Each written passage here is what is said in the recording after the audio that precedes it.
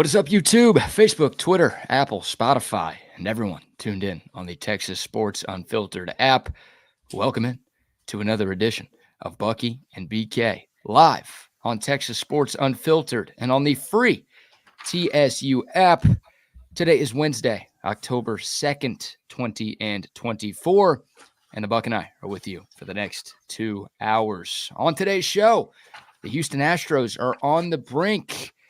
Can the Astros bounce back today against Detroit to force a winner-take-all Game 3 tomorrow? Plus, Texas opened up as how big of a favorite against Oklahoma next weekend? We'll give you some details there. Some big stories out of the NFL, including a big-time name that could be traded over the next couple of weeks. We've got some SEC overreactions to discuss, some conference realignment to get into, some AI fun to have. And, oh, by the way, we've got a Cabo Bob's gift certificate. Oh, yeah, the randomizer is working. The randomizer will be back out. So we are locked and we are loaded and we are ready to roll on a hump day edition of Bucky and BK. What's going on, my man? Well, it is another beautiful morning. And yesterday was beautiful till about 9:30 where we were out at Lake Cliff. And then the sun started to hit us. You're talking about a tan. I got so tan. This is as dark as I've been in a couple of years. I mean, that sun.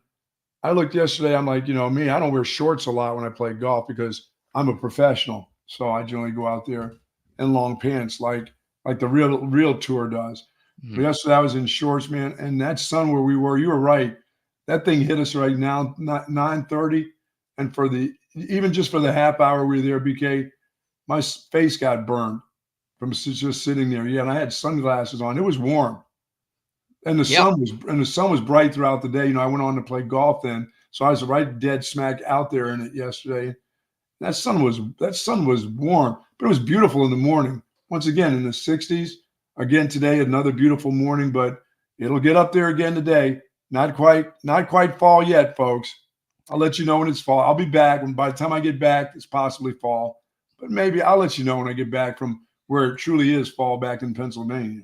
Yeah, full disclosure, this is the final episode of Bucky and BK this week. The Buck will be taking his talents up to Pennsylvania to watch his nephew play high school football. Oh, yeah. He's a senior in high school, so this is your last chance to go watch him, right?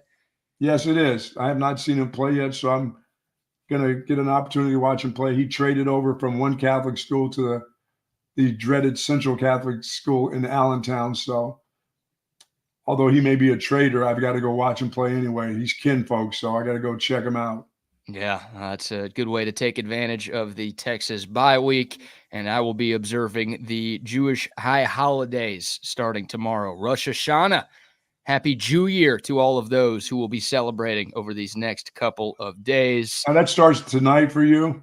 It starts, after the end of the day, right? Yeah, starts tonight, and then tomorrow and Friday, I will be in Shul these next couple of days. We'll be headed down to Houston for part of the holiday. You'll be in Shoal Creek? No. Is that baptism too? Is that a Jewish baptism at Shoal Creek? Yeah, I'm going to get baptized in Shoal Creek. Gross. That's nasty.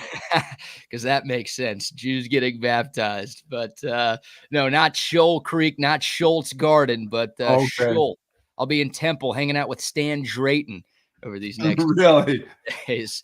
And so the show must go on, or a show must go on. So the fellas from SEC Unfiltered will be in this slot from 8 to 10 the next couple of mornings, talking plenty of SEC football, talking plenty of college football, and giving you great sports conversations these next couple of days. But because this is our final show of the week, we will get the Bucks Gold Star locks of the weekend, so you can make some money or fade the Buck to really make money this weekend. So let me ask you this about the Jewish holiday. I mean, is there a lot of Jewish holidays have something to do with what you can eat and what you can't eat and fasting, or is there a fast going to go on? No fast for this one. No circumcisions or any of that kind of stuff? I don't think I need that twice. Oh, okay. The doc already took off a big enough piece the first time around. Well, he damn near took it all off. I was going to say, he really cut off the bigger half. Didn't give me a whole lot to work with. He was supposed to leave you something, wasn't he? I was about to say, man, it's just this part of the skin. It's not like I don't need 4 inches off. It's just the foreskin that has to come off. Come on, Doc. Oh, boy. No That's what they call circumcision. taking meat off the bone. Yeah, he didn't leave a whole lot of meat left on the bone, if you know what I'm saying. But no fasting this week. This is a celebratory holiday, the Okay. Jewish New Year. So the big fasting holiday actually takes place next Saturday. Okay. Which, you know what that is, right? I'm going to have to ask my wife. Well, it's Texas OU for our Yeah, audience. okay. That first of all, it's Texas OU, yes. Yeah, so I don't know about any fasting then. There won't be anybody fasting No, from any religions there. I've done that before where I have observed the Jewish holiday of Yom Kippur, which is the Day of Atonement. Yes. Where we're supposed to fast from sundown to sundown. I've actually done that and attended a Texas football game on the same day before. I literally went to Temple in the morning. It was a 2:30 game against Baylor. Funny enough, we're playing a Christian school on that day. And then I went to Shoal after the game. I didn't eat. I didn't drink. I didn't have a sip of water. It was like 90 degrees outside. Probably the worst idea I've ever had. And somehow survived to tell the tale. I will not be observing Yom Kippur during Texas OU Saturday. I will atone another day. I will spend a day fasting some other time. Now, when you say fasting, does that mean no water? I mean, can you have water? No water. No brewskis? No brewskis. No food, no drinks of any kind. It's tough. I mean, it's supposed to be tough. We're atoning for our sins. Well, you get that back when you go to Oktoberfest. You'll make up for that. Oh, yeah. Yeah, no, I'll drink plenty of Altstadt beer the rest of the month. There you go. I'm not sweating that too much. So, yeah, there's what we've got going on. So we'll be off the next couple of days. It's a Wednesday that feels like a Friday. But, Buck, before we dive into everything we have planned this morning, how about a soldier shout-out? Good morning to the soldiers at Fort Cavazos, Texas, the soldiers in the state of Texas, and all those that fight for us each and every day. Thank you so very much for what you do for all of us, and we do appreciate it. To you and your families, do be safe out there. Yes. Don't let your guard down. Watch your surroundings at all time, folks. Yeah. Always know where your surroundings are. So for those that think, hey, my wife was just at Costco's yesterday. She said she's never seen anything like that before. And that's unusual. That's weird. On Tuesday, what are we doing? What, we got a strike going on? We got a worldwide strike or something? The ports are on strike. Oh, please don't tell me we got gas lines coming up, because somebody told me, my daughter said in Florida, I guess because nothing can get in because of the hurricane, they're having the gas lines are up. But it looks like everybody was going for toilet paper yesterday. Oh, no. Costco's. Uh-oh. What for? I don't know. There's some kind of strike going on. You know us. We only at this time of year, we only know what's going on in the sports world. We forget that there's another world out there. And I think there's some there's some strikes going on with, I don't know, ports, stuff coming into our country, and we don't have enough toilet paper again. Is that what it is? What, like Angel Soft and Charmin are going on strike? The Chronicle, it's a free paper. Store that and wipe your rear ends with it if you have to. Yeah, that's what the Austin American Statesman is for. No, that's not what that's for. You don't waste good paper on that. They got the Chronicle. You can use that. It's a free paper. It's all over the place. Pile that up just in case things happen. Hell, you can use it for firewood if you roll it up hard enough. Use your community impact that always gets mailed to you. There's another one. Yes. Oh, man. Or all those things that I want you to have a new credit card for your 16th credit card.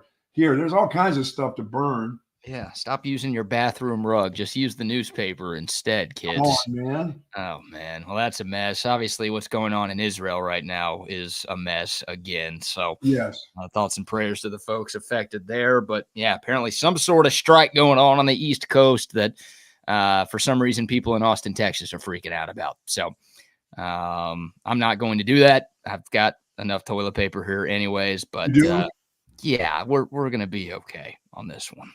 Yeah, you can always go to DKR and stick a couple rolls in your pocket or something here. Ooh, break into the stadium and steal a few one-plies. Will they have enough at the Cotton Bowl? Will that place have enough toilet paper? Will they have enough bathrooms there? No, because the lines are always an hour and a half long. I've never sat in the stands there, so I don't know what that event's like at halftime at that place. Well, I forget. Oh, back in the day, that's right. I did have my son with me for the World Cup. But then I was drinking. Then I didn't care. I used the bathroom anywhere I wanted to. Then back in those days. I didn't have to worry about standing in lines. Oh, right. Just the world was your bathroom. Yeah, the universe. Any place I'd pick, any tree I picked was good enough. Yeah, Like at the stadium, the dude at the football stadium. Oh, I think I recently deleted that video. Delete that, dude. I know. We need some space. There's only a certain amount of videos we can have stored in our account on this streaming service we use. You did keep the condom lady, though. She can't go anywhere. Yeah, no, we've got condom lady. We've got the woman seeing ghosts on the airplane. We've got these nuts. That guy can't go anywhere. No, I mean, we've got some of the important ones here. We got Excuse me, bitch. Yeah, all the classics we still have. You kept the lady with the gun in the drive-through. Kept the fast food lady with the gun. Kept this classic.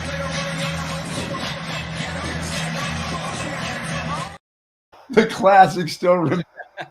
Yeah, we can't get rid of the all-timers. You know, the Oregon State fan taking a leak on the concourse of Reeser Stadium in Corvallis. That was a good one. Anyway, that had to go. That needed to go. Yeah, it's a good one, but it ain't a staple on TSU like some of the other ones. You did keep your boy from Houston, right? Down there. Oh, of course. Yeah, our man Isaiah Carey. Yeah. He's still some of them just don't get to leave. I'll tell you what, this one's not leaving. What? Come on. The drinking 4-year-old at DKR from the ULM game. She's got to go. She is a legend. We got to interview her on this show at some point. What is she going to be like in another 14 years? Hopefully not in rehab. Yeah, she will. I'll be talking to her about addiction problems here shortly. Goodness gracious. All right. We're having a lot of fun, of course. 5-year-old drinker, 5-year-old just slugging. Just slugging. Absolutely. And by the way, we mentioned it at the start of the show, but if you want to enter our Cabo Bob's gift card giveaway, once again, we give away a $150 Cabo Bob's catering gift certificate every week after a Longhorn win. So because of the bye week this week, we will not have one to give away next week, but we do have one to give away for the Mississippi State game. If you want to enter for your chance to win, all you have to do is send us a text on the Coda text line, 512-222-9328. Once again, 512-222-9328. Send us any text between now and 10 o'clock. You will be entered to win, and we will do the drawing right before we hand it off to Chaos Theory. Yeah, and by the way, Texas did win that game. They did win that game. Yes, they did not cover, but Cabo Bob's thankfully does not care about the covers. They only care about outright victories, and the Longhorns got their first ever outright victory in the SEC. And it's pretty cool now, Buck. Texas now owns the highest winning percentage in SEC history. Very nice. Stop the count, Al Gore. Stop the count. Absolutely. All right, we'll get into some Texas football today because the opening line for Red River did come out, and it is shocking to me. So I want to get your thoughts on this.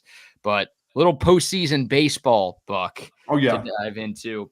The Houston Astros are on the brink. Remember, the first round of the MLB postseason is now a best of 3. So if you lose one game, your backs are against the wall, and that's exactly the situation the Astros find themselves in right now. They lose game 1 of the wild card round to the Detroit Tigers yesterday, 3-1 the final score.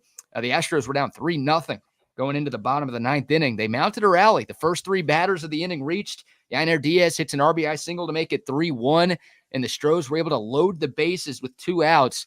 And Jason Hayward, who had come into the game earlier as a pinch hitter, he roped the ball. I mean, couldn't have barreled it up anymore, smoked it, but a line drive right to the first baseman, Spencer Torkelson, caught it about head high, and that stopped the rally. And the Tigers get an improbable victory in game 1. The Astros had won 10 straight postseason openers, which was the longest streak in baseball history. That thing came to an end yesterday, and Buck, now the Astros need to find 2 wins in a row to keep their postseason hopes alive. And who they got on the mound today, Hanson? Hunter Brown. Hunter Brown they've been waiting for this guy to be the guy, haven't they? What are you thinking of? Either Red Zone Scott Hansen or Dateline Chris Hansen? Chris Hansen. No, Hunter Brown he's been kind of groomed for this finally, hasn't he? Yeah, Hunter Brown's had his best year of his big league career. Career best in innings pitched, career best in strikeouts, career best in ERA. He was horrible in the month of April. I think he had an ERA close to 12 in the first month of the season. And since then, he's been pitching like they played. Yeah. Oh, yeah. The Astros as a team got off to that 7-19 start, and a lot of people foolishly stuck a fork in them. They obviously got hot and ended up winning the American League West again. But yeah, he's got a deal today. And he was great for the majority of this season. His season actually kind of turned around against these same Tigers. It was a relief appearance back in early May where he struck out 7 and gave up just 1 run in 5 innings of relief. So he had lost his spot in the rotation. It had gotten that bad for him. Mm-hmm. And he came in relief, dealed against the Tigers, re-earned his spot in the rotation, and has been really, really good since then. But he's going to have to be better than Framber Valdez was yesterday. I mean, the Astros starter, he wasn't terrible, but he gave up all 3 runs the Astros gave up, only lasted 4 1/3 innings, and he got outdueled by the Tigers ace Tarik Skubal. So the good news for the Stros are the deeper team. Like we said it on yesterday's show, Game 1 was more important for Detroit because they only have a great starting pitcher. Well, it feels like the Astros have, 3 or 4. It's actually going to be a bullpen game for the Tigers today. So the Tigers with Skubal on the mound, they had any chance to win this series. They had to get that one yesterday. Skubal was phenomenal. He got the job done. But some bad stats for the Astros, Buck. Like I'm still picking the Astros to win this series because I don't pick them to lose before the ALCS because they never do. The Astros have lost 6 straight home playoff games, obviously dating back to last year. Remember, the Rangers won all Oh, yeah, that's right. 4 games at Minute Maid Park in the American League Championship Series to win the pennant. And also, this is the scarier stat, I think, if you're an Astros fan. Buck, we've had 3 years of this wild card best of 3 format in baseball. 14 of the 16 series that we've had in those 3 years, the team that won game 1 has gone on to win the series. That is 88% of the time. Yeah. Once again, it's only 3 years. It's not the biggest sample size in the world, but 14 out of 16 is a pretty hard number to ignore. Starting to trend towards you got to win that first game. Yeah. Oh, by the way, 13 of those 14 times where the game 1 winner won the series, they were sweeps. So more often than not, like the team that's down 1-0 doesn't even force that winner take all game 3. Their season ends on day 2. So look, that I would never count the Astros out. Right. Again, I still think they're winning this series, but history, albeit very recent history, is not on their side. So they're going to need something good from Hunter Brown today. They're going to need the offense to wake up because they didn't score for the first 8 innings. I think they only had 4 hits in the first 8 innings of that game yesterday. They've got to wake the hell up. Otherwise, it will be a very, very short playoff stay for the Houston Astros. Yeah, that was not good yesterday for them. No, not what we've Not grown. good for the Braves yesterday either. Yeah, so 3 road teams won. The Tigers won. The New York Mets won in Milwaukee. And the Kansas City Royals beat the Baltimore Orioles 1-0. And, of course, your Yankees await the winner of that AL wild card series. As they're resting up, yes. As they're resting up. I think the Royals are a dangerous team, man. I really do. But, yeah, the Royals get the win. But the only home team that won last night was the Dads, the San Diego Padres. They beat the Atlanta Braves. The Braves are in trouble, man. Like, I know what they've done in recent years. I know how talented that roster can be, but they got news that Chris Sale, their best pitcher, is probably not pitching in this series. And who knows if the Braves move on beyond this wild card round, if he's going to be available at all in the playoffs. And the Padres were hot at the end of the year. Yeah, the Padres were the best team in baseball since the All-Star break. The Padres, even though they're a 4 seed, even though they're playing in this round, they are a legit threat to win the whole thing. Like I only think there are a couple of teams in the AL that are good enough to win it all. I do think there are 3 or 4 teams that can get to the World Series, but I really only think like the Yankees and the Astros are good enough to win the World Series out of the AL. But the National League, I think it's a lot deeper. I think the Dodgers and Phillies, obviously, you have to throw them in there. I think the Padres are absolutely capable of winning this whole thing. And I'd even put the Mets in there right now. Sure. Like, that's a good roster. It's obviously the most expensive roster in baseball, and they're playing with a lot of confidence right now. They were, kind of left for dead in the first half of the year, and they've been good. So it was an impressive win. That offense is firing on all cylinders right now. Nice victory in Milwaukee yesterday in Game 1. So we said it, man. This is about as wide open as an MLB postseason as we've seen in a long time. And seeing 3 road teams win on day one, I think is further proof of No that. doubt. So, win or go home for the losers of yesterday's games. If these teams win today, there will be the decisive game 3s tomorrow. It's very quick. Bang, bang, bang. No travel days in this wild card round. All right, we'll take your thoughts. The Coda text line, once again, 512-222-9328. The YouTube comment line is open as well. Also, if you're watching on Facebook and Twitter, please chime in. We would love for you to be a part of the show.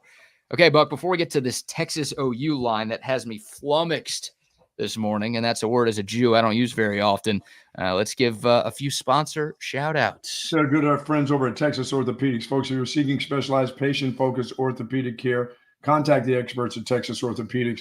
Their physicians, they believe in surgical and non-surgical care for children and adults, spinal care, sports medicine, trauma care, joint replacement, rheumatology. Dr. Danny, Dr. Stockton, they are fantastic doctors, and they're dedicated orthopedic surgeons there, and their goal is to get you right back into good health and the great quality of life that you deserve, you olds and youngs, by the way, as a matter of fact there. And folks, Texas Orthopedics is the largest orthopedic practice in the state of Texas. For more information, go to txortho.com. Hey, our thoughts and prayers are with the family of Pete Rose, who passed away. If you want to honor Pete Rose by betting on baseball, head over to busr.ag. There you go. How's that for paying my respects, huh? There's good respects right there. busr.ag. If you want to bet on the playoff games today, we've got 4 more. You can do it at busr.ag. And, of course, it's not just baseball. It's college football. It's the NFL. Hell, the NHL gets started next week. If you want to bet on some hockey, you got your Stanley Cup winner in mind. Oh, by the way, our man Tom McKay is going to join the Wagner Wire this Sunday to give his pick for the Stanley Cup this year. So if you want to, make some money on that deal, head over to busr.ag and use the promo code TSUWelcome. Our friends at BUSR are going to hook you up with a deposit bonus of up to $2,500. Yeah, it's that simple. Go over to the site, type in the promo code TSUWelcome, you make an account, and boom, they're going to hook you up with free money. Turn your game day snacks into stacks all season long with our great friends at busr.ag. And folks, if you're having a party and there's no game this weekend, head on over to 34 Wine and Spirits to pick up all your spirits there for the weekend. No matter if there's a party, there's always a party at your home. We know that. You don't have to have the neighbors or you don't have to go to a game. There's always a party at your own place. Stop by 34 Wine and Spirits. But if you're having a big party, company party for your corporation, 34 Wine and Spirits will deliver. They are a wholesale liquor distributor. So check them out right there on the Southwest Parkway. If you want to go by the store, do go by 34 Wine and Spirits. Pick up all your liquids, all of your liquids. We love liquids. We do love liquids. Yes, we do. We are liquid on Texas Sports Unfiltered. Absolutely. I had my big hat mocktail yesterday on the golf course. I brought some out to the folks out at Lake Cliff. They love that. The owner loves, Dave loves those. He loves the mocktail, the taste of the ginger in that mocktail. I had my mojito out there over ice yesterday, which I desperately needed. Should have put it over my head where my face is all burned up today. Don't I look a little bit darker than I normally look? Can't you? Pardon the blatant racism, but I didn't know you got tan or darker. Of course you do. Black people darken up. Why do you think I went to the poop deck? I mean, do you think I was going to the poop deck to meet the fellows when I was a college? I was there with my baby oil on, getting tanned.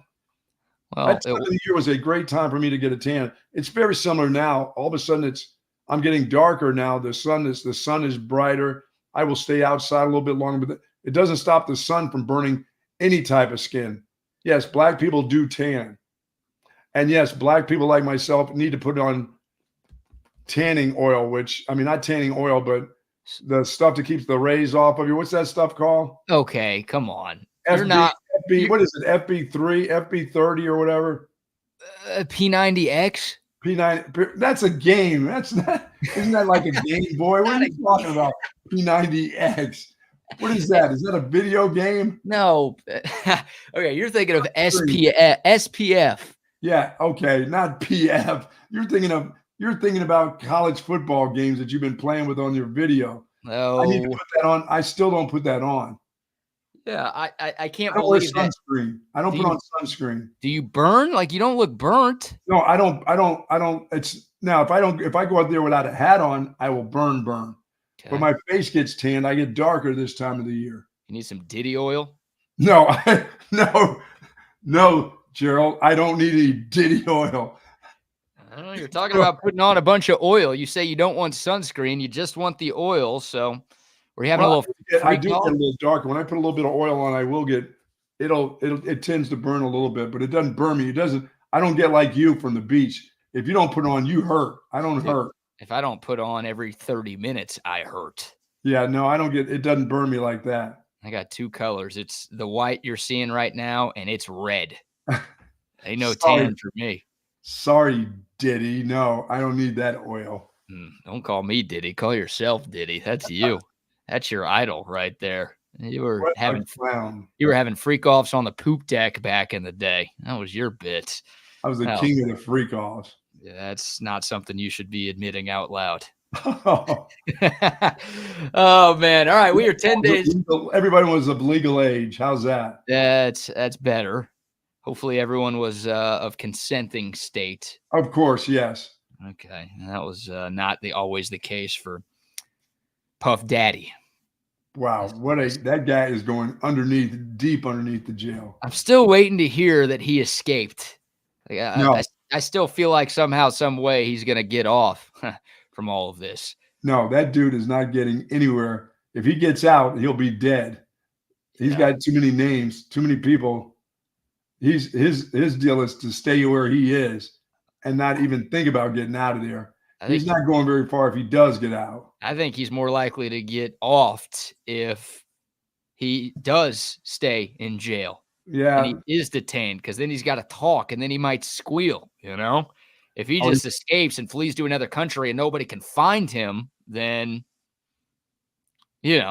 everybody else is safe. If he gets out, they'll get to him for sure. I think they can get to you wherever they want you. Dude, that guy's got enough money.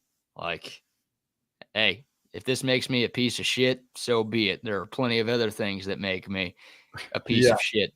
If P. Diddy's like, dude, let me stay at your house. I'll pay you $10 million if you let me hide at your place. You're damn right I'm saying yes. Here, take the studio, Diddy. Go to the basement. It's all you. Now, I'm locking my door when I go to bed at night, all right? But, hey, man, 10 mil? Come on. I got you. There are plenty of people out there who would take Diddy's money who are willing to hide him. Of course there is. So, we'll see. But I don't know how we got there. Start atoning now. With your P. Diddy needs a lot of Yom Kippurs in a row, I think. Yes, he does. To atone for everything that he's done.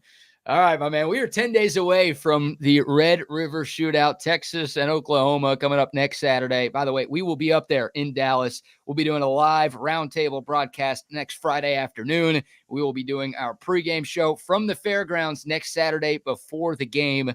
More details to come, but we will be up there. We're going to have a strong TSU presence up there, and hope to see all of you with us on both Friday and Saturday as we get set for another year of Red River. But, Buck, the opening line was released by FanDuel Sportsbook a couple of days ago. And no surprise that Texas opened up as a favorite in this game. They're the higher-ranked team, after all. They are undefeated, while Oklahoma has one loss going into this game. But it's not what you might think. Texas opened up as a 16.5-point favorite against the Sooners. Jump on that line. That line came out Sunday night. Since then, the line has gone down to 14.5. So people took your advice. They jumped on that line and bet on Oklahoma early. But as it stands right now, if you want to go out to Vegas, see our friends at Circa Resort and Casino, the line for Texas OU is 14.5, Buck. Yeah, that's a line that you jump on for OU, because I was thinking this thing would be by game time, it would be 10.5. I don't think it will get there, right? You think it's going to stay between 14 and 12?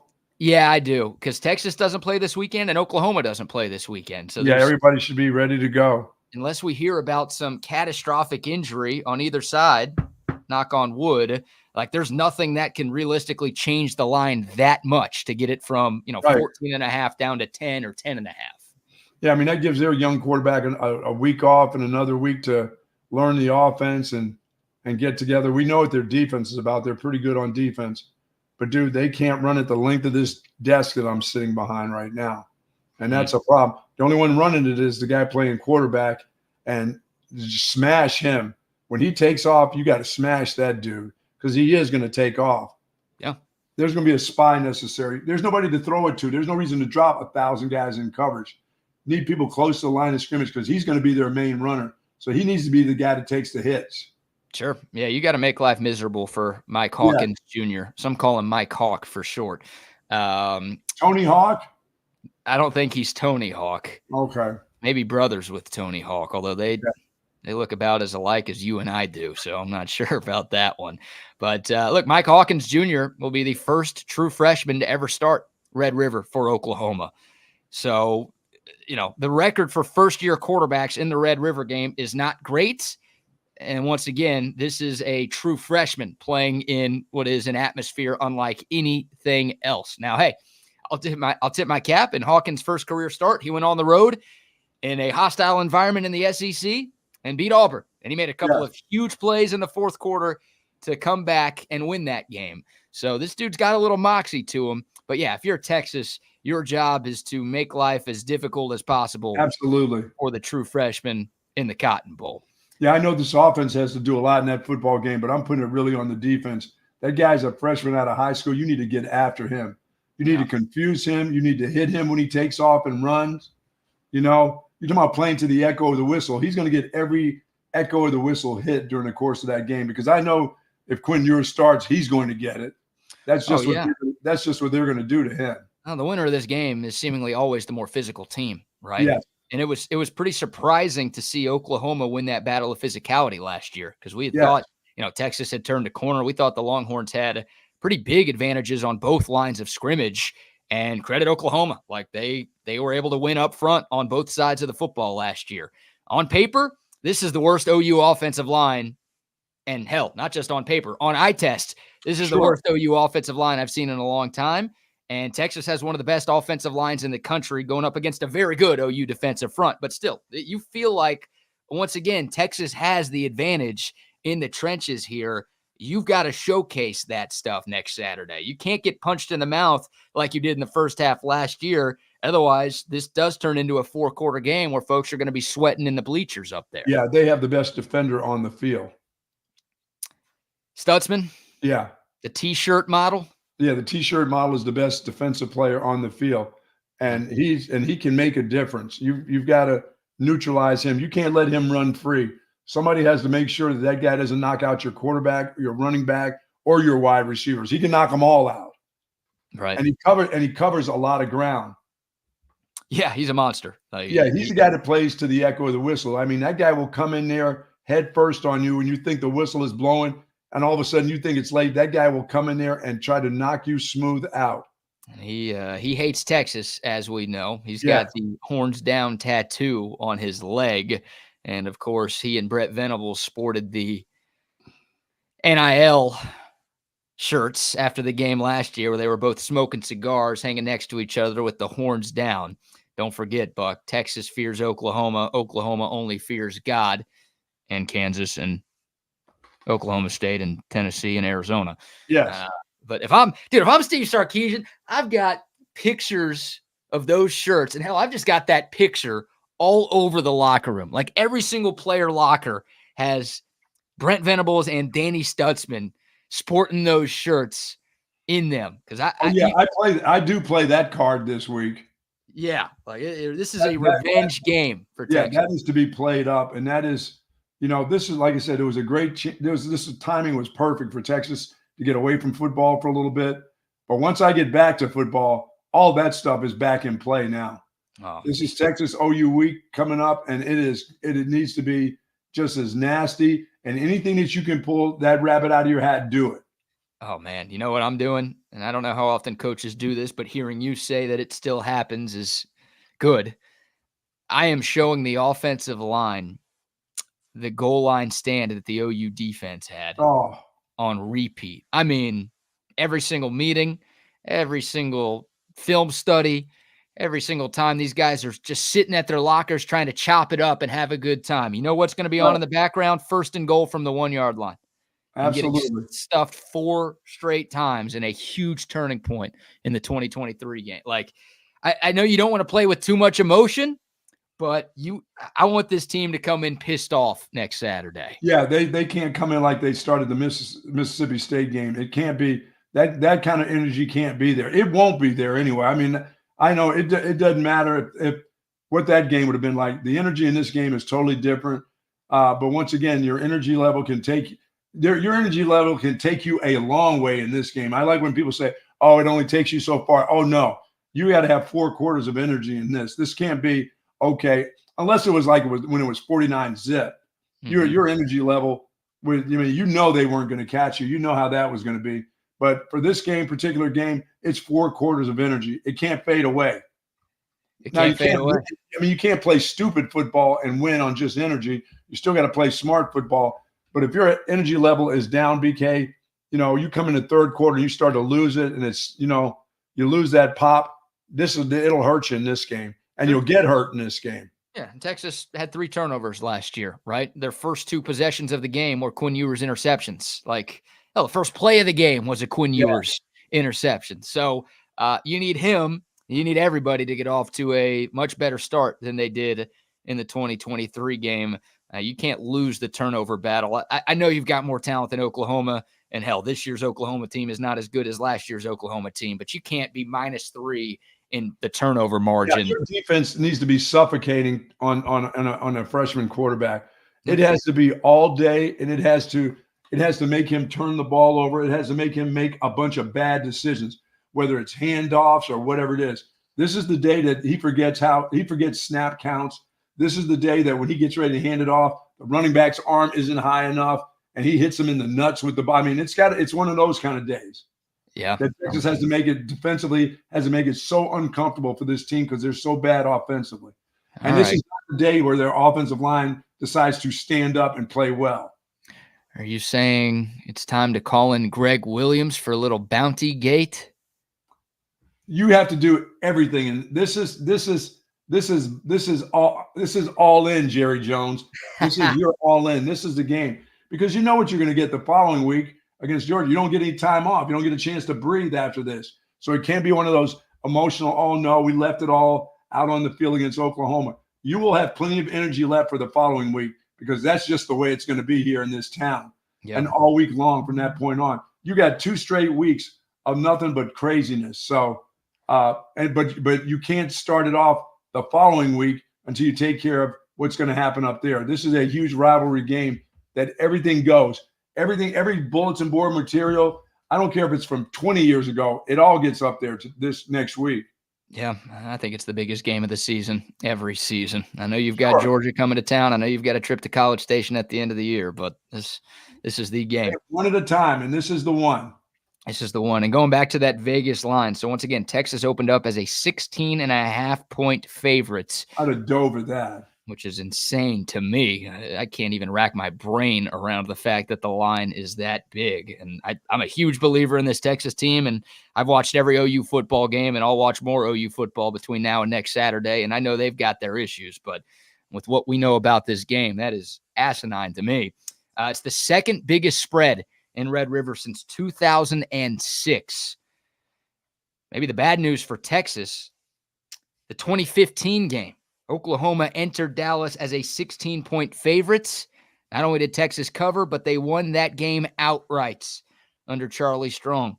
And I had a great time up in Dallas at that one. That was a lot of fun in my senior year of college. Well, I would say this, BK. This is a team that you think that's even better than last year's team, and they're ranked number 2. They were just number 1 in the nation. Then they ought to just take care of their business. They, like I said, a week off. They need to come back. They'll have a starting quarterback back. They'll have these wide receivers that, like we saw last year, where they took the ball down the field in the last 2 minutes of the game. Texas ought to be doing that on all the occasions with the receivers that they have. They ought to be able to protect. This offensive line ought to be able to protect their quarterback. I don't know about the run game.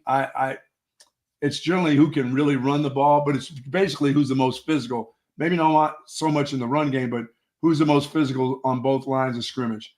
And I don't care who's running behind this group.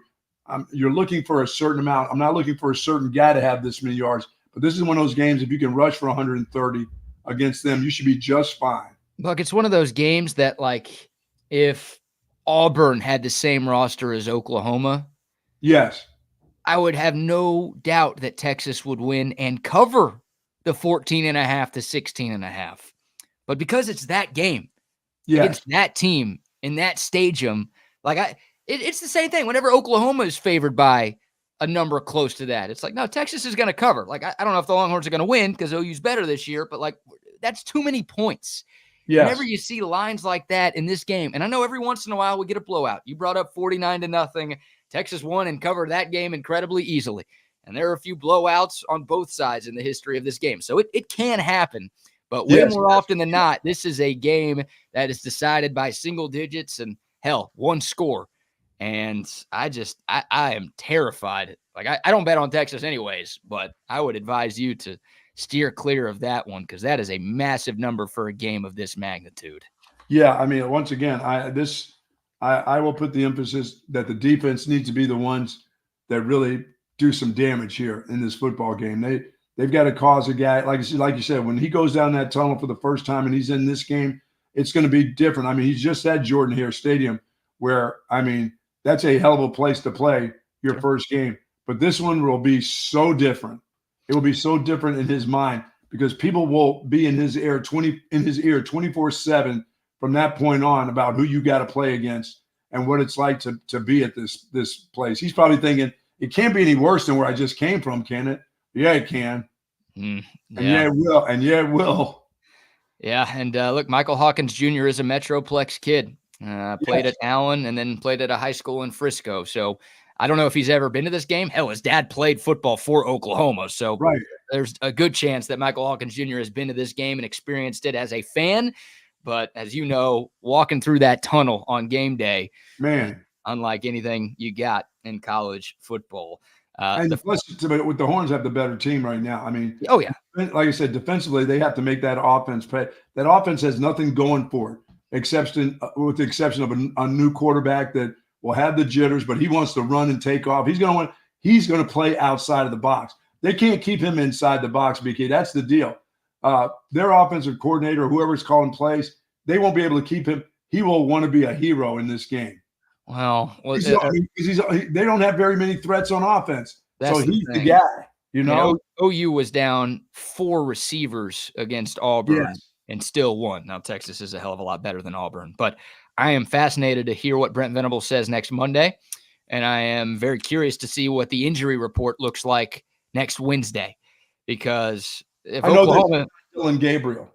Oh, yeah, but if Oklahoma is still down those receivers, then I'm going to feel a lot better about Texas's chances to win because Mike Hawkins, you're right, he's not Dylan Gabriel right now. And for as impressive of an athlete as he is and as good as he's looked in his 1.5 games of football that he's played, he can't do it against this defense on his own. Yeah, and this secondary is much better than it was last year. I mean, if he throws them late and they're not on time, they'll go back the other way. And he'll get pressure in his face. Like I said, to me, he's the guy who's going to draw back and wants to run. He's going to look at that film and see Dylan Gabriel escape.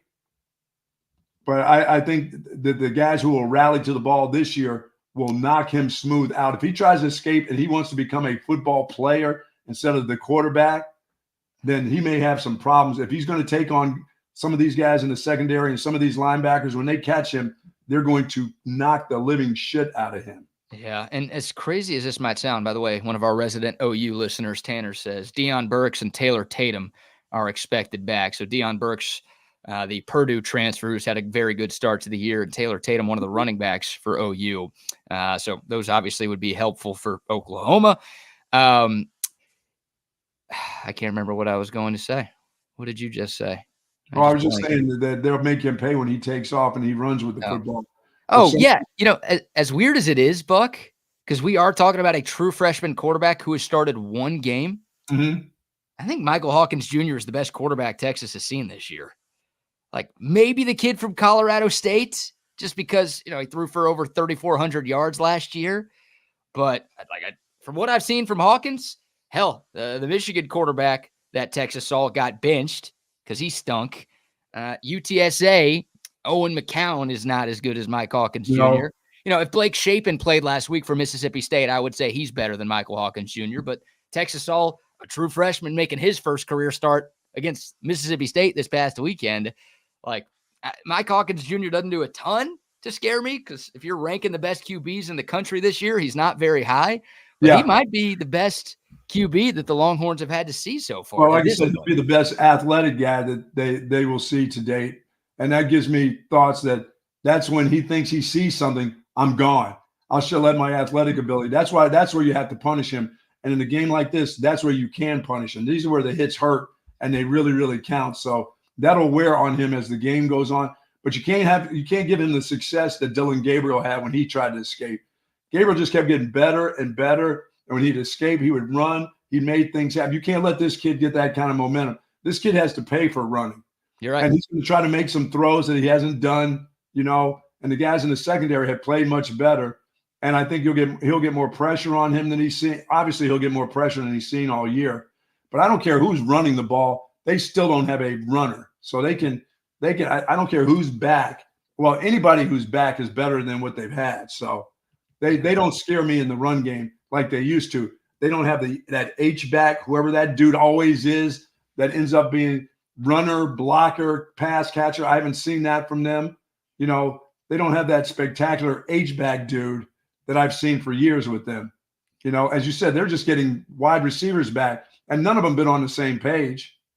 Right. Yeah, I think the biggest problem with OU's run game is their O-line. Like it's just bad. I mean, I don't know if they have a DeMarco Murray or an Adrian Peterson back there. They probably don't, but that O-line. Yeah, and that little guy who just scored again. We don't want to see any of that. We don't want to. But this is the game where there's always somebody who becomes a hero, and you don't want it to be the freshman quarterback. No. He needs to be the GOAT.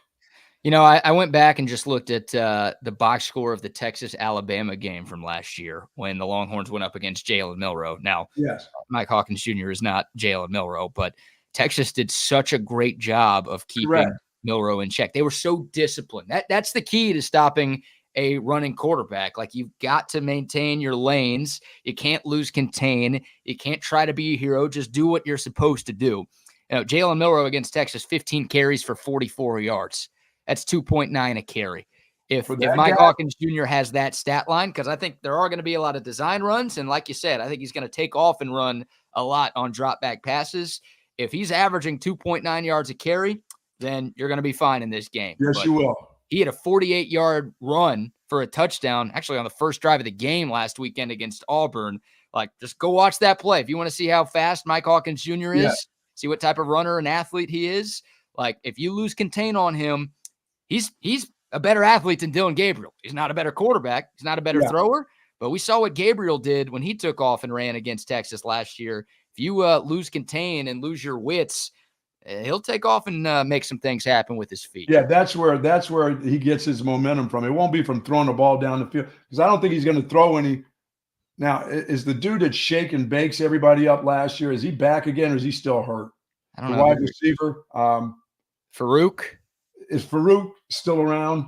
Yeah, he's hurt, though. I think he's out for a long time. And then Nick Anderson, who caught the game-winning touchdown last year, he's been out. I don't know if he's going to be back for Red River, though. Yeah, the dude Farouk, he just seems to know how to shake and bake against Tech. I mean, he just knows what's going on. I'm glad not to see him around. If he's not around, that makes me feel a whole lot better. Yeah. The rest of them don't seem to be so scary, whether they're healthy or not. Yeah, that Burks kid is good, but if it's just him out of the sort of big three wide receivers that OU thought they would have going into the year, then okay. And plus you got a young quarterback who hadn't worked with him long enough. Yeah, you're right. They do have an annoying white tight end / wide receiver named Bauer Sharp. H-back. Is he is he that dude again? I don't know if he's that dude. I don't know if he's like the type of blocker that some of the guys you're thinking about were. But yeah. I'm just expecting an annoying white guy. I mean, Drake Stoops did it for about 46 years in that game. I'm just expecting an annoying white guy to catch a touchdown at some point next Saturday afternoon. So Yeah, and I think Texas can do what it needs to do. I know that defense is good for Oklahoma, but I think there's enough good athletes. And Quinn Ewers with another week of rest, he'll come back. And this is a game you take what they give you, because if they give it to you with this defense, you better take it. And that, we've seen Quinn now just take what teams will give him. He'll take an 8-yard ball. He'll take a 12-yard ball instead of just drop back and just heave it. So this would be a game for him to get just right back to where he came back from. You know what I'm saying? Get right back like you played against Michigan. Throw it. If they give you the 8-yarder, take the 8-yarder. If your tight end ends up being your main man for 8 catches in the game, win the football game. You're right. No, that's well said. And for the folks who are a little concerned with rust with Quinn Ewers, because obviously he's missed the last couple of games. Remember back in 2022, he had missed the 2 previous games before Texas OU and came out and balled out, and Texas won 49-0. I mean, that's a top 3 performance of Quinn Ewers' Texas career. So in a very similar situation, now different teams, but hey, Texas is a lot better than 2 years ago. I think OU's defense is a lot better than the one Texas saw in 2022. But in a very similar situation, Quinn Ewers did not have any rust. He came back with a vengeance and looked very, very good. And it sounds like he's getting better and better by the day. He should be well rested, plenty of time to heal from what's going on, Yeah. But your team has to protect him too. That means, guys, you can't put him in situations where it's 1st and 15 because you decide to jump in the Cotton Bowl. I know. I should have never brought that up, but if there's ever a place that you get jumpy. You ready for this, Buck? You ready for this call? People are going to hate me for this, and I hope I'm wrong. I'm going to call for a false start on the first offensive play of the game. Oh, no. I don't want it. I wish. That, if it happens in the first, there's more to come. I was going to say, I wish it was, just get it out of the way kind of deal. No, there's more to come. If that happens in the first, if it happens in the first series, there's more of that to come. If you're that wound up, maybe because it happened against Washington in that game, Yeah. It was ridiculous. And the O-line had 7 penalties last week. The Texas offense as a team had 8 penalties. The 8th penalty was a hold on a wide receiver. So it's been bad, man. And that's the last few games have been at home, and they still haven't been able to figure out when to start moving. Their head coach is talking to they're talking to everybody before the game. He'll be walking with his arms around the officials, going, this group has a lot of penalties, a lot of false starts. Just be looking out for guys kind of twitching and moving around here. Hey, a newborn baby, the drunk toddler can see all the false starts that Texas has had. All right. They're not like little twitches. They're like, these guys start running forward and then they realize, I love it. They don't just lose balance. They jump. Yeah. It's like they're ready to go, which look, I love it. They're ready to go block somebody, but wait till the ball is snapped, please. Those are the rules after all. Oh, this is the kind of game that those things matter now. Oh my God. Yeah. Yeah. These next 2 games. Yeah, like I would almost argue every game the rest of the season. Now there are levels to this, right? Like sure, OU and Georgia tougher than at Vanderbilt, even though Vanderbilt's a lot better this year. OU and Georgia tougher than Arkansas, even though that's going to be a tough one. But like you have played your easiest games on your schedule. Colorado State, UTSA, ULM, and Mississippi State were your 4 easiest games, and they're all done. Now you've played one of your hardest games on the road at Michigan. You won. So this team. We know they're battle tested. We know they can hang. I'm going to say there'll be 2 false starts. Where do I sign? I know one person's going to have one. So I already know one guy's going to have one. Yeah, he just does. He just had one in every game. So be ready for that deal. But hey, where do I sign, Buck, for 2? I would sign for 2 false starts right now. As pathetic as that might sound, I would sign up for only 2 next Saturday. This team is going to have. It's got to have 5 penalties or less in the entire game. So 2 false starts scares me if you say that. I'm just going to go, you get to have 1, all of you on this offensive line. Their offensive line coach has got to say to them, you're getting 1 false start. So whoever does it, the others, you have none in you. So whenever you do it, get it out of the way, but that's the only one that you get. That would be my thought to them. As I talk about total yards or what you need as a group of running backs, I would say I'd be going the same way for my running backs. Guys, I need to get 130 yards, 140 yards out of you guys. And if we get 140, we win this game. If we get 130, we're dead smack in it. But we can't play in this game and go for 80 yards. 80 yards will not do it for us in this football game. We've got to be in that 130, 140 range for us to win the football game. And individuals in there will be talking about, oh, no, dude, I'm getting 140 myself. And you'd be like, yeah, okay, just do us a favor. You just don't fumble the ball, okay? Yeah, I mean, none of the Texas runners. Texas has only had one running back go over 100 in a game this year. That was Jaden Blue against give me ULM. 140. Once again, it's very similar to what I said. That what game was that? I think it was the Michigan game. Yeah, Michigan game. If you give me 130, we can win the game. If you give me 140, which they had 143, you're going to win the game. This is another one of those. If you get into the 140s, you're winning the game. If you get into the 130s, you're very much in the game. But you can't have 80, BK. You can't have 75 yards rushing in this football game. That means you're not physical enough in this football game, for one thing. Right. That means your quarterback is dropping back way too much, and he's going to get hit. So, no, you're right. That's well said. This is not the game where I say, let's go 5 wides and throw it all over the place. No, you have to run the ball. You got to keep them off your quarterback here.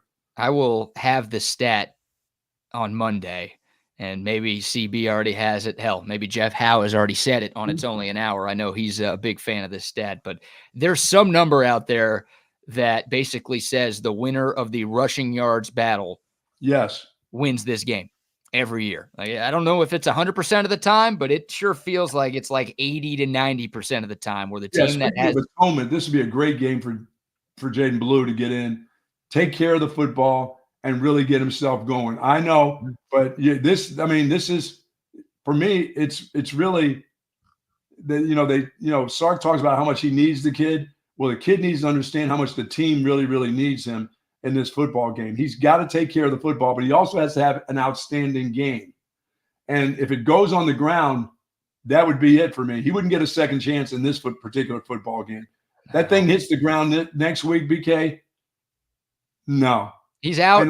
I'm okay with Wisner now. I've seen enough of him to understand that they have good enough talent around that he can play in any of the games right now. I like the way he runs. I like the way he finishes.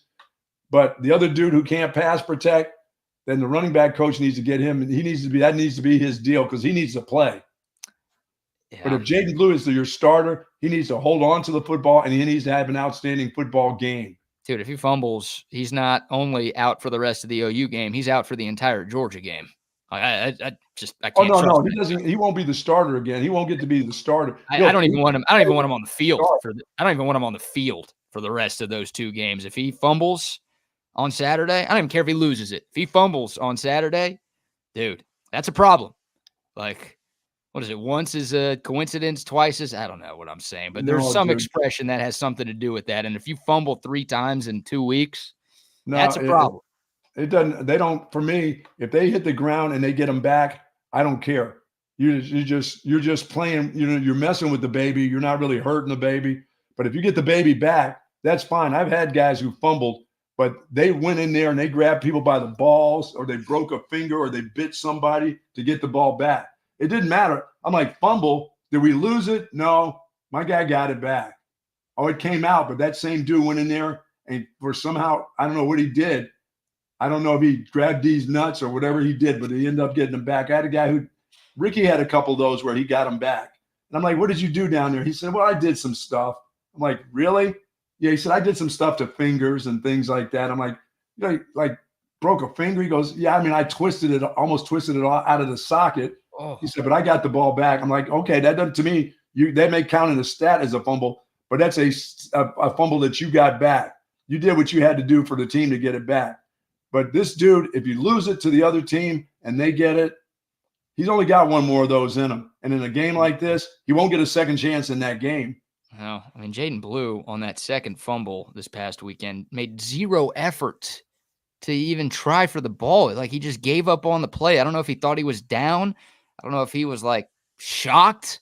I don't know if he had gotten hit. He didn't really get hit that hard to where you would think he was hurt, but like, You can't lose the baby. You can't lose the baby to somebody else. No, can't lose the baby. We got Football Protection Services on the phone right now. Yeah.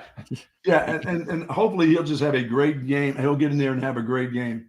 There it is. 1 is an anomaly, 2 is a coincidence, 3 is a trend. Yeah. 3 is a trend. You get to that third one, that's a trend. That means your starting position, it will probably be gone. You probably won't be a starter. You may play in some games, but you won't be starting out that game. You won't put me in or the team in a bad situation. Can't put the team in a bad situation, not in this football game.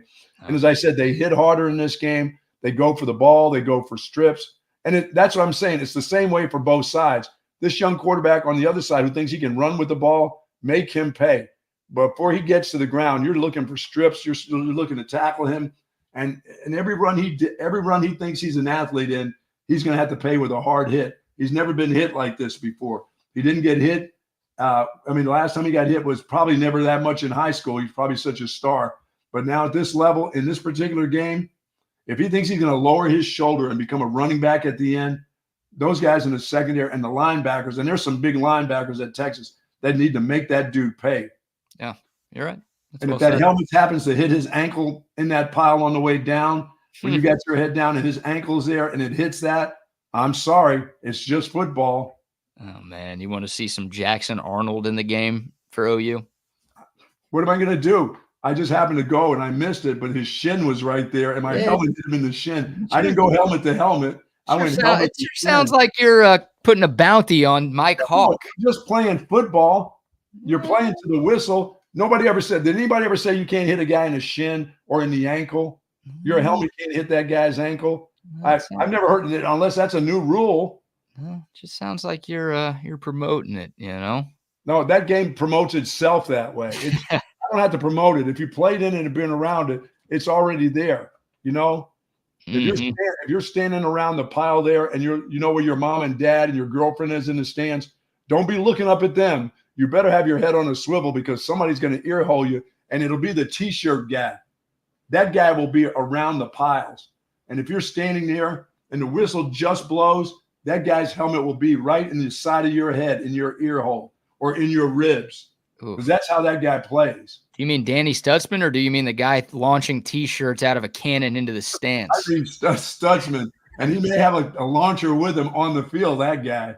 Yeah, he might. He might. All right, we'll take your thoughts. You got another comment on this, Buck? No, I'm good. I'm good with. I'm not promoting dirty play.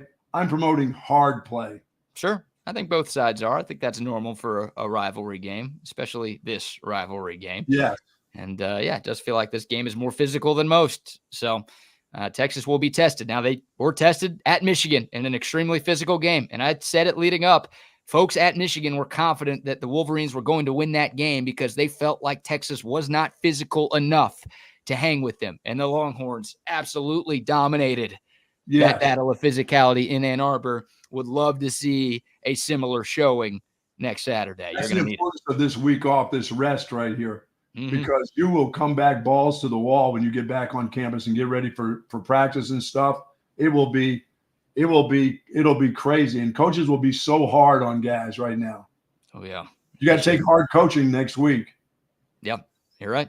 All right, we'll take your thoughts. Dakota text line 512-222-9328. By the way, if you have not sent us a text today, please do so. When you do so, you'll be entered to win a $150 Cabo Bob's catering gift certificate. That's right. All you have to do is send us a text on the Dakota text line, and you will be entered to win. We will do that drawing right before we get off the air at 10 o'clock. How about, though, before we get back into Texas OU, and I've got some SEC real or overreaction questions for you, Buck.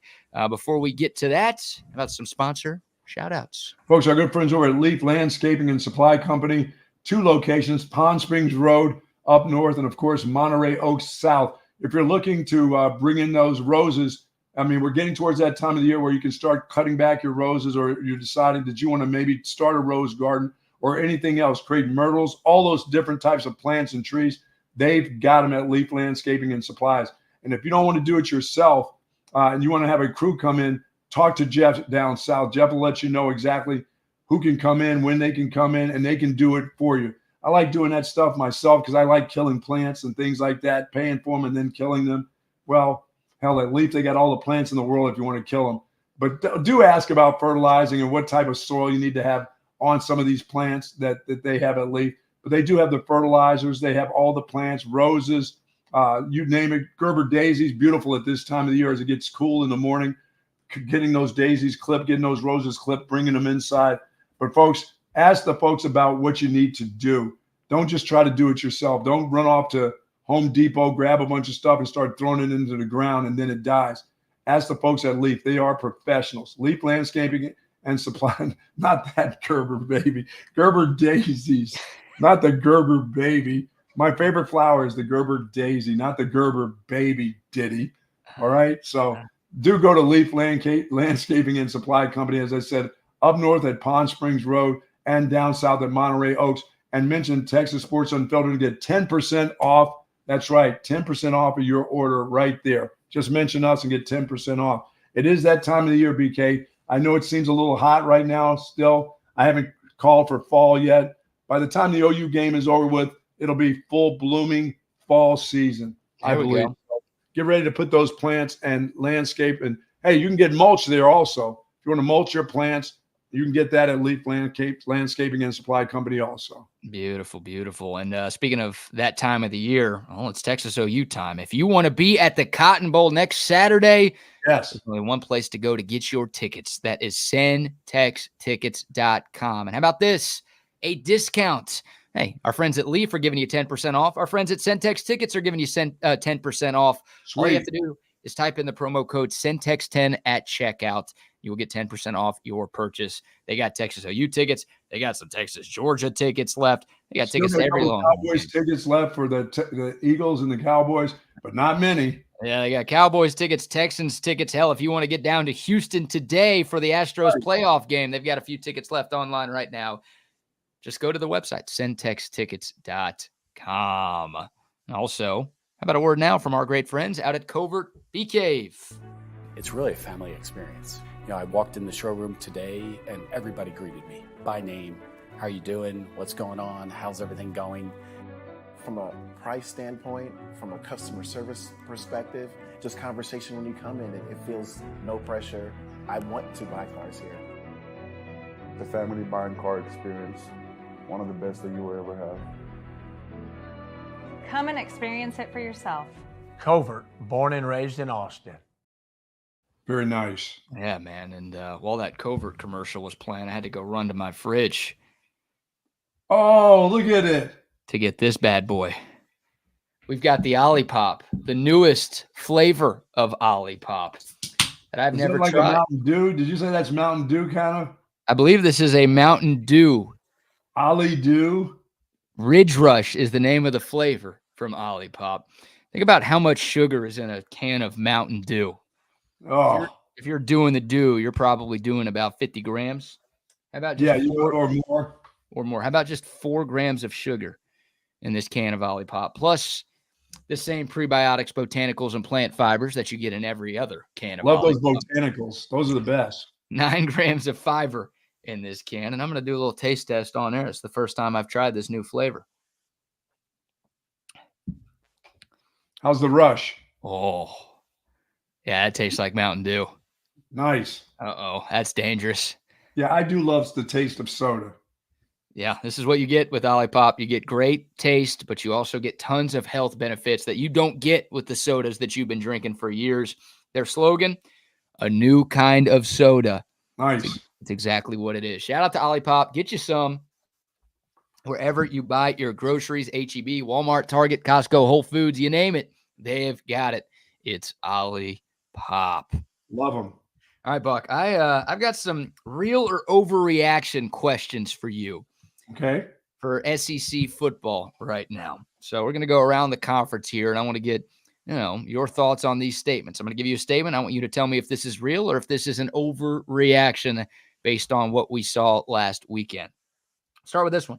Real or overreaction? Alabama is the best team in the SEC. Real. What makes you say so? Oh, I just think their quarterback play right now, and I think they're a little bit better on defense than I thought. Remember, I thought that secondary was going to struggle with the number of guys leaving. I thought they were just fine in the secondary until Carson Beck woke up in the fourth quarter last week. But I think they're okay. I think they're the best overall team right now through their quarterback play, because they're okay running the ball, but their quarterback just is such a dynamic player. I mean, how that guy is getting outside, like you said yesterday, against unbelievable athletes in the SEC. How does he break the perimeter like that? You shouldn't be able to walk around those guys like he's done. I mean, he's such a difference maker. He is, with just any other quarterback right now, I don't think they're the same team. He really makes a difference. I think they're the best, maybe because of that dude. Oh, yeah. Well, Jalen Milroe's the Heisman favorite right now, and Yes. the performance he put together against that vaunted Georgia defense was incredible. So he's a monster, and he's one of the best players in college football right now, and they've got a ton of talent all across that roster, including the 17-year-old Ryan Williams. I forgot about that dude. That's a great team, and Kalen DeBoer is a hell of a coach, and that guy has won a lot of big games in his career, and he won his first big one at Alabama this past weekend. So you would pick Alabama to beat Texas right now? Yes. Okay, there you go. All right, real or overreaction, number 2. Georgia will lose 2 more games this season. That's an overreaction. I think they only lose maybe 1 more game. So here's the rest of their schedule. I'll read the whole thing. They've got Auburn this weekend. Sorry, Auburn, you're about to get boat raced. Mississippi State next weekend. Oh, my goodness. Then they're here in Austin at Texas. Okay. They've got Georgia, Florida in Jacksonville. Yep.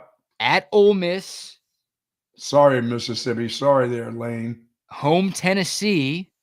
Wow. Home UMass.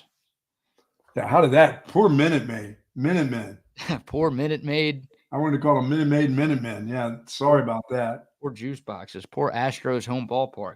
And then Georgia Tech to wrap up the year. So really the 3 toughest games at Texas, at Ole Miss, home Tennessee. You think overreaction? I think they have maybe one more loss in them. Okay. I don't think they have 2 more. Yeah, I think that's the consensus, right? 9-3 this year for Georgia would be crazy as the preseason number 1 with Carson Beck at quarterback, with everything Kirby Smart has done there in Athens. That'd be nuts if they lost 3 games. They'd miss the playoff. They lost 3 games. Dude, and nobody's gonna run out like Alabama did on them last week. Nobody's running off to 21-28 nothing against the group. No, year. No, that was bizarre to see and shocking to see. All right, real or overreaction number 3, Buck, out of the SEC. Texas A&M will win at least 9 games this season. I'll give you their schedule. By the way, they are 4-1 right now. They've got Mizzou at home this weekend.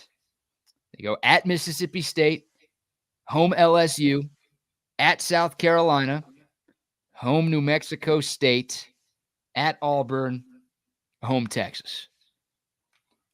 So 2 more losses is what they could get if they win 9 games this year. I think they have 3 losses in them yet. 3 more. So overreaction? Yeah, I think that's an overreaction. I think they got 3 more to lose. I don't know if this is one of your gold star locks, but early inklings on A&M hosting Mizzou this weekend? I think Mizzou wakes up. Okay. Yeah, A&M is a slight favorite in that game in college. Yeah, I think Mizzou will wake up. I think their offense will wake up. The quarterback and wide receiver haven't got together. I think this is the week that they get together. Mm-hmm.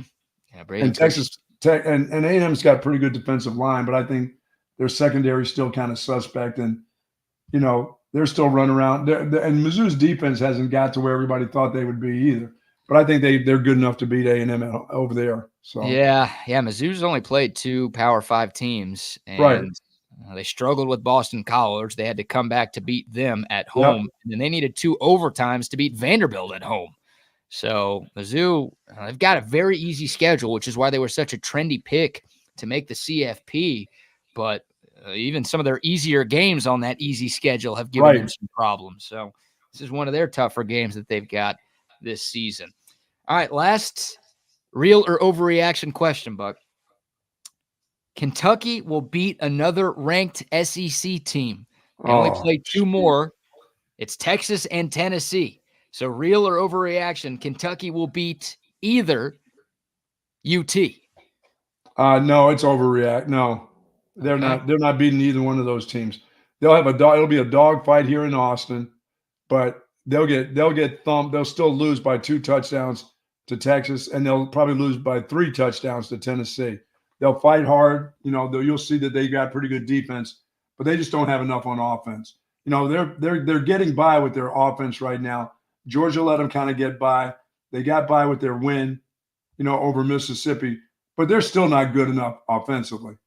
They're not. They're good enough defensively, but their defense is going to have to turn the ball over, to give their offense the ball in scoring territory. And they're good enough to do that defensively. That was a game that I worried about on the beginning of the schedule, that coming to Texas, I thought their defense would be one of the toughest defenses that I still believe that.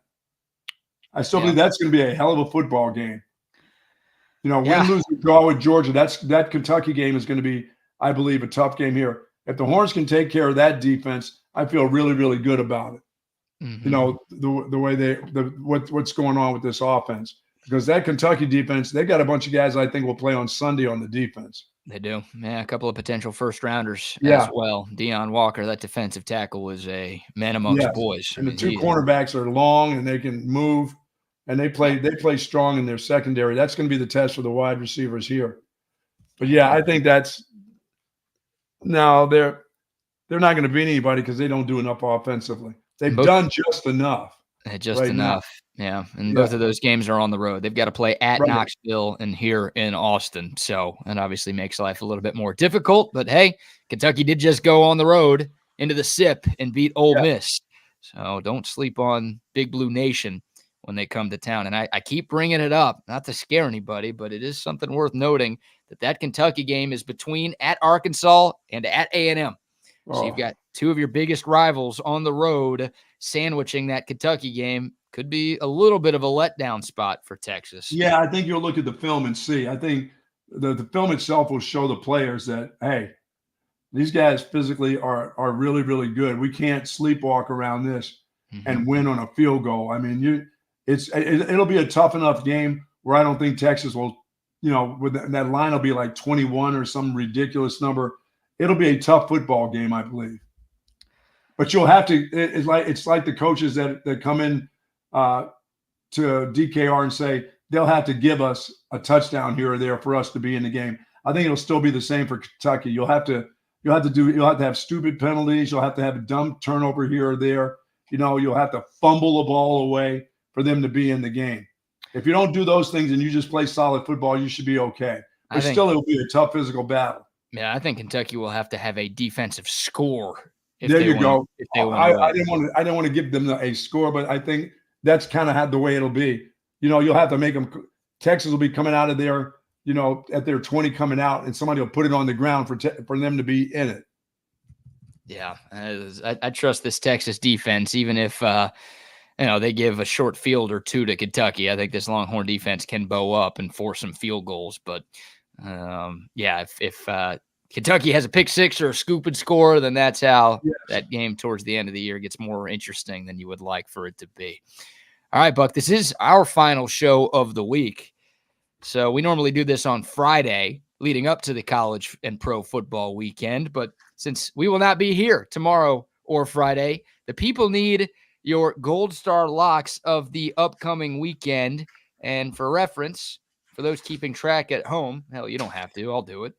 You were down 110,000 units on the young season, and this is the worst you have ever been in the history of Texas Sports Unfiltered. And it's the worst I'll ever be because that's it. It's over with now. I'm back. You did say that last week. Yeah, because I'm going to give you a 50,000 unit play on the Commanders. That's right. A what? The Commanders, a 50,000 unit play on the Washington Commanders this week. Is that even legal? Yes, it is. 50,000? Yes, that's the one that gets you back. That group is for real. That group is going to be a handful for everybody. The Eagles, the Cowboys, look out. The Giants, look out for I didn't think Dan Quinn could get this done in 1 year, but man. The Commanders are 3-point favorites at home against the Cleveland Browns. Sorry. and the bad mojo that the Cleveland Browns have, Ooh. it's on. And I don't care what their defense is like. That kid at quarterback is too good. We're going to see Houston Deshaun Watson on Sunday.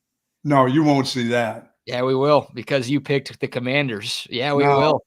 50,000 unit play on the Commanders. Okay. Okay. I'm putting a 10,000 unit play on the Jags at home. The Jacksonville Jags? Yes. The 0-4? Yeah, I'm playing some bad teams, but let's get well with some bad teams this weekend. The Jags are 10,000 play.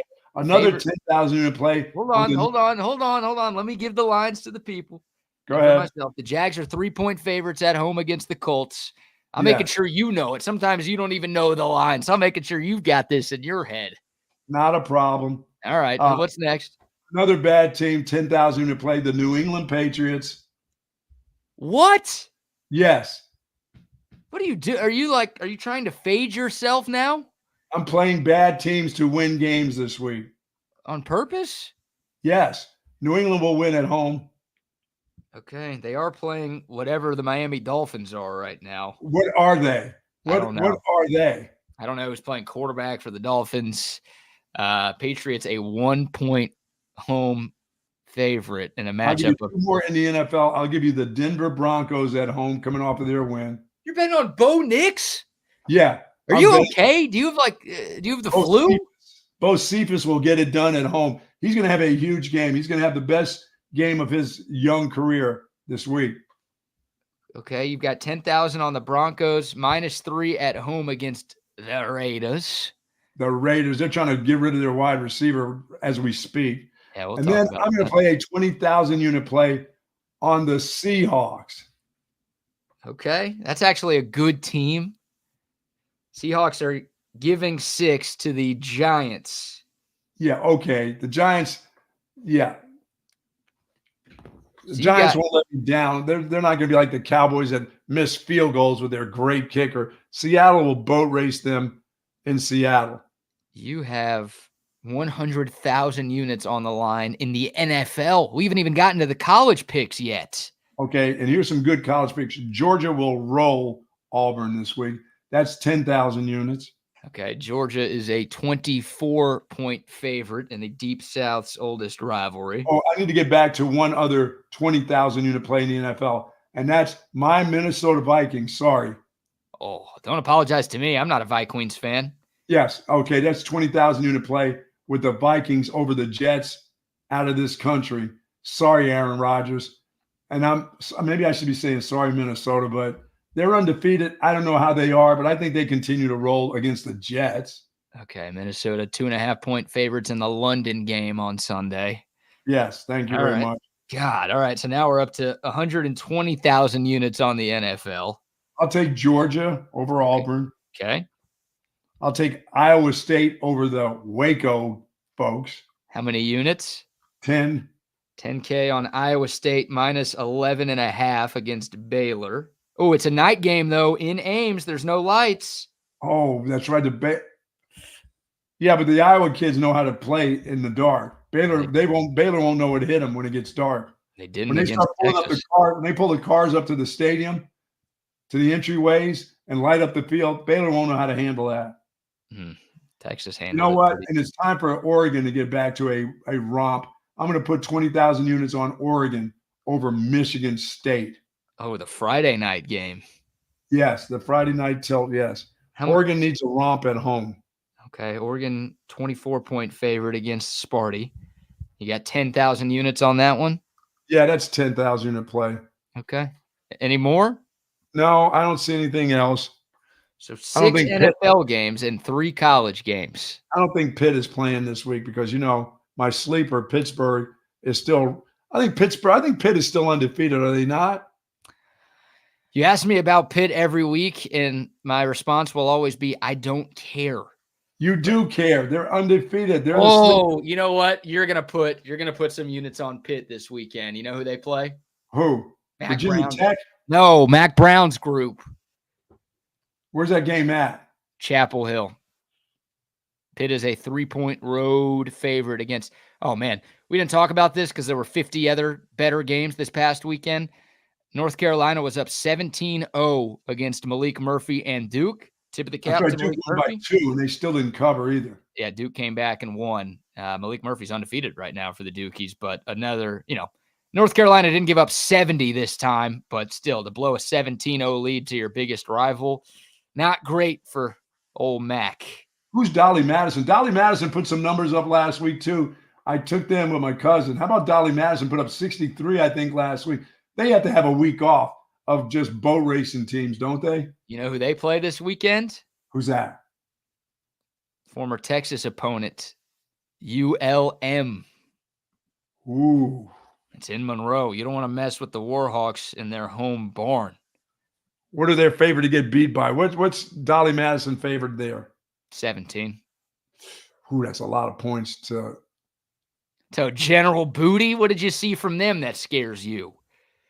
Nothing. I'll go ahead and take Dolly Madison for 10,000 units. Over Lieutenant Ass? Yeah, over that ass, yes. Okay, so nothing on Pitt, but something on JMU. I'll take 10,000 units on Pitt. This is incredible. Mac Brown's group is done. They're Zach fried. Brown? Mac's done. This is his last year. He's not coming back to do this again. Okay, Pitt -3. So The players won't even be able to talk him into coming back. Sally Brown will say, that's enough, Mac. All right, you are down. I think Mac will be back in the booth next year. Yeah. He enjoyed that. They liked him, too. Yeah, he did a good job. He'll come back to that. I think he'll have a job with some network whenever he wants it. I don't know if it'll be his choice to hang him up at the end of this year or if North Carolina's like, hey, we need to move on from you, dude. But, yeah, it's that time for him. It's the message, whatever the message is, it's not being heard. It's sort of like the way it was here at the end. Got stale. Yep. You are down 110,000 units at the moment. And what will I do for the people at the end of the week by the time when we roll back here? Well, you have 170,000 units on the line, which means on Monday or come Monday, in the words of the great Jimmy Buffett, you will be down 280,000 units.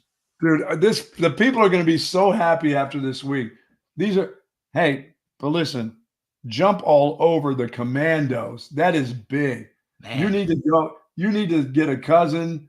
You need to get to our groups there. And you know who likes them? You know who likes them the best? The best when it comes to handicapping, nobody's better than Circa. They're the best. They're the best in the world. Yeah. That's the group. And the Commanders, they believe in the Commanders, by the way.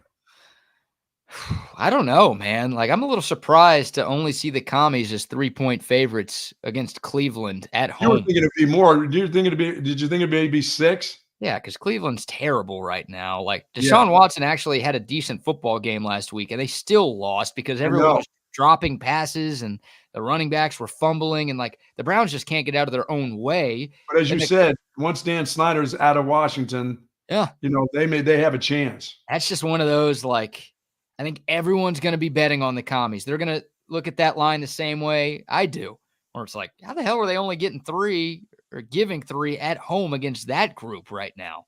Like, Jaden Daniels is doing stuff we've never seen from a rookie quarterback. That guy, forget rookie of the year, that guy is starting to creep into the MVP conversation with what he's done. So it's like they're only 3-point favorites against Cleveland. And dude, I don't know, man. And Vegas right now trying to get rid of Adams right now, that place is a mess. Yeah, that place is a mess. It always has been a mess and always will be a mess. We can get to that here. We'll do that in a moment because, according to Adam Schefter, the Vegas Raiders are now listening to trade offers for Devontae Adams. And, that's not going to affect Vegas too much. They stink, but it could affect somebody who is contending for a Super Bowl this year. So we'll get to some Vegas odds for that here in a moment. Also more college football. And we've got to do our fun with NFL AI segments that we do on Wednesdays now that I know our listeners love. But before any of that, how about another round of sponsor shout-outs? Which Comfort Systems, just my air conditioner just popped on just before. Must be around 9:30. Must be starting to get warm. Must be starting to get to be summertime outside again. It was nice this morning early. It was fall, but is now back to summer. At 9:30, 10 o'clock in the morning, my system just popped on. And folks, if you got your air conditioning system that you are thinking it's over with. It's not over with. It's still going to be in the 90s. So if that thing's on the fridge, please call Woods Comfort Systems and have the guys come out and check it out. And definitely the W word, the W's out there. Winter's just around the corner. You want to make sure that everything's all settled up and ready to go in that heater when it's time for that heater, and you don't get a bunch of smoke and soot and all kinds of junk coming out of your system when the winter months come ahead and that it kicks on.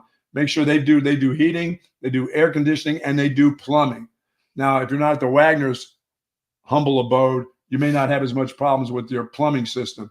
But if you do have anything going on, please call on Woods Comfort System. Folks have been doing service in Central Texas for almost 70 years, and nobody does it better. Amen. WoodsComfortSystems.com is their website. 512-842-5066 is their number. I saw one of the Woods Comfort Systems trucks driving around yesterday. So they're on the move. Shout out to the great people over Absolutely. there. And also some love to our friends at Waterloo Printing and Graphics. I think our man Ashish was in the comment line earlier talking about how nice this TSU hat looks. Sweet. Yeah, Waterloo Printing and Graphics. They can make some 7-Eleven gear for you, Ashish. Nice. Yeah, they hooked us up with our hats, our shirts, our signs, our stickers. We've got it all thanks to Waterloo Printing and Graphics, and they can do the same for you. They're based right here in South Austin. They offer great customer service with phenomenal turnaround time. They can get what you and your business needs. Just reach out to them. You can find them on Instagram at Waterloo Printing. Shoot them a DM there or call or text our man Adam.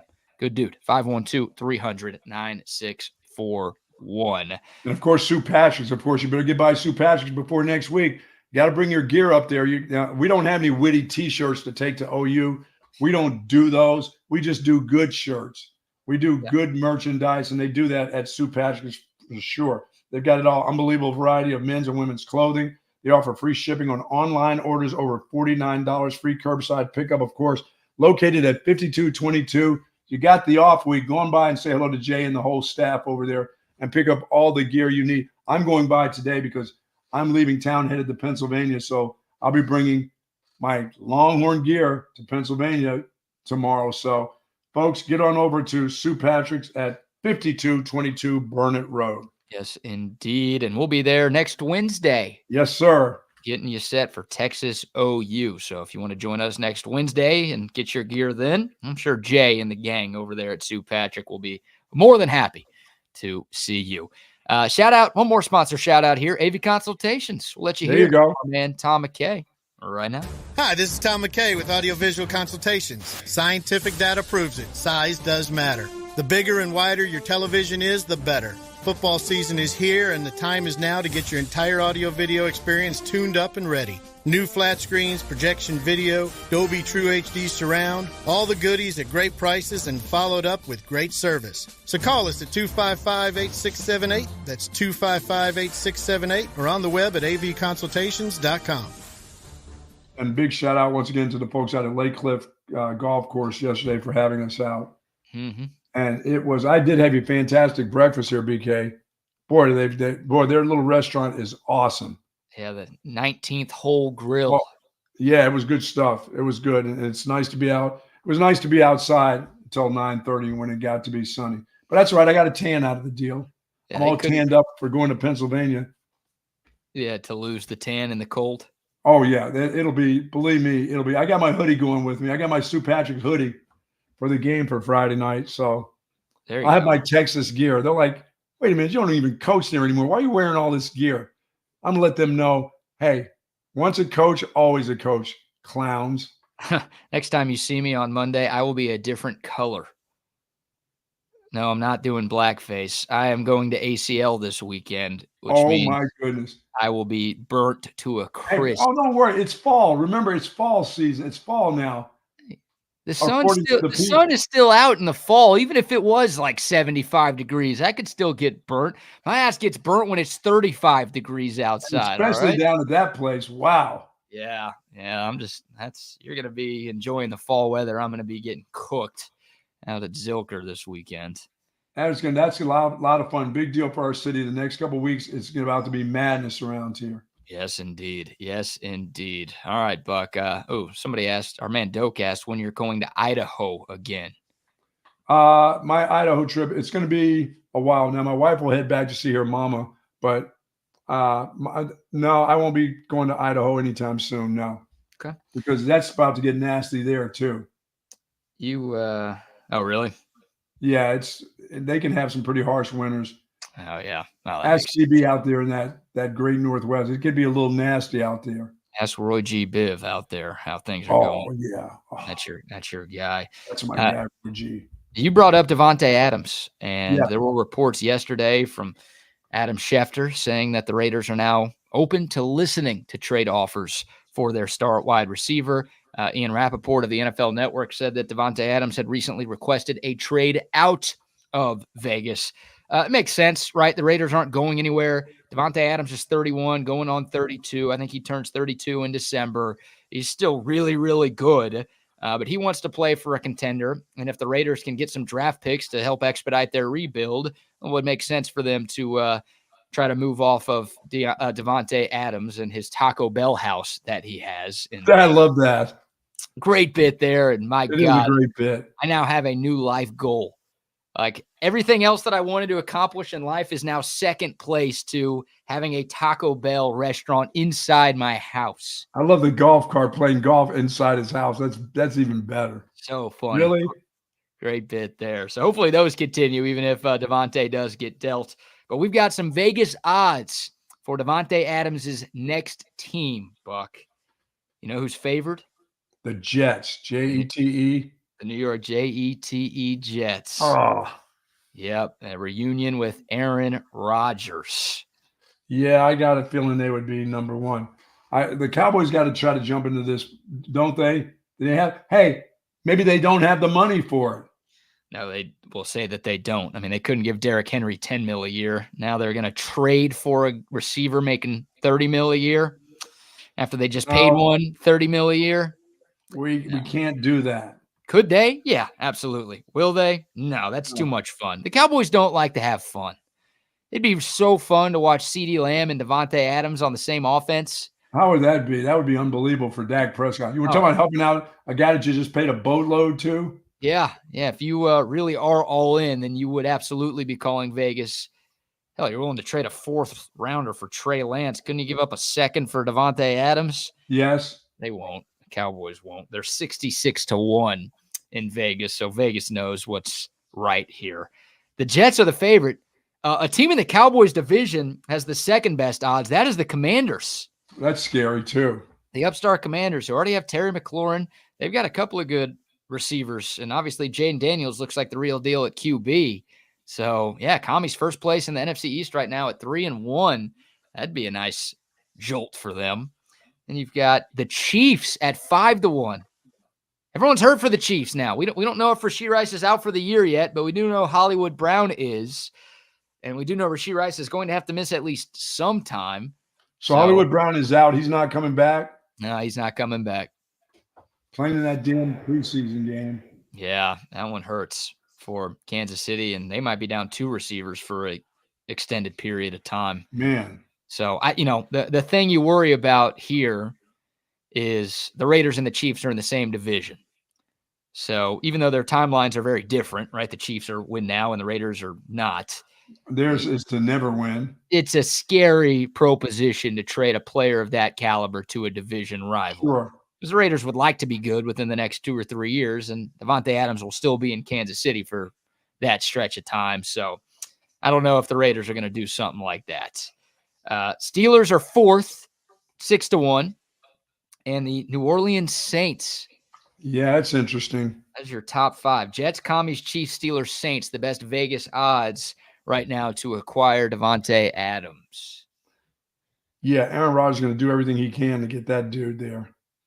Yeah, that feels like, I know you're not getting much juice in Sin City, but Davante loves Rodgers. Rodgers loves Davante. Yeah, and Garrett Wilson would flip out.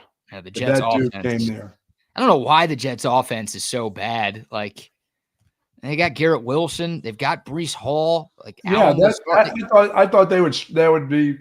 You know what? Do they have a tight end at all that they throw to? I mean, I never seen them throw to the tight end. It's like they substitute the tight end, for another wide receiver, Lazard or somebody like that. Yeah, the Lizard runs 4.8. They got the Lizard. They've got Mike Williams there at receiver. Conklin is their tight end, I think. He's just average. I mean, he's not, It's not like the kid with the Bills. He's not no, like that. No, he's not a Kincaid. He's not a Travis Kelce. He's not a Ferguson. He's just an average tight end. I mean, the Jets, they got to do something to get their offense going. Otherwise, Robert Saleh is going to lose his job. And you're right. We don't know how much longer Aaron Rodgers is going to quarterback there. And I don't know.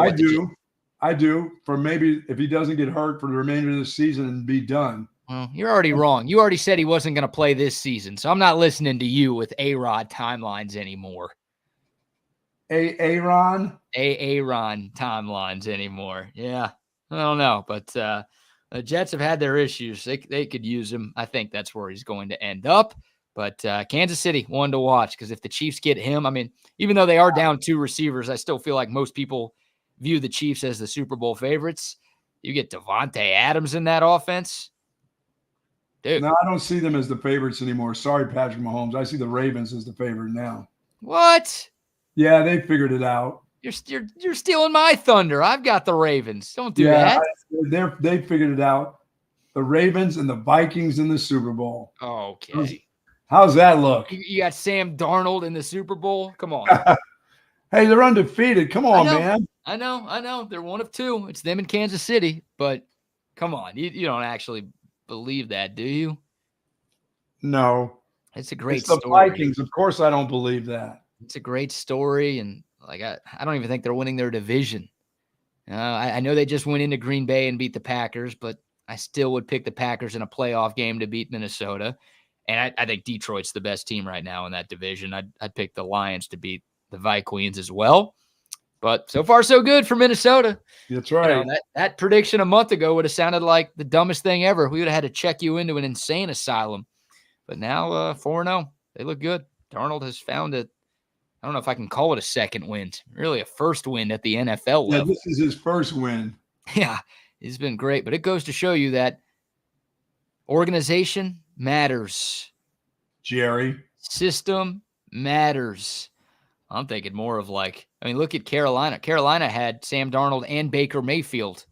They're like, these guys suck, and everyone's like, these guys suck. Baker's 3-1 in Tampa. He's been great. He's a Pro Bowler last year. And Sam Darnold is 4-0 in Minnesota this year. Yeah, Baker's still looking like a Pro Bowler. Yeah, Baker's having a great start to the year. They beat the brakes off of Philly last week. Oh, and speaking of, we've got some sound for Baker Mayfield. We didn't play this yet. This is the Bake Show following that huge blowout victory over the Eagles. We smoked the Philadelphia Eagles today. Absolutely ate their ass like a damn cheesesteak. Baker Mayfield went for 350 yards in the air. I threw 2 touchdowns and ran for another one. And I sent those Philly birds packing. Tampa Bay Bucks are at the top of the NFC South, and Baker Mayfield is having another Pro Bowl season. But what makes this all so much sweeter is that nobody believed in me. Andrew Berry and the Cleveland Browns let me go. They betrayed me, stabbed me in the back. They replaced me with that touchy-feely P. Diddy face Deshaun Watson. Well, look at me now. Baker Mayfield took the Bucks further than the Browns went in the playoffs last year. We're 3-1 and they're 1-3. We're headed to the playoffs while they're headed down the toilet like a turd. It makes sense they're called the Browns because their franchise is a massive pile of excrement.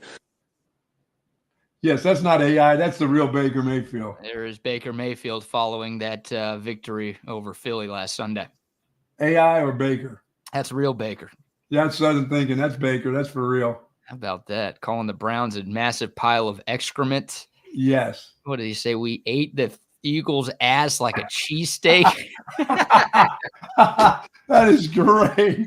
Dude, these are so good. They sound just like the actual players. Yes, that is perfect. That is so Baker right there. Oh, my God. I'm playing the start of that again. We smoked the Philadelphia Eagles today. Absolutely ate their ass like a damn cheesesteak. Baker Mayfield went for 350 yards in the air. I threw 2 touchdowns and ran for another one. And I sent those Philly birds packing. Call them the shit birds. That is great. Oh, man. Yep, there's Baker Mayfield. We got some more audio from the NFL weekend. We've got Jared Goff following his 18 for 18 performance on Monday Night Football.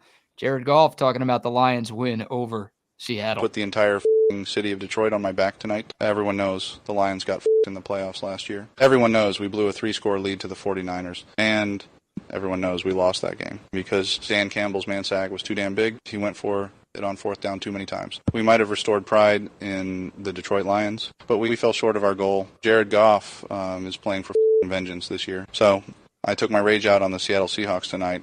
I completed 100% of my passes against those Rain City bitch pigeons. I cut their secondary up like they were a bunch of high schoolers. Geno Smith is a good guy, but he didn't belong on the field against me tonight.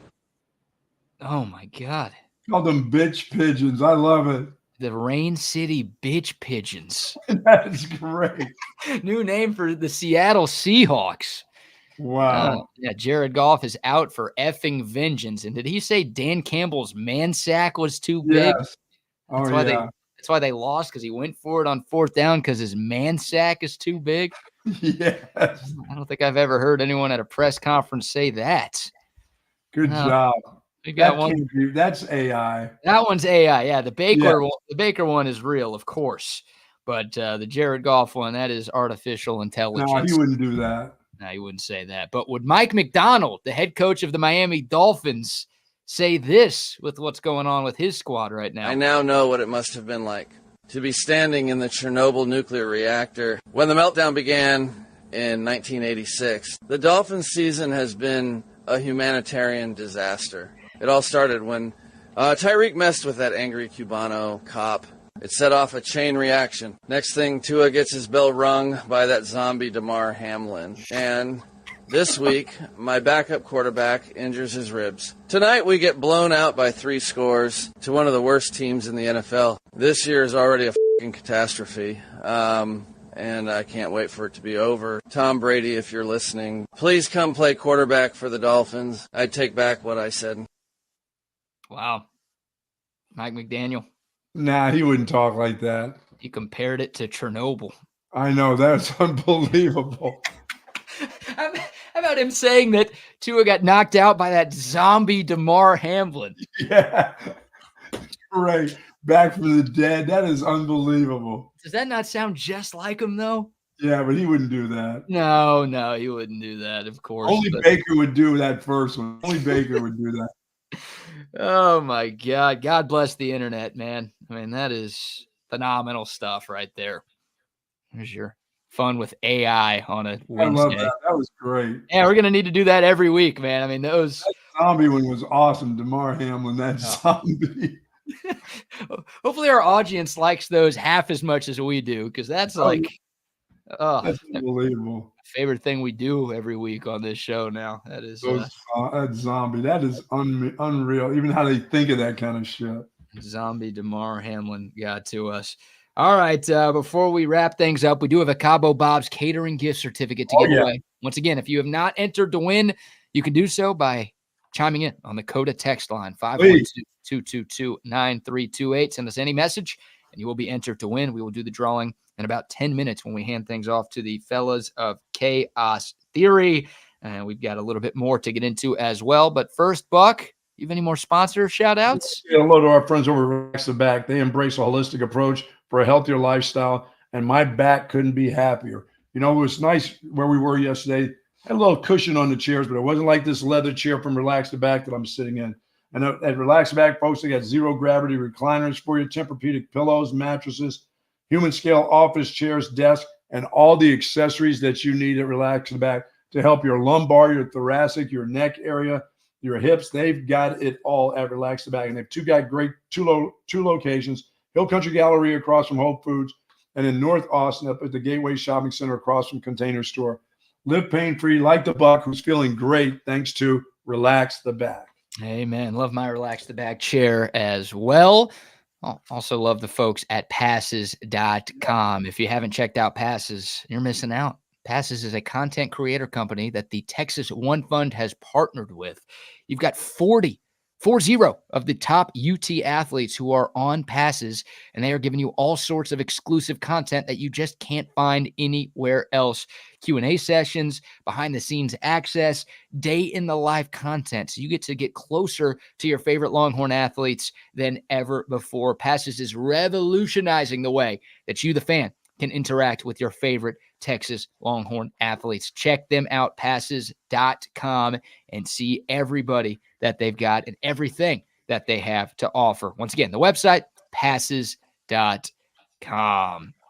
And also a shout out to our friends at Parallel Lending as well. They just launched their flagship fund. Hey, the markets seem like they're more volatile than they've ever been. The need to diversify your portfolio is stronger than ever before. And a very popular alternative investment strategy these days is investing in private credit. Parallel Lending is a lender that provides short-term business purpose loans backed by single-family real estate here in the great state of Texas. And once again, that flagship fund, they just launched it. They're targeting an 11.5% return rate. And the best part, your money is only locked up for 1 year. You don't have to say goodbye to it for a long time. It's just 1 year. And once again, 11.5% is their target net of fees. So if you're interested in investing passively into loans backed by real estate, check out their website, parallellending.com/fund. It's parallellending.com/fund. They're raising capital over the next couple of months, but act now because they're already more than halfway to their goal. Accredited investors only. Returns not guaranteed. An investment in Parallel Fund involves risk. Please review all disclosures before investing. Now, did those dudes kill anybody else off yesterday? Oh, it's funny you say that, actually. That's where I was going. I don't know if funny's the right word here, but we did lose another celebrity yesterday. John Amos, the dad in Good Times, passed away at the age of 84. Wow. Also was a part of Roots as well. I'm not too familiar. I know those shows. I also know the Mary Tyler Moore Show, but he doesn't mean as much to me as he probably does to you. Yeah, of course, Good Times. And I mean, yes, the original Roots was fantastic. He was in, but I didn't know. I didn't actually, BK, I thought John Amos had passed away a couple of years ago of a heart attack. So this is news to me. And I didn't realize it was that 80. Did you say 84? 84. Okay.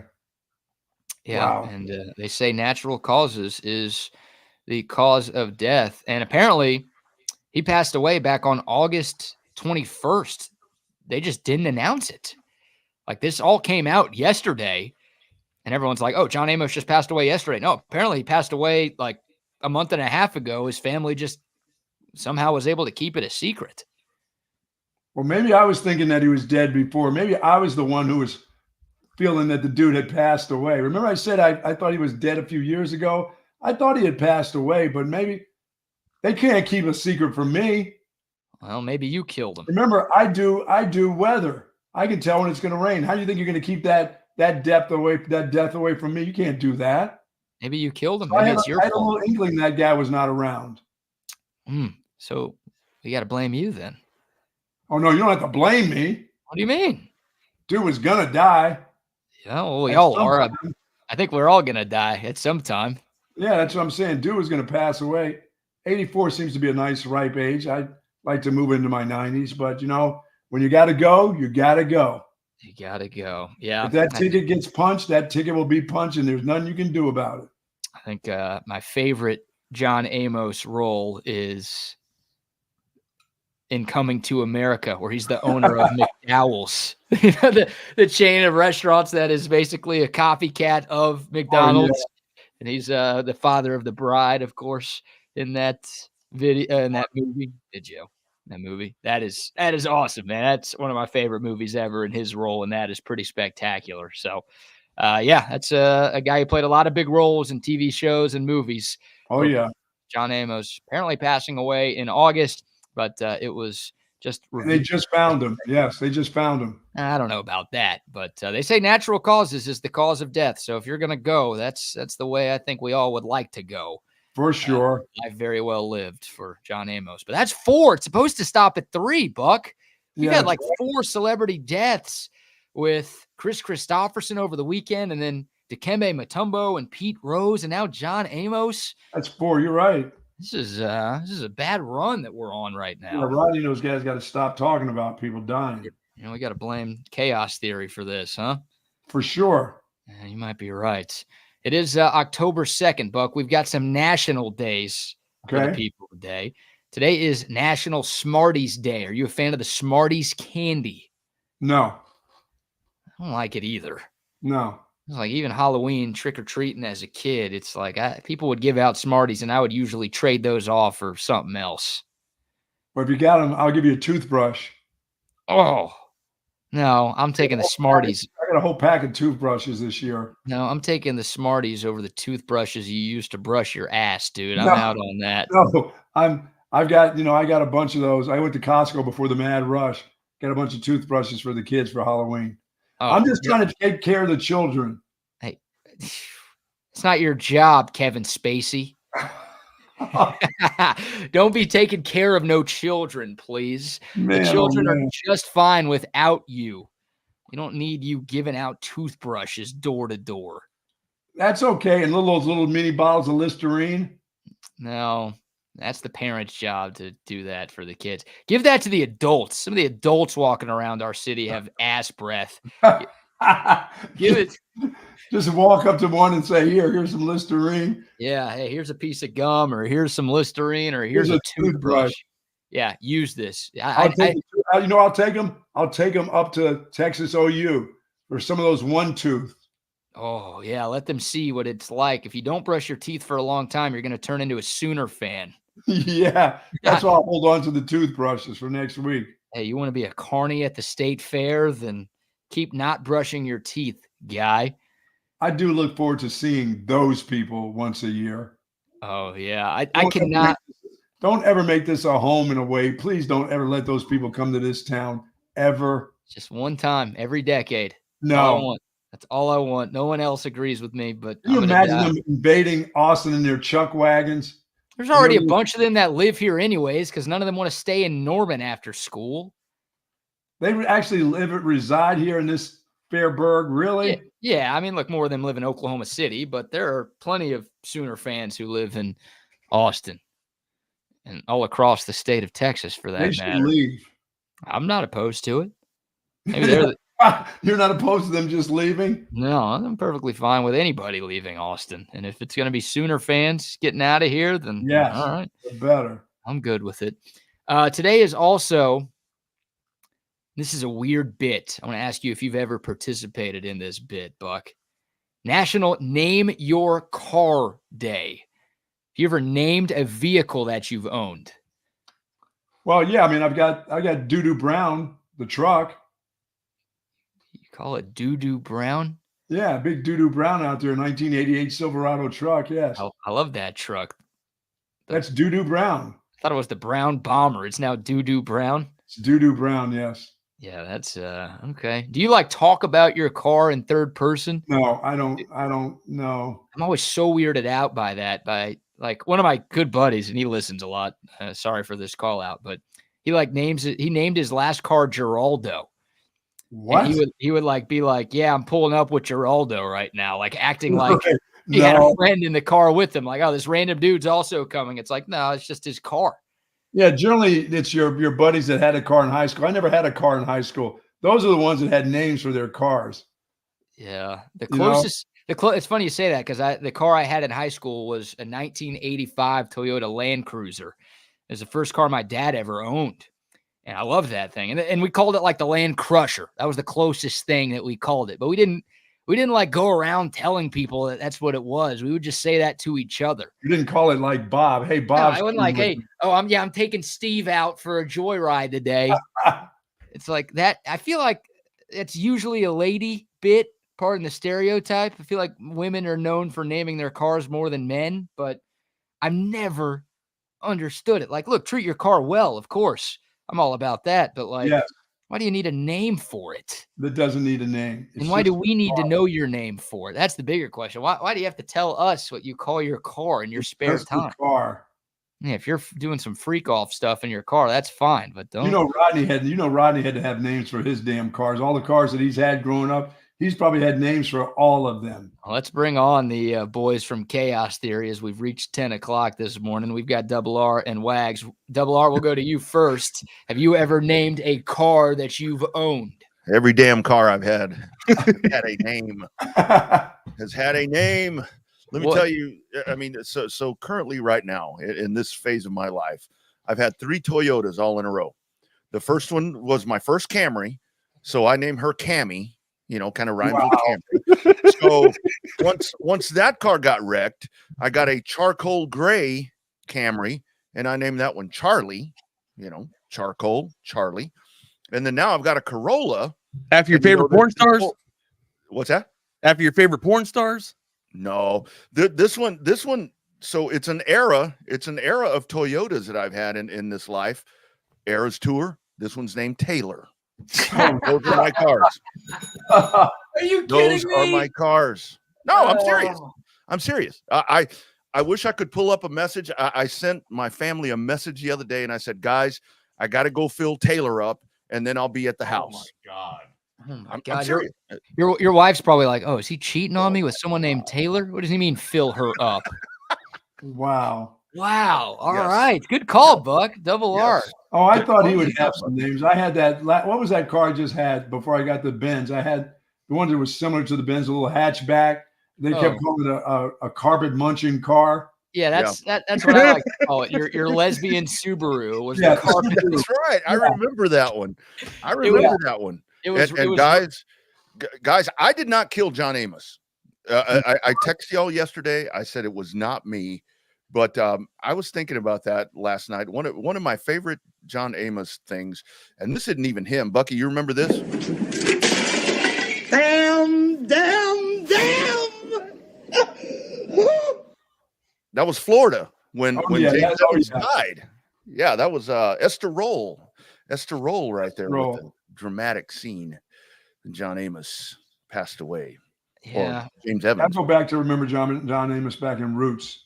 Yeah, that's yes. Oh yeah, the band with Jimmy Fallon, huh? Yeah.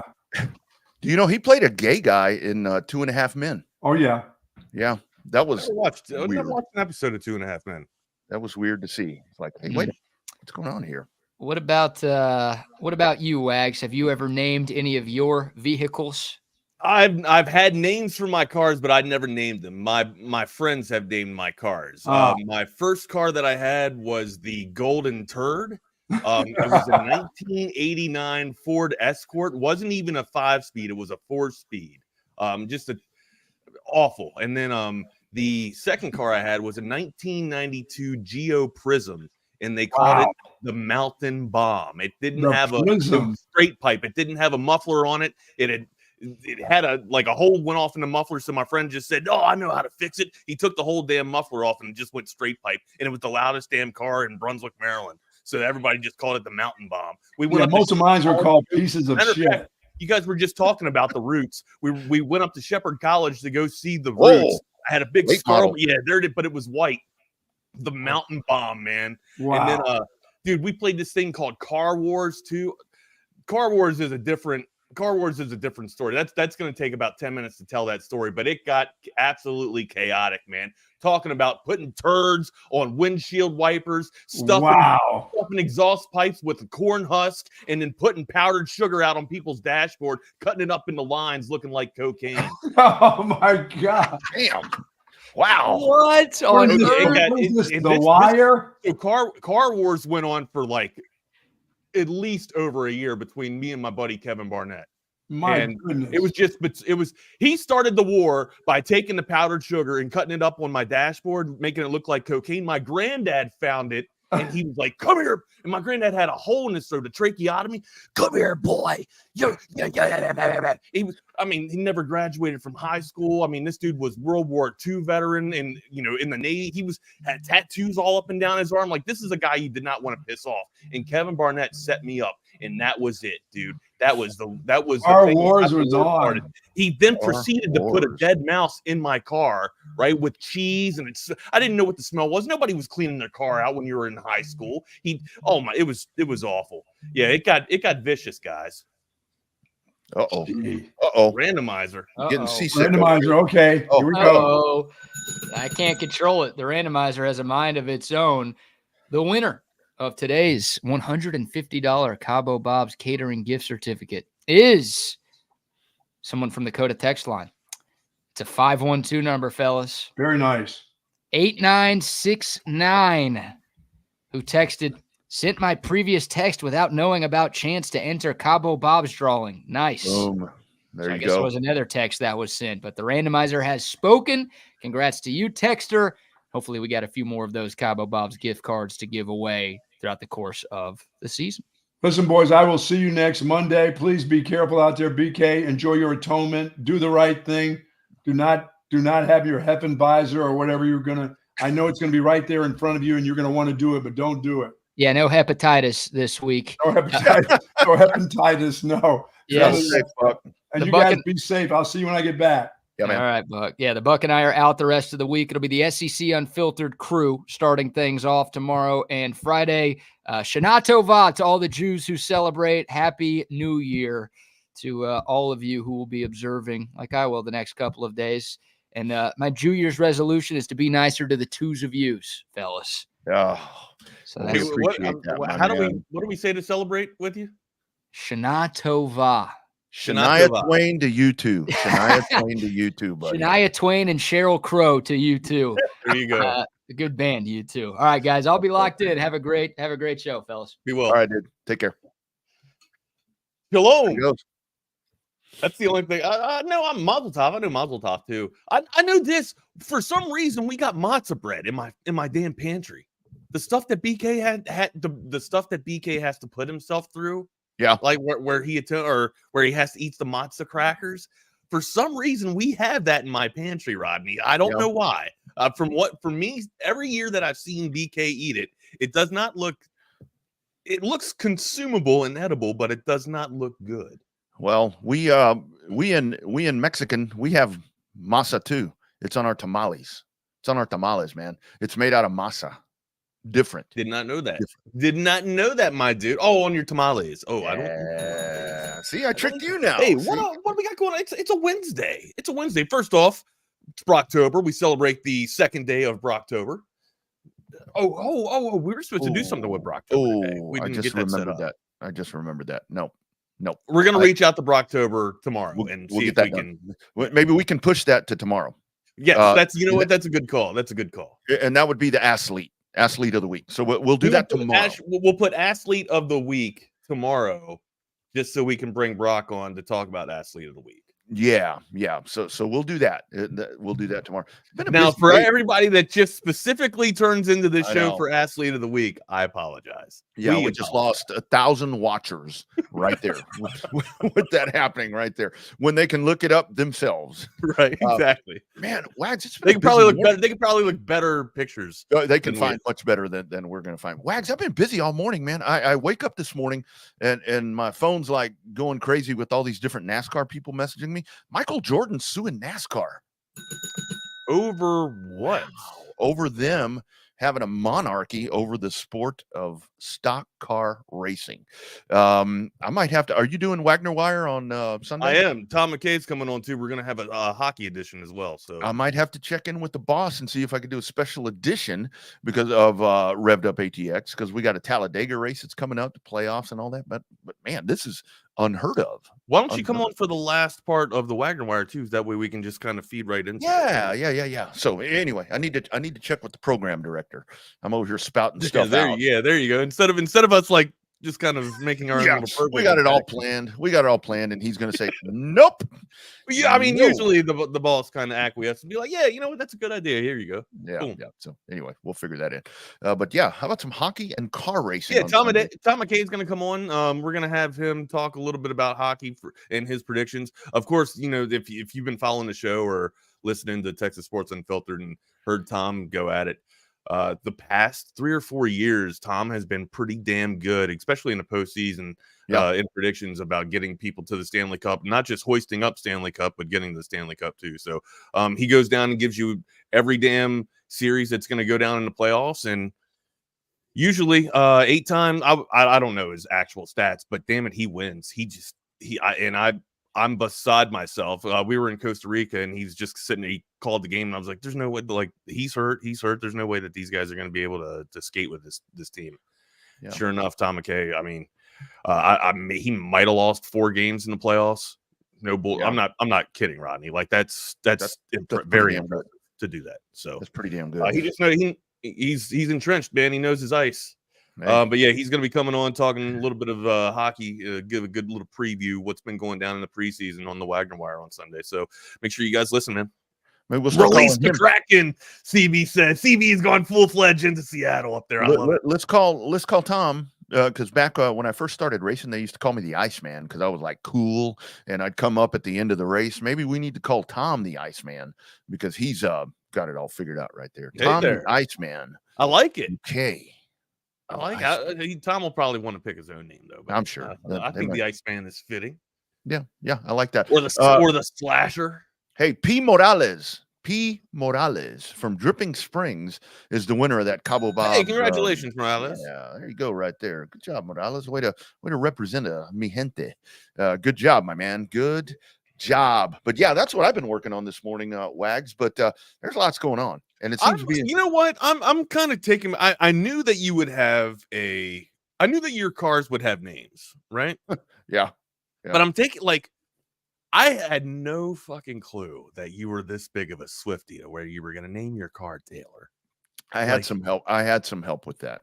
That one I'm there. sure you can't. No, hold on. You can't pawn this off on your girls, and you can't pawn this off on Tracy. You allowed that name to come out, and you allowed the vessel to be named Taylor. I like the name Taylor. This is on the skipper, buddy. This is on the skipper of the vessel. Yeah, I know, but I like the name Taylor. I mean, I think that's a nice name because it could be a dude or it could be a lady. You got obviously the Taylor. But usually vessels are named after a female name, are they not? Yeah. Like boats are usually named like a female name or the Catherine Marie or we never named our race cars. Actually, we did name one race car. The first race car I ever had. We got that car done. It was the old 73 Nova. And we got it and we had no paint. We had no paint in the garage. And my dad found some like lipstick pink. It painted the car. We put a white number on it when we raced it in Austin. And it was actually my dad that named that one. He called that one Rosa. And so that was a bad son. That's a bad bitch right there. That car. So my wife actually names the cars that she has. Okay. I am driving around a clunker, a clunker of a electric golf cart, essentially. The Honda Prius right now. Yeah. It has worn off sunspot. It's navy blue with worn off sunspots, right? And fully paid off. But she's been around a while, okay? From what my wife says. Now, my wife calls this one Sunny. Sunny? I like that. Calls the Prius Sunny. And then the Civic that she had before this, that was all busted up. I mean, she was rode hard and put away wet. Her name was called Rhonda. Again, I don't name them. My wife names them. So, yeah. But yes, growing up though, my crew, my homies named my first two cars, the Mountain Bomb and the Golden Turd. So yeah, hey, what was your first car? I had a 75 fastback Chevy Monza, and that one was just badass. That's pretty much what I call that. That's a pretty good first car though, right?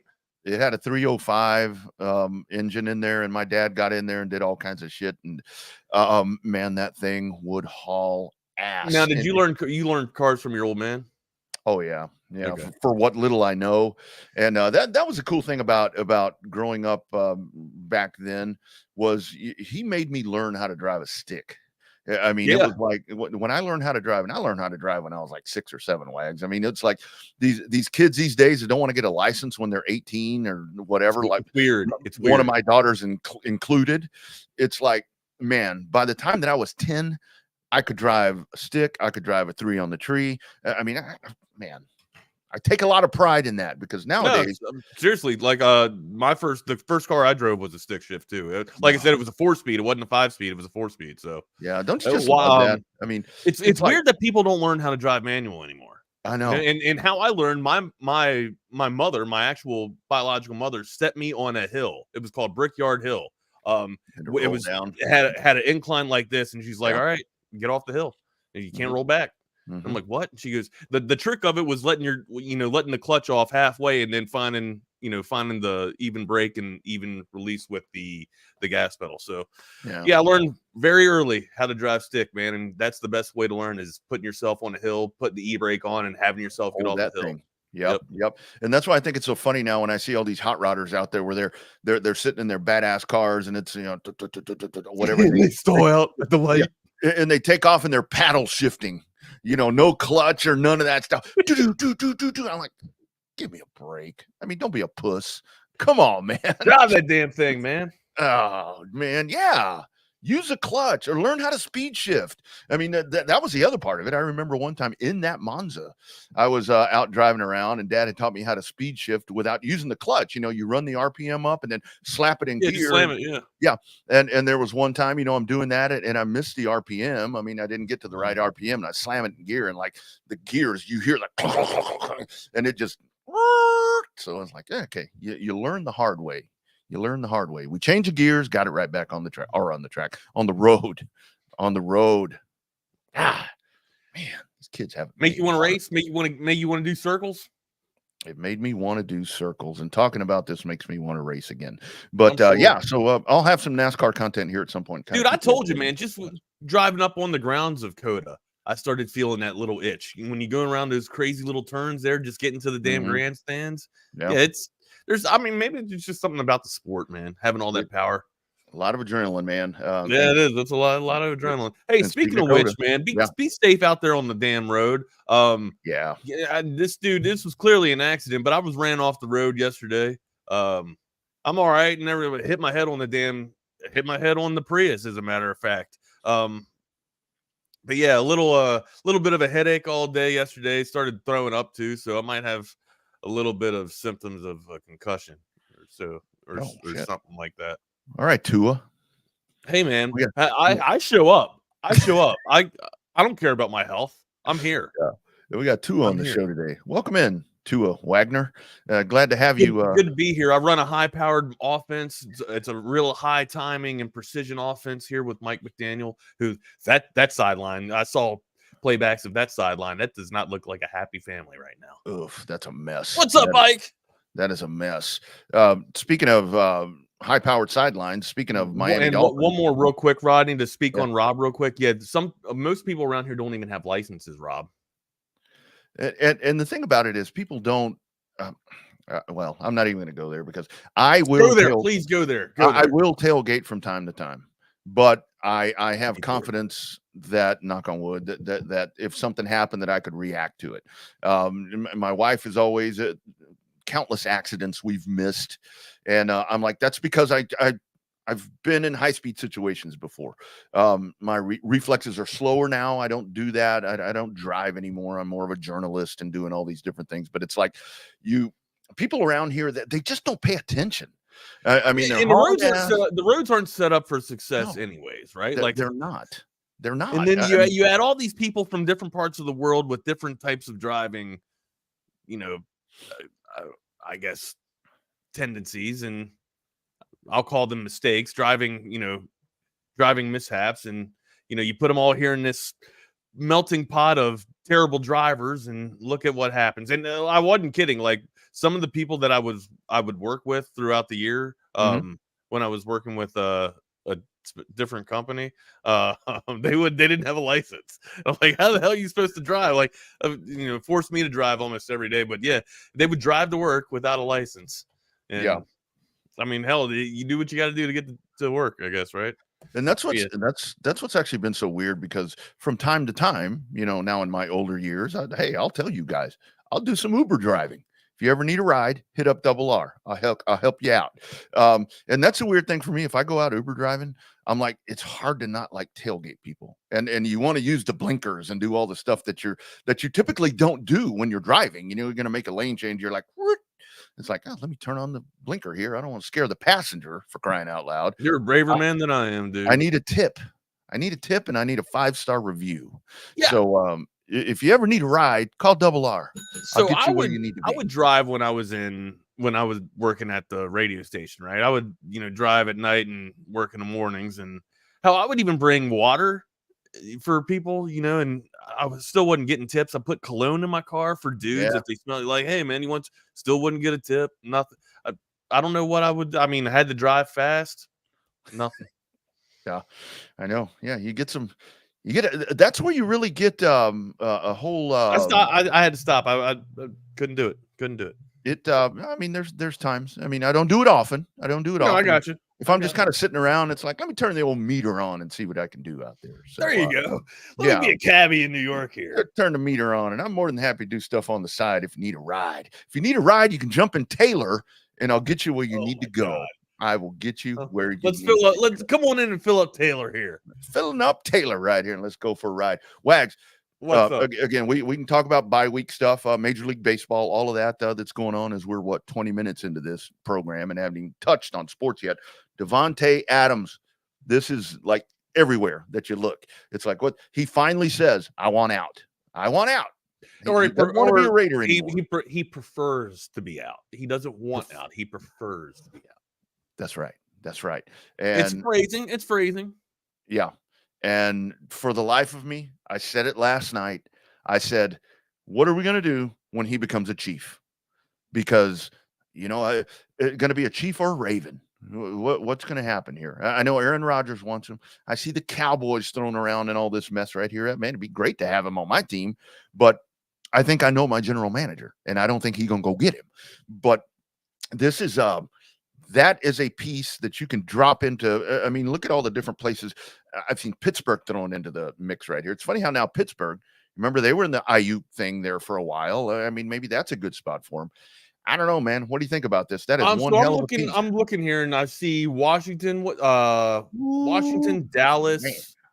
Pittsburgh, and what's the other team that I'm seeing here? Maybe New Orleans. New Orleans was another team that rolled out, and then the Jets here, right? So here's the thing with the Caps. I tried to pull this up on the computer here, but I can't find the picture that I actually sent to you.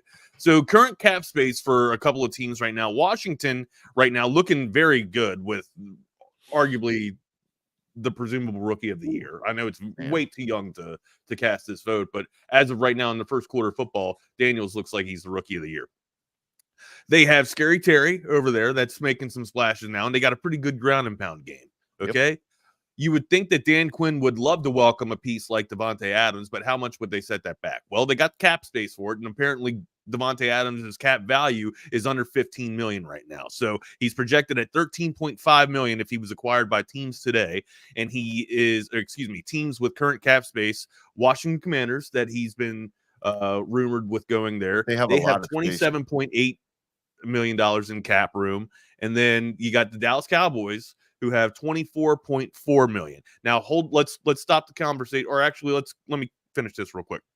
The Jets are another team that he's linked to because of Aaron Rodgers, $17.8 million. And then the aforementioned Pittsburgh Steelers that we were just talking about, $12.6 million in cap room that they have as well. And you just talked about it. They were kind of flirting with the idea of having some big name wide receivers come there in the preseason that didn't. Ayuk wasn't able to find his right price value, and he ended up staying in San Francisco. Now, you also had Johnson that left, Pittsburgh, and they really only have Pickens there in terms of their aerial attack, and Fields could absolutely use some weapons. This is a guy that would, I think, do wonders for Pittsburgh, and I think they're in a very advantageous an unpredictable spot, right? I'm sure maybe Pittsburgh thought that they would be at the top, but no one else thought that Pittsburgh would be at the top of the North after the first quarter of football. I thought that they would actually be in the basement, as a matter of fact. But no, they're playing absolutely fantastic football, and Davante Adams would be a very welcome piece for that offense. Yeah. Now, let me ask you a question about the Cowboys. Do you think, I'm sure, it is clearly the piece that Jerry Jones would want to go after, right? It's almost like Jerry Jones is kind of morphing into an Al Davis. Now, Al Davis was just crazy and like loved speed, right? Yeah. Jerry Jones just loves big name marquee guys, and it's going back to what you talked about. It's about the brand. It's not necessarily about winning. I don't think Davante Adams is a good fit for Dallas. That sounds weird because Davante Adams would almost be welcomed in every damn locker room, but I don't know if that would actually help the locker room for the Dallas Cowboys. I think Dallas Cowboys need to stop, use the money that's on their cap space and go out and address some of the stuff up on their defense. That's what I think. Or maybe piece up a little bit of that offensive line and then go get a running back. Okay, I think you've already taken care of your aerial attack, and it looked pretty damn good last year. And if you can shore it up and piece together a little bit of spots or some vulnerabilities, I think that you'll return to success with that. Dak's still one of the top quarterbacks. He's playing like one of the top quarterbacks. You just got to connect some of the dots. The wide receiver, adding another wide receiver, I don't think is the best scenario when you already have Cooks and CeeDee Lamb and Ferguson to kind of tear it up too. I don't think Devontae Adams is the coveted piece for the Dallas Cowboys. That's why I don't see him going there. I actually see him either ending up in Washington or ending up for the New York Jets. Yeah, the Saints have been targeted too because of Derek Carr, and we talked about it. They were playing efficient football up until 2 weeks ago, and now they've kind of sputtered a little bit. I saw a stat this morning for the Dallas Cowboys that this year so far, 77% of the offense has been through the air, and there's no surprise in that because you don't have a running attack. So, I mean, obviously, in a situation like this, if you're Jerry Jones and you're the Cowboys, with what you're talking about, with the splash factor, and with going out and bringing in a name like that and selling a lot of Devontae Adams jerseys and doing all these different things, you would want to do that, and you have the space where you could do it, but. I mean, you're helping. I think that for the Cowboys, if you make this move, that is something where you are empowering and helping Dak Prescott, because you're giving him another weapon on the outside, and maybe with that, if you've got those two dudes on the outside, yeah, maybe that does give you, whether it's Rico Dowdle or Zeke or whoever it's going to be. That does maybe open up the running game a little bit. We talked about the stats earlier in the year where they have nothing. I mean, one touchdown. Maybe that does give you that, and it gives you more options. It's gonna cost a second round pick and some compensation from everything that I've seen. At least, right? Yeah, different trade scenarios that I've seen from the Cowboys side is second round pick, give them Trey Lance, and I'm like, okay, yeah. Give them Trey Lance and then probably some compensation. But I think when this is all said and done, the team that I think is kind of flying under the radar right here, Wags, may be the Ravens, because you think about just with everything. Talk to me, Goose. Where we've watched them start to figure out, okay, we need to run the ball. We've got this amazing running back. We're seeing a lot of ground and pound in the NFL this year. I mean, we're seeing a little bit of a trend here, and Baltimore seems to have figured that out. Thank you, Dallas Cowboys. Yeah, it's been a little bit of a retro. It really has. In terms of running the ball, right? We found the ground and pound again. Yeah, and of course, what that opens up for Lamar is never more evident than Sunday night, where we saw Lamar just being untouched so many different times. I like they got Zay Flowers. Zay Flowers can stretch the Lively, defense, right, and get vertical. Yeah. You got Lively. They're having a tough time inside the numbers, right, with the hashes, with Lively, and Andrews is hardly even relevant in this first quarter of football. You could argue that. Yeah, they don't have Devontae Adams helps out with the middle of the field, like you're talking about. They don't have the home run hitter, and this could come down to. I mean, when we look at who's adding Devontae Adams makes Flowers the home run hitter, does it not? Absolutely. Are you kidding? He's going to draw the home run hitter, right? He's the home run hitter right now. But I mean, really, like they only what do they come out? I don't know how often the Ravens actually come out in 11 personnel. I think they come out in a lot of 22 personnel, or not even. No, not 22 personnel, but come out in 21 personnel. Yeah, and 21. So you add this dude. I think what's going to happen right here is this may turn into an arms race between Kansas City needs this guy, and that's obviously the first. I think Rice is maybe not going to be out all season.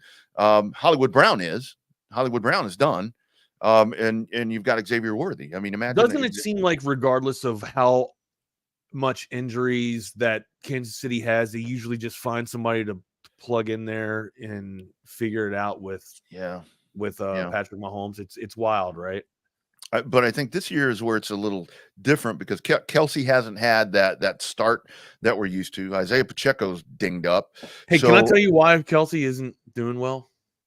He's out there with my car all the time. Yep, he's struggling. He's struggling with that car. I need to bring him in here and give his father-in-law. He needs a tune-up. He needs a tune-up. He needs to give his father-in-law over here some unleaded. He needs to add a little bit of ass to that unleaded. He needs to add something because his father-in-law over here is barely hanging on fumes. But I think this could become a Kansas City Baltimore thing to where it's like, okay, is Baltimore really ready to make that move and surpass Kansas? Because this is the most vulnerable, I think, that we've seen Kansas City last year. I agree with you. This is the most vulnerable that we have seen Kansas City. They started slow last year, but they obviously came around. Mahomes and Mahomes will tell you this. Mahomes is not playing like a top 10 quarterback. And if you go into fantasy stats, he's been the 18th ranked quarterback, the 15th ranked quarterback, the 21st ranked quarterback. He has not played well. And they're still wait until this dude finds his game. Exactly. Yeah, that's when we're all in trouble. Now, look, this is one of the teams that I did not have on my radar for Davante Adams going to. And you bring up a really good point. But do they have to change their ideology? Have they found their identity, so to speak, in terms of ground and pound? Would this only add more confusion to that Ravens offense? Or I guess my question, betterly structured to you, does this kind of cause them to go back into a little bit of regression form with them not being able to determine if they want to, tote the rock with a full-fledged Derrick Henry, and they want to go, to an aerial attack with Davante Adams and Flowers? I mean, I think it's kind of a trifecta right there, because you would have that push right there from Davante Adams and obviously Derrick Henry. But again, like we saw on Sunday with Lamar getting loose right there. I mean, it's like, man, if you're worried about the dude on the outside and you're going to double team him, you get single coverage on the other side with Flowers or Lively, whoever that is, and then that dude in the backfield. Yeah, you can't be everywhere. You can't be everywhere. No, that's a lot to cover. That's a lot to cover. I mean, people say, well, we'll put a spy on Lamar. Okay, well, then you turn Derrick Henry loose. So X's and O's. It's a numbers game. It's a numbers game.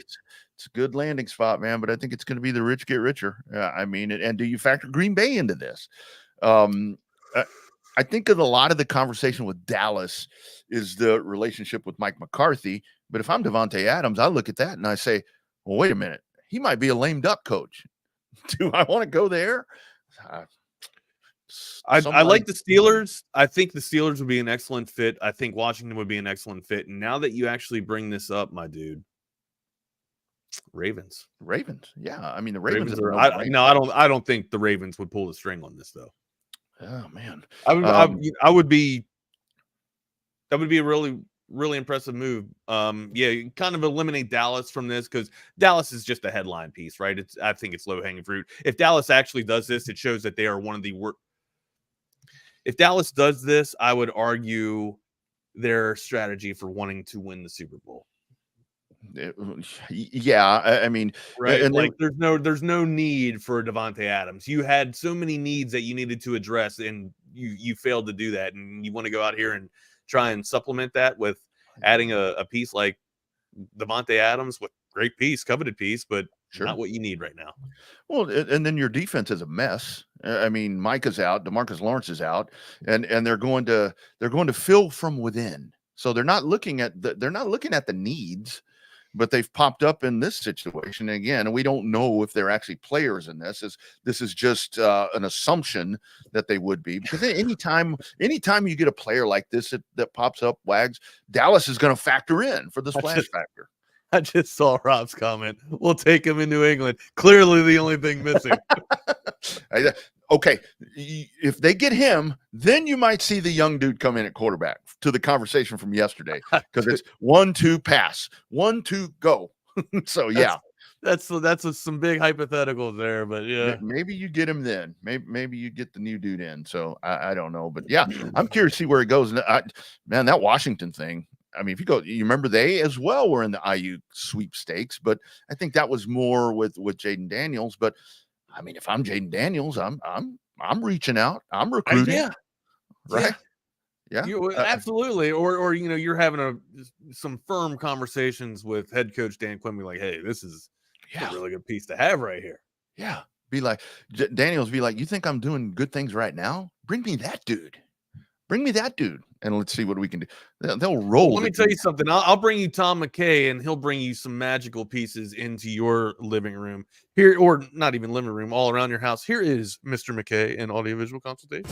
Hi, this is Tom McKay with Audiovisual Consultations. Scientific data proves it. Size does matter. The bigger and wider your television is, the better. Football season is here, and the time is now to get your entire audio-video experience tuned up and ready. New flat screens, projection video, Dolby True HD surround, all the goodies at great prices and followed up with great service. So call us at 255-8678. That's 255-8678 or on the web at avconsultations.com. See, we also got some sound in here from Coach Sarkisian as well. So, after you get done scheduling your consultations with Tom McKay there, make sure, you go back and watch some of this Longhorn beatdown that we've done over the past, 5 weeks or 4 weeks now, or 5 weeks now, and, get a good little fill and taste of it, because we're not going to have any Longhorn football this weekend. So you'll have plenty of reasoning to have Tom McKay come over and get everything scheduled so that you're ready to have the viewing setup of your dreams for the Red River shootout, because I don't know, maybe you're not going to join us up on the trek up there to the Cotton Bowl, but you definitely need to see it. So you're going to call AV Consultations to get you the optimal viewing of your dreams. And there was a never a better day to have a Tom McKay like this, the AV Consultation Studio. Never better than yesterday, with all that Major League Baseball that we had going on with the Astros and Orioles going down. But with that, if you have that set up right there, you can surely check out, because you're gonna want to call your cousin. Well, your cousin is BUSR. You need to get a hold of them. They're going to hook you up here in this football season and baseball season about a welcome bonus of up to $2,500. You heard that right, up to $2,500. Sign up at busr.ag. Use the promo code TSU Welcome. Make that account, and they're going to take care of you. And if you're watching on YouTube, right below Wags and I, go down there. The link is there. Make your account, set up, and you are ready to go. Bet on all the NFL and college football action all season long. Turn your game day snacks into stacks with busr.ag, promo code TSU Welcome. And don't forget, if you the other read that we do for them, if you set that account up and you were a part of trying to win that trip to an NFL game, that drawing is coming up. Today is 10/2/24, 10/4/24 on October 4th, randomly drawn, and you could win a trip to watch an NFL game live and in person. It's busr.ag. Yeah, not a good day yesterday, bud. No, not to make it like a damn morgue or funeral hall around here yet. Still, we got some baseball to play, but you and I both got a stat yesterday from BK that isn't exactly welcoming. First and foremost, Orioles. We'll go over the birds first, and then we can hit the damn Astros here. Orioles, with the game with Burns on the bump, you're expected to win. You just absolutely are. And Burns kind of finding his stride again, in this past month, coming on strong, where you kind of worried, going into the postseason baseball, if Burns was healthy or not. Mm-hmm. Started to look like he was finding his health, and, the battle of attrition was being won on Burns' side. But, and look, Burns didn't look bad yesterday. It's just he was outdueled. You only allow one run. If you're the Orioles, you're expected to win, because you're supposed to put up a lot of numbers with that lineup 1 through 9, right? Yeah. Didn't happen last night. Again, Kansas City, or yesterday rather, Kansas City, they absolutely ball it. They can win in multiple fashions, either small ball or sitting here playing home run ball, but they didn't have to do that. They looked 1-run game, and Orioles. God, you can't strand 7 on either. You can't leave 7 base runners on and expect to win a damn game. You just can't do that. So anyway, we're gonna have to right the ship. And then BK hit us with the stat yesterday. Since 2000, each time since the wild card has happened since 2014, the team to go on to win the first game of the wild card 14 out of 16 times has gone on to win the World Series. Yeah. And man, Cole Reagans was great yesterday. Yeah, dude, lights out. Like that's just it. And now you're expected to win game 1, and now look, you're probably going to lose game 2 going up against Lugo. So Lugo, yeah. I mean, that's the thing about it right there. Where we'll get to the Astros in a minute, but I think they're in a better situation when it comes to on the bump. I mean, I say that just based on what we're seeing, but yeah, that was one of those things where you punch one run in and then you turn it over to the pitching and the defense, and that's what Kansas City did. And I mean that. I think I have to backtrack a little bit. I'd been saying that Detroit was really scary, which they are. Obviously, we saw that yesterday. But man, this Kansas City group, dude, with Witt and these guys, this is a real deal here, brother. They're a really talented young team, and they're going to bring it today, man. They are going to bring it today. I mean, they can.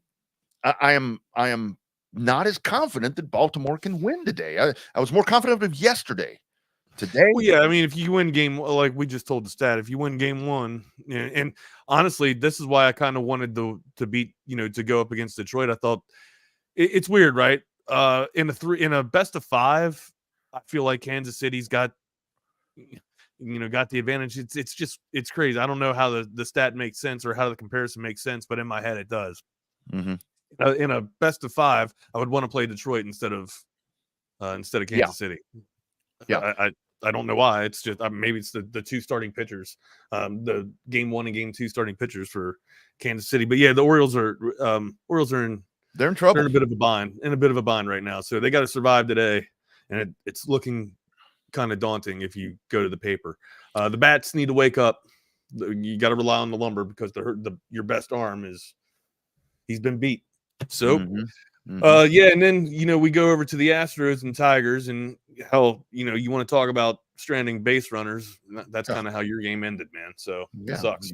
You leave them juiced. I mean, that's what there you go. And the whole thing is that damn bats don't wake up until the 9th inning, and we hadn't seen this quite as much, but this is kind of a pattern that's happening with the Astros for the last couple of years. And what concerns me now is if this is the pattern that we're going to see now start to happen of all times, you don't want to see it happen right now. I mean, because now you're down to a 1 game. It's a bullpen game for Detroit. And that's where I think that may sit better with Hunter Brown on the mound. But I mean, yesterday I was glowing about, hey, Framber, man, he went 4 1/3, and it just wasn't. I mean, I don't know. It felt very Verlander-ish. It felt very beginning of the season, didn't it? Yeah. Like Valdez was just wasn't himself in the beginning of the year. You could argue that it was probably an injury, a lingering injury. But yeah, it seemed like just beginning of the year Valdez last night. It did, and I mean yesterday rather. So we talk about all the good things, all the great things, and fun things that happen in baseball, and it's not just in baseball, but in sports in general, right? So I'm sitting here thinking about catastrophic things yesterday because the Orioles are seemingly really up against the wall right now. Rodney, back's up against the wall, and you're in survivability mode already, right? I wanted to ask you some questions, not just you, but everybody that's also listening on the Coda text line, and then also, tuning in here on the YouTube channel here. What is the worst possible scenario for you in base, or what is the one thing you rather not have or could be the ultimate just gut wrenching emotion in baseball for you, right? Here's the scenario. You're the pitcher and you give up a walk-off home run, or you give a free pass with bases loaded and walk in the winning RBI. That's scenario number 1. Is that awful? And everybody that's on the chat that's listening to us, if you're on the Coda text line, all you have to do is just type in scenario 1, 2, or 3 here. Okay. That's scenario 1. Scenario 2, bases loaded. You are arguably one of the best hitters in all of baseball, and you pop up to end the game while being down 1 run. Scenario number 3, caught stealing to end the inning or the game. These are just baseball scenarios, but these are your 3 scenarios. Remember, scenario 1, giving up a walk-off or walking someone in as a pitcher to lose the game. Scenario number 2, being a slugger, one of the best hitters in the league, with bases loaded, and your team is down 1 and you pop up. Or scenario number 3, you're a speed demon. You're known for torching the base paths. You're a very aggressive base runner. That's kind of been your counterpoint too. That's kind of been also your critique, and you're caught trying to steal second or third, and you're thrown out to end the game. What is the worst possible scenario for that player in that moment? I'd love to hear your all's thoughts. I would say for me, the walk-off walk, because everything else is more of an aggressive play. You know what I mean? I mean, if you're trying to steal and you get picked off or you pop up, I mean, at least you made contact. At least you're not sitting there watching. You know, we used to call that dude the mailman. You're just trying to get a walk, you know? Yeah. And the steal could be done, but, you know, you're also getting a sign from your coach, right? That's true. Or you'd like to think I'm being presumptuous here, but you'd think that you get the sign from your coach and then that sends you down the base paths, right? Yeah. It's kind of one of those things to where, like, and I don't know if this will ever happen again, especially in the NFL now with the new kickoff rules, where if it's like you claw yourself in and you get to overtime and you kick off, you've gotten yourself to overtime, you were the team behind, you kick it off and the other guys run it all the way back. Kind of like the other day with Alabama, with Georgia. You know, it's like Georgia pulls themselves back in and then they give up a 74-yard touchdown. But to me, that was an aggressive play where the walk-off walk is like, are you kidding me? Are you kidding me? Being like having 50 home runs, or being a 50, hell, we'd say having 35 home runs and 100 RBIs or on the doorstep of 100 RBIs. No, you're over 100 RBIs. Like, you're a dominant hitter, right? And having bases juiced with 1 out. Yeah. You'd like to think that you'd be able to come through and deliver at least a base hit to knock 2 in to get yourself, the win, right? But you pop up. It's just the shitty. I've seen that happen before. That's why I'm going back to high school ball here, but I've seen that happen to where, best hitter in all the league, a state championship game, and pops up, man. It's just that's a rough scenario. That's just a deflating moment right there. But I think I'd have to be crazy to not think that the worst scenario is just being the pitcher out there. And God, the home run, you tip the cap, right, to the batter. But I mean, to walk somebody in for the final RBI, that is just got to be absolutely deflating. I mean, that is all on you. That is all on you. Yeah. And there's that's where, I mean, I talk about it a lot with friends to where it's like LB's right here. Umpires could be jobbing you, but still, like, a lot of that's on you, my guy. Oh yeah.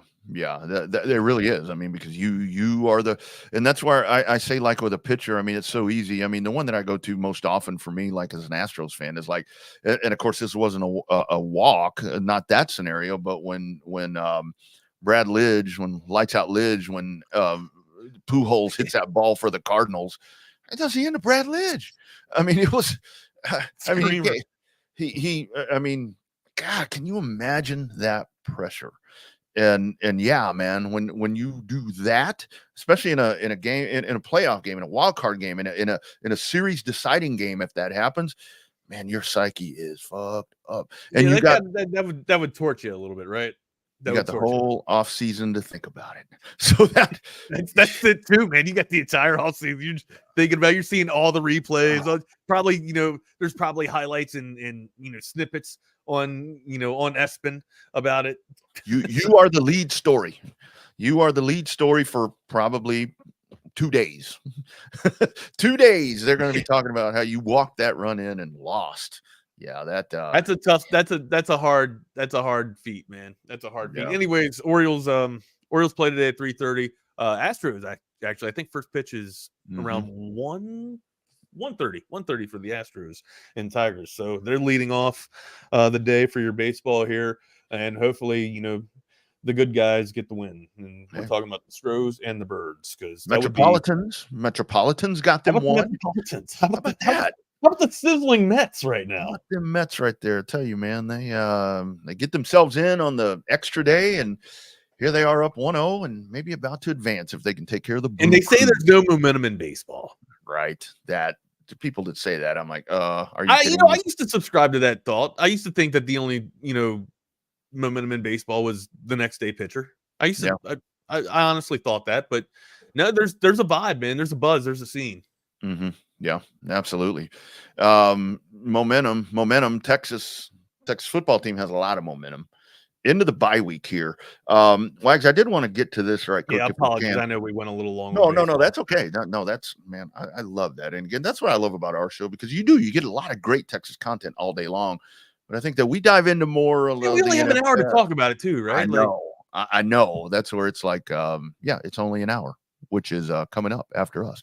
But anyway, so Sarkisian, off week right here, bye week. What are you going to do? Different conversations that have been had right there. What do you do? You're sitting in a really, really good spot. But here's Sarkisian's thoughts on what you do or what they will be doing during the bye week. So today we did our typical Monday meetings to recap the game, position meetings, team meeting, offense, defensive meetings, goals, players of the games, things of that nature. And then they just lifted today. We did not practice. We didn't walk through. We'll practice tomorrow, which would be more of our typical Monday practice. We'll introduce OU. We'll get into the scouting report, some initial thoughts and game plan. And then we'll practice. Our normal Tuesday would be a Wednesday, and our normal Wednesday will be Thursday. So we'll get the meat and potatoes of the game plan kind of in this week.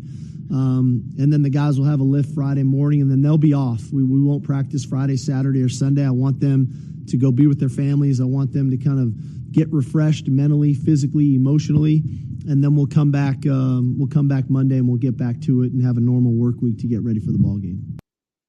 Yeah, I wouldn't say wild, but abnormal approach for this, right? Like usually you're kind of, balls to the wall here, going, in from one opposition to the next opposition. But now you got a little bit of a break. You got some reprieve to get healthy and approach this thing from a slow roller mentality. I'm curious to hear what Sarkisian is going to say about Jaden Blue here. Wondering if I'm sure they still have confidence in Jaden Blue, but I think me, like most of us here, we thought Jaden Blue was going to be the bell cow for this season after Baxter went down. I'm curious to see how they approach the Cotton Bowl, the Red River shootout here with Jaden Blue. I'm wondering if he'll continue to get the most reps, if he'll be able to get the payload or the most payload here, or if it's going to be turned over to Wisner's backfield. Because to me, like, the stuff that I'm seeing out of Wisner right now is what I saw out of Blue in the short amount of tape that we had from him, just in his abilities to make the most of his opportunities last year, right? That's kind of what I'm seeing from Wisner. I think I love the trifecta. I love the three-headed hydra that we have in the backfield, but with a shared ratio in payload between Blue and Wisner, and maybe, some added goal line packages with Gibson, you want to talk about a really impressive ground and pound. And again, I know that this is not a Bijan Robinson and Roshan Johnson backfield, but damn, we kind of had Earth, Wind, and Fire last year with JB, Baxter, and Blue here. I think you can almost get to that type of caliber running if you get these guys, popping on also with all pistons firing. I mean, it looks like a very comparable and formidable running back room. Look, and I didn't feel this confident about them when Blue was kind of having a little bit of his injury quarrels here, right? But with the added reps and the added opportunities that Wisner and Gibson's been able to contribute with or take advantage of, I feel a lot better than I did 2 weeks ago about the running back room. I'm with you, and I like the way that this is all worked out, because you look at that right there, and then Jaden Blue has the fumbling issues right there, and like we said, he didn't come back in the game, and Wisner took that job and literally ran with it. I mean, he just had a tremendous game. His best run didn't even go on the board. I know, right? I know it didn't go on the board, man. And so you have that. And this goes back to the quarterback situation, to where, now it's going to be yours. Yours is back in control. It's yours team. There's never been a question about that around here. It's been everywhere else, but not here. But what have you done here? And I do think that Sark and the staff, to Shard choice, I mean, I think these guys do go back to Jaden Blue. I think that they definitely have the confidence in him, and they're going to coach him up in the right way and get him right. I mean, whatever was wrong there, just a little lax. I mean, you think it's a Yip thing? Zay and I kind of talked a little bit about that in the post game. Do you think it's more mental, or do you think it's technique of him just not holding the ball, carrying the ball high and tight? I think it was maybe a combination this whole game. I mean, because if you look at Blue having the fumbling issues, I mean, just everything that we saw with the Horns on Saturday, we really didn't see them like we were talking about. They seemed for 3 quarters like they were just kind of going through the motions, where they were a little laxed, maybe a little relaxed right there. Maybe he didn't think he was going to get hit that hard. Right. Maybe he didn't, and this is where you go back to now, and now you got a week to fix it. And I think that's where it's so. I'm the guy on the bye week where I'm like, a lot of times I don't think it's a good thing, because especially with momentum. But like right now, I'm a fan of the bye week. I'm a fan of getting healthy. And I'm a fan of the bye week right now because you got stuff to fix. You've got stuff to fix. And the thing about it is, Wags, it's like you got stuff to fix. You're 5-0 and you won your first SEC game by what was that, 25-6, whatever points that was. So they'll get Jaden Blue right. And I think he starts, but you are going to get a healthy dose of Wisner and probably even Gibson. I think, against OU. And Texas coming in as a pretty good favorite going into that contest. Well, here is Coach Sarkisian on Jaden Blue. He'll be okay. Physical errors are just that. I think there's some things technically that we're going to work on with him to get him back in the right frame of mind. But hey, he's a competitor. Like I said Saturday night, we need Jaden Blue, and he is a asset and a weapon on our team. He's a good teammate. Got to get back to work. Like I said, everybody on our team has got stuff that we're going to try to get better at. And like I told all the guys this morning, what is the what, right? What am I trying to get better at? Why do the coaches want me to get better at it? And how are we going to do it? And if we can give them those 3 things, then I think every player will accept it and go to work on those things for a few days so that when they come back next week, they're ready to roll. And that happens to be his what, right? I got to take care of the ball better. Why? Because we can't fumble. Here's how we're going to do it. And that's kind of his process.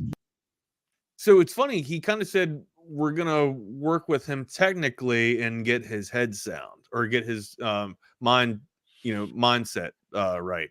Which, is it a technical thing or is it a mental thing? Mm-hmm.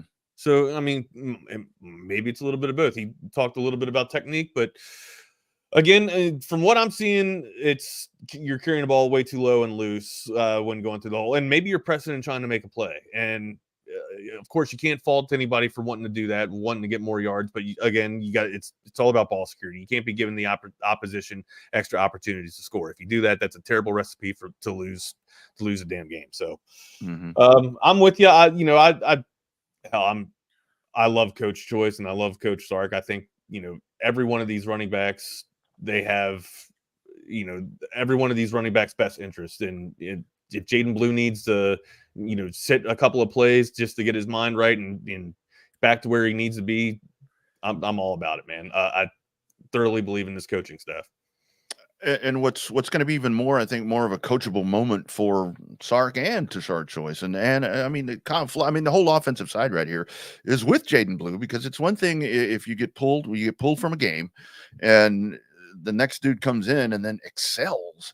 I mean, if it's a mind thing that they need to get right, me personally, my mind would be like, holy smoke, that dude that came in, he did a better job than I did. And to me, that would be more pressure. It's like one of those things, like when you go off, you leave your job to go on vacation and you go for a week and you're thinking in the back of your mind when you're supposed to be relaxing, hey man, my replacement might take my job, so how do they handle that? But I'm sure they'll have that in place. And you go to Blue. Good call on the Coda text line, 222-9328. Blue fumbles every 30 touches. The average NFL running back fumbles every 200 touches. That's a concern. That's a concern. And that's technique, Wags. That's technique. That stat right there. I'm not sure what it is. I wasn't really a ball toter. I was a guy that's seeked down and hunted down the ball toters. But I mean, it's got to be addressed. It's an issue, and it's got to be addressed. I was having a really good day today until I saw this comment. Why are you doing this to me, dude? Jake, I thought we were friends. You're on my Christmas list. I know that.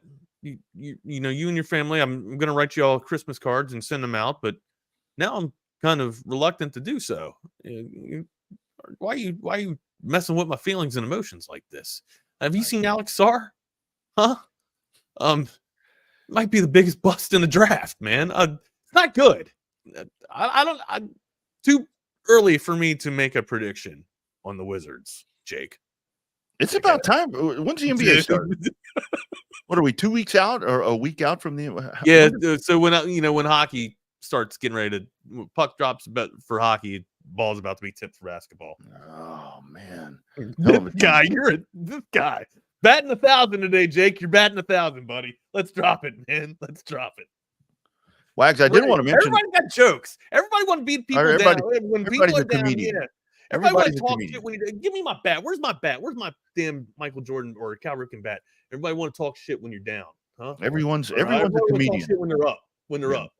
Got all these unemployed comedians in Hollywood, and everybody around here is a comedian. Come on, man.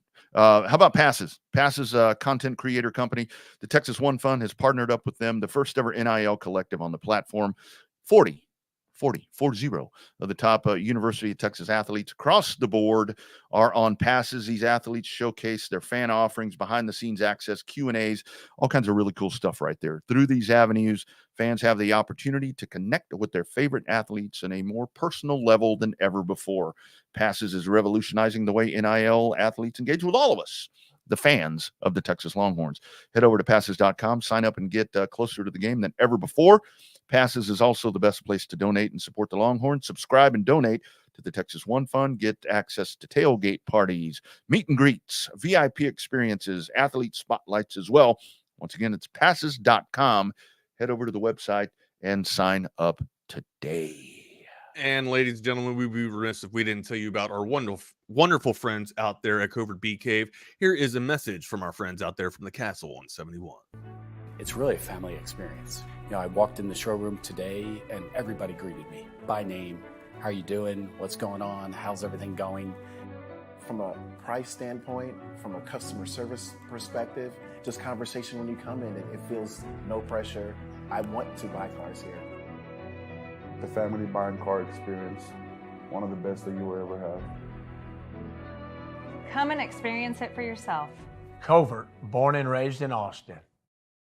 Yes, they are. Born and raised in Austin, and right outside of Austin there, Covert Bee Cave. Make sure you get on out there. No lunch in this weekend, and then or next couple of weeks, as a matter of fact, and not until we have another home game. But hey, make sure you guys are putting it up on the calendar. Next home game, get on out there to the luncheon that usually happens out there at Covert Bee Cave. Hey, got a little bit of a fun story here. So I've mentioned to you a few times, I've been trying to get more involved and grow my network in the acting scene, right? Trying to do voiceovers. Of course, you guys know that, I do work with video games and in gaming. But my real passion, if I had anything that, sure, I'd love to develop a game. But I think, one of the ultimate jobs would be to be a voiceover actor. And one of my dreams would be, to voice a character in Battlefield or to work on Battlefield, which is, a game by EA. So I've suddenly figured out why you like to imitate Bob Cole. Dude, I do all kinds of voices, man. It's awesome. So you see my reel, and I got a whole bunch of different characters that I do. But Rodney, I've been looking to get into commercials. I signed up to be an extra, right? I got a call back to be an extra. I did, but I have to go to Brazil, right? For the shoot. All expenses paid. I'm embarrassed to tell you the callback that I got hit for. A woman. No. We used to make fun of this commercial quite frequently. Ozempic? No. Damn. I got hit up for a fucking Jardiance commercial, bro. Jardiance, that's what I was thinking about. I got hit up for a Jardiance commercial. Dude, do you get to be with the girl? You know what? No, I'd be an extra. I would be dancing. Oh, you'd be standing there. It was only paying $400, but I had to fly my ass down to Brazil for the shoot. So I mean, there was no point. I would have been more out of my pocket than anything. But of course, I would have been able to get on TV, and it would have been a trip to Brazil. But still, yeah, I did. I'm logged in and registered on castingnetwork.com. I got a new headshot and got some audio and sound up there for my profile and my portfolio. But unfortunately, that is the only thing that I've been called back for. So, hey, at least you got a call back. I mean, a lot of times people sign up for those things and you never get a call. No, you're right. But again, we want to. So look, that So really when are you leaving? motivated. When It are really you going? motivated me to get healthy again, man. So not exactly the thing you want to get called for, but again, hell, man, let's go.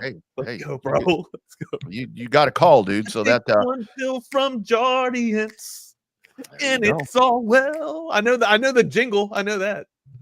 yeah. So I'm gonna need a new partner here soon because No, you're not. when I ain't Wag- going anywhere. when Wag hits Besides, the you big do time- all the voiceover from here, man.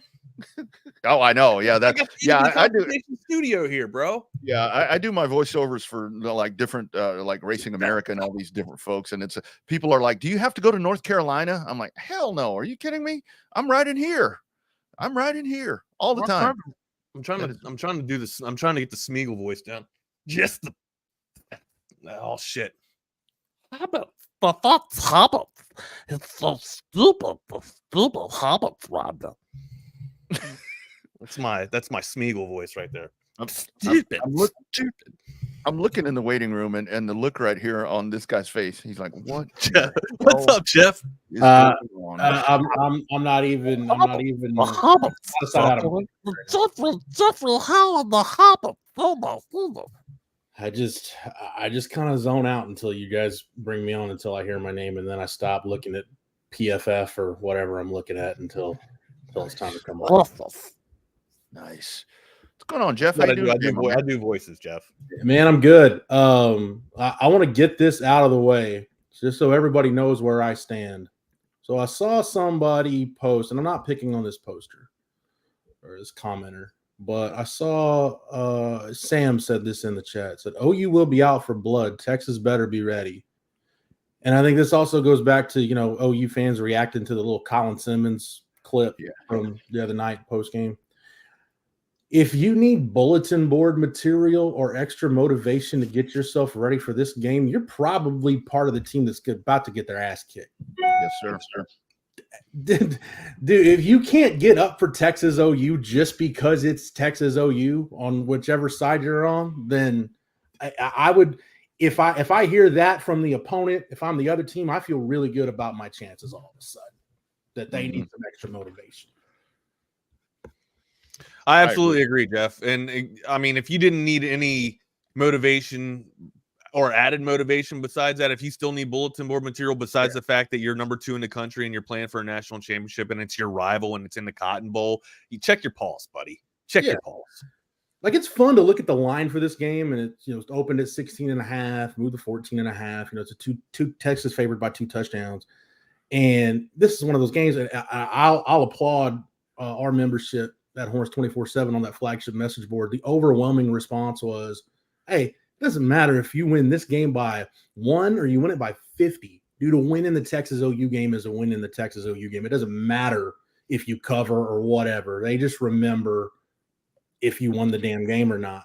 Yep. And it's everybody talking about rat poison or whatever, dude. If you don't trust that Sark and this team are different than the Texas teams that have given you PTSD from over the years, then I can't help you at this point. Like, this is not the same old Texas. This isn't Tom Herman or Charlie Strong's Texas. This isn't Texas at the end of Mac Brown. It's a new Texas. Like, F being back, dude. This is a new day. Right. It's a new chapter in the history of this program. So that stuff just makes me salty, just because I just think it's ignorant sometimes. Like, oh, well, hey, it's rat poison. Don't read your own press clippings. Well, if they're the type of team that does, then none of this is going to matter anyway. Mm-hmm. So I don't know, man. If you need to get yourself motivated for the OU game, then what the hell are you even doing? Yeah.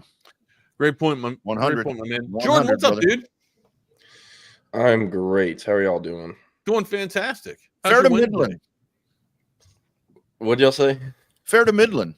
Old saying right there. How you doing? Oh. Fair to Midland. Yeah, sorry. I don't think Not Jordan's too going to bad. understand that. Dad joke, Yeah, man. their CB goes. That's the motivation. There it is right there.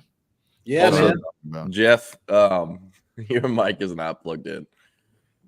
Just letting you know. Son we of can't a- hear you fine. Yeah, you sound all right on my end. I was going to say I don't know how you got the ears for it, Jordan, because really. I don't know. I can tell. I also do a show with him for an hour for That is 5 true. hours. That a is week, true. So. That is true. What do you guys How got we on the doing docket? now? We good? There we go. Perfect. We are great. It would be great if I plugged. the I damn honestly thing in if can't tell it. just- I can't tell it. Yeah, I couldn't tell. Oh, okay. I could slightly I- tell. We're good now. Man, Longhorn Bear. This Actually, I do hear it. No, I do hear it. Jordan's not Hear crazy. difference? I hear it. I hear it. Longhorn Bear, and I haven't read the ESPN PR. I got the email I think yesterday, but I haven't looked at the TV numbers. Alabama Georgia averaged 12 million viewers, the most watched game on any ESPN network since 2017. Dude, Yeah. I heard Joel Klatt say it a few weeks ago, just because of the nature of the playoff and the fact that a lot of teams, man, your team is going to be in it into October, November if you're a top 25 caliber team. Even if you're in a conference championship race, like if you're a Texas Tech fan, like you're in it until you start dropping conference games. Right. Joe Klatt, based on that, said this is probably going to be the most viewed college football season of our lifetimes. Yeah. Yeah. It'll be the most viewed college football season up to this point, and I don't think that's going to change anytime soon. Hey, you guys seen this scenario or rumor that's rolling out about the Super League that's kind of being flirted with here, to where there's going to be essentially two conferences in the college football landscape?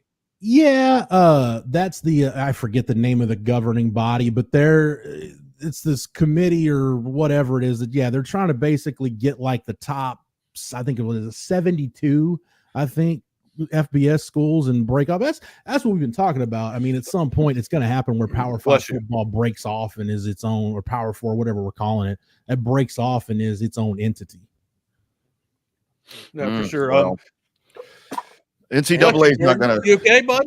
Yeah, no, I'm good. Sorry, I'm looking at games right now. Allergens. Guys, I need to bump out. I got to. I'm going to pump out too, guys. I'm going to bid for you guys to do happy Wednesday. We'll see you guys tomorrow. Yeah, later. thank you, Rodney. Thank you, Wags. Thank you to the Chaos Theory crew. It's only an hour. Jeff, it's Jordan. Yeah, piggybacking on that, Jordan, I know, bless you. I know you're not big on talking about the realignment and stuff, but Yeah. I talked about this when I was over at the Horn, and obviously, on the podcast and on the site and everything else. When Texas and OU made the move to the SEC in 21, it felt like at that point the way it was trending was at some point you're basically going to have an NFL model in college football where the Big Ten, instead of the AFC and the NFC, you're going to have the Big Ten and the SEC, and those conferences are not regional conferences anymore. They're just two huge brand names that will attract the biggest and best programs in the power league, whatever we're calling it at that point. So it's going to happen at some point, but we'll see what happens. Oh, okay. Jose asked a really good hypothetical, Jordan. You're gonna have to answer it because I'm gonna be completely honest. Since we started doing the show about a year ago, I listened to a lot less podcasts, and I think it's just because so much of what I would enjoy listening to usually, I'm already talking about for Right. 5 days a week. Hey, And I listen. it Trust kind me. of just, and I'm sure you get it. Like, Yeah. the longer you've been in this industry, the more and more everything gets beat out of you. Like, It's and I'm not- yeah. talking everything. I like, listen there to are it. some weeks where it's even hard for me to enjoy a good Texas high school football game. And it's Most just because of- it's only the 300th one I'd seen in the last 5 years. For sure. Most of the podcasts I listen to have nothing to do with college football. I even like some of the guys we're going to mention here in a second. I'll catch clips like, Josh Pate's our coworker. I'll see clips. I don't catch Josh's whole shows. I wait till it gets chopped up on the YouTube page. And if there's something that looks interesting, I'll watch it. But Jose asked a really good question. Because I mentioned Joel Klatt a minute ago. You got to start one, sit one, drop one. So I guess cut one. Be out of Greg McElroy, Josh Pate, Joel Klatt. Just in terms of their podcast content, I'm gonna start Now this is not their announcer chops. This is as podcasters and what they bring from a content standpoint. Man, this is tough. I think I'm gonna start Klatt. I'm gonna sit Pate, and I'm gonna have to drop Greg McElroy. I think that's what I'm about to do. Yeah. I find Joel Klatt. I find Joel Klatt's content enjoyable across. It doesn't matter if he's doing a podcast, if he's doing an interview. Joel Klatt allows me to stomach having ice picks in my ears, listening to Colin Cowherd's voice for a 15-minute segment every week, because I see that drop on YouTube, and I'm like, oh, cool, it's Klatt's segment with Colin Cowherd, who is one of the biggest just hack spares in this business, and that's not me hating. I just think Colin Cowherd he's a take machine and not a very good one at that. Yeah, I agree with Colin Cowherd a lot of the time, about 2% of the time. I listened to Cowherd at a time where I didn't know any better. Kind of like when I used to be a really big Jim Rome fan back in the day, and then it's like, it's just shtick isn't. It's not hey, I have something important that Hank South just released on Twitter. Oh, yeah. We're going to be looking at the Texas football player rating updates in college football 25. I didn't even know we got one of these. Yeah, well, let's do that. Let's do that here in a minute, because I want to make sure we've got plenty of time to get to that. So let's clear the deck. Okay, so I'm assuming. Yeah, okay. So Kelvin Banks went from a 94 to a 91. Jade Barron an 88 to an 89, and apparently got switched to corner. Isaiah Bond went up 1 to an 89. Ant Hill went up 1 to a linebacker, who's also moved to middle linebacker. Matt Golden went up 1 point to an 87.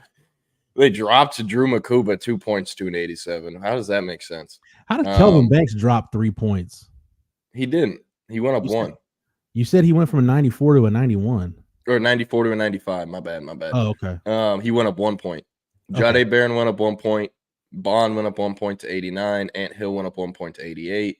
Golden 1 point to 87. Drew Makuba lost 2 points to 87. Gunnar Helm gained 8, went from 77 to 85, or 80, 85. Silas Bolden lost 1 point, now an 85. Amari Nyblack lost 1 point, now an 84. Mookie Taft, the pride of West Austin, gained 5 points to an 83. Bill Norton gained 4 points to an 82. Vernon Broughton gained 3 points to an 82. DeAndre Moore gained 4 points to an 81. Ryan Wingo gained 1 point to an 81. Jarek Gibson gained 4 points to an 80. Trey Wisner gained 4 points to an 80. David Benda gained 2 points to an 80. And Jaden Chapman gained 1 point to a 79. And I guess they changed him to left guard. Okay. I know he's originally in the game as a right tackle. I'm not playing the game right now, so I'll take you. Did they add Cam Williams? Did Cam Williams ever opt in and get added? I'm pretty sure he's in the game now. I'm not 100% sure though, but I'm pretty sure he is in the game. But no, I just saw that and thought, we'd hit on that a little bit. Yeah, no, that's good stuff. Yeah, CJ Baxter, again, I'll take full blame for the knee injury. I spammed the counterplay one of the few times I played that game to win a Texas OU game, and the football gods, they were unkind because I spammed a counterplay. It was a really good counterplay though. I had Jordan Washington basically as a fullback on that, Jordan, because I used a full house backfield. You notice I don't know how much NFL you watch, Jordan, but there was that Chiefs Falcons Sunday night game, not this past Sunday, but the Sunday before. Do not watch. I'm watching it, and I'm watching the Falcons. I don't remember if it was a goal line or just a short yardage. But I had to text my high school offensive line coach. I'm like, "Did you just see that?" He's like, "Yeah." I'm like, I didn't even have to tell what it was. The Falcons lined up in a freaking T formation in short yardage, and I'm like, "Holy crap, dude!" Like, it's fun how it just that's why I like football theory. Like, you can just look at something old school like the T formation and like kind of what's old is new again. It's like, man, who would have thought to use a T formation in short yardage? But there it is. I'm like, I told my coach, I'm like, you know why the Falcons converted that? He's like, well, I'm like, there was a Mike backer that missed a Texas call and they weren't ready for it. And they're like, that was a defense used to call when you see T formation. You start yelling Texas, it'll let you know to stem your front or whatever. So that's good stuff, man. I just thought about the Jordan Washington Cedric Baxter formation in the game. The slot T, wing T is hell on earth. I don't like it at all. And it's actually the reason why Cam Ward went to Incarnate Word out of high school. Mm-hmm. Yeah. Was because he had like less than 200 career pass attempts. So I played in a wing T offense that was it was kind of like a slot T just in terms of like the blocking schemes. It was very, very specific. That's why any tackle that has to block down, and you can make that block, like you got to get your face across like a 3-tex face and push him out of the way. Like I applaud any tackle who can make that play. But yeah, that's a lot of fold blocks and counter stuff and whatnot. But then I played in my last 2 years of high school. We moved to kind of a modified wing T where our base run plays just became zone blocks because it was it's easier to do. So in theory, it's easier to do, but you gotta take time as an offensive line to play together to really be a good zone blocking offensive line. Which this Texas offensive line, we've seen it now. Like they're experienced enough. They want to run inside zone, outside zone. They want to run duo, gap, whatever. I mean, they can pretty much do whatever they want at this point. So that's the beauty of having an offensive line that's played together as much as this group has. Oh yeah, and yeah, I agree. It's kind of ridiculous, like how the entire world is and on this thing that the Falcons have a player named Bijan Robinson that's clearly the best player on the field every time he's on the field, and it's still like, yeah, let's only have him touch it like 12 times a game. Yeah, and because this is a successful game plan, considering this dude is one day going to have a max contract. You're going to have to pay him. He's on a rookie contract right now. Mm-hmm. Get what you can. I'm not trying to be an asshole, but I'm going to look at it the way that, most teams look at it.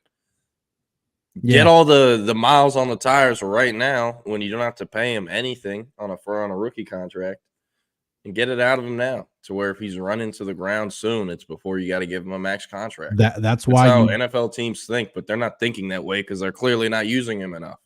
Yeah, so that's typically if you're going to take a running back in the first round, look at however many guys the Patriots have drafted. Like the Patriots will take under Belichick, they took running backs in the first round. They're not planning on that running back seeing a sec. Yeah, Sony Michel, and there's been a couple other guys, but they're not planning on that running back seeing a second contract with them. They're going to get 5 years out of the guy, and you're probably getting his best 5 years. They also, I might be wrong here. I kind of feel like Belichick and the Patriots started the trend of like, we're not drafting running back. We're just going to get some undrafted free agent from a school you've never heard of. Yeah. And somehow this guy will end up as a starter by the end of fall camp. And we're going to make him awesome. He's going to be a Pro Bowler. He's going to play with Tom Brady. We bring Tom Brady back. We have Gronk back. We have Edelman back, the key pieces, and we'll fix everything else year by year. Yeah. And they'd make that running back a superstar. And then free agency would come, and the Patriots are like, yeah, we'll do this for you. And then some dumbass team like the Chargers or the Texans is like, hey, max contract, come on, and it worked. And they would just go get the next undrafted free agent out of a school you never heard of. And as a 49ers fan, I liked that Shanahan kind of adopted that up until they went and traded for McCaffrey. Mm-hmm. Like Raheem Mostert, they didn't draft. Matt Breida, they didn't draft. Look at Jordan Mason. They didn't draft him. So, or I don't think they did at least. So, there's a lot of value that can be taken from running backs. But if you're going to make the move where you're going to commit to taking one in the first round, you need to play him and get him the ball. It's not rocket science. Like Algiers, I'm sure he's a good dude. I'm sure Bijan and him have a good relationship. Like we all know the type of guy Bijan is between the years. I don't think Bijan can be mad at anybody anyway. So exactly. But it's like, man, as decent as Algiers might be, you're not getting – like your offense isn't at the same ceiling or even the same floor with him on the field compared to Bijan. And it's common sense. It's common sense. Arthur Smith lost his job because of it. And I can't even know who the Falcons head coach is now, but you might be next in line, my man. Come on. He's Arthur Smith's not the first coach that's lost his job because he couldn't use Bijan the right way.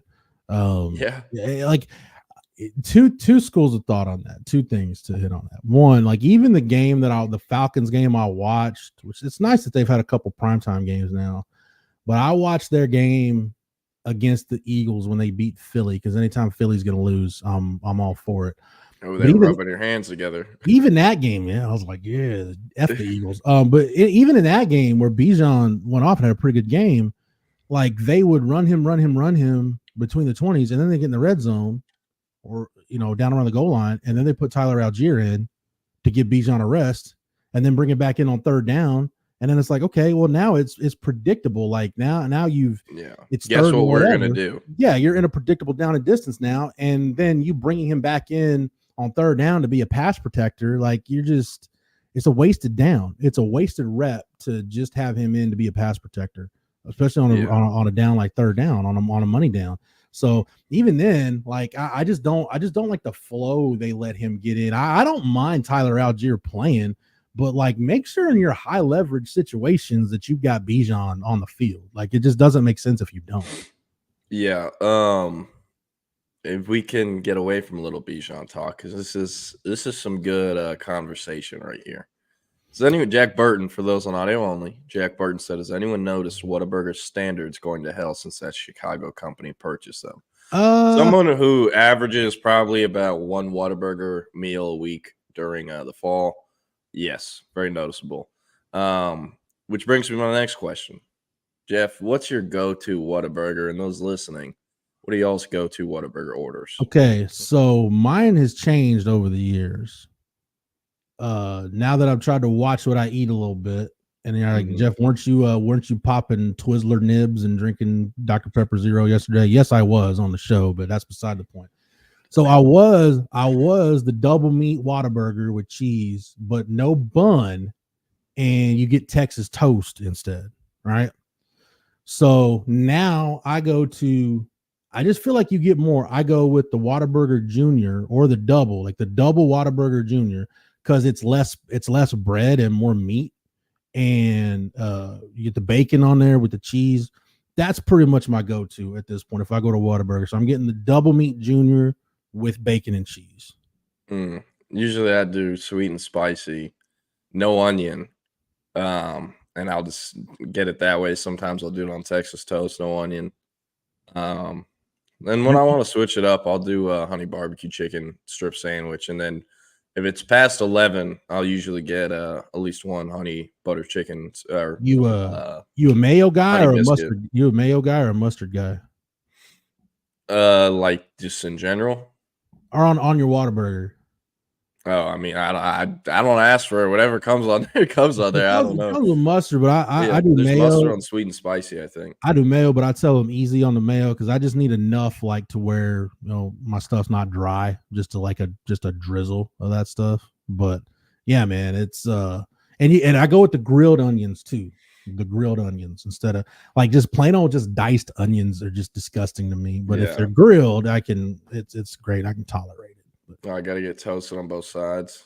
Yeah, I'll look into that. Hey, I've had Mighty Fine the last 2 times I was in Austin, and it was great both times. So yeah. There's a Mighty Fine. There's a Mighty Fine at Kyle now. The last time I went to Mighty Fine, it was the Kyle location. So yeah, and life. Oh, that's funny. A giant honey butter chicken biscuit. Man, I usually get the honey butter chicken biscuit or the breakfast burger after 11, which is pretty good.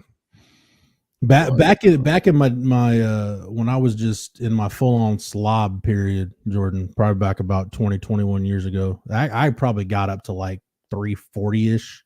Like I was having my pants size was the second number on my pants size was a 4, and they were a little snug. I really didn't care what I ate at the time. I would do like Whataburger like for breakfast in the morning, like the full on just the double meat cheeseburger, like at 9 o'clock in the morning, just for no apparent reason other than I was a fat ass. But I definitely not doing that anymore. But yeah, I'm probably, and I know I don't remember if Jack or Jake, which one of y'all asked it, but I'm probably not the guy to talk about being a Whataburger connoisseur. Because honestly, Jordan, I eat Whataburger maybe like 4 or 5 times a year. Like it's not. Really? I don't need Whataburger. I used to be like during football season. I was a once or twice a week Whataburger connoisseur, but that's probably like maybe 4 or 5 times a year I get Whataburger. Yeah, I don't know. I eat it a lot during the season. I kind of got to take a couple months off during the spring. It's like Whataburger is like the staple. Like if you're going to watch high school football games either before or after, you got to get a Whataburger. Like that's just, I don't know. It's like a rule of life. Especially because like now I've gotten some good like time in the industry. I got like specific Whataburgers that I like to go to. Like that LaGrange Whataburger coming back from a Houston game on the way home to Austin. I agree with you on that. Yeah, that's a hitter right there. The Louisville Whataburger, I'm not gonna lie, kind of weak. Yeah. Sometimes I'll drive a little north, go to the one in Corinth. But I don't know. Yeah, In and Out. You miss me with that shit. You're not gonna come on my show and look at me in the eyes with a straight face. Man, I remember anything about In and Out. And I like Pete Terry's, but I always feel like it's so small. Like, yes, they do have some good value for the money. It's not as expensive as others, but like you almost have to get a double. And even the double, it's like, man, I'm still kind of hungry. Man, and their fries are great. Fries are a little small too, though. Yeah. I will say Pete Terry's might be the best in the game for milkshakes. I know. Maybe Freddy's. I like Mighty Fine. I like Mighty Fine for that. Yeah. You know, man, I just forgot what I was to say because we're talking about. Man, I don't remember what I was going to say. I'm Bordeguesas. Jeff, have you heard of this place, Brenda's Burger? It looks like, according to Fozzie Wazzie, I will be trying it out when I'm in San Antonio for a week in January. No, y'all know my opinions on the overrated San Antonio food scene, so I'm good. I'm good with that. Man, you know what? Like Jeff over here. No, it's anybody that's been to San Marcos. There was a time where the tap room in San Marcos had like the best burgers wherever. I mean, they were great burgers. But I don't know. Last time I haven't been to the tap room in a couple of years, but the last time I went there, it didn't taste the same. Like I don't know. Say they changed. I don't know what they changed, but it just wasn't. It wasn't the same. Yeah, I completely forgot Jew Boy Burgers even existed. I've had this once last spring, and it was actually really good. But they don't got that up and down, so I don't see. So. I'll tell you the best burger in Austin, and I'm not just saying this because they're friends of the channel. Sorry. Hold on. This place. Let me tell you about this place. I was essentially born and raised in this place. No, my dad, I couldn't even honestly really tell you what he did. But when I was growing up, he used to drive to Houston like all the time. And when he did, he'd always go here. For lunch or dinner on the way back, gas, what else? Huruska's and Ellinger on 71, about 10 minutes from it's about 10 minutes after you pass the Grange, I'd say, about 15 minutes after you pass the Grange, if you're going from Austin to Houston driving east. But great place. Ellinger. It's probably right in between Columbus and LaGrange. Yeah, pretty much. But great burgers. They also do kolaches. They do a lot of other stuff. You should go check it out. It's amazing. I love it. I always say Bucky's is good. It's great, high quality for how big of a chain it is. But Huruska's is my favorite place to stop in Texas. My dad put me on.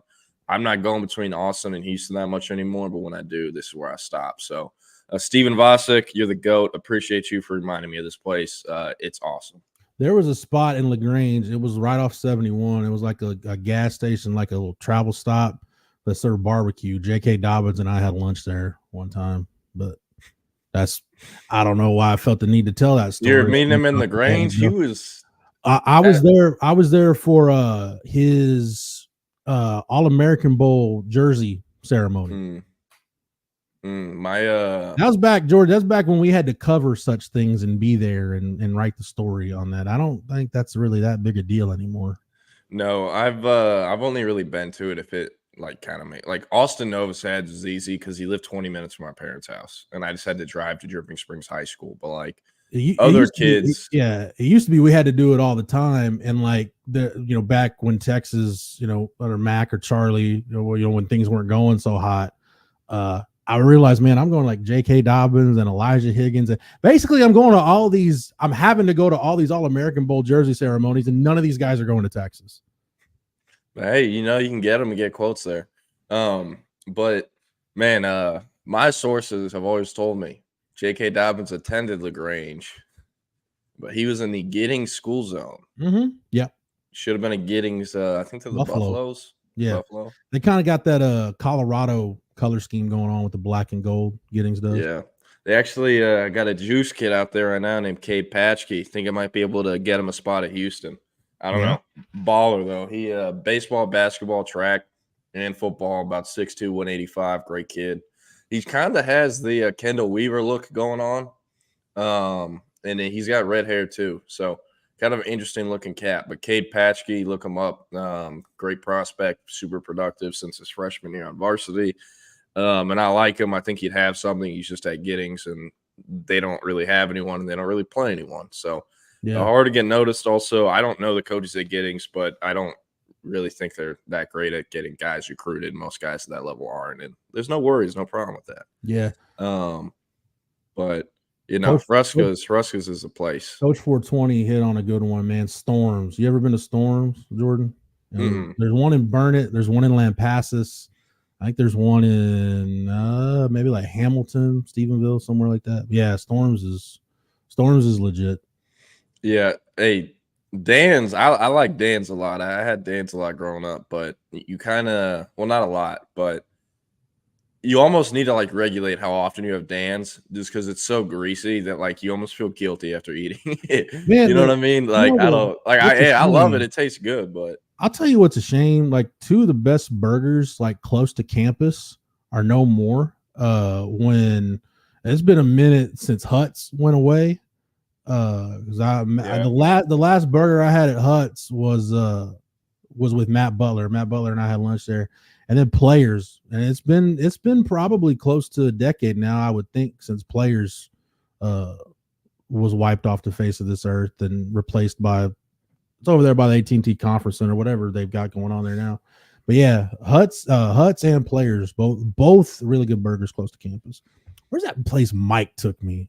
I was gonna say Hay City Store probably has the best burger in, at least my favorite burger in Austin, because with the bacon blue burger at Hayes City, I got to think about that place Mike took me by campus that had a really good burger. But anyway, yes, CB Matt Butler does fry turkeys, but my wife and I we got to the point where we're not really, since my daughter was born, we don't host Thanksgiving.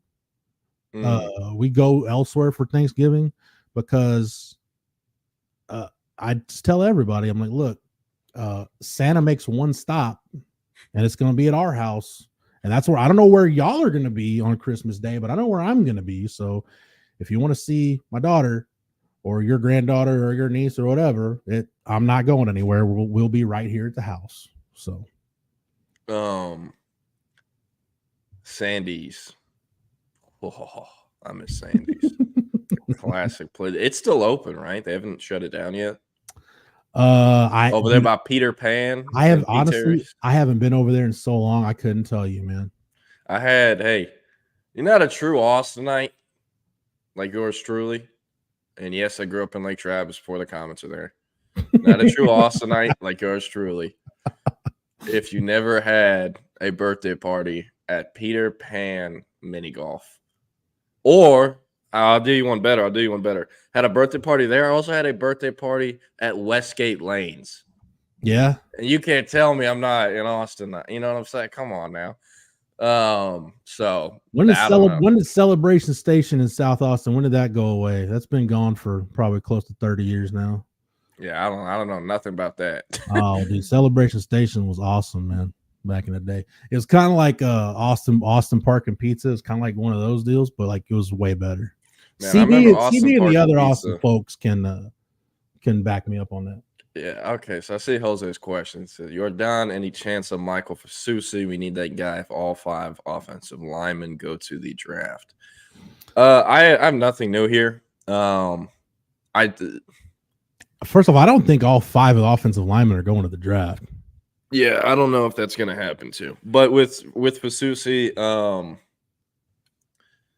with what I know, or what I know is true about the recruitment, Texas got really aggressive towards the end when he was close to committing to Oklahoma. He'd actually already silented over a week before he went public.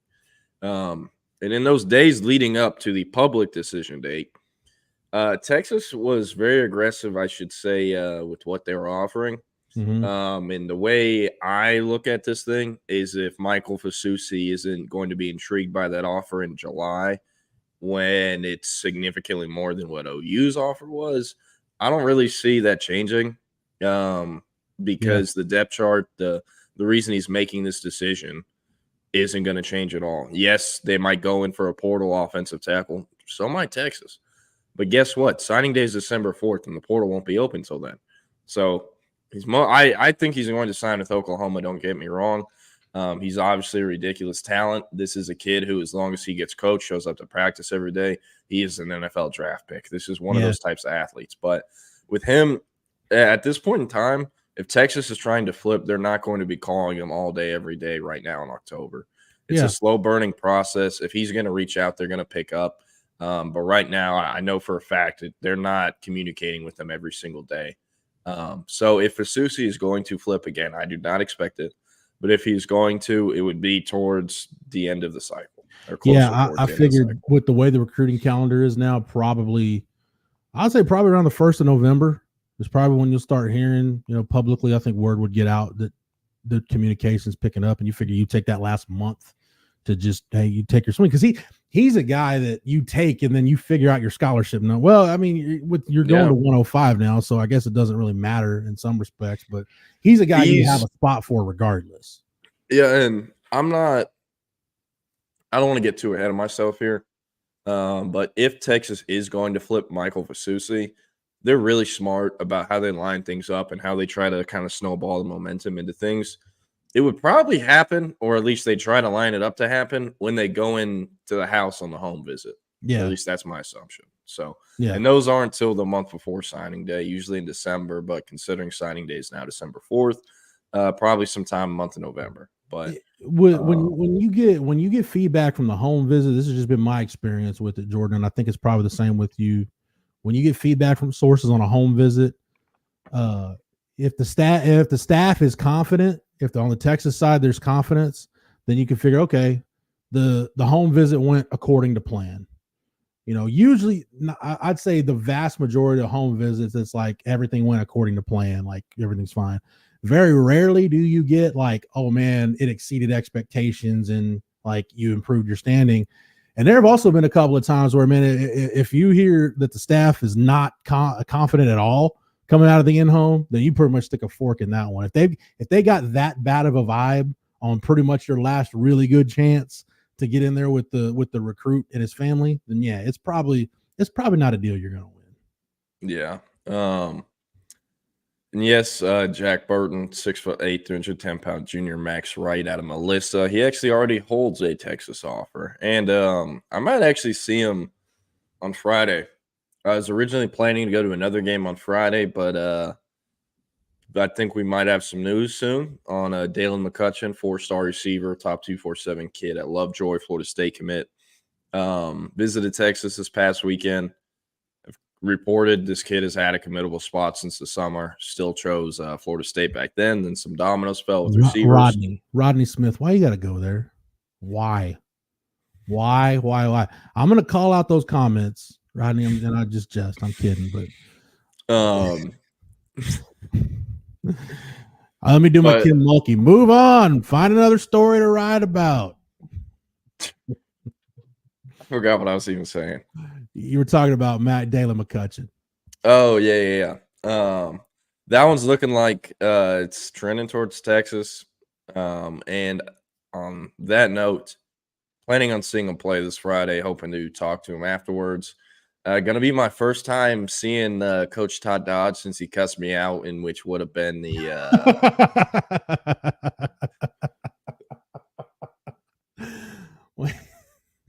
when he did That would have been January of 2021. It was the COVID 2020 season. He cussed me out at warm-ups of Westlake's 4th round, might have been 5th round game versus Cibolo Steel at the Palace. And I deserved it. Don't get me wrong. I deserved it. Yeah. But I was green. I didn't know right from right and wrong from wrong at that time. But that's the first and last time I've ever had a conversation with Todd Dodds. So I'm not looking forward to it. I still need to call Lovejoy and get a credential. I won't lie. So I might not even be able to get into this game. I hope I can, and I will get there early because Lovejoy, for those out there, if anyone's ever interested in going to a Lovejoy High School football game, I'm dead serious. It might be the worst parking operation in all of the state. It's at least up there. I went there once for a game in the 2021 season. I saw Lovejoy play Frisco at home. I got Cole Hudson on Frisco. That was one of Cole Hudson's last ever high school games because I don't think they went to the playoffs his senior year. Meanwhile, Lovejoy had a Parker Livingstone. This was like the 4th game of the season. It was the first district game. Parker Livingstone, no offers at the time. Kyle Parker was a junior, no offers at the time. Jackson Lavender, who was the receiver coach's son, their receiver coach is now the Duncanville offensive coordinator, and his son is at SMU as a receiver. His name's Jackson Lavender. He was a junior on that team, no offers at the time. And, I mean, they all balled. It was a great game. Lovejoy kind of ran away in the second half, but I got to see a lot of those young guys. They had Peyton Pierce too, as a junior. He's now at Ohio State linebacker. So it was a good time being back. Hoping I can get a credential. But if not, I'm looking at Frisco Panther Creek at Paris. I'll be going to Paris, Texas, if I can't go to Lovejoy, America. Or Lucas, America. Did you have you seen Jalen Lott this year? I forgot. I have not. I was going to see him play. So listen to this BS. You might know this through having worked with Mike. But for any of those who don't know, Frisco ISD, if recruiting media wants to go to a Frisco ISD game with a media credential, they tell us recruiting media isn't allowed and that they can give us a complimentary ticket if you want to sit in the stands and watch. So we don't go to Frisco ISD home games. And for Frisco ISD schools that play majority Frisco ISD teams on their schedule, you really had to pick and choose your weekends because there's only about 2 or 3 chances you'll get to be able to talk to the kid because they won't be a deep playoff team. And, again, you can't get any access at their other games. So I was going to see him play Fort Worth Southwest on a Saturday at 11 a.m. I think it was supposed to be the week that Texas played UTSA or the day Texas played UTSA, but I got sick and I missed all 3 of my games that week. So I didn't see him. But so now I only have 2 other chances to see him versus Paris, and then they play Lake Dallas at Lake Dallas, which is like actually 10 minutes up the road in about 2 or 3 weeks. But I don't know. I'm going to go see him now. Always wanted to go to Paris, Texas, never been. So maybe I'll get there a couple hours early, check it out. Who knows? Well, hell. Yeah, I just didn't know if you'd had a chance to see Jalen. I want to go back to something real quick that Jose mentioned earlier when talking about the guys, the Texas guys, the offensive linemen getting mocked in the draft. Jose, first off, what mock draft was that? Second off, we talked about it yesterday or the day before, dude. Like a mock draft in early October, you take it with a grain of salt. Like that thing is going to change. And honestly, like I would think for Cam Williams, and probably for DJ Campbell too, even though Campbell's a guard, so it'd be tougher. But like the projection for Cam Williams, like, okay, let's say he's a, 3rd round guy, right?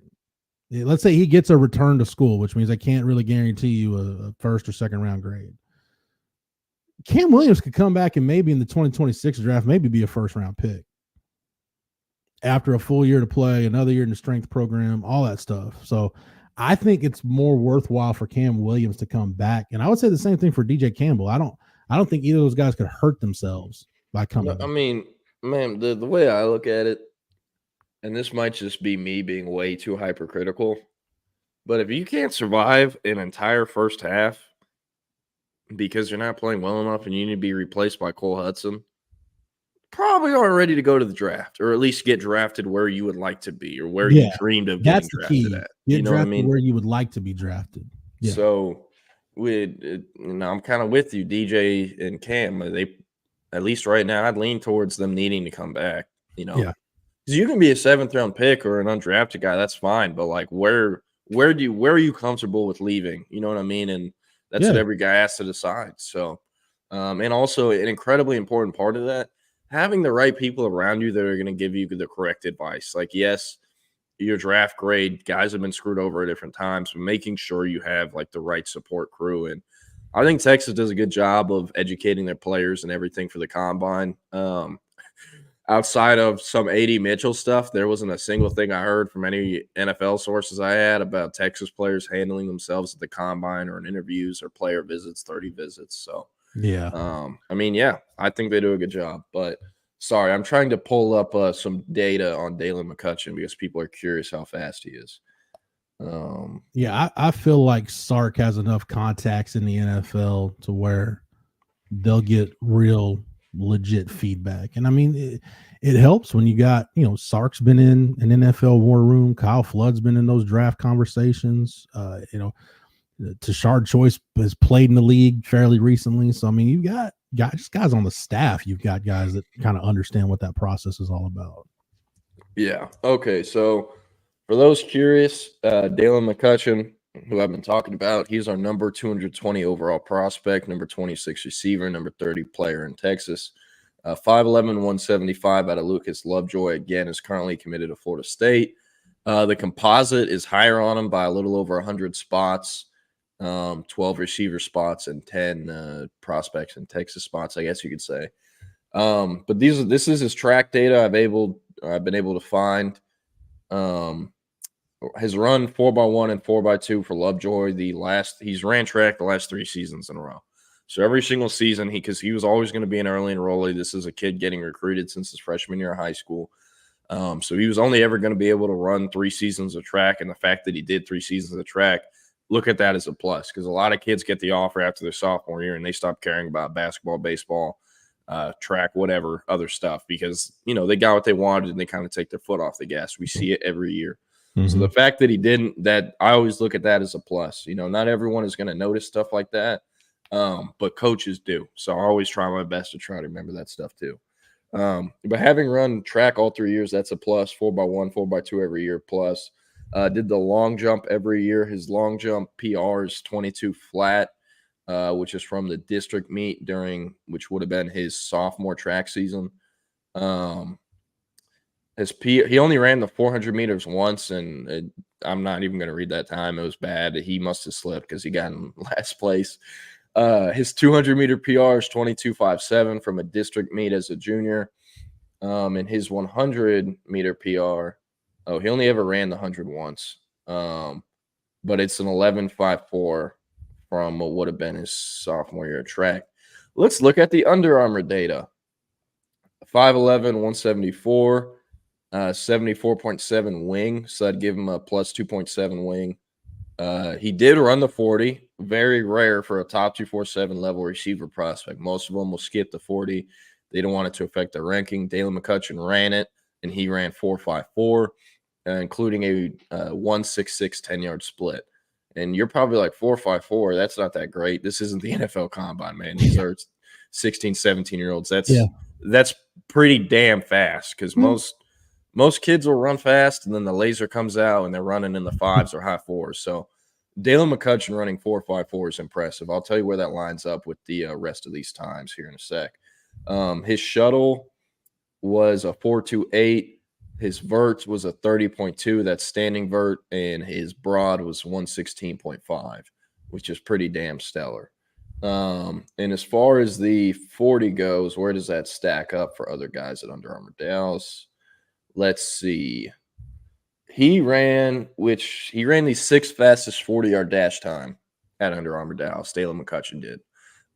So I wouldn't Kelshawn Johnson purposely didn't test. He was coming off of basketball when he went to Under Armour Houston, and I think they actually played a game the day before.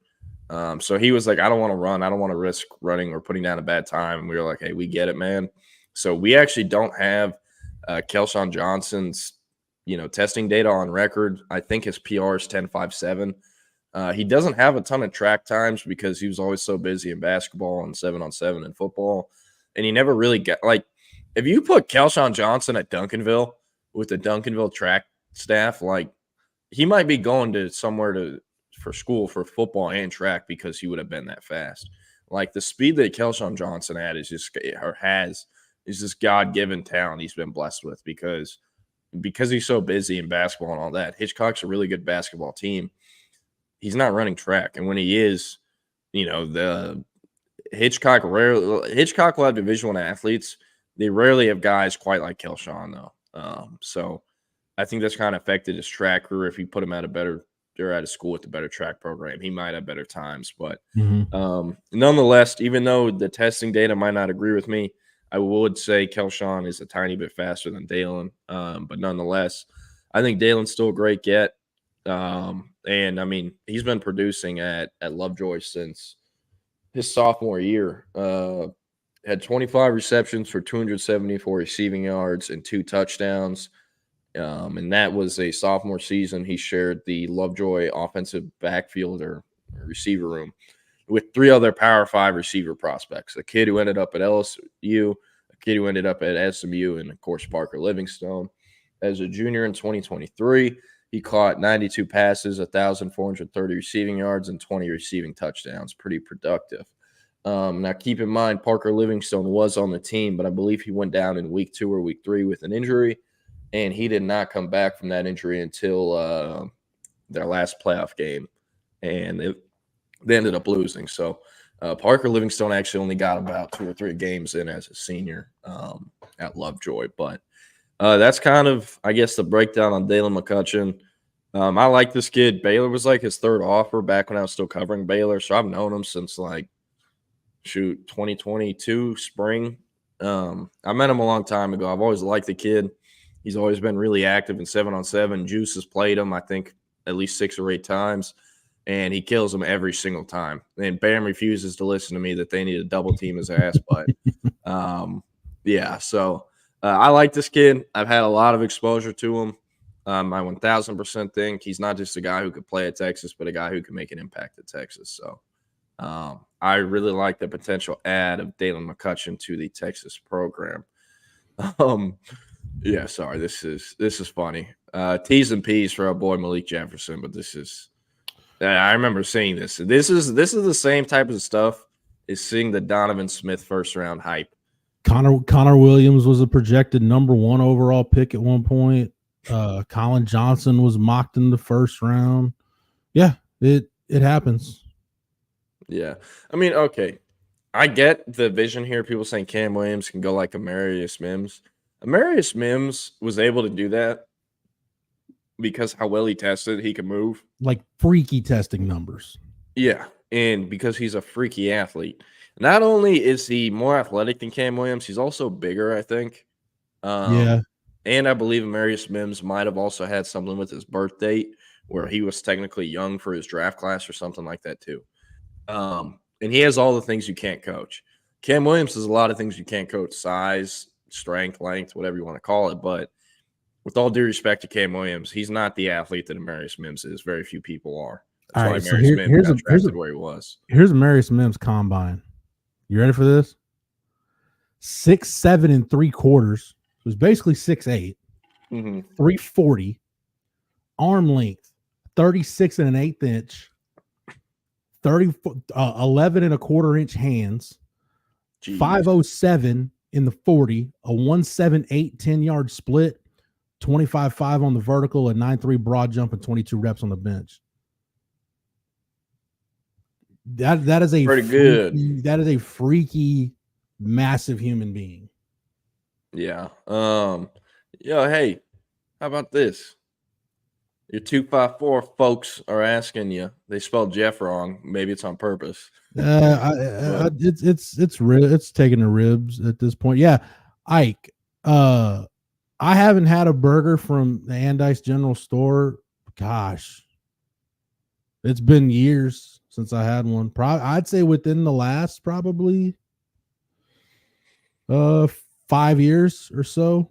I grew up right next to there, so yeah, I just haven't had a burger from there in probably, like I said, probably about 4 or 5 years. Every time I drive from Austin to Dallas and I'm on 35 and I see what's that road in Hutto where you can go 80 miles per hour legally? It's a speed limit. You know how they put that on 130. Yeah, and it forks onto 35. Mm-hmm. Or right after that happens, there's a sign to exit to Florence. Every time I see that, I'm like, Jeff Howe, America. Yes, sir. Yes, sir. Go right down 195. So are you I know we've been through this before, and I'm sorry if I'm just blanking on it. Are you the most famous Florence High School alumni? I hope not, but I guess I don't know. Is there anyone like where you're from that like you knew made the league or anything? I don't know. I'm just curious. No. Not yet. I mean, I guess I am for whatever that's worth. Stun. Say something for the rest of us, Jeff. Come on now. Yeah. No, I'm playing. But Jose, I think a lot of people have been saying this since DeCorian and Moore initially committed to Oregon. But if you look at the 3 receivers, Texas, I think would be realistic to flip. Kelshawn Johnson out of Hitchcock, Dalen McCutcheon out of Lovejoy, or Tanook Hines out of Decaney. The closest one to DeCorian and Moore is Dalen McCutcheon.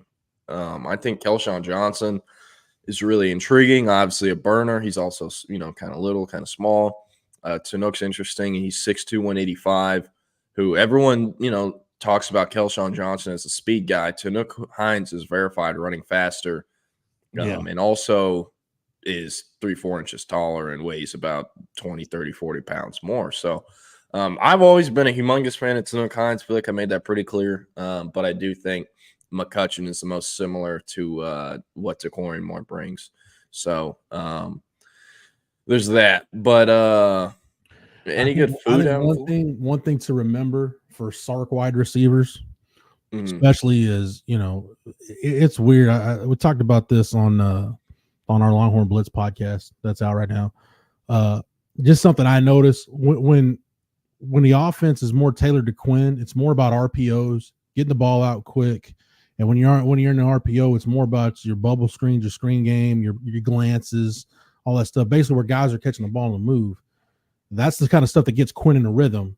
What gets Arch in a rhythm is kind of unsark, like it's more stationary routes, more late break. That's your hooks, your deep comebacks, all that fun stuff. Your late breaking routes, like that out route. I think one of those Isaiah Bond caught was like kind of like a late breaking route into the sideline. Just because I think those are the throws Arch on the route tree is probably more comfortable with right now. But you look at how Quinn operates, that's ideally how Sark wants this offense to operate. Play strength at wide receiver is something I think that it's really underrated. And I think it's a really big thing for him because as much screens, slants, catch it in space and try to get up the field and make things happen. Like, yeah, you'd say, okay, do you have the ability, like the short area quickness and the speed to get by a guy? There are going to be times where you're going to have to try to go through a guy. You're going to have to play to and through contact. So I think play strength is something that when you look at the receivers they're taking, don't lose sight of that's a really big deal. Yeah. So I pulled up Dalen McCutcheon's highlights real quick. Just so y'all can see this from his junior year. For those curious, they play 5A competition and or 5A D2 competition. The last few years, their season has been ended by South Oak Cliff, either in the 3rd, 4th, or maybe even 5th round. Sox, who knocks them out of the playoffs. So the other thing too that I mentioned with Sark wide receivers, there's a reason why they teach the wide receiver position at Texas conceptually, and they don't teach you specific positions. Because like right now, they're so deep and talented at wide receiver and those guys are so closely grouped together. You're basically top 5 or 6. That man, Jordan, I can't tell the difference who's on and who's off. Yeah, like that. Like that's basically where you're at with the receiver position, and you can, Sark has said it, and I think you're gonna you can alter this a little bit depending on if you want to run, have tighter splits or run like a bunch formation or something. to say, hey, Ryan Wingo's the only guy that probably can't move around too much right now just because he doesn't know the offense like that. He's more of strictly an outside guy. But like I said, formationally, you can do some things to where he can leverage himself to be more of an inside receiver. But all those guys are interchangeable. And so I think thinking about it in terms of, okay, who's the slot, who's the X, who's the Z, like that thinking, at least I'm not saying that's a wrong way to think about the receiver position, but for Sark's offense, it is, because ideally guys will be able to play all over the field. Yeah. No, I agree with you. I see the guys in the back. I'm gonna pull up. I don't know if you're ribbing me or what about going to eat at Mono's in Florence, but I have not been there in a minute. Back when I lived there, I was a once or twice a week guy at that establishment. So got it. Okay, Jose. So I was kind of curious what you meant by being a little lackluster, but you said no big fish hunting for Tashard, I guess. I do not, or for those on audio only, Jose's question is, do y'all think Choice's recruiting has been a little lackluster? I do not. Look at Jarrett Gibson. That's his number one target. What do? He got him. Look at Christian Clark. Now, this is a guy who wanted to be the number 2 take. Sharp choices on him really early in the spring when Arizona State were even look like it might be, some of them in competition there. And then Georgia, Oregon, Ohio State, even Florida got involved for him, and they ended up beating him out. So I thought 2024 is a good year. He planted the flag in Florida for the second straight year in a row after getting Baxter in 23. And to be honest, I was not in love with the Wisner commitment at all. Whenever Wisner committed at the spring game in what would have been 2022, I was kind of surprised they took him. Yeah. And, if I'm going to be transparent as possible, they thought about dropping him towards the end of that cycle. There were thoughts about that, and they didn't. And he stuck it through. He didn't go in the portal. And now he's one of the most important pieces on this year's team that's in contention for a national championship. So, yeah, he's – because of that scenario, he's shown us we can only trust Tashard Choice. I think he does a damn good job. In 2025, in 2025, Jordan Davison was kind of the guy for a little bit. And the entire time he was behind the scenes, I was like this with Hank South. I know Jordan Davison is ranked high. I know he's a top 247 kid. I know he's one of the highest ranked kids at one point. But his PR is an 11.46 in the 100. That's not – I'm not a huge fan of that by any means. So that being – and also go look at modern day the last 2 or 3 years and try to tell me he's the best running back they have. He's not. Nate Frazier who's now at Georgia, and then they got another kid this year who's toting it too that he's splitting carries with. So I was never a humongous fan of Jordan Davison. You also look at the 2025 class in state. There's not a lot of great guys. Michael Turner's an in-state kid who's in the top 247, committed to Baylor out of North Richland Hills, the same program that produced Daniel Cruz. But he has some off-the-field stuff that a lot of schools knew about. That's why he's the top 200 prospect going to Baylor over only like about 10 other offers. And so he settled in on Ricky Stewart. Choice thought Ricky Stewart and thinks Ricky Stewart is the best running back in the state. Now, I think he admits or knows that this is an amazing class in Texas for running backs. Yeah. But nonetheless, I like Ricky Stewart. Do I think Ricky Stewart's a draft pick? No. But I think he can be a really, really, really good college player. For sure. I'm a little worried about his mileage on the tires. He's going to show up at Texas with close to 10,000 career rushing yards, which is not normal. And I'm curious how that's going to have an impact on him.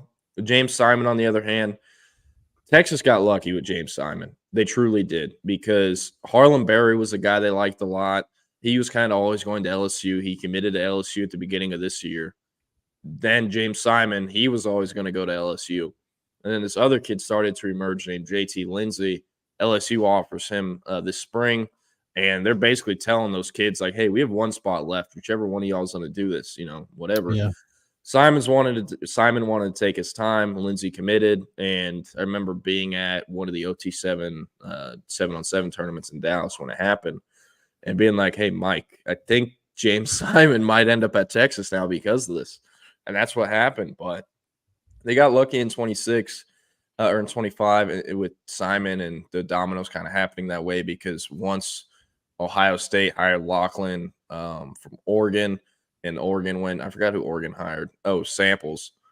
Davison was kind of a done deal right then if Samples is going to be at Oregon. But yeah, I think outside of if you're getting a CJ Baxter or Jarrett Gibson, that's number 1, number 2 running back in the country in a class, that position really comes down to beauty being in the eye of the beholder, because it's instinctual. Yeah, and you can for the same reason 5th, 6th round draft picks can end up in the Hall of Fame. Dude, your value 3 stars can end up being, Deontay Foreman and end up being a Doak Walker Award winner and a consensus All-American. So, it's totally about scheme fit and, like I said, beauty being in the eye of the beholder. And part of it too is, like you said with Ricky Stewart, it's trying to judge. All right, especially at that position, like how much does this guy have left in the tank? How much tread's left on the tires? Because some guys will get to college and just be, other than Rodney Anderson, how many Katie running backs? I hate to, it's a great point. Position, what's a crazy nugget someone told me, which I'm pretty sure is accurate, but I would love if someone fact checked it. As good as Alito has been as a powerhouse, winning state championships, producing prospects, they've never had one of their players start a game in the NFL.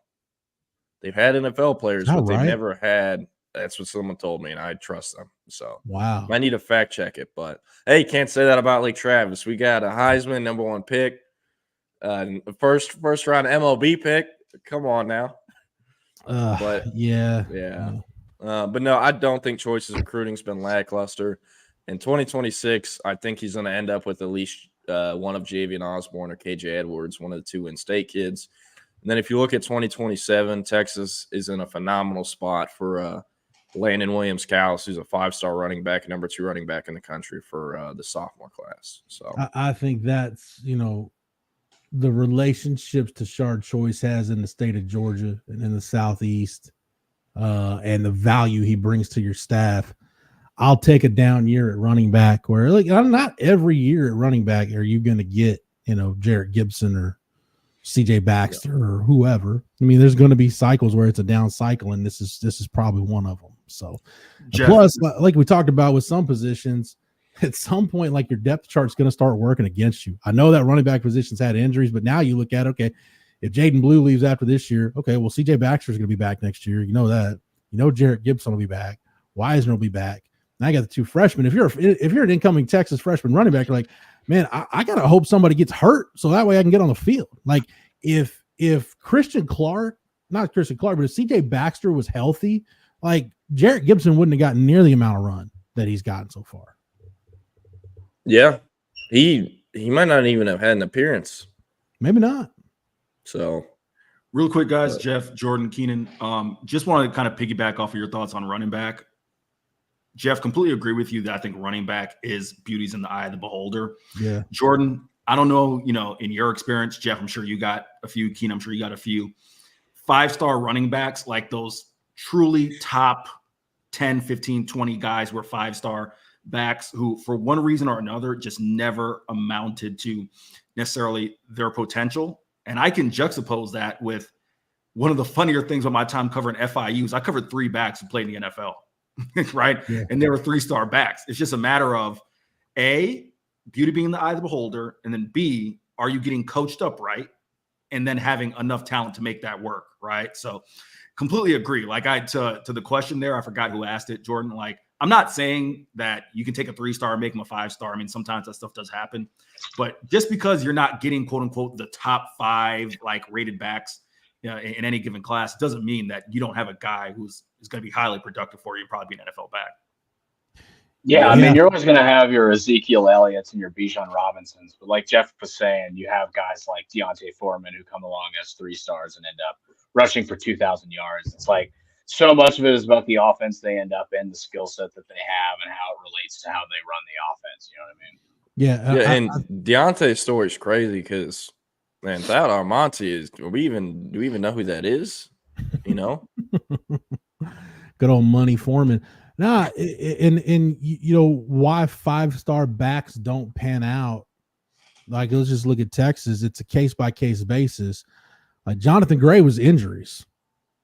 It's plain and simple. I mean, he got used a lot in high school, and had a couple of had an Achilles injury at Texas, had another one in his pre-draft, and that was pretty much it for Jonathan Gray.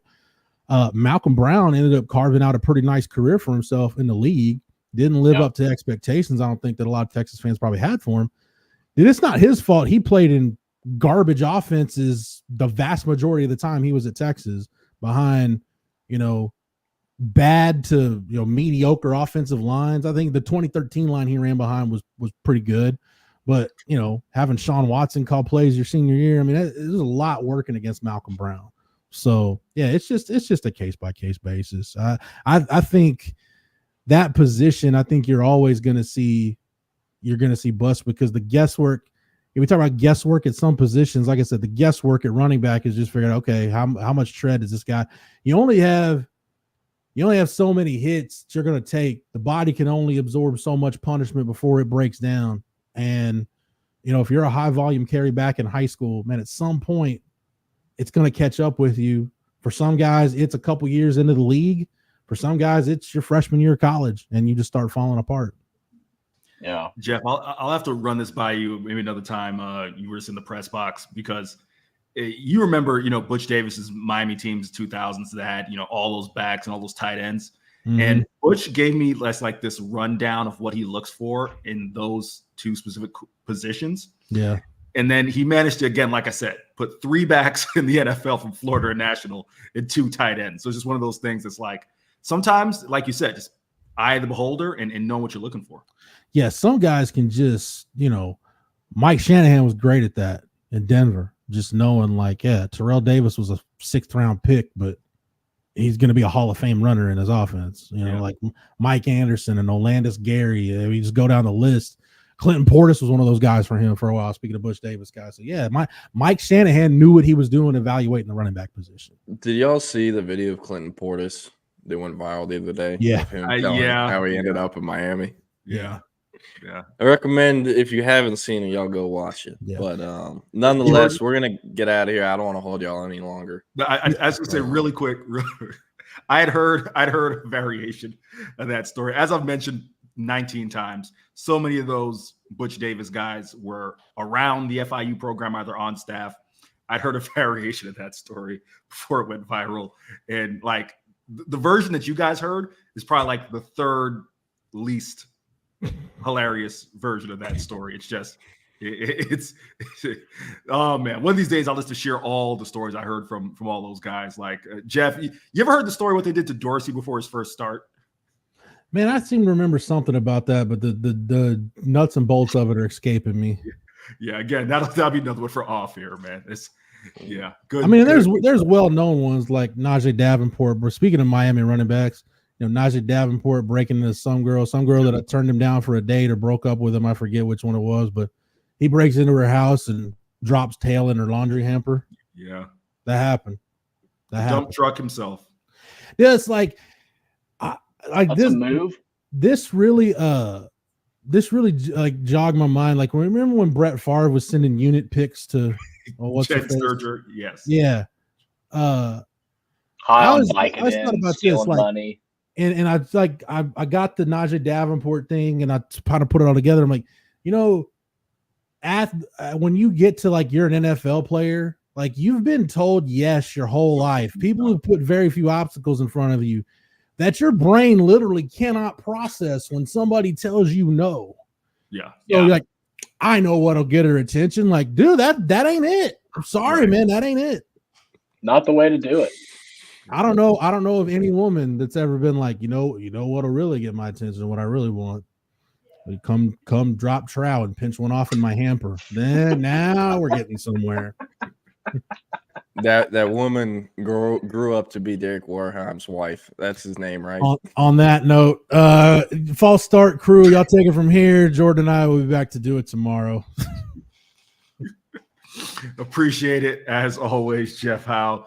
Jordan Scruggs. Jeff is off to join the SEC conference call. Steve Sarkisian will be up in about 11 minutes at 12:30, but we will pick up the baton where they left off. We are false start. I am Eric Henry. He is the one, the only Michael King stan himself, Keenan Womack. Who the hell is Michael King?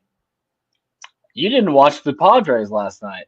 This man threw 12 strikeouts and no walks over 7 innings. It was an incredible pitching performance. I just had to reference that today. It was unbelievable to watch. It was just crazy. I'm ashamed to say that I did not watch the Padres. I watched the other ridiculous event on TV. I probably should have spent my time watching the Padres instead of watching. The JV football, the JV presidents going at it, the second string presidents. nothing like some second stringers going at it. You know, some JV football, baby. Some backups. Some backup. The Dan Orlovsky Bowl was what I was watching. Oh yeah. Oh man. Keenan, all right, man. How you doing, man? You doing all right? I'm great, man. I'm gonna be off tomorrow and the next day. I'm going to a wedding in California. Very excited about that. We're going to Napa. I've never been out there. Looking forward to that. But yeah, man, I'm looking forward to next week a lot because that's gonna be a lot of fun. Going up to Dallas for that. It's gonna be a good time. Next week is going to be a lot of fun. I am glad you left it there because that's actually where I want to start the show. So first off, looking forward to having a couple fans on the show, Keenan as guests. I will fill you in over the weekend working on just a couple notable people from Longhorn Twitter, getting them on, sharing their Red River shootout memories and just thoughts on Texas OU. But I want to start with you. What are your favorite Red River shootout memories, just in general, whether, you know, being at the game, you know, as a student, wherever direction you want to take it. And I know I'm springing that one to you on the fly. So I'll go first to give you an opportunity to think about it, because I only have one Red River shootout memory. Of course, it's last year, and I just wrote about it in the 4 Downs column over at horns247.com. Go check it out. But, you know, I'm just going to walk you through what was my RRS memory from last year. So made the trip up to Dallas the night before, decided to stay. I was not going to make the drive up that day. I'd heard nightmare stories about making the drive up that day, and that was an 11 a.m. kickoff. So no way that I was going to be able to do that. So stay up there the night before. Dude, I wish I could remember where my hotel was. I know it was like a 15-minute drive on game day from the Cotton Bowl. So I feel like I wasn't that far away. Yeah. But nevertheless, the amount of, and this is one of the first things that stood out to me, the amount of just Texas and OU fans who were at that hotel. And I learned that was not unique, right? Like, you got people who come into town for that game. Just insane. I got woken up at 5 a.m. Now, granted, again, 11 a.m. kickoff, so I had to be at the stadium by 8 anyhow, so I was going to get up soon enough. But got woken up at 5 a.m. by a loud-ass chant of Boomer Sooner. And going through the hallway. And I resisted the urge to yell, OU sucks. I am a journalist with integrity. So I try to, you know, hard not to. In my journalistic integrity. I did not yell OU sucks, even though I thought it, because I got woken up that flipping early in the morning. Y'all, I am not a morning person. Like I'm not like a dick in the morning. You know, most people's like, don't talk to me, I've never had my coffee. But like my brain doesn't really do the best of functioning in the morning. So there's that. Left the hotel, saw, you know, the sea of burnt orange and white and crimson or whatever. I don't even know what color OU is. Like, is that crimson? Crimson and cream is what they call it. Is that what they call it? Crimson and cream is what they call it. I didn't know what the hell it was. Anyhow, yo, Keenan, and I'd love our audience to let me know if I'm tripping too. If this was your first time going to the Cotton Bowl, right, for the Red River shootout, am I tripping in that it took me probably 6 tries to actually find the stadium? Here's a story for you. Okay. About that. Yeah. When I was with my dad as a child, some OU fans asked him where the stadium was, and he just pointed them in the wrong direction on purpose. I love that. No, it's just like there's so much going on at the fair. I could see how it would be different. Like I'm not saying, of course, like you get in the fair, you can see the stadium, right? But Sure, actually yeah. getting to where like there's a freaking entrance. Yeah, no, it's not great. It's Yeah. not great. It's Like- built in the 60s, you know. 50. I still probably am kind of a little bit like, how the hell do I get there? Luckily, I think I have a general idea. Like I know where the actual media entrance is, but just getting to the stadium itself, because I kept running into like walls of the fair, like where you hit the edge of the actual fairgrounds, but I couldn't find like, all right, how do I get through this and then get to the actual stadium? And then at one point I was actually going to leave the fair thinking like, oh, I wasn't supposed to go in the fair. I was supposed to go around. But then I saw that there's a barrier, like, nah, like they block all that off for the buses and whatnot. So you actually go through the fair. Right. Yeah. So that was tricky. Anyhow, I got that story memory. for you. There's that memory. Obviously we know what happened at the game, so I won't rehash that. Some drunk OU fan spilled what I hope was a beer, because I'm not sure what else may have been mixed in it on me. Keenan, do you know, like, have you heard where the post game is inside the Cotton Bowl? I've never done that for a media thing, so I don't know where it is. No. Okay. You got to walk through the crowd to get there. You got to walk, like, you got to go onto the concourse, and you got to walk through so basically you're trying to make it from the press box area, but you got to go to the concourse and then walk towards where like one of the end zones is. Oh my God. But you're going through the freaking crowd, right? As you can imagine, remember how down to the wire last year's game was. So yeah, OU fans were just out of their mind that they won, and you're trying to fight that crowd. So it was like Kirk Bowles leading the way, which is, no disrespect to Kirk, but Kirk is a man who's in his 70s. So like, yeah, he's also not a big guy. Yeah, he's also, and Bowles, not a big dude.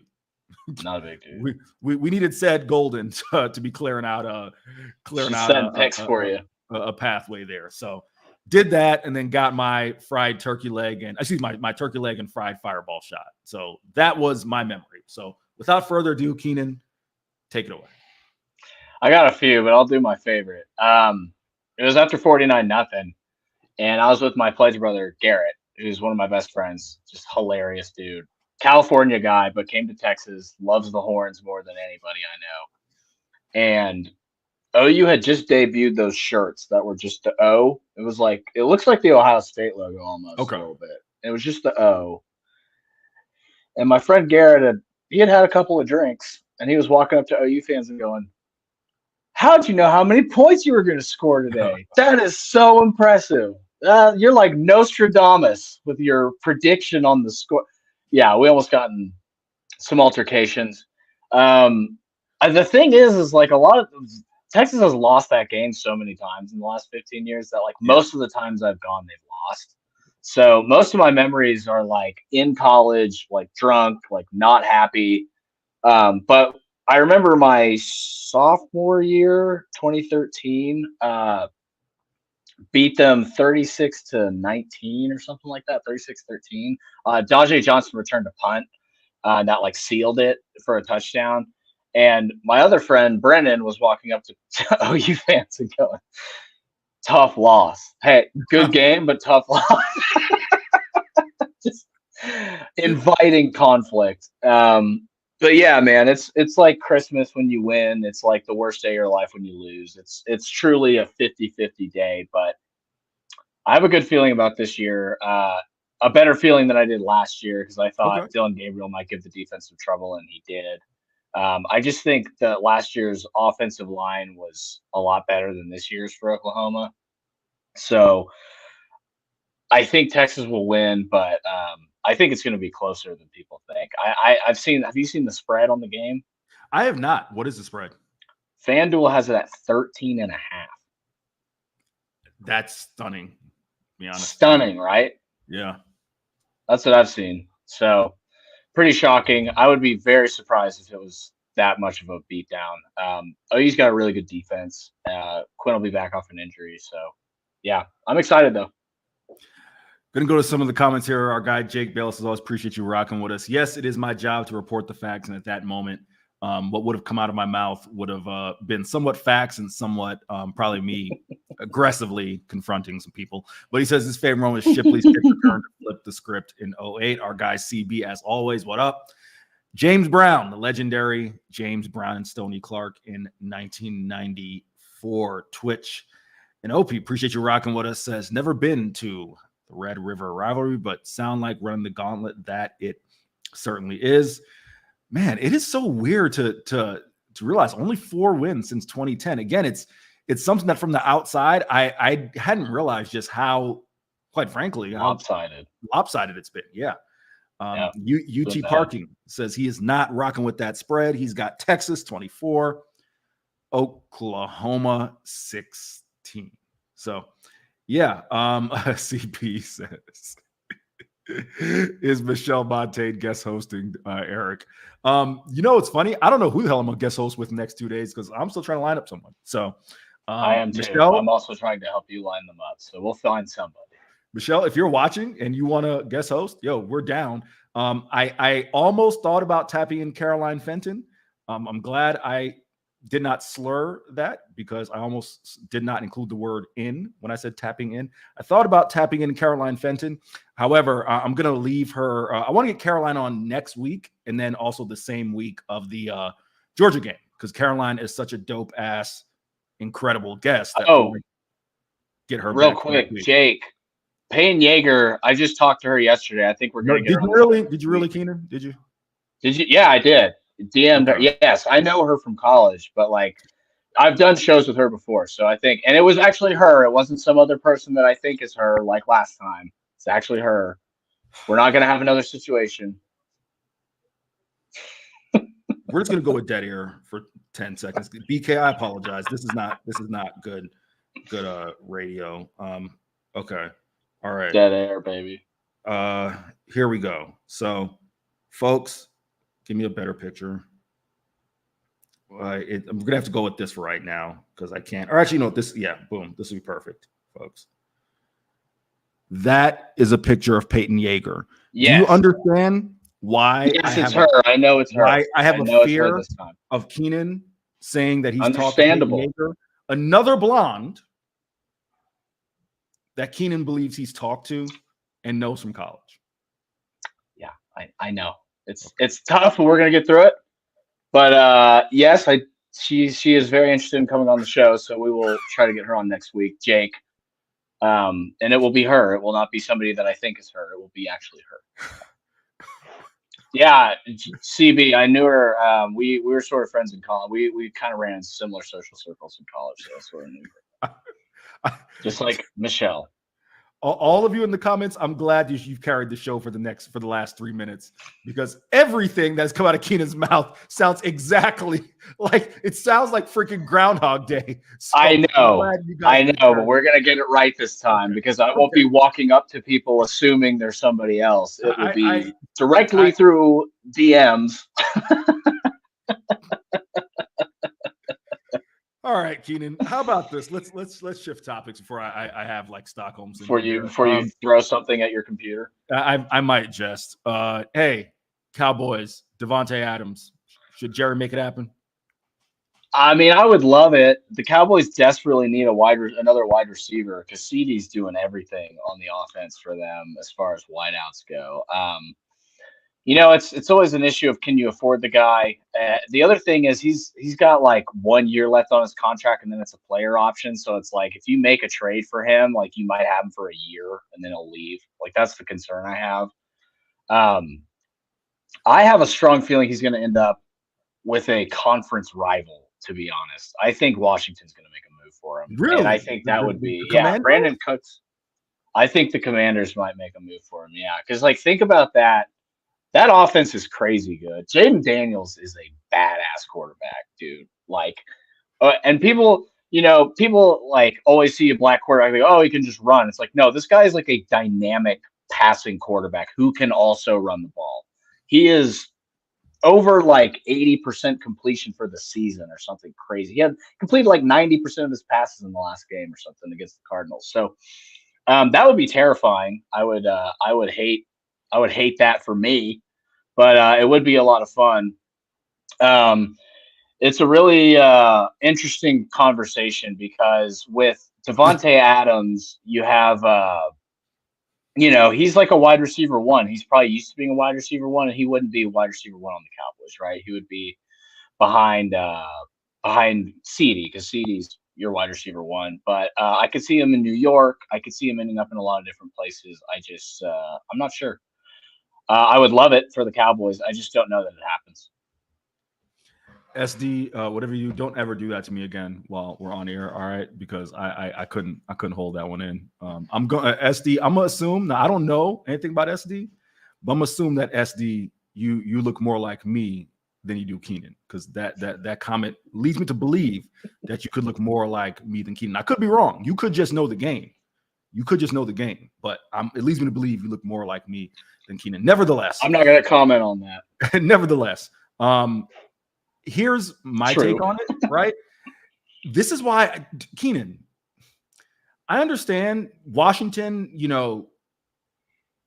they got to go for it, right? But I feel like Dallas has to go for it too, because it's a 1-year rental, right? Oh, yeah. It's a 1-year rental. Like, unless, to be honest, I don't think Devontae Adams is going to re-sign with anywhere he gets traded, unless it's like Kansas City, based on what happened to him over the last 2 years. Yeah. For 3 years, however many years he's been in Vegas. I don't think that dude is trusting anybody. He's going to hit the free agent market and make his decision as opposed to where he gets traded to.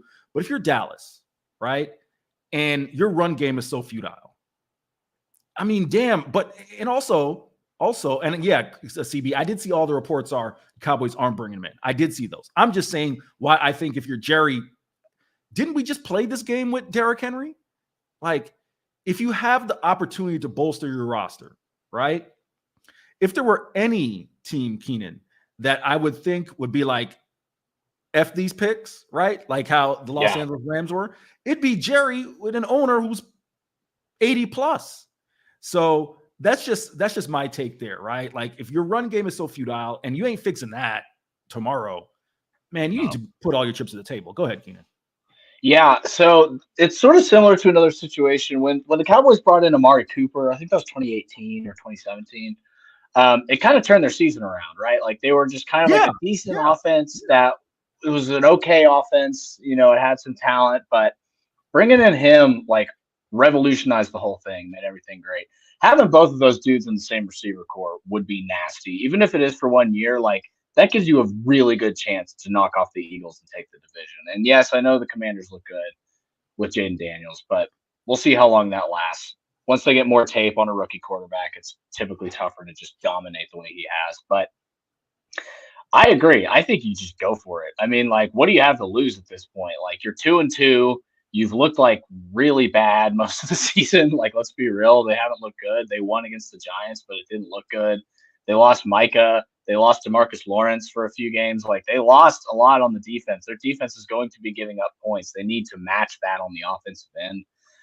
Even if it's an expensive rental, I think you got to kick the tires on it at least, I am right there with you. All right, we are going to pay some bills, and let's go ahead and start paying those bills with the fine folks at Covert Bee Cave. Y'all, if you're in the market for a new vehicle, look no further than our friends at Covert Bee Cave, because they want to take care of you, get you the best deal for your new ride.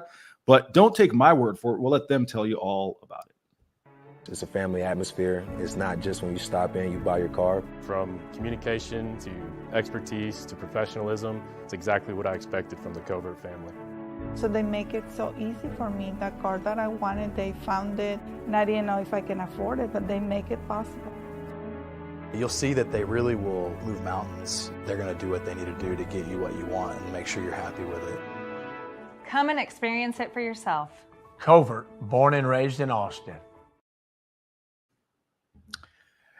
Keenan, we're going back to back here because, listen, after you get yourself in a great new ride, you're going to want to save yourself some cash. And the way to do that, to not only save yourself some cash, but put some cash in your bank account, is to get with our friends at Parallel Lending, parallellending.com. Because y'all, the markets seem like they are more and more volatile every single day. And the need to diversify your investments is just really more present than ever. While investing in stocks and bonds, always great strategies, never going to say that's not a good way to go. The most savvy of investors, and we know y'all are savvy investors, kind of diversify their portfolio with alternative assets. Right now, the most popular alternative investment strategy is investing in private credit. So that's where our friends at Parallel Lending, again, parallellending.com, tell them you heard about them from Texas Sports Unfiltered. Parallel Lending are a lender that provides short-term business purpose loans backed primarily by single-family real estate here in Texas. They just launched their flagship fund, which gives accredited investors an opportunity to fund the loans which they provide, and Parallel's targeting an 11.5% return on investors net of fees. In Q2 of this year, investors received an annualized return of over 11.6%.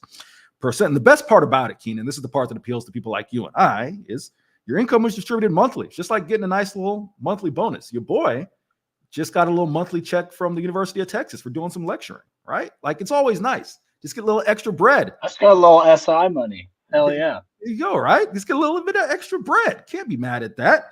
And the way to do it is to link up with our friends at Parallel Lending. So if you're interested in investing passively into loans backed by real estate, inquire more now. Accredited investors only. Returns not guaranteed. Investment in Parallel Fund LLC involves risk. Please review all disclosures before investing. Keenan, how much do you particularly care that Texas is not ranked number one right now? Like, did that bother you given the outcome of the weekend? No, it doesn't matter. I mean, like, if you're in the top 5, it doesn't really matter that much, right? Like, at the end of the year, it might, but it's so early. With the way that things are set up now, it's very, it's like a power ranking in the NFL or something. You know what I mean? It's like, it'll matter towards the end of the year, I guess, and like when you're seeding and stuff like that. But like, Texas is completely in control of what they want to do, man. Like, if they want to be number one and they want that number 1 overall seed, you just win out. You play Alabama for the SEC title and you beat them. If you really want that, that's what you do. It's not the BCS where you're at the mercy of other teams losing and stuff like that. It doesn't matter now. It's like, yes, these games matter. First of all, I want to clarify that because we were talking about that. I was doing that with crosstalk with the SEC Unfiltered guys. People are like, oh, the playoffs going to make these regular season games not matter. Tell me those Georgia fans weren't completely devastated when they lost that Alabama game. Tell me those Alabama fans weren't completely elated. You know what I mean? Like, those games still matter a lot. But as far as, right, CB's right. They're still number 2. They didn't fall to 5. They didn't fall to 6. They're number 2. There's nothing wrong with being number 2. Texas was number 2 the whole year when they won the national championship, except for 1 week after they blew out Tech. I think Tech was like top 10. They blew them out. So they were number 1 for a week, and then they flipped back with USC. So it doesn't really matter that much, especially with the new situation. And honestly, a little bit less pressure on them when they're number 2, to be honest. Not that I believe that this team is going to eat the rat poison, but, I don't think it matters that much. Jake Bayless says, first world problem we haven't had in a while. Just happy to be here again. CB says, I don't care. We're number 2. I think that's the perspective of a lot of Texas fans. It's just like, listen, I could number 1, number 2. It's a lot better than being, 3-3 right now, where the program was for a while. Because I have the maturity of a 6-year-old SD. Just back to your comment one more time. I saw a lot of women who fit that description in the DFW area, and they were bad. Like, that's the dichotomy. They are bad, but they also fit that description. Nevertheless, I think Texas has. None of that when she comes on. I will not accost. I know you won't. I think Texas has the right approach to it, right? Jake Majors has been consistent. He's like, listen, I don't give a crap about being number 1 now. It's being so on January 20th, right? And that, of course, is the day after the national title game.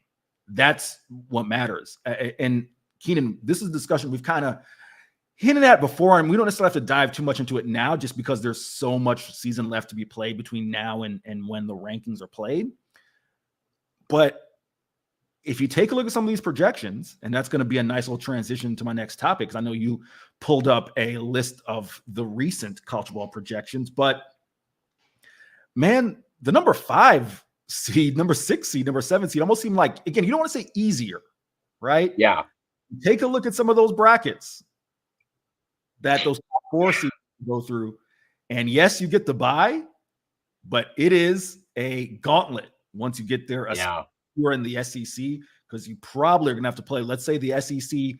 I guess I shouldn't say SEC champion, but like Tennessee.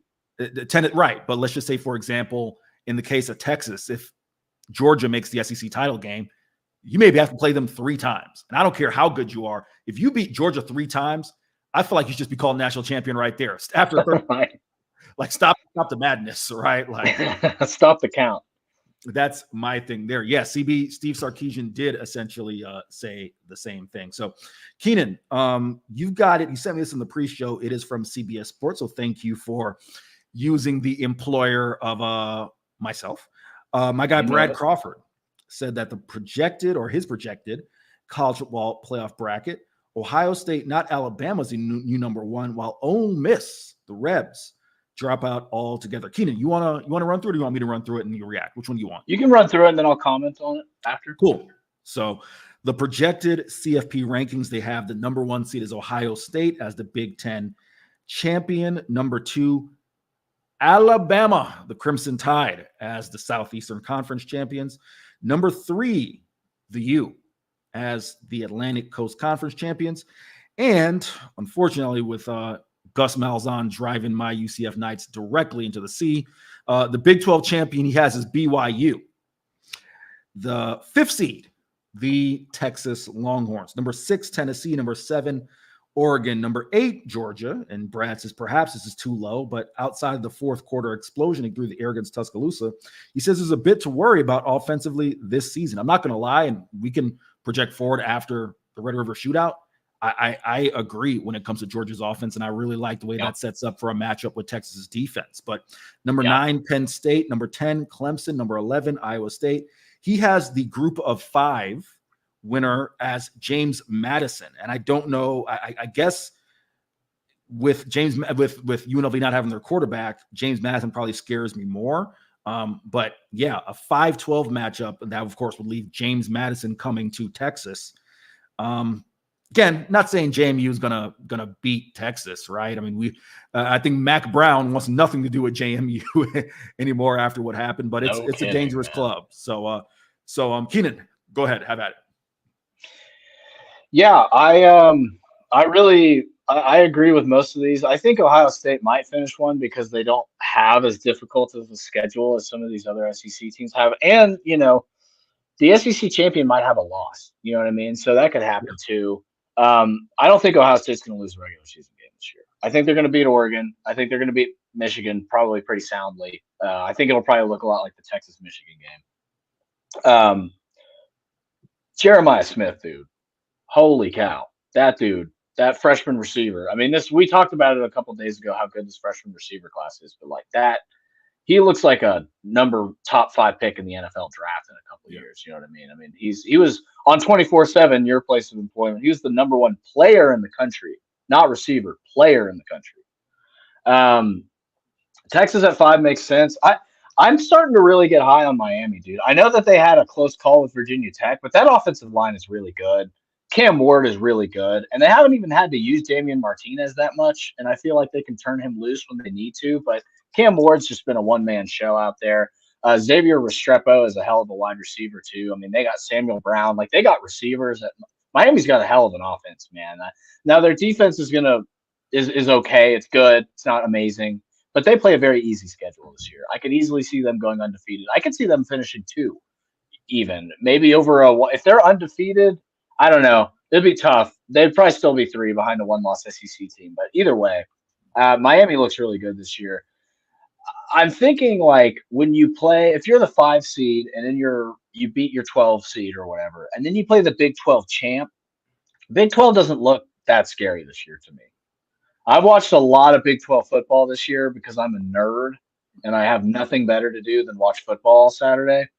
But none of those teams are particularly terrifying, I don't think. They all look like they have pretty glaring flaws, I would say. Because I thought Oklahoma State was the best team. They lost to Utah. I thought Kansas State was the best team. BYU beat their ass, man. I think it was 31-9. Tennessee and Oregon are interesting because I think Tennessee, they beat Oklahoma on the road, and that was a good win. But we'll see when they play Alabama on that 3rd November or 3rd Saturday in October. They play that game every year. I think that's going to be the absolute make or break game for whether they can win the SEC or not. I think they have to win that game. If they do, they're in the driver's seat. Tennessee's got a hell of a defense, and they got a good quarterback who's young, who could be the number 1 pick next year. He's like that level of talent. I don't know that he's there yet, but Eoamaleva is a baller. Oregon at 7, Georgia at 8 is wild to think about, but I do understand it. Carson Beck looked really bad for 6 straight quarters. He looked awful against Kentucky, and he looked completely lost in the first half against Alabama. Yes, Dylan Bell had an amazing catch, but I don't know if you saw that catch. It was very much underthrown. It looked like a busted coverage by Alabama on the back end of that play, and Dylan Bell just like made it happen. I'm not saying Carson Beck isn't a good quarterback. He is, but I don't know how good he is. Right? Penn State. I don't. Penn State. I'm sorry. Penn State bores me, dude. Sorry to all my cousins who went to Penn State. They just don't interest me. Clemson at 10, Iowa State at 11, James Madison at 12. I think there's really 3 or 4 teams that can win the Natty this year, and they're all kind of at the top right now. Ohio State, Alabama. I still think Georgia could. I think if they get their offense together, they could. I don't see, as much as I like Miami, I don't see them winning a Natty this year. I don't see BYU winning a Natty this year, unfortunately. Texas and Tennessee. I don't see Oregon either, man. Oregon has not looked to be the team that I thought they were coming into the season. I had Ohio State winning the Natty to start the year. That was my pick. But I had Oregon either playing for it or being right there at the end. And they have some issues, man. They don't run the ball very well, and you have to run the ball really well to win a Natty. So those are my thoughts. You talk about running the ball really well. I'm going to throw out Jake Bayless's comment. He says by far the scariest, and I don't know if I would say by far, but I'm going to tell you right now, if Ashton Genty is not in New York, it will be criminal. I mean, if the Heisman Trophy truly is the nation's best college football player, then damn Ashton Genty better be there, because I don't care about the competition. I don't care. He is a baller. He is so far and away better than like Ollie Gordon. Well, you could say that, but I think the league he's playing in, it is incredible. To your point, yeah, man. Like, you want to know what stands out to me as far as those 12 teams and just the SEC as a whole? I would say, Keenan, you let me know if you think this is fair or foul. There are not probably 8, 9 teams that, while I'm not saying there aren't 5, 6 of them I probably would take Texas to be favored over, that could beat Texas on their best day, right? And that, to me, I think is the unique thing about this playoff. It's the impressive thing about this playoff, right? And I'm not saying like, oh, James Madison couldn't luck up. Like, no, I'm just saying the top 8 or 9 teams could beat any of the top 8 or 9 teams on their best day. And that, to me, I think is what makes this playoff unique. And especially, again, like I said, the SEC. I'm intrigued to see how this thing plays out, how Tennessee finishes, how Bama finishes, how Georgia finishes. We've talked about it ad nauseum. Texas has, in terms of schedule, I hate to say easy, because we saw what Kentucky just did to Ole Miss, right? Forcing Jackson Dart to have a players-only meeting, but never work. They never work. They never work. You can get. It's going to be interesting just to see where these teams finish, because Texas probably has, quote unquote, the least challenging route to get to the SEC title game, in my mind. Would you say that's fair? I mean, that assessment, both on Texas' schedule and just kind of the fact that this thing's probably going to be a bloodbath in the SEC all the way through until the end.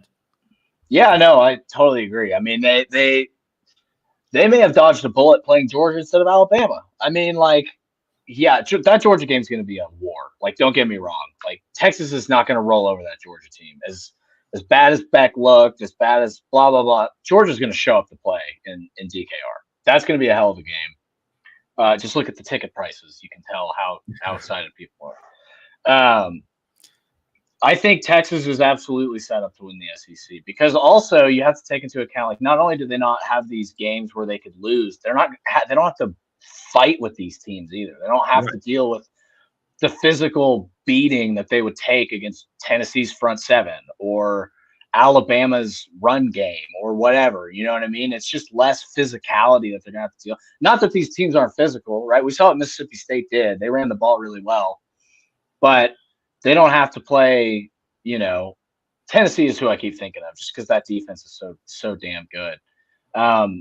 They're set up to go to the SEC title game. Now, whether they win it or not is, up for debate, depending on who they play. But there's a lot of teams that could compete. And at the beginning of this year, I thought there were maybe 3 teams that could win it. Now I think there's maybe 5 or 6, which makes for a much better playoff. Like you're saying, it's a lot more competitive. All right, Keenan, today is your Friday, so I want to give you an opportunity to get to some games this weekend. But before we do, you mentioned you wanted to talk to Gonzaga to the Pac-12. Yeah. What you have for that? I'll let you have at it. Yes. Yeah, for sure. So I just wrote about this for Sports Illustrated. Go check that out on SI Cougars. I write for Washington State, cover them. So I wrote this for them. Gonzaga has just joined the Pac-12 in basketball, which is really interesting because I think right now, if you were to compare the conference they were just in to the conference they're joining, the conference they were just in is better.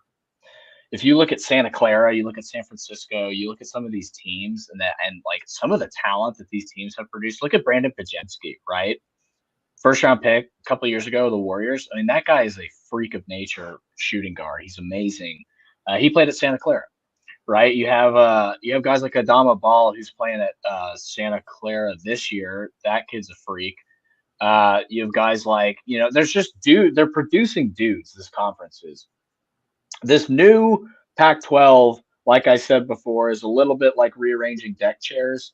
Like I just don't know that it's ever going to be what it was. And with teams like Colorado State's got a squad. They got Nick Clifford, like. Not to get too into individual players on each team, but like I'm just a nerd with that kind of thing. But I think Gonzaga's gonna have an easier time in this conference than they may have in the West Coast Conference. Now I think Washington State's going to be pretty good this year, but I mean Oregon State's going to not be that great. Some of these other teams are not going to be that great. San Diego State's going to be good because they got a good coach and they have a good structure there. But I think it's an interesting move, and I'm not sure how much it elevates the program, but they know more than I do, so maybe it is the better move for Gonzaga to move to the Pac-12. It'll definitely be more TV. They won't be on the West Coast Conference Network, which is how I had to watch a lot of games last year, which is a lot of them are free on their website. So if you're a West Coast Conference head, go check it out. Yeah, that's honestly when I saw that, the first thing that came to mind was just the exposure that they would get in a Pac-12 versus being in the WCC. All right. A couple of games here. You talk about Mizzou and A&M and Tennessee and Arkansas. I'll let you start off. Yeah, this Missouri A&M game is really interesting to me. So it's the only ranked battle of ranked teams. I think A&M is tied for 25th with UNLV. They are correctly with Boise. Oh, with Boise. I couldn't remember if it was UNLV or Boise. Either way, so this is the only ranked game of the week, and it's a noon kickoff, which is weird, but whatever. I think A&M has a pretty good shot to win this game. I think Marcel Reed has been kind of a revelation for them. I think their offense looks a lot better with him running the ball, run around, throwing it out there. They just look way more competent now on offense than they did against Notre Dame, for example, right? Where they couldn't move the ball, they couldn't get first downs, they just couldn't do anything on offense, and it was tiring their defense out. And like we say, it's really hard to have a great defense because A&M has a good defense. It's hard for that team to defend really well when they're on the field for 40 minutes. You know what I mean? When they're on the field, the majority of the game, when they're on the field 66% of the game, I think they were on the field for that Notre Dame game. The defense was. So I think they're going to beat Missouri. I think Missouri's fraudulent as hell. They barely beat Vanderbilt. Vanderbilt missed a field goal in overtime, and that's pretty much the reason Missouri didn't go a second overtime with Vanderbilt. And not Vanderbilt's as bad as they typically are, but they're Vanderbilt. To be a jerk, but that's kind of how it is. The other game, Tennessee, Arkansas, I think is going to be really interesting too. Is my internet cutting out? It looks like it might. It is a little bit, but it is a little bit. Okay, you take Tennessee, Arkansas real quick while I figure this out then. All right, yeah, Keenan, you are. Looks like you're there. Okay, still there? Yeah. Well, you know what? You're coming through good now. So why don't you go and take it? Okay, sorry. Tennessee, Arkansas is going to be a better game than people think, I think. It was going to be sort of people are assuming Tennessee's going to walk in there and blow them out. Arkansas is playing a lot better lately. They're not the same team that nearly lost to UAB 2 weeks ago. They looked a lot better against A&M. They looked a lot more competent. Taylor Green looked better. Taylor Green can run the ball, man. And I'm not saying Arkansas is on the same level as Tennessee as far as the team goes, but I don't know, man. I feel like that environment's going to be crazy. It's only Arkansas' second true home game of the season because I think they played Pine Bluff and Little Rock, if I recall correctly. I think that was So those fans are going to be riled up, dude. You saw what they did against Texas a few years ago. You saw how that environment looked like. It's going to look just like that. They're doing a stripe out. It's going to be insane. I still think Tennessee comes out on top, but I don't think this is going to be an easy game for Tennessee at all. I think Arkansas is going to throw everything they have at this game and try to win and try to pull the upset and turn their season around.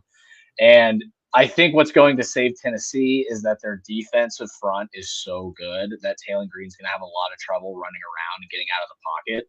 So that's what Tennessee does, man. They just crush people on the interior offensive line, on the edge. They're just really good up front. Their defensive backfield can be taken sort of like they've had some issues with the defensive backfield. You saw Michael Hawkins make some good throws in that OU game. But I just think Tennessee's I think they're going to win, but I think it's going to be a closer game than people are expecting. Yeah, all I was really going to add in terms of that Arkansas game is I'm with you. I mean, especially, and I don't think they're going to win, but you talk about Taylor Green. I was always a big Taylor Green fan at Boise State. I thought he kind of got a raw deal there. Spencer Danielson wanted to kind of go a different direction with the quarterback room. Clearly, it's working out because they're just handing the ball to Ashton Genty. So there's that. It works out pretty well.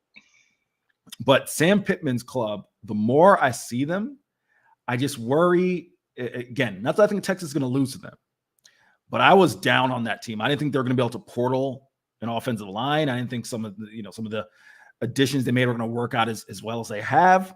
Yeah. And if they can get some confidence here, I just see that being a dangerous game for not only for Texas, but again, for Tennessee. This week I saw CB's comment, maybe pause. Yeah, that was that was Taylor Green. Yes. Who's Jaron Thompson play for now? Auburn. That's right. Jaron Thompson is an Auburn Tiger. So no, completely agree with you there. And then, Mizzou, what's funny is I just was not that I think Ryan Wingo should be anywhere other than where he is. But I just had a fleeting thought of like what that Missouri offense would look like with Ryan Wingo had he decided to stay in his home state, because I'm not the biggest Eli guy, Eli Drinkwitz. Yeah, but me neither. But he's got smartest guy in the room vibes, and we heard him at SEC Media Days. You were there.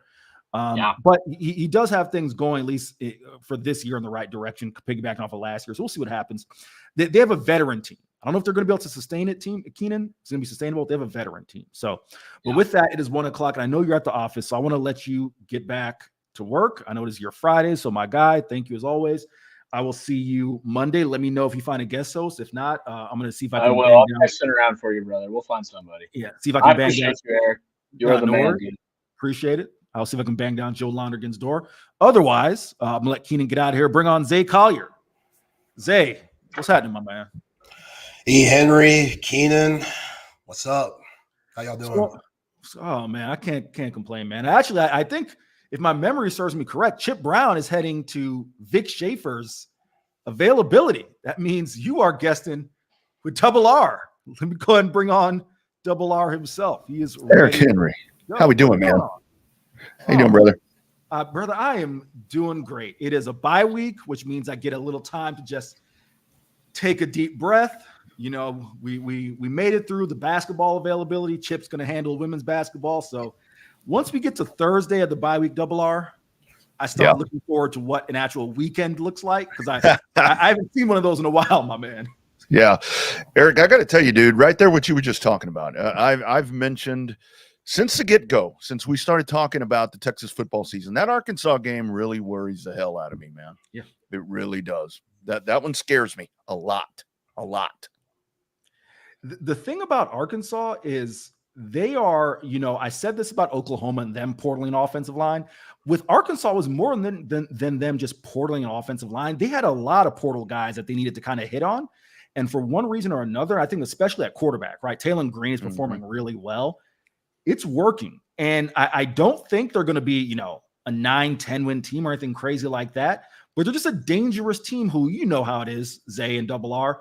You get that team kind of like a Kentucky a few weeks ago, or I guess last week, right at Ole Miss. They played to their potential. Yep. You got a ball game on your hands. Mm-hmm. Yeah, I agree, man. And I think by that time of year, and I don't know, Zay, what you guys think, but they may be playing for a bowl berth at that point. And the whole other part about it is they just don't like Texas at all, at all. So they're going to have one hell of an agenda when that game pops up.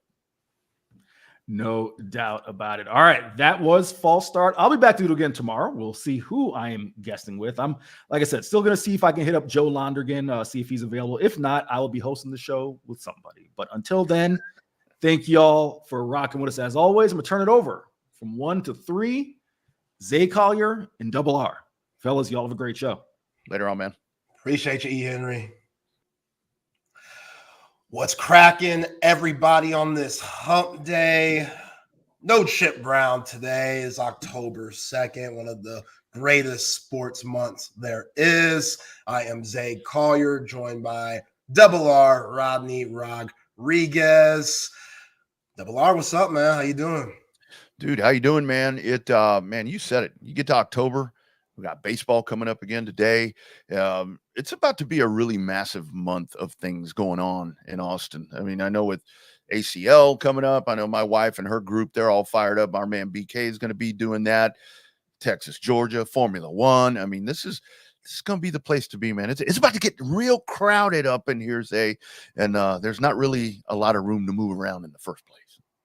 Yeah, ACL's coming this weekend. I'll be in Dallas because I won't be there for the Red River. So I got to experience the state fair just with my wife. She loves it. We're going to probably make that a yearly tradition thing. If we don't go to Texas OU, make it up to the state fair, enjoy the festivities going on there. But yeah, excited about today's show. We got a lot to talk about. We'll definitely be breaking down Texas football last year. Double R and I, around this time when Chip Brown was playing old hooky and stuff. Nah, I joke, Chip. You know how hard he works. He's literally working now to get us the info on Texas women's basketball with Vic Schaefer, and they'll have all of that tomorrow and Friday. But we broke down in 2023 when Chip was out, Rodney. We did the grades for the position groups.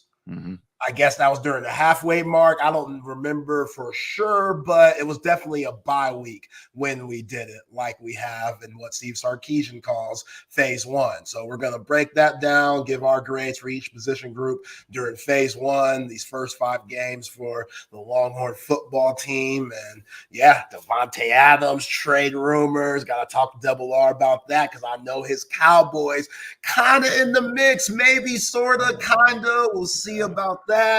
Them Astros, today's it. They don't win today. That is it. Going home. That will be very underachieving and a lot more. So appreciate everybody for rocking with us today here on Texas Sports Unfiltered. Appreciate the sponsors, Syntex Tickets, BUSR, 34 Wine and Spirits, Woods AC Company and Repair, Circa Survivor and Circa Casino, Olipop, Cover 3, Passes, Relax the Bat, All Stat Brewery, Covert Bee Cave, Salt Traders, Coastal Cooking, AV Consultations, and Leaf Landscaping Supply. All right, Double R. Well, you know, to kind of piggyback off what you and E. Henry were talking about when we jumped on the Arkansas game, that was always a game that concerned me. And that was before we even saw what Arkansas is really about with Sam Pittman's Razorbacks here. Like, it scares me a lot more because Taylor Green, they're in every game. Like, they might lose, you know, going to Stillwater and playing in Jerry World against the Aggies, but they're in every game. They're fighting. They're playing hard for Sam Pittman when he's definitely in a hot seat year. I still don't think he recovers from this. I think too much has happened in the past. You know, it would take a 10-win season to maybe keep Sam around, but they're still playing hard for him. So I respect that. But yeah, anytime you go into Fayetteville, it could be, You know, I saw Jimmy Carter today. He turned 100. Like the way that he looked, I was like, oh man, I don't know if I'm trying to make it to 100 if I look like that, son. It ain't just pull the plug on me. You dig? But he could be in the backfield right now, and I'd still be nervous just because it's Texas versus Arkansas. You said it yourself. They hate Texas so much. Those fans are going to be just rabid animals ready to pounce. It doesn't matter who's taking the snaps. It doesn't matter who's on the sideline coaching. All that stuff is irrelevant because it's just they going to give you their all. So if you make it past this phase 2, 3-0, Oklahoma check, Georgia check, Vanderbilt check before that next bye, phase 3, that's very interesting because, yes, it's in your favor, but you can't be feeling yourself. You still got to be, okay, now this is the final push. We're making the turn on that last 100. Yeah. Like, it's playoff time. Start to get in the playoff mode because you beat all of those teams, Kentucky, Arkansas, A&M. You're off to the SEC championship where I think the winner out of Tennessee and Alabama, if Texas wins out, I think the winner out of that game, that's who Texas is going to see if they win out too. Mm-hmm. So the SEC season, it's been interesting, even though we're still very early, but like where Texas is at, they just got to keep that foot on the gas. You know, and the thing about it is with the schedule, because that's kind of been a lot of the conversation is Texas lucked out on the SEC schedule. And now that you look at it, I mean, I had always looked at, I mean, obviously the second phase that's coming up, man, that's a gauntlet right there. You got the rival, you got Georgia, and that game's even more magnified now, Zay, after they get beat by Alabama. I mean, that's where they really need to come in. And, you know, it's not I wouldn't say it's a must win, but it's a real damn bad want to win to kind of silence some of the other stuff, especially on the road. And then Vanderbilt is no longer a pushover. And on top of that, when you look at those last 3 games, I mean, the way this whole thing's set up, yeah, when you look on paper, A&M and Arkansas, yeah, maybe you would think initially, yeah, that's whatever. But that's the beauty of Texas going into the SEC to me, was that you get those 2 rivalries back.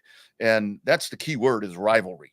And you know that Arkansas and A&M want to kick Texas's ass. I mean, after all the conversation, after being number 1 and how good Texas has come out of the box. And oh, by the way, Kentucky is really good too. So that's where this whole thing has changed, where this whole ease of schedule and everything, the conversation that has been happening so far, now that we're actually playing the games, Zay, that schedule ain't quite as easy as people thought it was, in my opinion. No, it's definitely not. I'm glad you brought up Kentucky because, I mean, Ole Miss, I get it. Lane Kiffin gonna Lane Kiffin. And, you know, there's a part of me that loves Lane. There's a part of me that was like, man, if you were my coach, I despise the things that you do because all of the Twitter petty stuff. And he's always, you know, throwing certain coaches under the bus, i.e. Hugh Freeze. And just unnecessary stuff you want to see from your head coach. You got to be a little bit more professional than that. But he does know the game. And he hasn't won the big one yet. And now when we came in this season, it was all about, if not now, then when. All right. Because this roster, all those transfer guys, and they got injuries. I'm not going to be naive. They got injuries at key positions, but they shouldn't be losing to Kentucky. So it's still kind of tough for me. I'm kind of on the Kentucky is solid, because they played the hell out of Georgia, but something's off with Georgia. As good as that comeback was in the second half, Carson Beck, he's way better than 4 turnovers that he's shown. I know Alabama, Kane Womack, defensive coordinator from the Crimson Tide. I know he's got those guys believing and playing some good football, but Georgia, they ain't Georgian, if that makes sense. You know what I'm saying? I don't know if now they got to discipline them about the cars because there's been so many incidents. So now, their mind's on different things. Who knows? Because that's seriously a problem. But what's Kentucky like? Is Kentucky catching Georgia at a bad spot? Is Lane Kiffin just going back to that overrated Lane Kiffin? Mark Stoops coached his ass off. He's been coaching his ass off. Brock Vandergriff was a former 4-star on the brink of 5-star coming out, going to Georgia before he transferred to Kentucky. So they ain't got scrubs over there. And that defense, they're stingy. That defense, they had Jackson Dart and them boys trying to figure out, what do we do here? Because they don't got Juice Wells.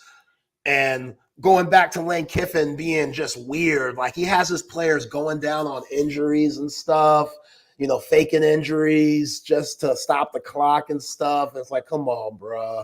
Like that's weak. I know other teams do it, but it couldn't have been more obvious with the running back and Jackson Dart literally looking back at him and saying, go down. Mm-hmm. Like, no, Jackson Dart, you go down. Like, what the hell? What are you going to tell me to go down for? Look like a punk.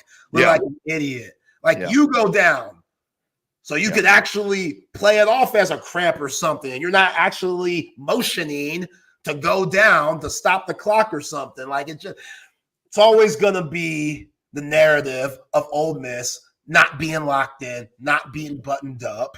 And when they lose games like this, it's hard to just straight up look at Kentucky and be like, man, they're serious. I do, but not as much as I look at Lane saying, oh, this is just Lane Kiffin. He's going to give you a game like this where his team's not going to come in prepared and it's a must win. And they've been blowing everybody else out because they haven't played no damn body. And now they get exposed because it's the SEC. And we saw with the Horns playing Mississippi State, who's absolutely trash, but gave them a game, especially in the first quarter. You got to bring it every week.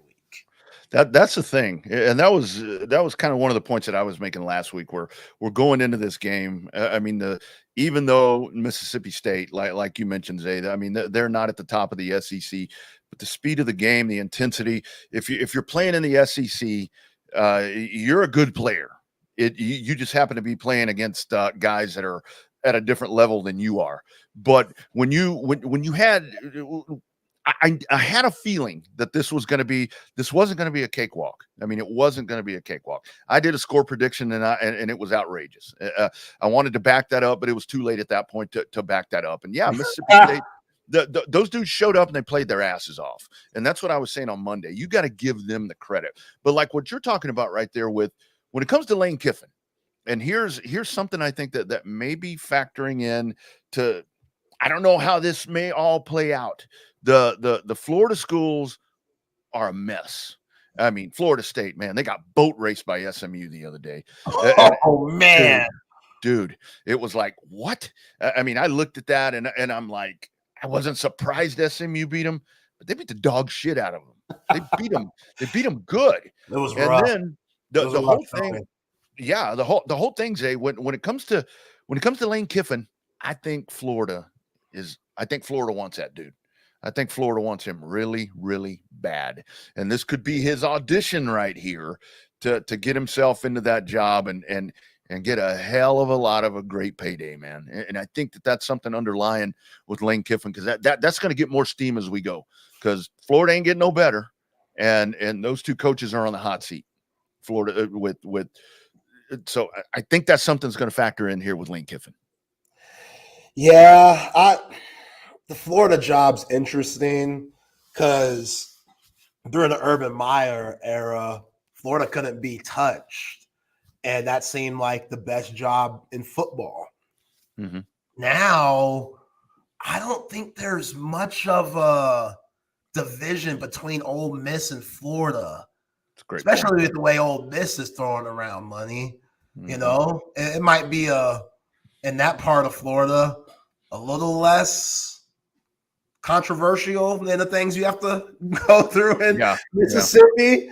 You know, maybe getting some of the players that you want there, because obviously Florida recruiting, that's a big deal. But these guys, they're not afraid to travel no more. Like there's not as much oh, I'm from the state, I got pride in staying here vibes like it used to be. Like it used to be just for Mac going in anywhere in Texas and getting that guy, you had a huge advantage. I think Sark is building that back up. But again, just with the way these kids travel, a lot of these kids don't even play in the same city they're from. They go to these IMG academies and all of these, prep schools and stuff. Bishop Sycamores. They try that, even though Bishop Sycamores was a hoax. But it's just I don't think there's as much pride as staying in your state, especially with the transfer portal and whatnot, and NIL. So even though if I was Lane, I would probably go after the Florida job just because, to what Rob's talking about, the dude, you can look at him as overrated. Like the Saban tree saves the hell out of him. If he didn't spend that time with Saban, and if Nick Saban didn't vouch for him, he'd be Tom Herman right now. Yep. Because Urban Meyer's name, that don't ring the same bells that it did. You know what I'm saying? Because Urban Meyer dug himself a grave. Yep. So Tom Herman out here looking like a zombie and stuff, trying to make it back up top for the Atlantic. Like, talk about down bad. I saw him the other day, and I was like, man, is this Ozempic? What is this? Like, I hope he's healthy. Like, I know I joke around and stuff, but I really hope he's all right, because from what he looked like at Texas, it hasn't been that long. Like, he looks like he went through a, presidential type of stress level. You know what I'm saying? Like, so Lane Kiffin, I know he loves some Nick Saban, and they got their own relationship and stuff, and Saban loves him, and you can say the same thing about Sark, even though I think Sark has proven it more than Lane. But if Sark didn't have Saban's vouch, oh man, Sark wouldn't have got this second chance. Sark proved it when he was at Alabama, everything that Nick Saban trusted him with, and it led to success and national titles. But yeah, it's not what you know, it's who you know. Like, that's a real quote right there.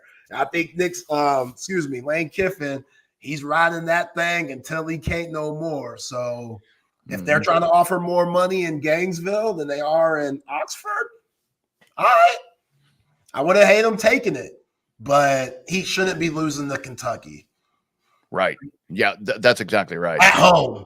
Hell no. Yeah, that's the worst part. I mean, that's the worst part right there. And that, especially, I mean, when you had, I mean, as we've watched the season kind of progress, again, very early on, but as we've watched it, I mean, Ole Miss looked like a serious contender for, which they still are. I mean, I think they still are, but it's like we were talking about that whole clunker thing where you're going to have a clunker, and hopefully Texas had their clunker early on in the season at home and still won by 20 plus points. So that's what we hope. But when it comes back to Kiffin and Florida, the whole Florida thing to me kind of has the feel there with that program to me, Zay. Kind of, I mean, honestly, kind of like what Texas was when we were going through all of that cycle of Charlie, and then with Tom Herman, to where it's like Florida fans, and I think Florida supporters and alumni and all that, they still think that they're that early 2000s national championship contender all the time, and that's still their standard. And that was the thing that we always heard around here, is like Texas has a standard. Well, the standard hadn't been really, really good until just a couple of years ago. And I think that's what's going on in Florida. And I think that would be the reason that they would throw the money around to get Lane Kiffin in there. I mean, the name value, just everything that it's going to bring, and hopefully be able to bring, kids in to stay in the state, or try to recruit Mississippi and Texas and all this. But the bottom line is that both of those Florida schools, that they are this bad, just tells you how this game has changed so much. I mean, it is a totally different business now than what we're used to. Yeah, Florida State, Florida bad, Miami good. Yeah, and Miami went through some dark times too. Like these last 20 years. So it's weird. It's just it's a cycle. It's a weird cycle. And yeah, when those Gators come in, I think Billy Napier saved him a little bit of time by playing DJ Lagway. I think there's some higher up boosters that were like, yo, you better play this guy or you might get snipped before you even make it to Austin. Yeah. And that's why they're doing this little substitution thing with Lagway and Graham Mertz. But yeah, it's a job that, you know, the resources, like it should be one of the top 10 jobs in the nation. It just hasn't been. And there was at one point, you know, you could say the same thing about Texas, which everybody was scratching their head during Charlie and Tom Herman era. So yeah. It's interesting, man. College football, sports, it's interesting. Just having to change your life by playing like crap, getting the snip, you know, not meeting expectations. Tom Herman didn't lose a bowl game. Wasn't good enough. The bowls you were winning, we don't care about those. Yeah. Get out. Sorry, we don't care. But and you're kind of odd. You're a weird guy. You're a weird dude. You're rubbing some people the wrong way around here, and you're not doing good enough. You know what I'm saying? Urban Meyer was rubbing everybody the wrong way, but they were winning, so nobody cared. Yeah. Nobody cared. They were doing some weird stuff during the Tebow era. Aaron Hernandez got killers on the team. You know, just all types of unhinged ignorance going through Gainesville during that time. But nobody batted an eye because Urban Meyer was winning. People thought it was actually good, the things that he was doing. Then you come to find out, oh, maybe this wasn't the best way to go about it. Maybe this guy is kind of a Grady Dick, a huge asshole. You know what I'm saying? Just the things that you hear. And now guys like Tom Herman, who needed Urban Meyer to be successful so he could go better places. Yeah. And Urban Meyer was a candidate here at one point, which is nuts to me. Can you imagine that? Nuts. It's nuts. And he goes on Fox every week like everything's normal. They love him on Fox. They come on in, Urban, have a seat. You're our Saban. Oh, yeah. ESPN's College Game Day. Like, man. But yeah. Let's get to some Texas football, Rodney. Before we break down the position groups and give our grades for phase 1 of the season, the first 5 games, Longhorns 5-0, number 2 in the nation, which I'm totally okay with. Let Alabama have that number 1. Have that number 1. Have fun. Enjoy it. Embrace it. Number 2 don't mean nothing. If anything, I'll use it as bulletin board material if I'm Steve Sarkisian. But we know how important that college football 25 video game has been to the culture. They have done their first updates on player rankings. So if you don't know much about video games and sports video games, which I don't know when they started doing this, probably 15 years ago, but since you could play online, they'll update realistically.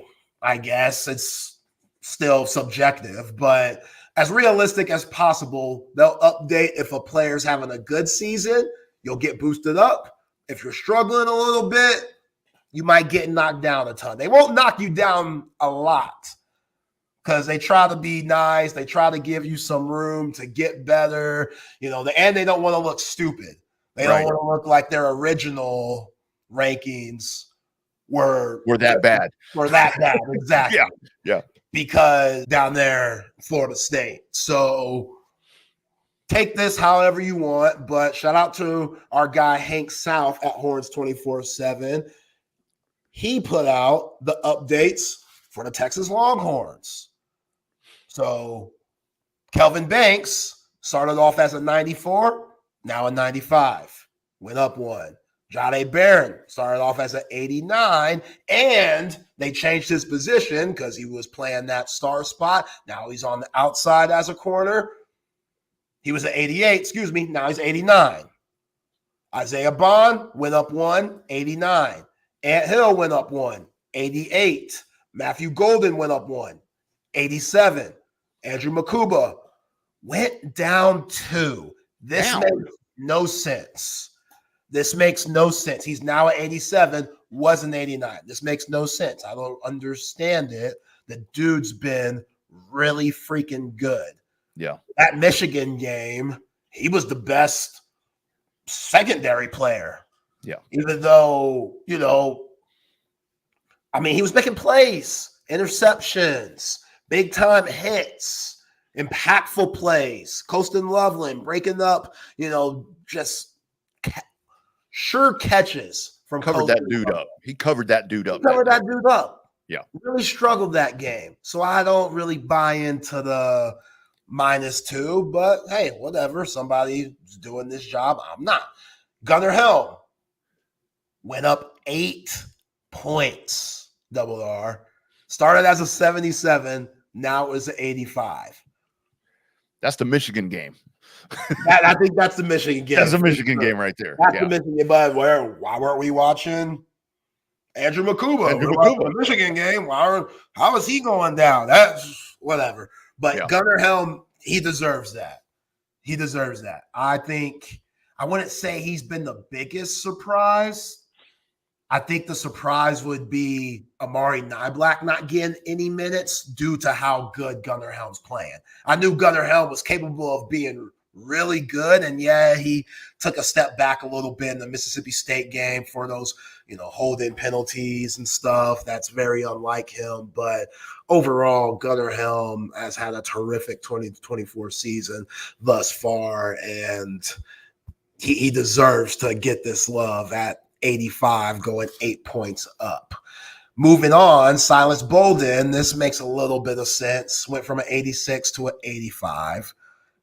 Hasn't really shown us what we thought we were going to get from him, but there's a lot of season to go along, and it's kind of like the same thing with Gunnar Helm. Matthew Golden looks a lot better than what we thought he was going to be. Isaiah Bond looks great. Ryan Wingo is playing a lot better than what we thought he was going to be. We thought he might have some freshman blues. That dude looks like a junior already. You know, Jonte Cook, even though he had that really bad drop against Mississippi State, overall, he's been solid. And DeAndre Moore just keeps getting better every game. So Silas Bolden hasn't necessarily had the opportunities just like Amari Niblack, which is why he got moved down one spot, now at 85. Speaking of Amari Niblack, he also moved down one, went from an 85 to an 84. Makes sense. Mookie Taft, double R, went from a 78 to now an 83. And I think that's disrespectful. Yeah, ring that damn bell. I think that's disrespectful. Yeah. He's playing 88 football right now. Yeah. Mookie Taft's playing 88 football right now. Now, again, EA, they don't want to look like they were dumb. They don't want to look like they didn't do their due diligence into scouting and, you know, breaking down the preseason rankings. But Mookie Taft is one of the leaders of this team. He's hitting harder than he's ever had in his career. It seems like he's always in the right spot. He doesn't have the same interceptions that he did last year.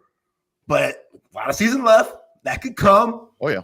But, yeah, I'm with him going up. I'd bump him up a little bit more. I might be biased because love me some Mookie Taft. But, yeah. I like him bumping up. He deserves that. Yeah. I mean, absolutely. Absolutely. And Gunnar Helm as well. I mean, because he has been and the whole thing about this, everything that you're talking about right there, this goes back to where the staff does such a damn good job with this club, because you got so many guys, you have so much depth.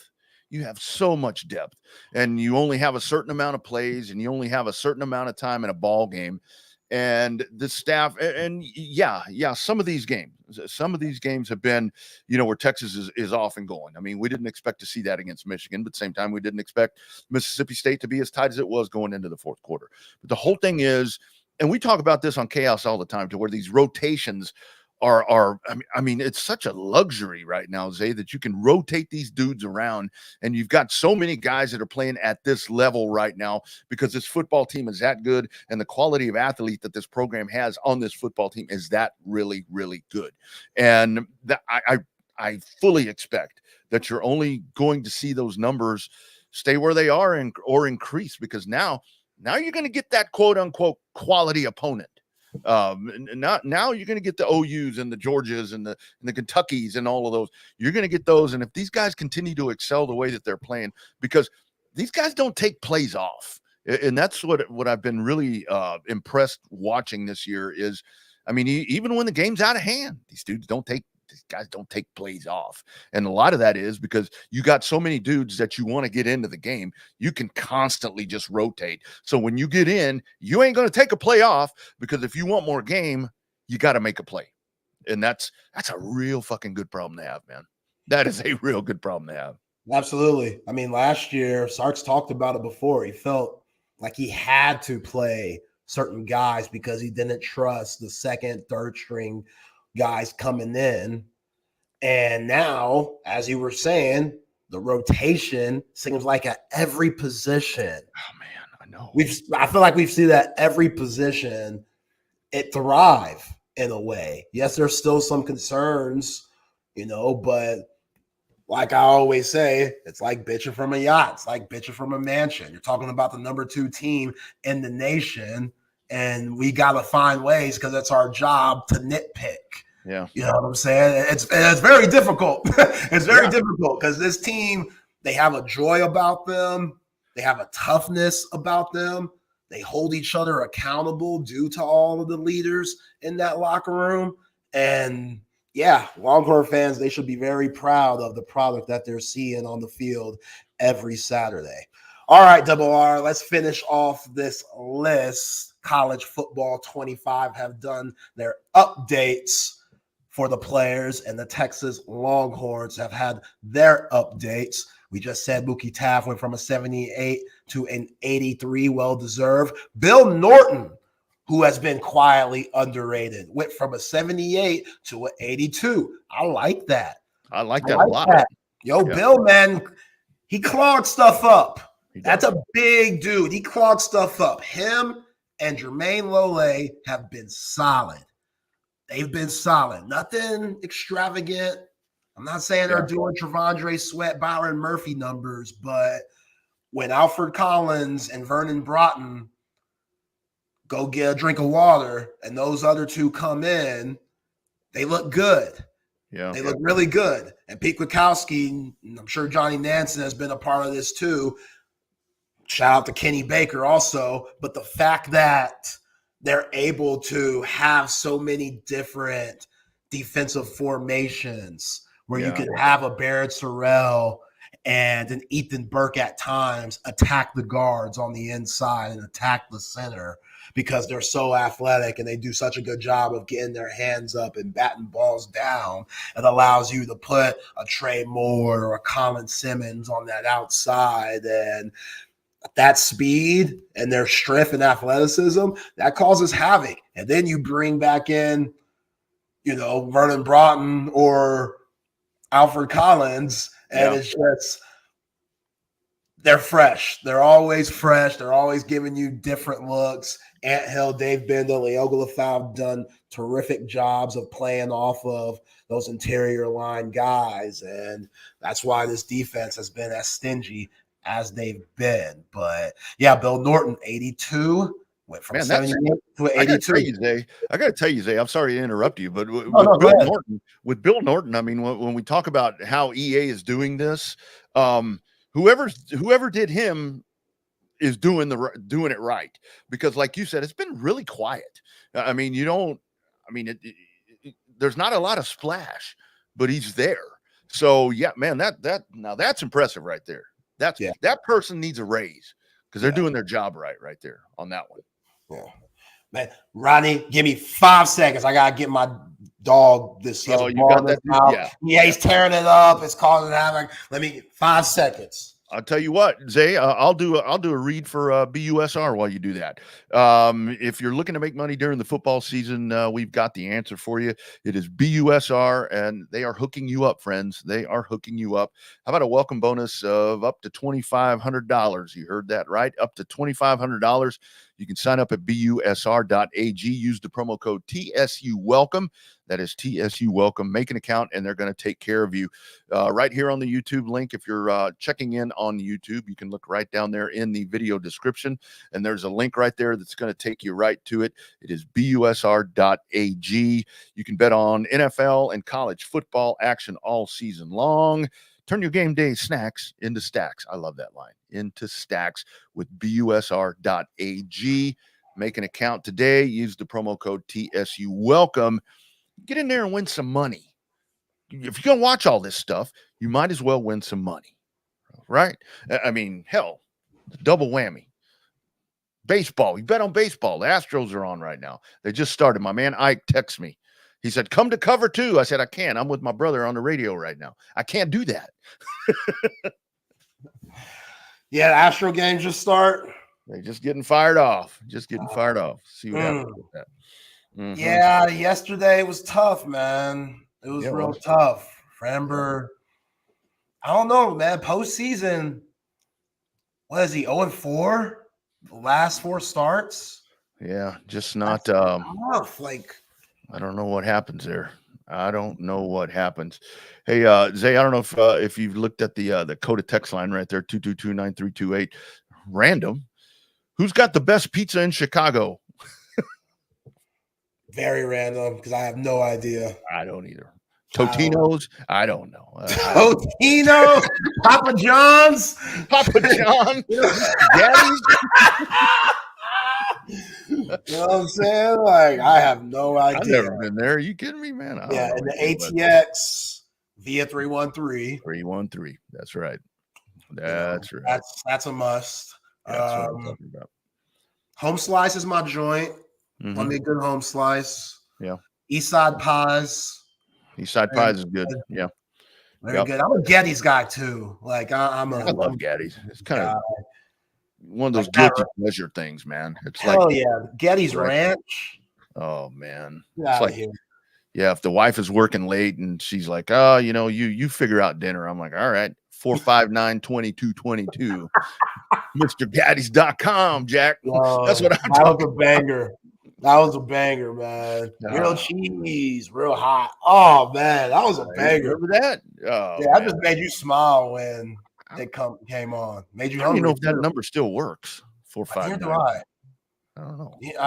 I don't know either, because obviously everything's online now. But I haven't called to order pizza in a minute. I usually just go pick it up or something, order it online. But yeah, Austin's pizza is good too. Mm-hmm.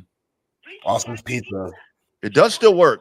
It does still work. It still works. Man, I wouldn't know how. I'd be like, hang on, let me get online and look at the menu. They need to bring it back, man. I'll sing the jingle. It might sound a little mucked up, but yeah that's iconic. 459-2222. Iconic. Mr. Gaddy's Pizza delivered. Yeah, man. But bring back the buffets too. Like, I don't care about COVID no more. That's not a thing. Yeah. Bring back the Mr. Getty's Pizza right there. Wasn't it off Guadalupe? Was one of the buffet ones? That one. Here in Round Rock, they have the buffet, but it's at the Gaddy Land. Well, but they finally figured out, Zay, that they put the buffet over here and they put all the kids' stuff over there. So you can go eat and you don't have to listen to all that. See, that's too many kids coughing and sneezing on my pizza, man. That's I'm worried about. When kids are involved, that's grab a slice. Yeah, they got too much freedom. They grab a slice, taking it to go play Dance Revolution, eating it while they're stepping and shit. That's just not a good look. Yeah. Peel a pepperoni and put it back. Yeah, that's not. Gosh, that's nasty. No. Absolutely not, but yeah, Mr. Getty's iconic. All right, Rodney, let's finish up this list. Just said Bill Norton, he's now an 82. Vernon Broughton went from a 79 to an 82. I think that needs to go up. Vernon Broughton's playing 85 ball right now. Mm-hmm. And Brown's playing some good football. DeAndre Moore went up 4 points from a 77 to now an 81. I think that needs to go up. That needs to go up with the things that he's shown, especially blocking. That dude's a hell of a blocker. Yeah. Like he's not afraid. He's not afraid of contact. Like he's those receivers that coaches love, because we know sometimes receivers could be dainty. I haven't touched the ball in a while. Why would I block? You know what I'm saying? Like, no, this is football. Everybody needs to be physical. Yep. You know what I'm saying? Those days, especially in Sark's offense, all the bubble screens, all the reverses and stuff, you got to be able to block. And if I'm Ryan Wingo, Isaiah Bond, you owe me dinner this week. That's me and Chip's thing. I don't know if you've noticed, Rodney, but Trey Moore, when Trey Moore got that pushing call, pushing the back on Ant Hill's touchdown, Trey Moore should have owed Anthony Hill dinner all week. And I'm not talking ordinary dinner. I'm talking 5-star dinner where you're paying over $100 for a meal. Especially Ant Hill, the way that he eats, I'm sure. Yeah, we're charging you $100. You know what I'm saying? So Isaiah Bond, him absolutely douching the block where Ryan Wingo got hurt in his knee. And even though he came back, like, what a warrior, because I wouldn't have brought him back. You could tell he wasn't 100%, and he came back and got the ball. I want to say it was on one of those quick passes on the perimeter. And, he got some yardage, but then he got up, Ryan Wingo, and, like, that hobble jog to the sideline when you're laboring and stuff. I didn't like that. But Isaiah Bond, that was your block. When he got hurt on that was your block. You completely smoked that, bro. So you owe Ryan Wingo, I wouldn't say dinner all week, but at least 3 days. Yeah. At least Mr. 3 days. Gaddy's 3 days. Mr. Gaddy's Mr. Gaddy's 3 days. Yeah, that'd be cool. That'd be cool. But you got to be able to block in Steve Sarkisian's offense as a wide receiver. And, when you do that, I saw a good clip from the Minnesota Vikings this past weekend. They were mic'd up, and one of the coaches was talking. I don't know if it was head coach Kevin O'Connor or what, but Justin Jefferson just had a terrific block to get Jordan Addison in the end zone. This is Justin Jefferson, arguably the best wide receiver in the NFL. Great block.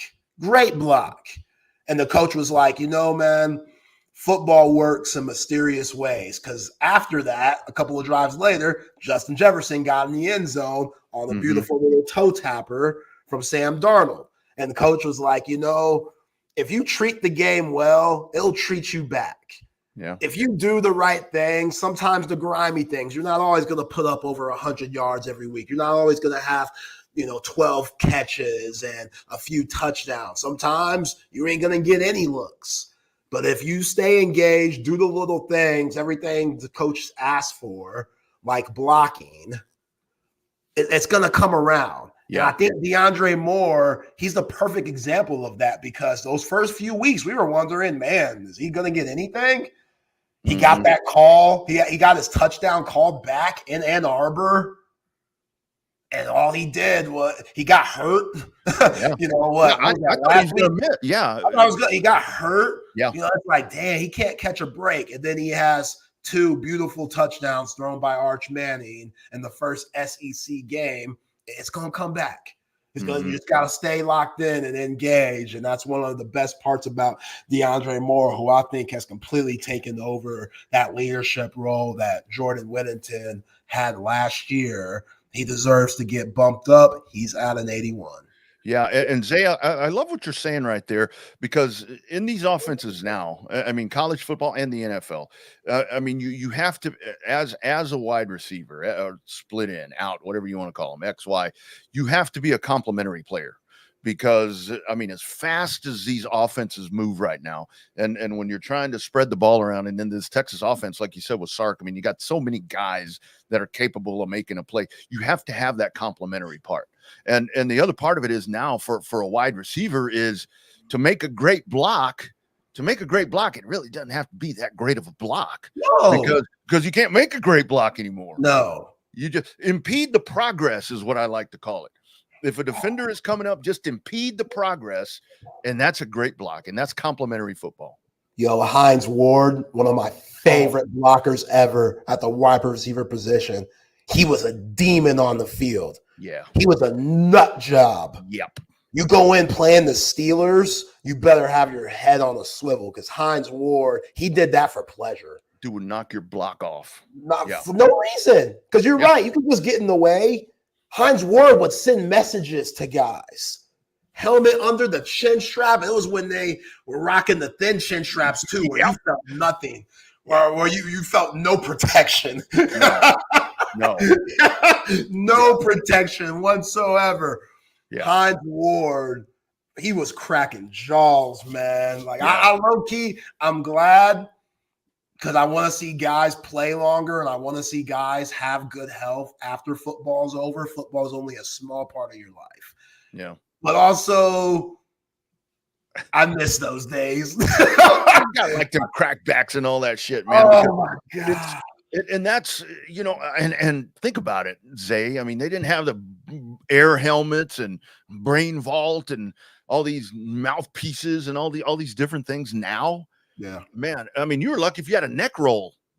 You were a neck roll, and that's all you had. And Hines Ward, holy smoke, that dude, man, he was a headhunter. He was nuts, man. Don't let the light skinness fool you.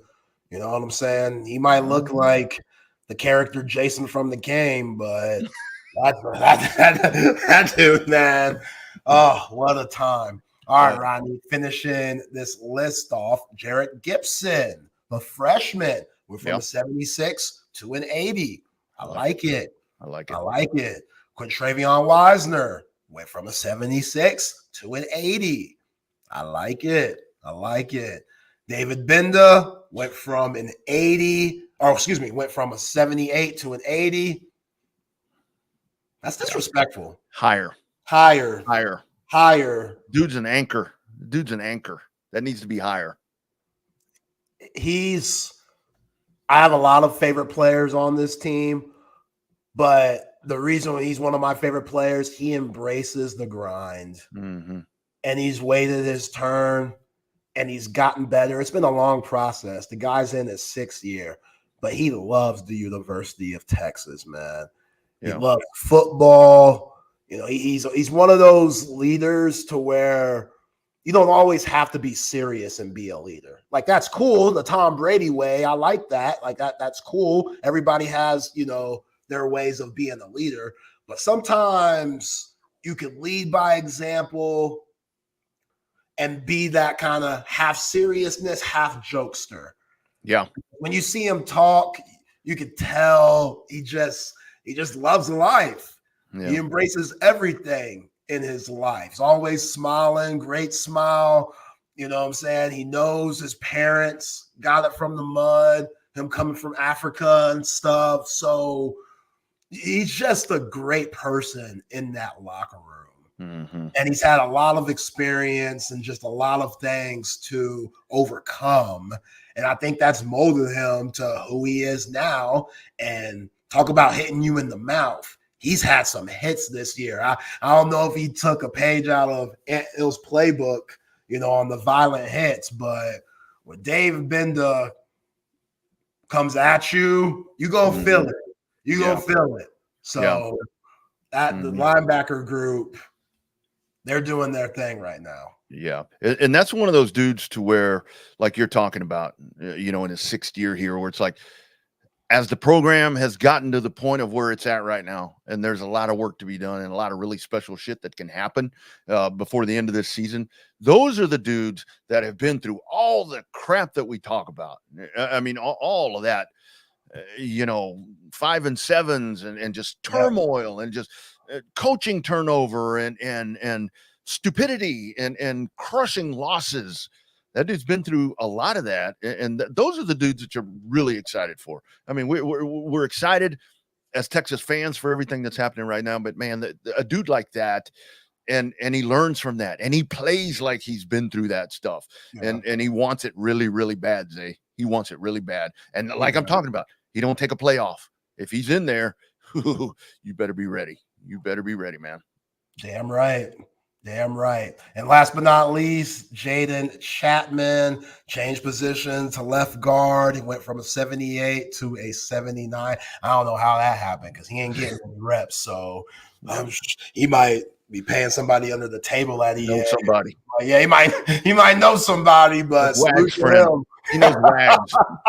yeah, but salute to him, man, on moving on up. So yeah, that's cool to see, man. That's something else that we could dissect a little bit now that the game is out. And I don't, 10 years ago, I don't think you were able to do in-season updates because they didn't want any ties to Dave Imogen like this. They didn't want to get in trouble that way. So number 62 was number 62 for the whole season. Yeah. You had to do it manually if you wanted to see any upgrades and stuff. And now we're in different times. It's cool to break down a little bit here on the show. So let's get to some of the comments because Twitch made a good point, going back to the game is going to celebrate you if you do the right things.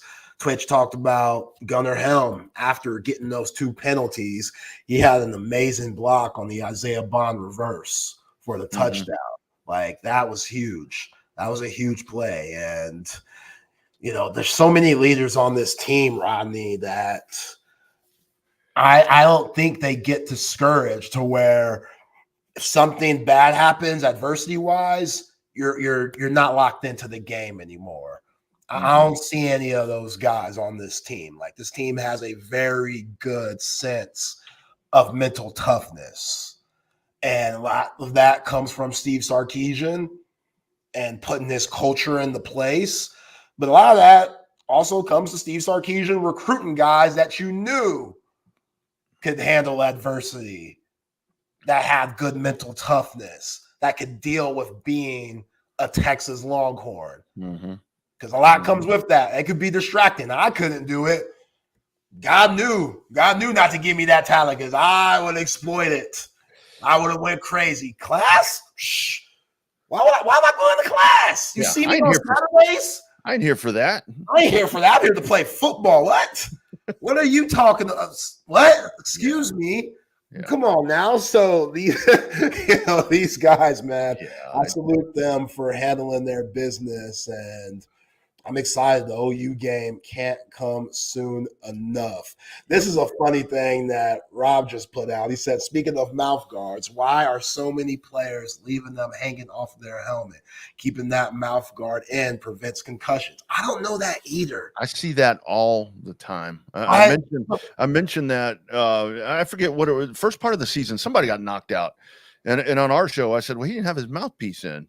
And somebody on the chat line was like, well, that wasn't going to help him anyway. I'm like, yeah, but still, I mean, dude got laid out. And I don't know why, because it seems like 80% of the time the damn mouth guard's hanging out. And then when they show that slow motion, Zay, where it's like somebody's getting the shit knocked out of them, and the mouth guard's flying around in the air. Mouthpiece never had it in. The first big time player that I saw do that consistently was Jalen Ramsey. Jalen Ramsey was the first one where I really noticed it, and people started to notice because Jalen Ramsey was blowing up during his first few years at Jacksonville. And then a lot of players started copying that. I actually have seen someone, I don't know who it is. I don't know if it's a Texas player or just me watching an NFL or college game. There's guys now that actually have a mouthpiece hanging from the helmet, but will still have a mouthpiece in their mouth. Yeah, so they're double fisting with the mouthpiece. Yeah. Like, all right. I mean, this is just a swaggy thing that we're on now. Like, am I just too old to understand the new wave and how these kids operate? Yeah, I saw a dude. It was a couple of weeks back, Zay. The dude had his mouthpiece in, and they said, and then he had another one like you're talking about, but it was the color of the opposition. And they said that, I forget who that was. I forget what team that was, but that he does that every game where he has one hanging and it's the color of, if you're playing Texas, it would be orange. I'm like, what is that? I mean, I don't get that, but man, I would have that thing as somebody with missing teeth. I would have that damn thing in all the time, the time. I mean, the concussion thing too. I mean, on top of all of that, I mean, yeah, I don't. And this is where we get back to you. We can, or people can try to make this game just as safe as possible. And even though we talk about, we don't have the spectacular hits and some of that stuff that we see from the old days, man, everything is so fast, Zay, and these dudes are so strong. It's like, man, damn, it's amazing some of the stuff that these guys get up from. Yeah, because they're becoming so fast and so strong. You hear people making ridiculous takes about changing certain rules that shouldn't be changed. Yeah. I'm not with the Mel Kiper Jr. rule on get rid of the too high safety. No, get an offensive coordinator, get a quarterback, get a running back, good offensive line, and good receivers, and go play football and figure something out. Mm-hmm. Like that's just what it is. I like seeing defenses win. You know what I'm saying? Like the Tennessee-Miami Dolphins game was atrocious, especially compared to the Seahawks-Lions game. Mm-hmm. It was awful. But watching Trevondre Sweat take over that game, oh my gosh, it was marvelous. Mm-hmm. Like if you could dissect games, not every game's going to be Alabama, Georgia. But if you really love football, even the bad games, you could find certain positivity there on what the defense is doing. Like, why is this game going bad? Why can't this quarterback get a completion out here? Why are they dinking and dunking? Like, what's the problem here? Oh, it's because every time he drops back, he has no time to get the ball off because there's hands in his face. You know what I'm saying? Oh, they're completely taking out this corner on the left side because they have too much respect for him. Like the game within the game. And I know that's hard for the average fan. I know like, oh, Zay, easy for you. Like you literally talk sports for a living. Like, yeah, you're right. But to try to change the rules because these guys are becoming faster and stronger to that level. Like I've heard guys say they need to widen the sidelines, things like that. It's like, no, we're doing a lot here. We're doing a lot. We just got to be more creative. These guys got to get in the lab more. You got to watch more film. You got to train more. You got to make certain intermediate throws that are difficult. You got to have wide receivers that are really good on their get-offs on both sides, edge rushers, like everything just has to match. That's why the game's so beautiful. There's so many things and so many positions that go into having a good football team. And obviously it starts with the quarterback, but no, just some of these guys talking about changing some of the rules. No, get better. Yeah. Do better. Like as a coaching staff, figure it out. Yeah. These guys get paid millions. Yeah. The hell out of here. I've told a lot of people, Zay, to where it's like, that may not be hardcore football fans and don't understand the brutality or why we get off to it so much, the game of football. And it's like, look, if you really want to, and it's the same thing with baseball. People that tell me, well, baseball's boring. I'm like, you ain't watching it close enough. Yeah. You are not watching it close enough if you think that baseball is boring. People tell me car racing is boring all the time. And I'm like, you're not watching it close enough. You have to read this stuff. And like with football, like you're talking about right there. And I learned this. I mean, and you're a coach's son. So I can hear very much with you, a coach's son, what you're talking about right there. because that's how you're ingrained to watch games. And that's in all the years that I've covered high school. If I'm working with a team, I would schedule time to go break down film with the head coach that I'm working for. And, he'd give me tendencies of whoever they were playing. And I tell people, it's like, look, if you really want to be fascinated by the game of football, don't follow the football all the time. Don't just watch the quarterback. Don't just watch the pass. Watch what's happening over here. Look what's happening in the interior. Look what's happening in the secondary, because that's where all the chess happens. That's where the magic happens back there. Blown coverages and all this stuff. If you watch it from afar, it's really easy to see how it happened. And it's really easy to see who screwed up and why they screwed up. And it's just a different way. That's why they call it breaking down the game. Because when you do what we do and coaches do, you have to sit there and watch it from that aspect, because it's a hell of a lot more than just trying to get the ball 10 yards. Yeah. That's what I'm saying. Like, Chip Brown is so hard on Trey Moore. And I get it. Trey Moore has not exceeded expectations by any means. But there's things that he's doing that are really, really solid. Yeah. They have him sometimes in coverage. Mm-hmm. Like, he'll be at the edge spot and then he'll drop back. And like, I don't know if all of the guys are able to do those things. I get it. Colton Vasek, his stats in some ways look better than Trey Moore's with way less reps. Mm-hmm. But he's getting all of these reps because the certain things that he's doing, certain attention that he's getting is allowing other guys to make plays. So that's those things. And like, again, Trey Moore still has a lot of work to do. I'm sure he'll tell you himself. There's things that he does mess up on. And also when you see Colin Simmons going crazy like he is, it's easy to look at what Trey Moore is not doing, but he's still being productive. Mm-hmm. That's not what we thought he was going to look like, being the player of the year at UTSA in this conference, coming in with all the hype and promise that he did in the 2024 season. And that just happens, but there's a lot of season left. Yeah. And Zay, that's where I give Trey Moore the benefit of the doubt in a lot of different reasons right now with that, because like you said right there, UTSA, I mean, he was the dude. And he rushed the passer. Yeah. I mean, he's rushing the passer and he's making plays. And that's part of what this staff has done extremely well, led by Sarkisian, is that these dudes come in and they buy in. When Trey Moore comes in here, they tell him there are times we're going to need you to drop back in coverage. We don't need you rushing the passer. We don't need you trying to, TFL. That's not what we need in this scenario. And he's bought in and done it.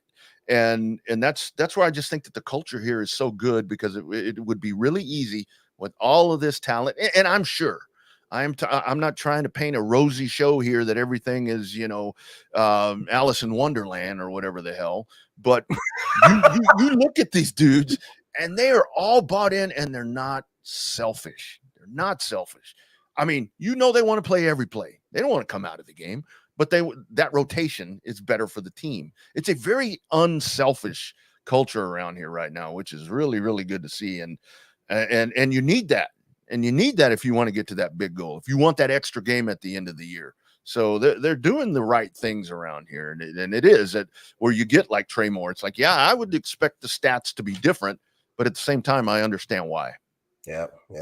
Well said. He is Rodney Rodriguez filling in for Chip Brown today. Chip Brown down there at the Moody Center with Vic Schaefer covering the Texas women's basketball team as they get ready to start the season. I am Zay Collier. Let's get to some of our sponsors. Shout out to Leaf Landscape Supply, full service wholesale, retail, plant nursery, and landscape supplier here in the ATX. And they have two wonderful locations down south, BK's Hood off 290 in Monterey Oaks, or up north in my hood over by Pond Springs off Pond Springs Road, the new location.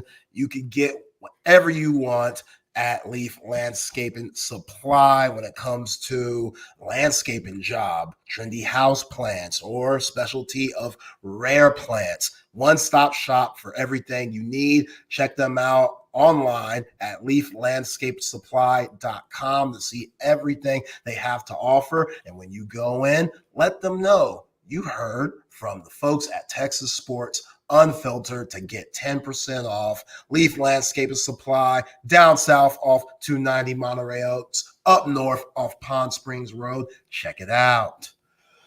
All right, Rodney, let's break down some of our grades for these position groups, or these position groups for the Texas Longhorn football team.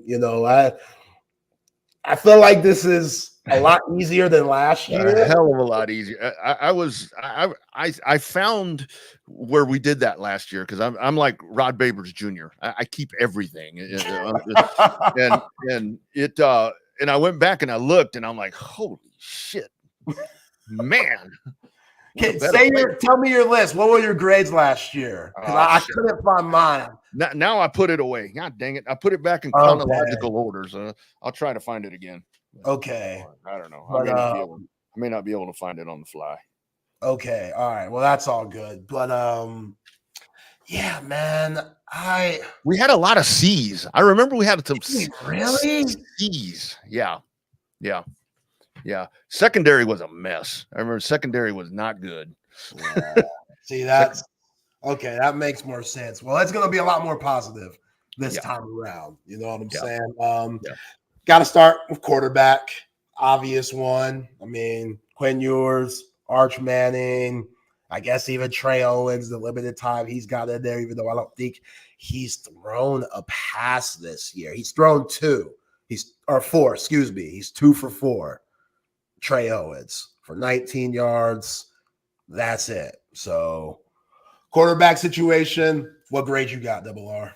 Man, I give him an A. I mean, it'd be real easy to say A+, but I mean, I give him an A simply because, and that was the thing in the game this past weekend against Mississippi State, where with Arch Manning, I'm glad he got tested. I'm glad he got hit. I'm glad he got rushed because that's part of the process right there that's going to make him better when he becomes the heir apparent or if you need him later in the season. So I definitely go A. I mean, just to not sound like a complete homer and give them an A+. They've been they're the number 2 team in the nation. Like they're 5-0. You know, I don't think there's any homerism here. I think A is completely realistic. I'm gonna say A-. Reason why it's not an A, Quinn Ewers getting hurt. That's not ideal. Obviously, it's not his fault, but you know, as good as Arch Manning has been, I don't want Quinn Ewers hurt at all because that scares me and gives me some UTSD from here on out. Anytime Quinn Ewers gets hit, I'm going to be holding my breath. I feel like every Longhorn fan could probably agree to that. So that makes me nervous. But as far as how you look on the field, oh my gosh, they've been amazing. Yeah. They've been amazing. Quinn Ewers, before he got injured, was absolutely dealing. What he did at Ann Arbor was ridiculous, man. And just some of the throws, Quinn's pocket presence, his ability to move around in the pocket and still look up the field and throw an accurate ball. Not too many guys can do those things. Yeah. You know, play action on the move, going to his left. That strike to Matthew Golden, you know, against Michigan, that was perfection. Going back to his first touchdown to Matthew Golden against Colorado State on that sideline, just that little window that he had to get it over the cornerback's shoulder. Ridiculous, man. Like Quinn Ewers, the time that he's played has been chef's kiss. Arch Manning, it's been amazing too. Like, I'm with you. I'm glad he got hit too, even though he needs to slide. Yes. Right? When you run, you need to slide. I get diving for touchdowns and stuff is cool, but he needs to slide. He needs to be a lot smarter. I do feel more comfortable. I've said this a lot on these airways. I feel more comfortable when Arch takes hits, way more than I do when Quinn takes hits. But overall, I can't complain at all about the quarterback play. Yes, they've both had weird interceptions, you know, this season, but hey, they're scoring in the red zone. They're throwing it in the red zone. 24 for 27 on touchdowns in the red zone, 5 games. Quarterback plays have been a big part of that. I give them an A-. Man, and Zay, that's a great stat because going into the season, one of the things that we talked about with this offense a lot was, man, this red zone efficiency's got to get better. I mean, field goals are great, and you know, you always want points. I mean, whatever points you can get, but man, when you're putting up 6s instead of 3s, That tells you the drastic improvement that we're seeing right here, because man, that red zone efficiency is through the roof. And again, so some of those you haven't had the ultimate test yet, but I don't really see anything with these guys at the command, either one of them, to be honest with you, where that red zone efficiency is going to decrease. Yeah, absolutely. All right, Double R, the running backs. We obviously know CJ Baxter unavailable, dealing with his knee injury. Will be back in 2025. Christian Clark coming in with all that hype as a freshman, tears his Achilles. So it's a slim running back room. With what you've seen in 5 games, what's your grade for the RBs? I would have probably given them somewhere within an A, but the Jaden Blue fumbles, because I'm doing it as a room, not anyone individually. Yep. But the Jaden Blue fumbles concern me, and I think you and Wags were talking about it on post game. We were talking about it today. I don't know if that's a physical thing or if that's mental. Man, I hope it's physical, because you can fix that. The mental is really hard. With what the running back room is now, with the fumbles in there, man, I got to give them a B, because it clean that stuff up. Clean that stuff up. And maybe I'm being too hard on him, because Wisner's been amazing. Gibson, when he's popped in, has just been lights out. Just got to clean that stuff up, man. It'll be an A by the end of the year. I'm probably being too hard on them. No, I don't think you're being harsh at all. I think a B is accurate. I'm going to go with a B too. The fumbles are a big reason for that. In 5 games as a team, you should be over 1,000 yards. You're not. They're at 956 as a team. And I know running backs, it's not just running backs that are running the ball. Like, think about if it wasn't for Ryan Wingo's long reverse run, you know what I'm saying? Or Isaiah Bond scoring on that reverse too. Like, those guys have really helped the running back, or I guess rushing yard stats. But if we're just talking about running backs, it's tough. It's tough. Quintravion Wisner has a ton of upside, man. He has a ton. I don't know if you look at him as a starter at this point, because I'm like you and a lot of Texas fans. I'm concerned about Jaden Blue. I was concerned before the season about his fumbling problems. Yeah. Because he fumbled, him and CJ Baxter fumbled against Washington in the Sugar Bowl. And you saw the limited carries that he had and the amount of fumbles. That's a bad ratio. I know. And it's only gotten worse, So, yeah, UT parking, the Tinky Barber route, like Tom Coughlin, Bucky's homeboy.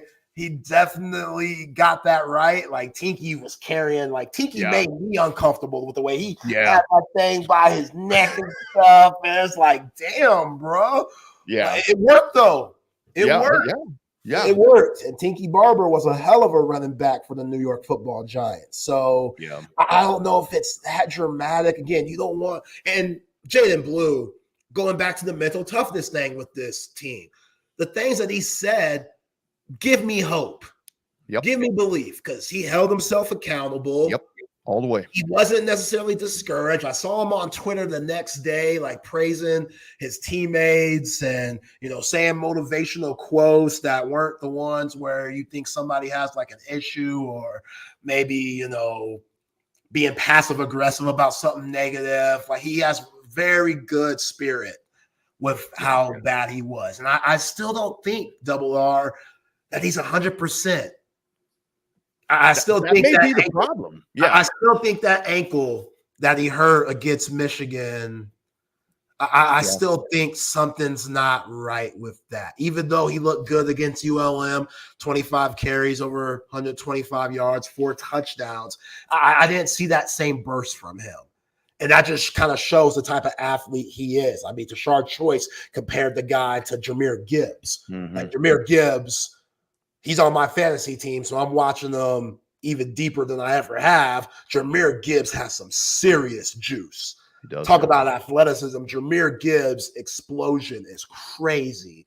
And I think Jaden Blue has that explosion too. But a big reason why we haven't seen those home run hitters, I think that injury going back to Ann Arbor it might be still in his head.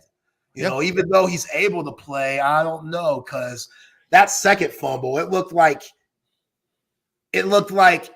something in his mind said, "Oh crap."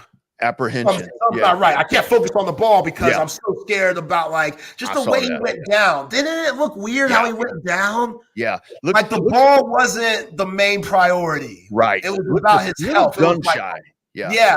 And also you got to be thinking, I see my teammate and brother CJ go down. I see Christian Clark go down. So as a running back, there's a lot of pressure on these guys just to stay healthy. Yeah. You know, there's pressure on them to where it's like, I can't let my guys down and be hurt. I gotta be available, so I don't know if that's in his mind. Again, I'm speculating here, but the way he went down on that second fumble, first play of the second half, it looked like he got a little nervous about being hurt or dealing with an injury to where the ball wasn't the main priority. So this bye week is huge for him. Get off your feet, relax. All the running backs get back healthy. But I like Quintravion Wisner, man, and he's dealing with a hamstring issue.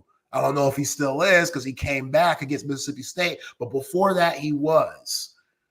He looks good. He has a lot of wiggle. He has some underrated power. He doesn't go down easily, and he's versatile due to his DeSoto days where he was wide receiver and running back for that state championship team. Yeah. So very excited about him. It's just about the health. Jared Gibson, Baby Rhino, pass block. We gotta be better at that. We gotta be better because now teams with film up there and seeing his awful pass blocking statistics, they know when he comes in, it's probably going to be a run. He's probably getting the ball. Yep. With the quarterback situation, if Jared Gibson comes in the game, are they going to trust him? And if they are, we're going to send the blitz. We're going to see if he can pick up on those guys blitzing and his right assignment.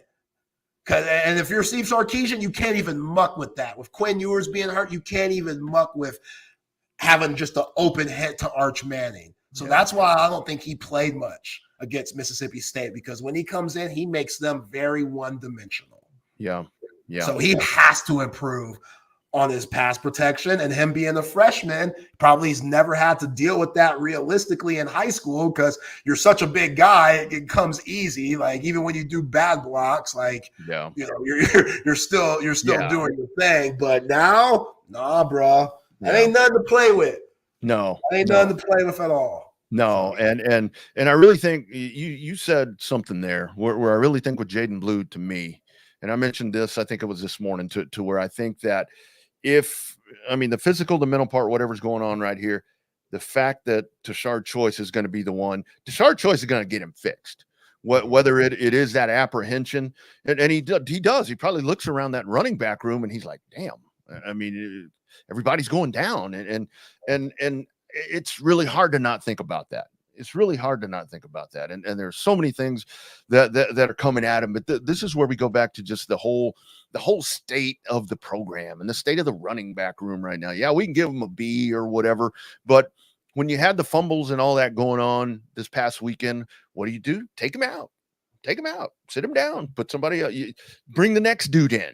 And that's where, that's one of that.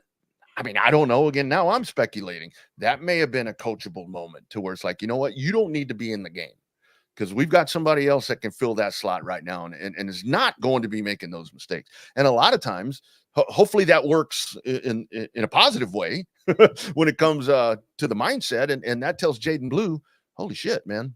If I'm going to make mistakes, next man up ain't going to make those mistakes. And he's going to take my reps and coachable moments, man. Coachable moments. This might not be a contract year for you, Jaden Blue. Mm-hmm. That's okay. Yeah, it's all right. That's right. You might have to get better. You've never had this type of responsibility as the main guy in the running back room and all the carries and stuff. So Yeah. That's running back. That might be our only B, Rodney, because wide receivers, I got them. Dude. I got them out of A. Like Yeah. that's A+. Those dudes, man. Yeah, like Man. I guess for me it wouldn't be an A+ because the Silas Bolden thing. Like, Yeah. again, we're bitching from a yacht here, but come on, Ryan Wingo. I didn't expect him. I expected him to be good in the future, like not this soon. And he's still not getting many opportunities because DeAndre Moore is so reliable. Matthew Golden is so reliable. Isaiah Bond is getting better each week. You know, I do think Silas Bolden has his place here. Jonte Cook, Ryan Wingo, obviously, it's going to be hard to get those guys in the mix, but your big three, kind of like what we saw with Jay Witt, Xavier Worthy, Adonai Mitchell, your big three for a fact is DeAndre Moore, Silas Bolden, and Matthew Golden. Yeah. And you're in a better position than you were last year because when one of those main three guys, Witt, Mitchell, Worthy, wasn't doing anything, Sark still just left them in the game. Yeah. Even when they got tired and stuff, because he didn't believe in Casey Kane. Jonte Cook, he didn't quite believe in him yet. Isaiah Nayor, he didn't believe in him at all. At all, yeah. At all. Matt Rule was like, cool, appreciate you, Sark. Thanks. I'll take it. So he trusts Jonte Cook. I mean, Jonte Cook, you can't keep dropping gimmies like you did against Mississippi State, but he trusts those guys. It's just Isaiah Bond, Golden, DeAndre Moore, they're starting to really separate themselves from the rest. And I'm not mad at it. We know this is how Sark gets down when he has his receivers. He keeps it that way. But I am surprised because I still think there's a lot of parity there. I just didn't think Silas Bolden would be at the very end of the 6 receivers that are going to be playing. I didn't see that coming. With everything that we heard, I didn't see that coming. That's a little shocking to me. He's definitely behind on getting here in the summer opposed to being here in January. That hurt him a lot, I think. But you just never know when your name's going to be called. That's the thing, Zay, and you got to be ready to go because you got to make the most of those reps. And I mean, we didn't even mention Ryan Niblett there. I mean, you've got him where you can use that dude in other packages, and maybe with some of the attrition and shit that you have going on in the backfield, maybe try to utilize him, in situations like that as well. But I mean, there are just so many options on this team, man, when it comes to those dudes on the outside, and it's like, man, they make fast plays and they're hard to defend.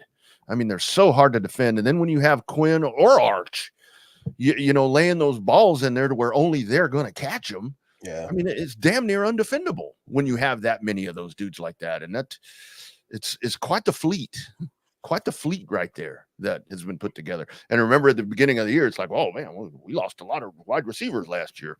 We doing all right. Yeah. As a whole, I think the wide receiver room is better than what we saw last year. And again, if Moore and Bond and Golden keep doing what they're doing, it could be better than those 3 guys that are now playing on Sundays in Worthy, Whittington, and Adonai Mitchell. Now, a lot of that's due to Quinn and Arch, because Quinn here in year 3 is better than what he was in year 2, and just the offensive line is better than what they were last year. But man, this wide receiver group, I think they've been better than advertised when you talk about somebody like a Ryan Wingo and somebody like a DeAndre Moore. That's the 12-foot deep part of the pool right there, as deep as that room is, man, because it's unbelievable, man. And that's the thing about it. When you look around and it's like, okay, the quote unquote not the ones. It's like you have programs around the country that would die to have those dudes as their number ones. And you got them over there waiting, for their time, man. It's good days, man. It's an absolute joy to have. Tight ends. UT Parking says Gunnar Helm has been an ace in the hole. I couldn't agree more. Rodney, what's your grade for the tight ends? Ace starts with an A, and I give him an A. Mostly because of that dude right there. And I had a feeling because the Michigan game is when I thought that he might have that opportunity to really break out. And he did. I mean, that was really the one that kind of said, well, did it on a bigger stage, I guess is what it was. More people saw it. But I'm just really impressed now because that was one of the big disappointments for me the last couple of years is that, you know, from the tight end spot, JT Sanders didn't really get utilized the way that I thought that he could have. And I don't know if maybe some of that is a little bit of redemption coming from the offensive side right now from Sarkisian in this group to where it's like, okay, we're going to implement the tight end and we're going to make the tight end really relevant in this. And they've done that with him. And Gunnar Helm has just been nails, man. That dude's so impressive. And he can block and he can get down the field. He's got soft hands. I mean, hell, what more can you ask for, dude? Yeah, and they put him in a lot of spots. I like when they put him on the outside and stuff and have those speedy wide receivers go deep. And he's kind of one of those check down, you know, comfort areas where he just finds the holes in the zone. And yeah, he gives me, I know people are going to look at me like I'm nuts, but the comfort he gives me is the comfort that I'm sure Cowboy fans felt about Jason Witten. He gives me that comfort. Even when he mucked up against Mississippi State, it was just like, oh, he's going to make him pay later for it. And he did on that terrific block. You know, again, he doesn't have the just game mode action that Jason Witten had. Like, that's a guy that's in Canton or going to Canton. I don't know when he'll be eligible. I feel like he's in already if he is, because was an elite tight end. But Gunnar Helm for this Texas team coming into this year, I knew he was going to be a big-time player. He's shown me that he's even better than that. Yeah. And talk about Jeff Banks, because he's the one that deals with the tight ends and getting these guys right. Like, Gunnar Helm's made him some serious money in 5 games. He has. And I give him an A. I give him an A also. The Amari Niblack thing, I continue to talk about that because I still think that there's somewhere you could put him, right? Yeah. Like, there has to be, like, his speed, his athleticism. But again, you don't want to be one-dimensional, kind of like the Jared Gibson thing. If the fool can't block, we're not going to put ourselves in tough situations just because of one guy. No, everything has to mix. Yeah. You know what I'm saying? You make that one bad ingredient, you know, when you're baking something, the whole pie's mucked up. So I feel like he might be in that spot, Amari Niblack, which sucks, man, because, again, that's a lot of talent sitting on your sideline. But Gunnar Helm's that good. He's that good. Yeah, it's hard to take him out, right? I mean, it's like, how do you take that dude out? I mean, and Zay, even Juan Davis has made plays. Yeah.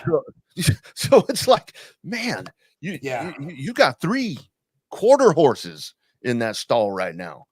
Niblack, that is the head scratcher. It's like, man, there's got to be a way. Got to be something. Yeah, a 2 tight end. Go back, Longhorn fans. Go back and watch highlights of his touchdown against Texas, and the speed and athleticism just on that play.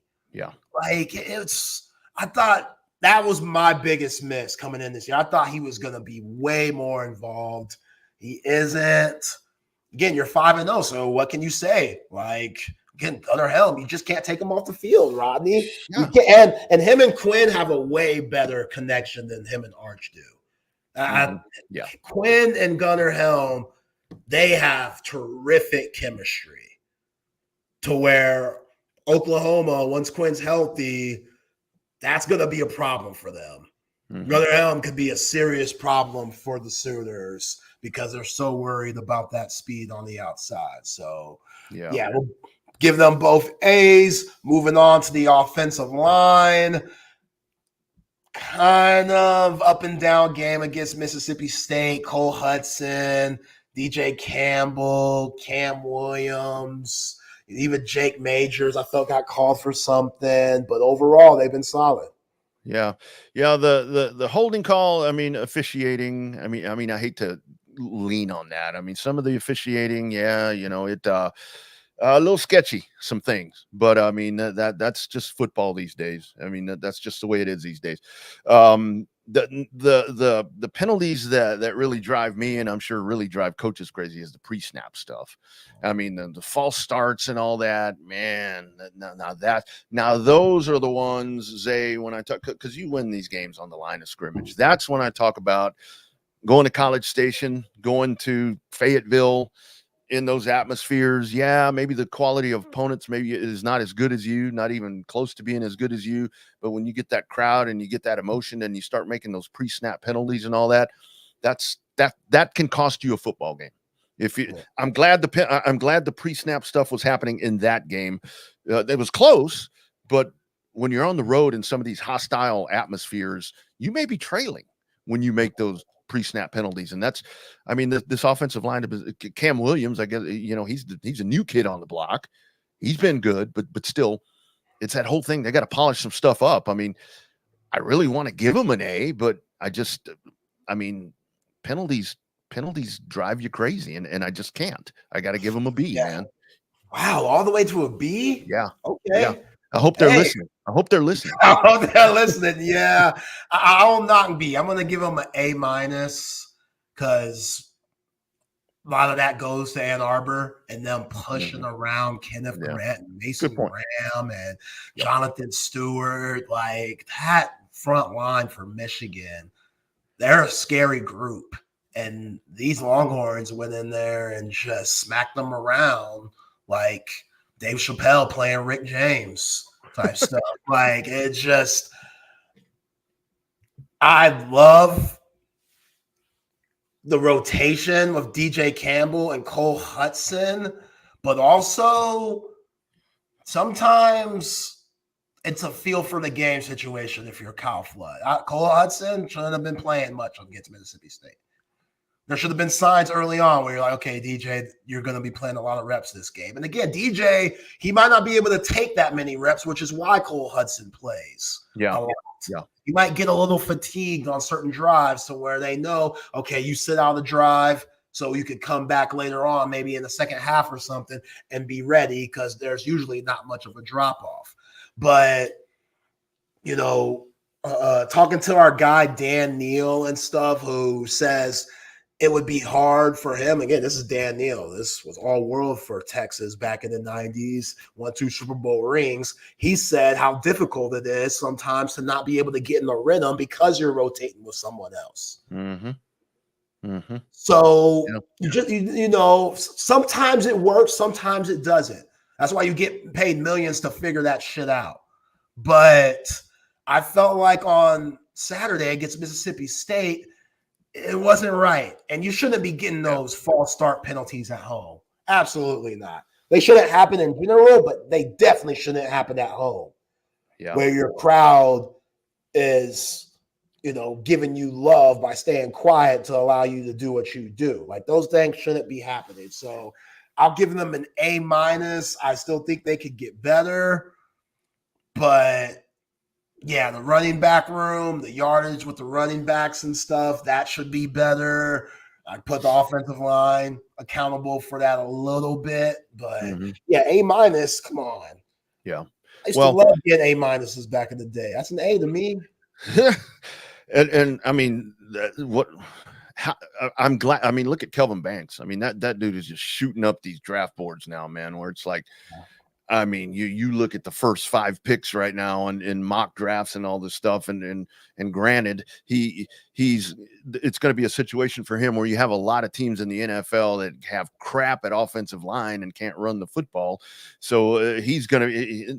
You want to talk about a contract year? That dude right there is a dude that's going to bank a hell of a lot this year if he keeps on at this pace, because he's just going to keep climbing, man. Tackles, you need them. You need them bad. You need them bad. And there's some bad offensive line play in the NFL right now. Yeah, depending on how these teams end up, where the draft board looks, I still think Kelvin Banks could move himself up to number one. It's going to be hard. It's going to be difficult, but I could see it if he plays on the highest stage and has really good games against the Georgias and potentially Tennessees and just teams with really good defensive fronts. Why not? Because that, Will Campbell over at LSU, he's good, but I don't know. I think, and again, I might be biased, but Kelvin Banks, I think he's just a little bit more athletic and has a little bit more footwork than Will Campbell, but a lot of football to play. A lot of football to be played, but and that's a dude, Zay. I mean, think about that. I mean, like the Patriots, for example, where they don't want to trot out their new quarterback because the offensive line play is bad. They're going to have a high draft pick, in the draft next year. That dude would fit perfect there. I mean that and get paid. And get paid to be a Patriot. I mean, there's lots. There are a lot of good fits for Kelvin Banks in the NFL right now. Yeah, because they need him. Every team would love to have a Kelvin Banks. But before we get to the defense, let me talk to y'all about Covert Bee Cave, Covert Automotive Dealership that I've been doing in the greater Austin area for over 100 years. My wife and I love our Covert Bee Cave vehicle, the Buick Encore. Can't wait to take it to the State Fair this weekend and let you folks know the things that we got to eat so y'all can get prepared for Red River the following Saturday. Go check them out. Beautiful 42 acres, 7 terrific brands to choose from: Dodge, Jeep, Cadillac, GMC, Ram, Chrysler, and Buick. Go to covertbcave.com for all your latest specials and inventory. Nobody beats a Covert deal. Not now, not ever. All right, Rodney. So how should we do it? Should we do this? Should we separate the interior from the edge, or should we just count the whole defensive line as a whole? I say count the whole thing. I think so too. We only got 20 minutes. I was thinking that too. I'm glad you said that. All right. I looked up. I got a clock up there, and I'm like, oh shit, we better. Yeah, I know. It just flew by. Today was one of the fastest days I've had in a long time. But hey, that's how it goes when you're having fun. That's what happens, man. When you're breaking the stuff down, man. That's the way it should work. Yeah. So, all right. This defensive line, we know all the crap we heard coming into the season. No Byron Murphy, no Trevondre Sweat. What is this Texas team going to do? Look pretty damn good, if you ask me. Solid. I mean, scary. I mean, it's imposing figures there, man. And just fast. I mean, they're just so fast. I mean, I know I was talking about that earlier when just the speed of the game. But these dudes are so quick and agile and strong. This entire interior and with the edges, Wags and I talk about this all the time, to where it's like you're rotating these dudes on the edge, and there's always a fresh body in there. And I mean, these offensive linemen, on the other side, they got to be thinking, damn, they're wanting to get a blow, and you're rotating in a fresh dude, and it's unbelievable how good this defense is, man. Yeah, I bet the tackles for Mississippi State, seeing Colton Bassett come in late and be like, who the hell is this?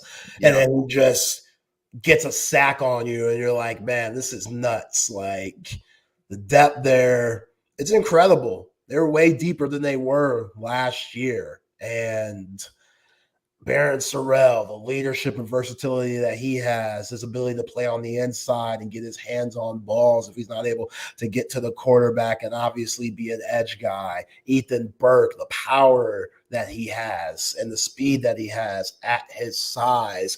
I know draft scouts are just licking their chops to get him in the NFL because he hasn't had as many reps as somebody like Trey Moore, who I think is still solid. Just the numbers don't say what we thought we were going to get from him coming from UTSA. But I still think he's done some good things. He just still has to figure out where his place fits on this defense and what Pete Kwiatkowski needs out of him, because it could be different than what Jeff Traylor needed out of him last year at UTSA. Like, people think that it's the same game. No, it's not just the same game. You might be learning a completely different system, completely different defensive coordinator that has a completely different philosophy on how He wants to get things done.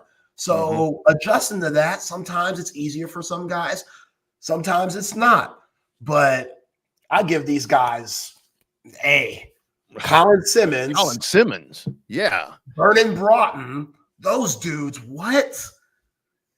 Alfred Collins has been solid. Like, yeah, the Mississippi State game, 115 yards on the ground in the first half. You don't like that, but Michael Van Buren, what are we scouting? We don't know what this guy does. We're just kind of coming in freestyling. We could see what they did that last 7 minutes against Florida, but they did a lot of things. Like Jeff Lebby, he's no punk. He's a really good offensive mind. You saw what he did when he was with the Sooners. So that's still an SEC team, even though they're trash. You know what I'm saying? So I didn't like the performance they put up overall, but hey, what they did against Michigan, those guys, they couldn't move at all. Yeah. And I know those quarterbacks against Michigan are trash, but hey, all I was hearing was Donovan Edwards, Khalil Mullins, racking up yards, their offensive line. No, they didn't do a damn thing. And then you see that same Michigan team move the ball pretty well with no quarterbacks against Southern Cal. So this defensive line, man, they've exceeded expectations for me thus far. Do they still need to be tested? Yeah. Yeah, these next 2 games, maybe not so much in the OU game, but dealing with Michael Hawkins Jr., oh, yeah, that guy's a tough cookie. I think he deserves more respect than some Texas fans that I see on X/Twitter are giving them right now. Like, let's relax. Like, I got that run that he had against Auburn, even though his stats weren't the best, he's got some juice. Let's give him a little respect. But this defensive line, they've been solid. I give them an A, man. I think Trey Moore is a lot better than what he's shown. I think he's going to keep on coming along. Love what Colton Vossick's doing. Bill Norton, Jermaine Lole, their rotation as a whole is solid. Their versatility, moving Ethan Merritt-Terrell on the inside, also solid. That's why they get an A from me. Yeah, and I'm with you on the A, man, all the way, because it really is the Michigan game, because they did. I mean, they handled that run because that was going to be what was going to keep Michigan in the ball game. Well, and the defense, but you would have suspected that they were going to be able to move the ball, and they just absolutely could not move the ball at all. I mean, Texas stifled them, and that is the key thing right there, because just like Alabama last year, you come out of that game and thought, well, maybe Michigan isn't that good. Well, you know what? They're not as bad as they were that day, and they're not as bad as they were that day because Texas is that good. And this front is just tenacious, Zay. Yeah. I mean, because it is. I mean, every time you turn around, here comes somebody else in. And it's like, damn. Shout out to Kenny Baker, man. Kenny Baker, you deserve love. Yeah, man. You deserve some serious love. You get it here on Texas Sports Unfiltered, baby. All right. Linebacker room.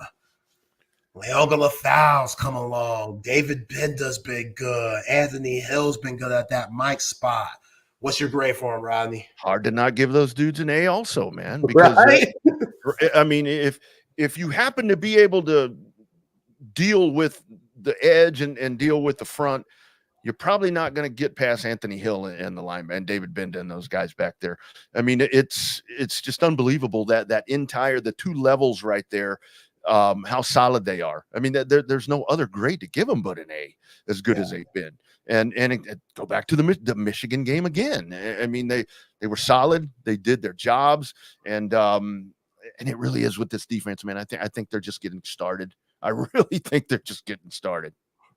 Yeah, I agree. I give him an A too. Mo Blackwell, throw him in the mix.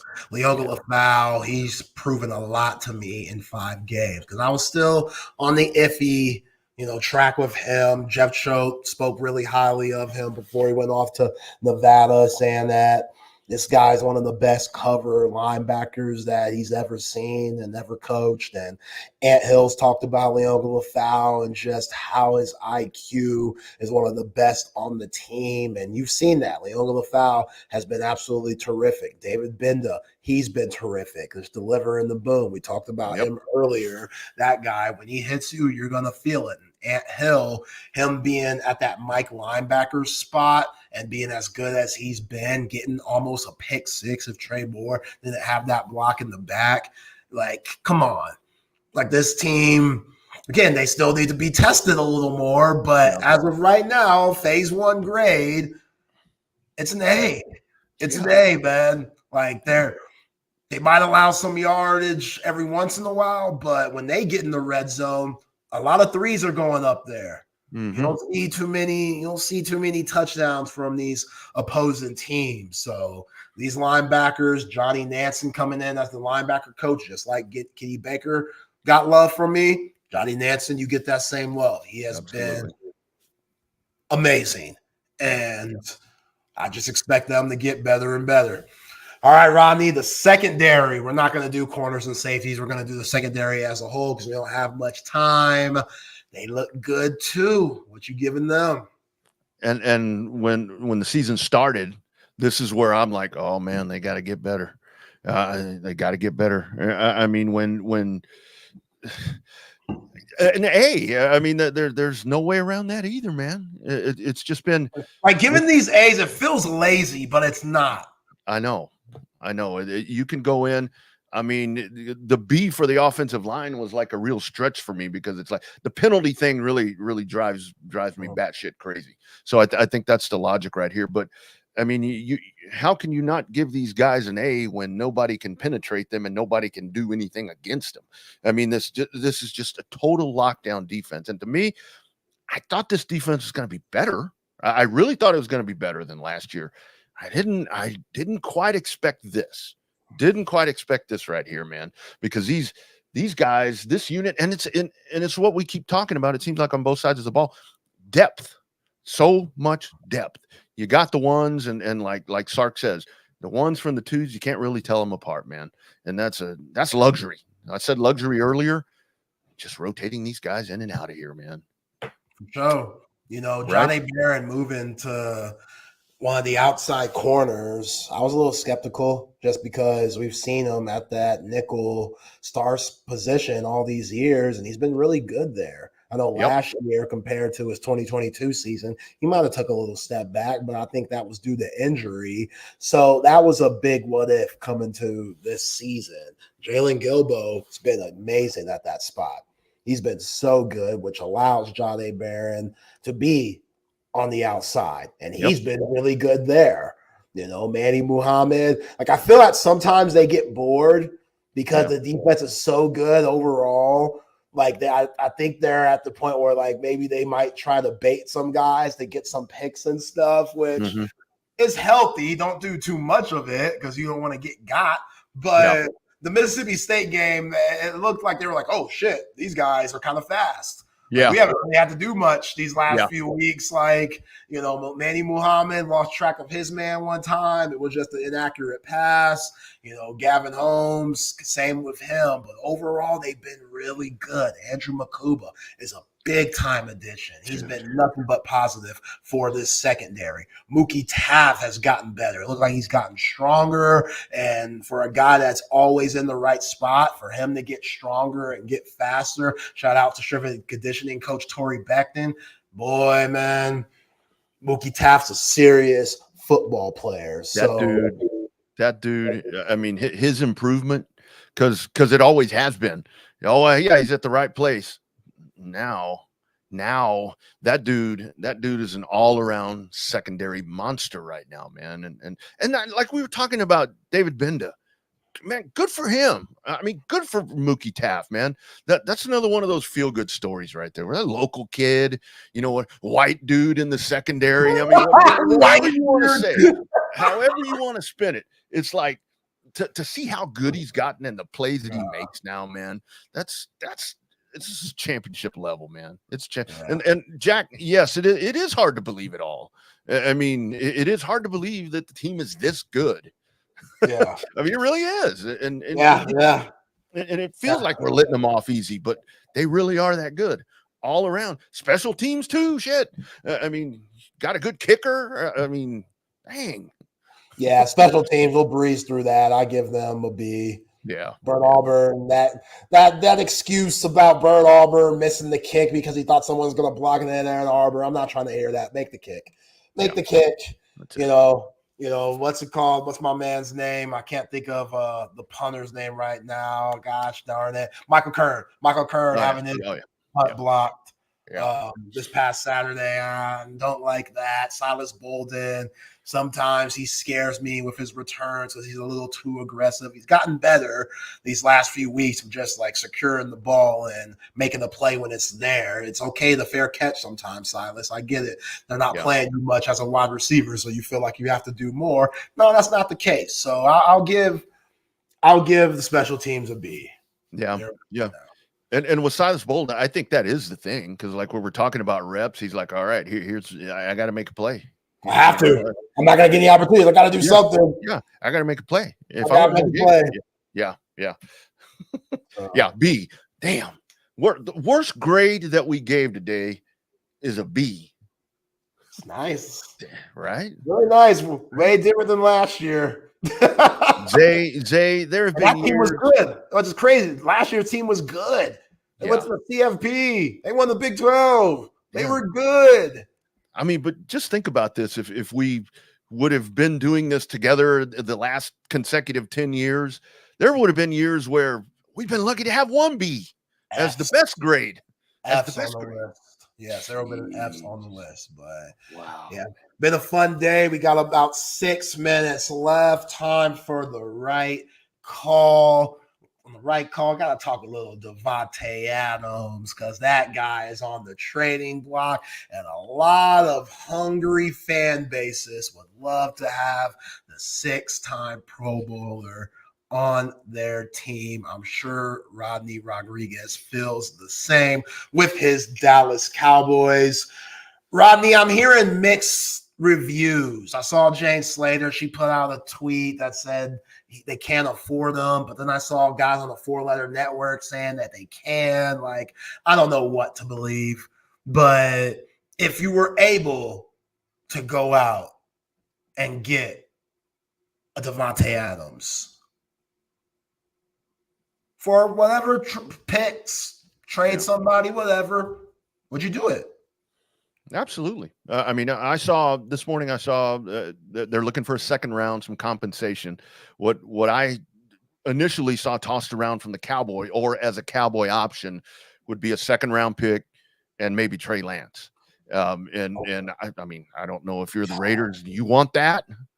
You want that? But I mean, the Cowboys, obviously that's not a need.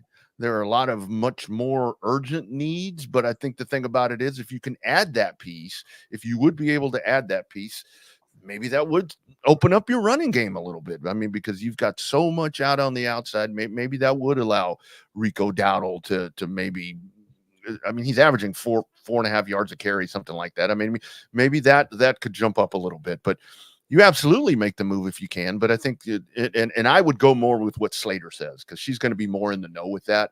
But I think this is where you go back to the whole Jerry Jones scenario where when you pay for Dak and you pay for CD, you're going to have to pay for Micah. And I think that's probably what would impede them from getting a hold of this dude. But lots of suitors right now, dude. The people chomping at the bit right here to get this dude in their camp. Yeah, Antonio Pierce, like I saw he liked a comment saying that Raiders are looking to trade Davante Adams. He hasn't really said that was him or anything, or maybe he has somebody running his account, but it doesn't look good. You're hearing Davante Adams being disgruntled and also not liking the trade talks to where I think he's starting to really want to get traded at this point. You're dealing with Gardner Minshew. Like, you're 32 years old. You don't want to be playing for bad quarterbacks on your way out for a team. You're one hit away. Yeah. Come on, on a team that doesn't really have much championship aspirations. So, yeah, if I'm Jerry, if I could make the move, I'd do it. Like Jerry, talk about don't have many seasons left. I'm sure he has the best health and the best doctors, but let's be real now. Like trying to be out here like Jimmy Carter, the way he looks, on a hundo with no rings. Nah, man. You don't want to risk that. Yeah. Do it now. Like Micah, this whole we got to pay Micah stuff. I'm not completely sold on Micah like everybody else is. Hell, now he's hurt. Now he's hurt. Yeah. He's a distraction. He is. He's a distraction. Yes, he's really good, but for the distraction that he is, I don't know. Like, I use him up, but once that contract's come in to save all this money for him, I don't know if that's the way to go.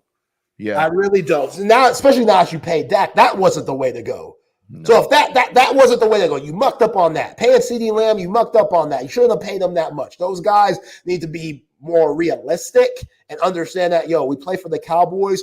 I think we could get our money in other places other than the Cowboys. Like Dak, sell more beds. You know what I'm saying? Like sleep number bed, whatever the hell you be sleeping on. I'll be seeing those commercials. Sell more of those. Yeah. Do that. I just saw Dak. He's promoting the new Venom movie.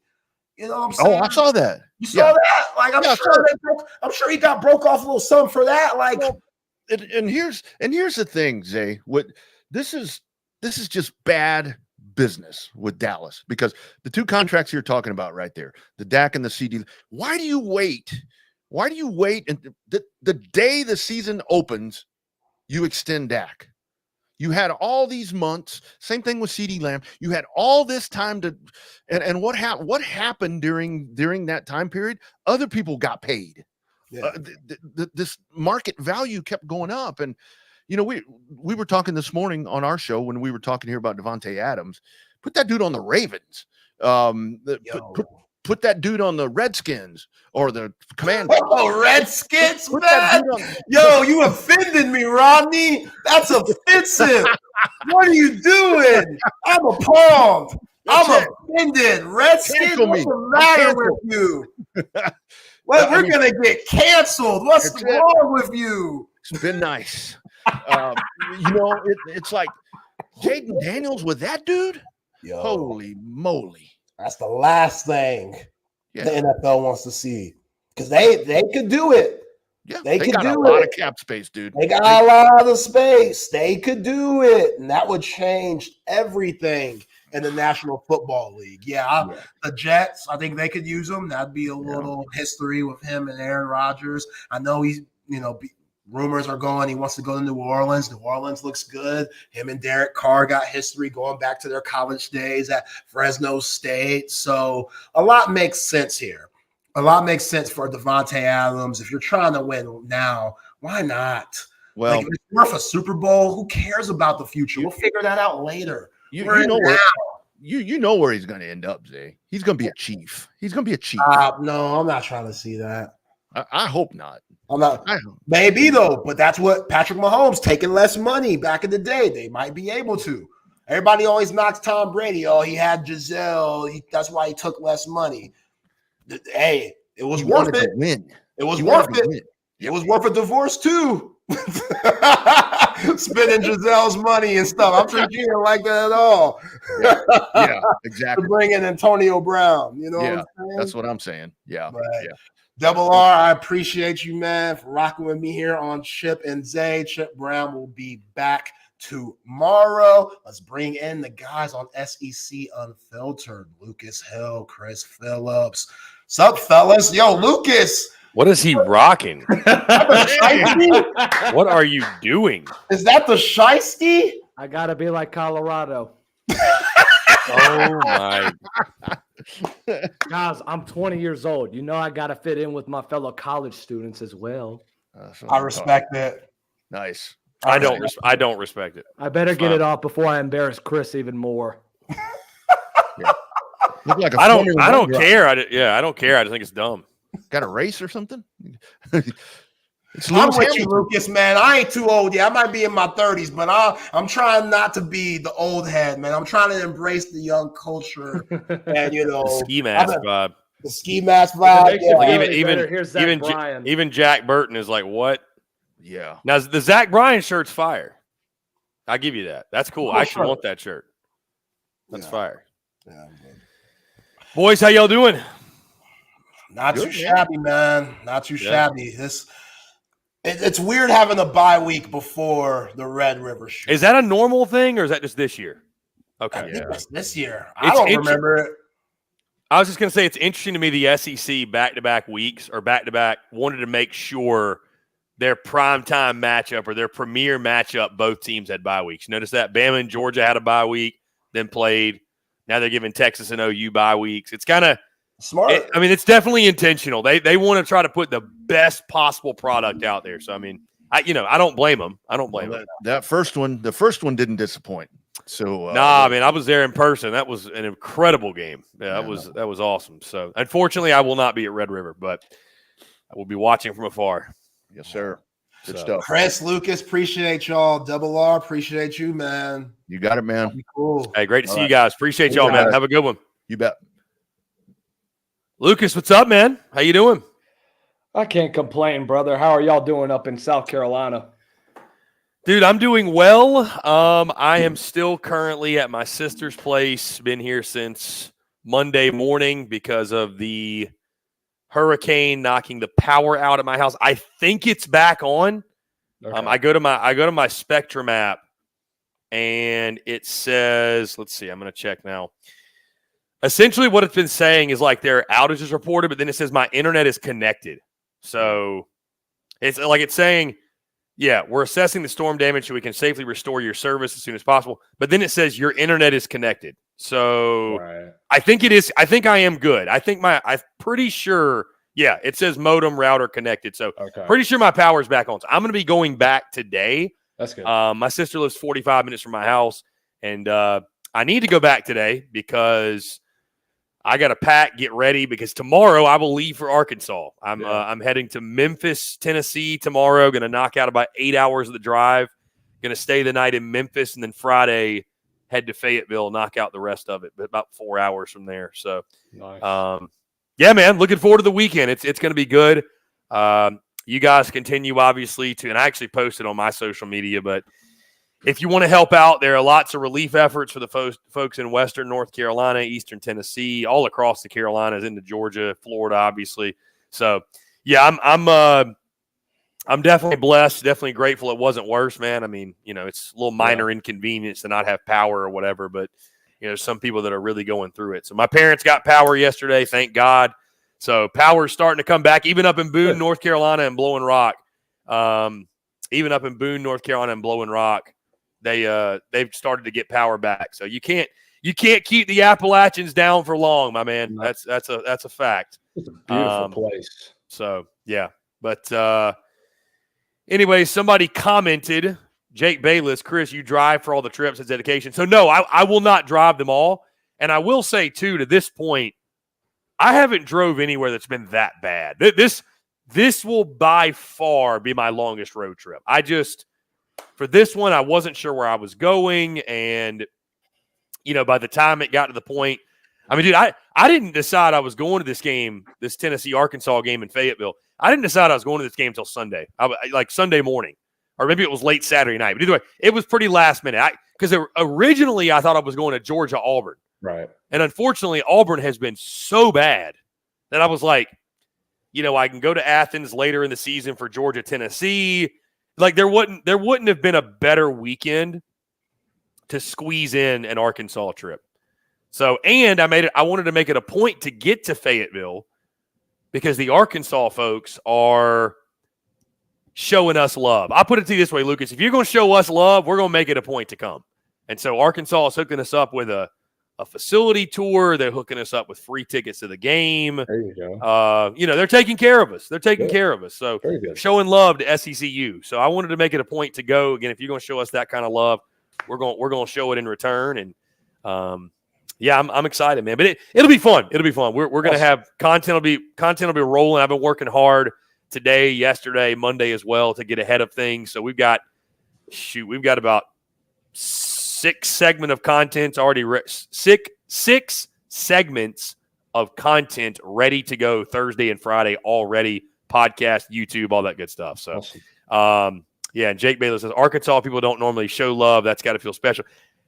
I didn't know that if that were the case because they've been really cool to us, man. I know guys, too, that work for Arkansas and, like, in the media space. And then our guy, Dave Shoemate, knows guys on Arkansas staff. And apparently they're really big fans of our content with SECU. So, yeah, it's cool, man. It's a lot of fun. Yeah. It's really, really cool. So, but, no, I will not drive all these. I mean,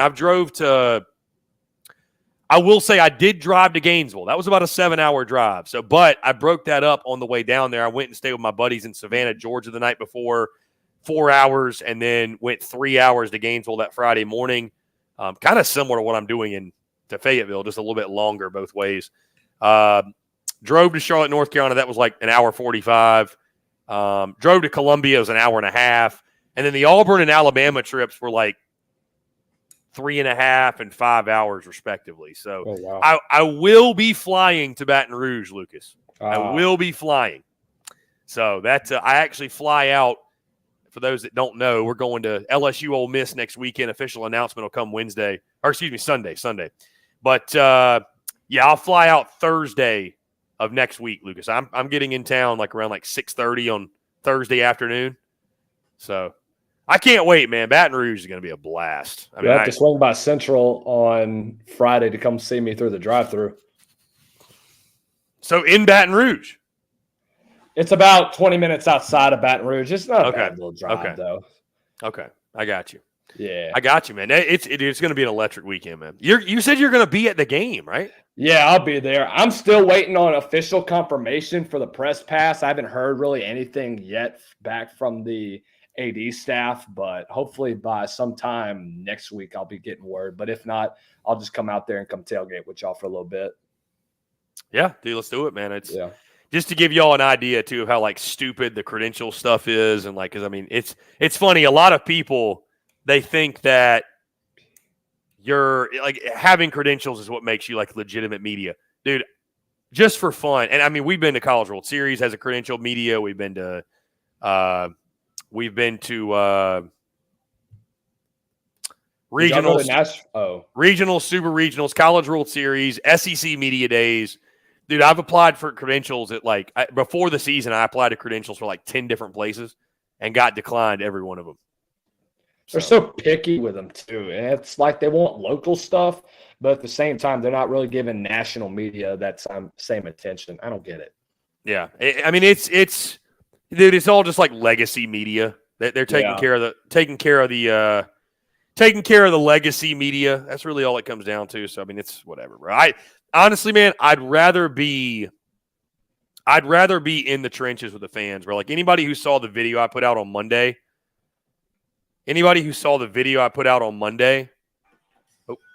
that was the Ryan Williams touchdown catch that I got on my GoPro. I would have never gotten that in the press box. Would have never gotten that. So, yeah, I love being in bro. I mean, bro, you think I'm gonna go to Death Valley in Baton Rouge and sit in the press box? You're crazy. That's crazy. You got to get the full experience, man. Right. For somebody who's never been and experienced. And I think I told you, Lucas, I've been to Baton Rouge back in 2020, but it was COVID. Right. It was a little bit weird. Well, I mean, it's 20,000 people in there. I mean, you're not. And I'll tell you this. I still had a really good time. And I was like, dude, if it's fun during COVID, I was like, I can't even imagine what this place is like on an actual game day. I have only been inside the actual stadium for an actual game because all the other LSU games I've been to, I've been in club sections or I've been in the press box. I went there one time when I was 8 years old in 2012 when South Carolina played LSU, and it was electric. You had Jadeveon Clowney, you had Marcus Lattimore. That was a huge game. That was a huge game. That was a fun game to watch. That was my first ever game I ever went to, and I had a blast from that point on. So, right. Dude, what was your take on Bama, Georgia? What a game, huh? I mean, you guys saw my video yesterday. For those of you that did, yeah, give Jalen Milroe the Heisman Trophy. And I get it. It's still September, and you still got Travis Hunter. You still got Dylan Gabriel. You still got guys that are all around the country. But let me just be honest with you. Where was the last time that a Big 12 team, aside from Oklahoma and Texas, won a Heisman Trophy? You have to go back to when Nebraska did it, when Eric Crouch won it in 2001. The evolution of college football has changed since then. Mm-hmm. Jalen Milroe is playing at an all-time high. And the way that he did, the way that he performed, especially from the first 3 drives all the way out. They might have had a little bit of bad drives in between, but he got the job done when it mattered most. And he's been doing that all year long. So I think this Heisman race is over. You might as well just give Jalen Milroe the Heisman Trophy. Fly him out to New York. Have him raise up the Heisman Memorial. It's over with. And for Carson Beck, he lost it on Saturday. Yeah. Just straight up. That first 3 drives that they had, it was over with from then on. And yes, it was a fantastic ending. You had everything from the early lead that Bama got. You think, oh, they're going to have the momentum throughout this entire game. They're the most dangerous team in college football. And then Georgia comes back and says, well, here comes Georgia doing it again, pulling out another late one. Hasn't lost a regular season game since 2020. That's over 1,300 days. And then here comes Ryan Williams, the best freshman receiver to come through Alabama since Amari Cooper, and who will likely be a Biletnikoff Award finalist. If he doesn't win it this year, he's going to be a 2-time Biletnikoff Award winner the next 2 years. I guarantee you that. But, yeah, biggest takeaway was Georgia's slow start. Jalen Milroe is going to win the Heisman Trophy, and Ryan Williams may be a Biletnikoff Award winner at the end of the year. Shut it down, he says. Jalen Milroe going to win the Heisman. I mean, I tell you this, if he keeps playing like he is, I agree with you. And I think he's the best player in college football. Like, what I witnessed on Saturday, and I know that, things slowed down a little bit, and Georgia made adjustments, and the second half happened. But, dude, that first half, Lucas, was as special a first half. That was as special as I have seen a football player be. I mean, I just that was crazy, man. That was crazy what he was doing to Georgia. Yeah. Scott, we still got a long season to go, brother. But I'm just saying that Jalen might have won the Heisman. I didn't say that they're national champions because we still got the 12 team. You still got Texas in there. You still got Georgia that can rebound like usual. But as of right now, the most dangerous team in college football is Alabama. I'm not saying they're going to win. Their offense is crazy, man. Their offense is crazy explosive. What Kalen DeBoer has done with Jalen Milroe to enhance his game is unbelievable. And he's got the resume to back him up, too. Look what he did with Michael Penix. Look how he was with Indiana, and he turns him into a first-round draft pick. Mm-hmm. Yeah, I mean, I'll say this too. Jack Burton points out Georgia went to zone, almost won. Give Kirby Smart and company a lot of credit. I mean, there's nobody better in the country than making those type of adjustments as Kirby, Glenn Schumann. But yeah, Jalen Milroe is special, man. I mean, and Ryan Williams is not of this planet. No, that kid is not of this planet. And I think at one point he decommitted from Alabama. Was going to go somewhere else, and I mean, I know Bama folks or whatever they paid him, however they secured him. I know they're sitting there saying, "Thank goodness they did," because that kid's special, man. That kid is really, really special. So, I tell you this too. He mentions Scott mentions about crowning anybody the national champs. I'll tell you this, man.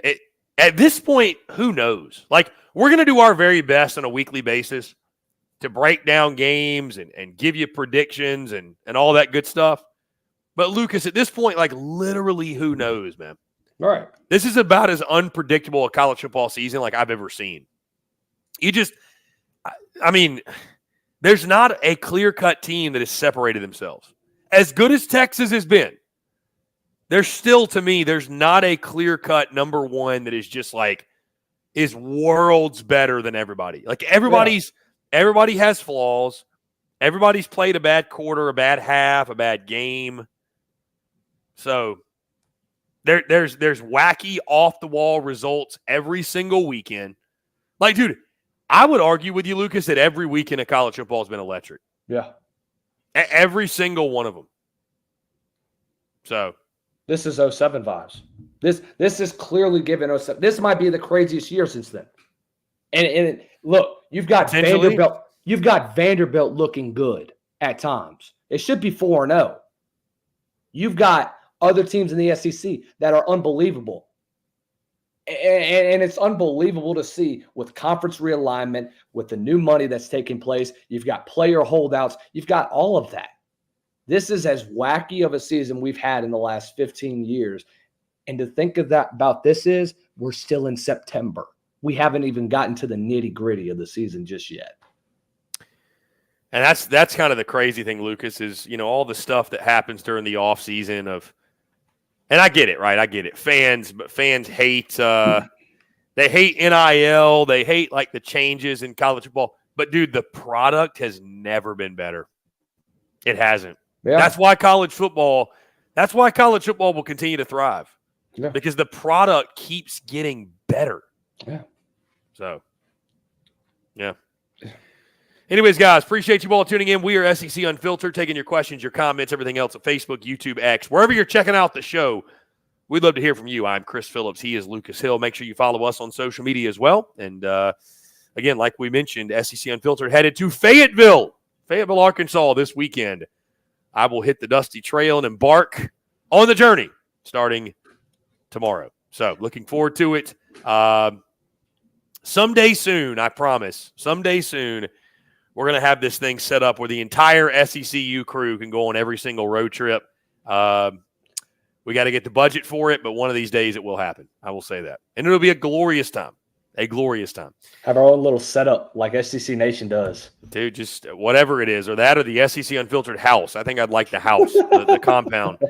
Jake Bayless says September Heisman's always work out. Just ask Geno Smith. But who did Geno Smith play? He was in the freaking Big East. This is the SEC we're talking about. It's funny to see the Texas folks talk about all the Arkansas. There's some big-time hatred with Texas and Arkansas. Oh, my God. Big-time hatred with those two. Funny. Scott Hampton, how many SEC crew is there? So with SEC Unfiltered, we got myself, Lucas Hill, Dave Shoemate, Cole Thompson. Outside of Harrison Fant, who's a college baseball guy, primarily, exclusively, really, a college baseball guy for us. Outside of that, we've got some dudes that pop in part-time, Dimitri Ravanis, Mike Gillespie, and then a couple writers. But the ones I mentioned, that's your main crew right there. So we're a small business. We're a small company, but we're expanding. And, yeah, I mean, I think I've definitely made the decision, Lucas. I think I'd like to add 2 or 3 more guys for next season. The more the merrier. I mean, the more the merrier. More content, the better. And we're going to keep getting better and growing and enhancing everything. So, Jake Bayless. Geno was in the Big 12, apparently, not the Big East. Don't matter. Big 12, Big East, whatever. You still played terrible competition. Big something. It was got big no defense. It was big got no something. Defense. Yeah. I mean, I would say this. I'm not going to say that it's over, that the Heisman race is over, but I think Jalen Milroe is right there, has positioned himself right there at the front of the line. I will say that. So if he keeps doing what he's been doing, and I don't see what's going to stop him, then I think Jalen Milroe absolutely can and will very well could win the Heisman. Very well could. I mean, he's so tough to stop, especially with his running ability. So, I mean, he was on one early in that game. Mm-hmm. I'm just happy I was there to take it in person, man, for sure. Dude, I bet that was an electric atmosphere. I've been in some really, really awesome. I've been in some really awesome atmospheres. Like really, really good atmospheres. Like the best of the best. I mean, does it get better than 100,000 at Bryant-Denny watching a top 5 matchup with Alabama and Georgia? Like it just doesn't. It doesn't get better than that. That is, I don't know that until I go to an SEC championship or a national championship. I don't know, or maybe if that would have been a playoff game. But even like I don't know, man. I don't know if it'll be better than that. I really don't. I think people piss on Bryant Denny because of the way that their stadium is set up, because they got that little oval shape that kind of curves in. But I mean, dude, when you get a top 5 matchup coming in, that student section rocks. I'll tell you this, man. Like because to your point, I had heard that Bryant Denny wasn't loud, Lucas. Yeah. And maybe it's not loud consistently because Bama fans are very used to winning, right? And they're not like a hungry, desperate type of fan base that shows up, and they're not quite as rabid maybe as some others, right? Maybe they're not quite as rabid as some others. But I can tell you this, from my experience there, that place was rocking. I mean, that place was absolutely rocking, Lucas. So I'm sure Death Valley is going to be just as good as, if not even better. But that place was rocking, man. Yeah. So. I kept trying to watch the game while I was at work, and one of our managers kept getting mad at me because I kept going over to the back and watching the game. And they finally brought my phone to where I was at on my workstation. And by the time they brought my phone over there, it was the game-winning pick. And I was like, oh. But, dude, that was a fun game to watch. Even if – because after it got to 28-0, I just turned my phone off. And then I kept looking at ESPN. I saw 33-15. I was like, oh, okay, they might be just trying to make it closer than it seems. And then I looked and I was like, oh, my God, 34-33. Wow. They just took the freaking lead. And so from that point on, the last 2 minutes of the game, I was like, all right, I'm hooked. I got to watch this game. Yeah, I got to be honest. I was sitting there. It was 30-7, Lucas. I was like, oh, my gosh. I just dropped a bag on a ticket to watch a snooze fest, snoozer blowout kind of game. And thankfully, that was not the case. Good. So thankfully, very good. Thankfully, you would vomit if you knew what I spent on the ticket to get in. But I'm just going to assume 300. More. Not even close. More, man. But you know what? Worth every penny, man. I mean, it's just it's a memory I'll have forever, and yeah, worth every penny. Yeah, man. Let's see. Jack Burton says, make sure you bring your earplugs to Kyle Field the last week.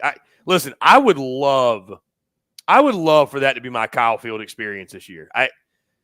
What's funny is I say that, man, I can't do it. Toughest ticket to get in college ball. I don't think it'll be a tougher ticket than Bama, Georgia was. Honestly, bro, there's no way I'd pay what I paid. Maybe there is, but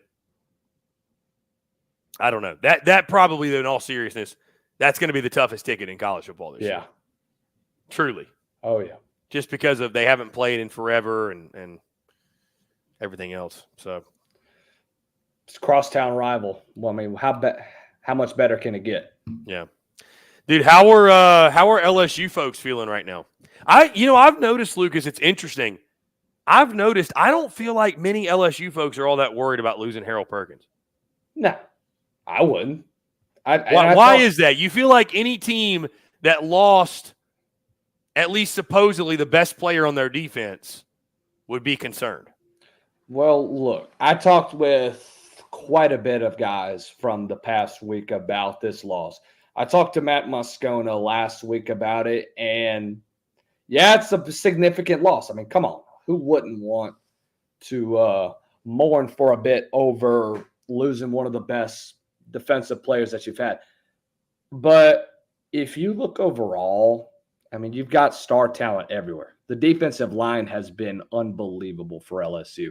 They've outperformed how they were expected to be in the start of the season. And if you look specifically on the interior, that was going to be their weakest point. And now you added the fact that Jacobian Guillory, who was a 2-year starter before then and was a consistent rotational player on the interior, he gets lost for the season. And you start to think, okay, they're going to be depleted this year. Well, then the young guys could step up. Dominic McKinley has showed up in big opportunities. Ahmad Bros had a Whataburger diet and has turned into from a 230-pound edge rusher to a 270-pound interior defensive lineman that can play on both sides. Paris Shand, Deshaun Womack. Braden Swinson, Savion Jones. All of those guys have been unbelievable on the defensive line. And in the back three, you're fine at linebacker because that's where Perk was mostly playing. You got Witten West Weeks that are going to be starting now at backer. You've got Greg Penn that's going to be lined up at that will. Major Burns, who was starting off, I think he was playing star last year, and then he's going to get moved back into that. You're going to have some young guys on the secondary. There's a guy that went to one of our rival high schools. They called him Deshaun Womack. I think it's Deshaun Womack that's playing in the secondary. I don't remember it or specifically, but they got him, many other guys that are going to be playing more of that corner position. So overall, I wouldn't be worried about Harold Perkins because you have guys that can fill the role that he played. Yeah, I've had an LSU guy. I won't name who, but LSU guy tell me that Harold Perkins is a positionless football player. He is. He plays exactly how Isaiah Simmons played for Clemson. But Isaiah Simmons was much more reliable. I'm about to say Isaiah Simmons was really good. Yeah, you could drop him back into coverage. He was very fast. You could play him on the edge and get him in that edge rush. You get him off the edge with good moves. I mean, he was quicker and he was much faster than what Harold Perkins is right now. And I think with Harold, I mean, there's no real way to put him. He's kind of like that Speedy Noyle on the defensive side of the ball. And if you remember Speedy Noyle, there was nowhere else that they could put him. They tried him at Wildcat Q. They tried him at running back. They tried him at receiver. They tried him at punt, kickoff returner. They didn't know where to put him. That's the same thing that's going on with Harold Perkins. So we'll see what happens if he does stay for the NFL draft, although we'll just have to see where he is during his progression with rehab. And if you're an LSU fan, you hope that he does stay for one more year, but if not, wish him luck. I'd like to see Perkins back, but like you said, who knows? Who knows? No. Side note, Lucas, I will probably be headed to Baum Walker on Friday. Do you know what Baum Walker is? Where is that at? That is Arkansas's baseball stadium. Oh, wow. Not a big college baseball guy, he says. This is why we have college baseball people. Sorry. No, you're fine. No, Baum Walker. They're apparently Arkansas is scrimmaging Oklahoma State in baseball, little fall ball scrimmage. So, thinking I'm gonna head out there to that, man. I'm a huge baseball guy. Huge baseball guy. I mean, I love it. It's our college baseball content is going to be electric this year, man. We kind of dipped our toe in it last year because SECU had just launched. And I just wasn't sure, like, hey, is there really going to be like an interest in this content? Is there going to be, an excitement around this content? And I'm happy to say there was. So, especially when we got to the postseason. So, yeah, looking forward to that. Also, by the way, guys, I want to say thank you so much to everybody at Texas Sports Unfiltered. I want to say thank you for helping us set records in the month of September. We set a record for views, for monthly views. We broke our all-time record or broke our monthly record for views, just under 500,000 views on YouTube in the month of September. So thank you all so much. We really appreciate it. Good stuff. Thank you for the love, man. It's awesome. It's great. And, man, we're not going to stop anytime soon, man. I want to hit 1 million. I want to hit 1 million views in a month. So I know we can do it. And I fully expect us to do so. So thank y'all, man. Thank y'all so much for the love and support. We love talking Texas and love talking ball. And it's been a good time, man. Lucas, how familiar are you with Red River? If there's one thing about Red River that I know, other than it's Oklahoma and Texas, hatred. I love Red River rivalry. Love it. Yeah, that's what everybody tuned into this show is certainly looking forward to. Red River. I mean, you got the bye week. Obviously, it's 2 weeks to prep, 2 weeks of hatred. That's what I'm excited to watch, man. Obviously, I will not be there this year, but I can't wait to take that in. First, Red River, obviously, of both being in the SEC. It's gonna be fun, man. It's gonna be fun. It's the viewership of that is going to be much higher too, especially compared to last year. And that's 332 and 0. Yeah. I mean, That's Red River defined. If somebody says it's 332 and OU still sucks, that's that. If you don't need anything else, that's just hatred described right there. I love it though. Yeah, no, it's gonna be fun, man. The hatred at an all-time high for sure. You know where else hatred's going to be at an all-time high, Lucas? This weekend, Columbia, South Carolina, when Juice Wells and company come to town. I can't wait for pregame, especially when that's going to be a nasty environment, man. Like I'm telling you. Gosh. Yeah. I can only imagine what game day looks like only with the signs up. I bet. Look, there may not be any SEC fans on the West Coast going to Berkeley for that one, but if there are, don't be surprised if there's any Juice Wells posters, because oh my goodness, yeah, dude. I don't think people really understand, like unless you're in that space, you're in that South Carolina space. I don't think people get like the hatred.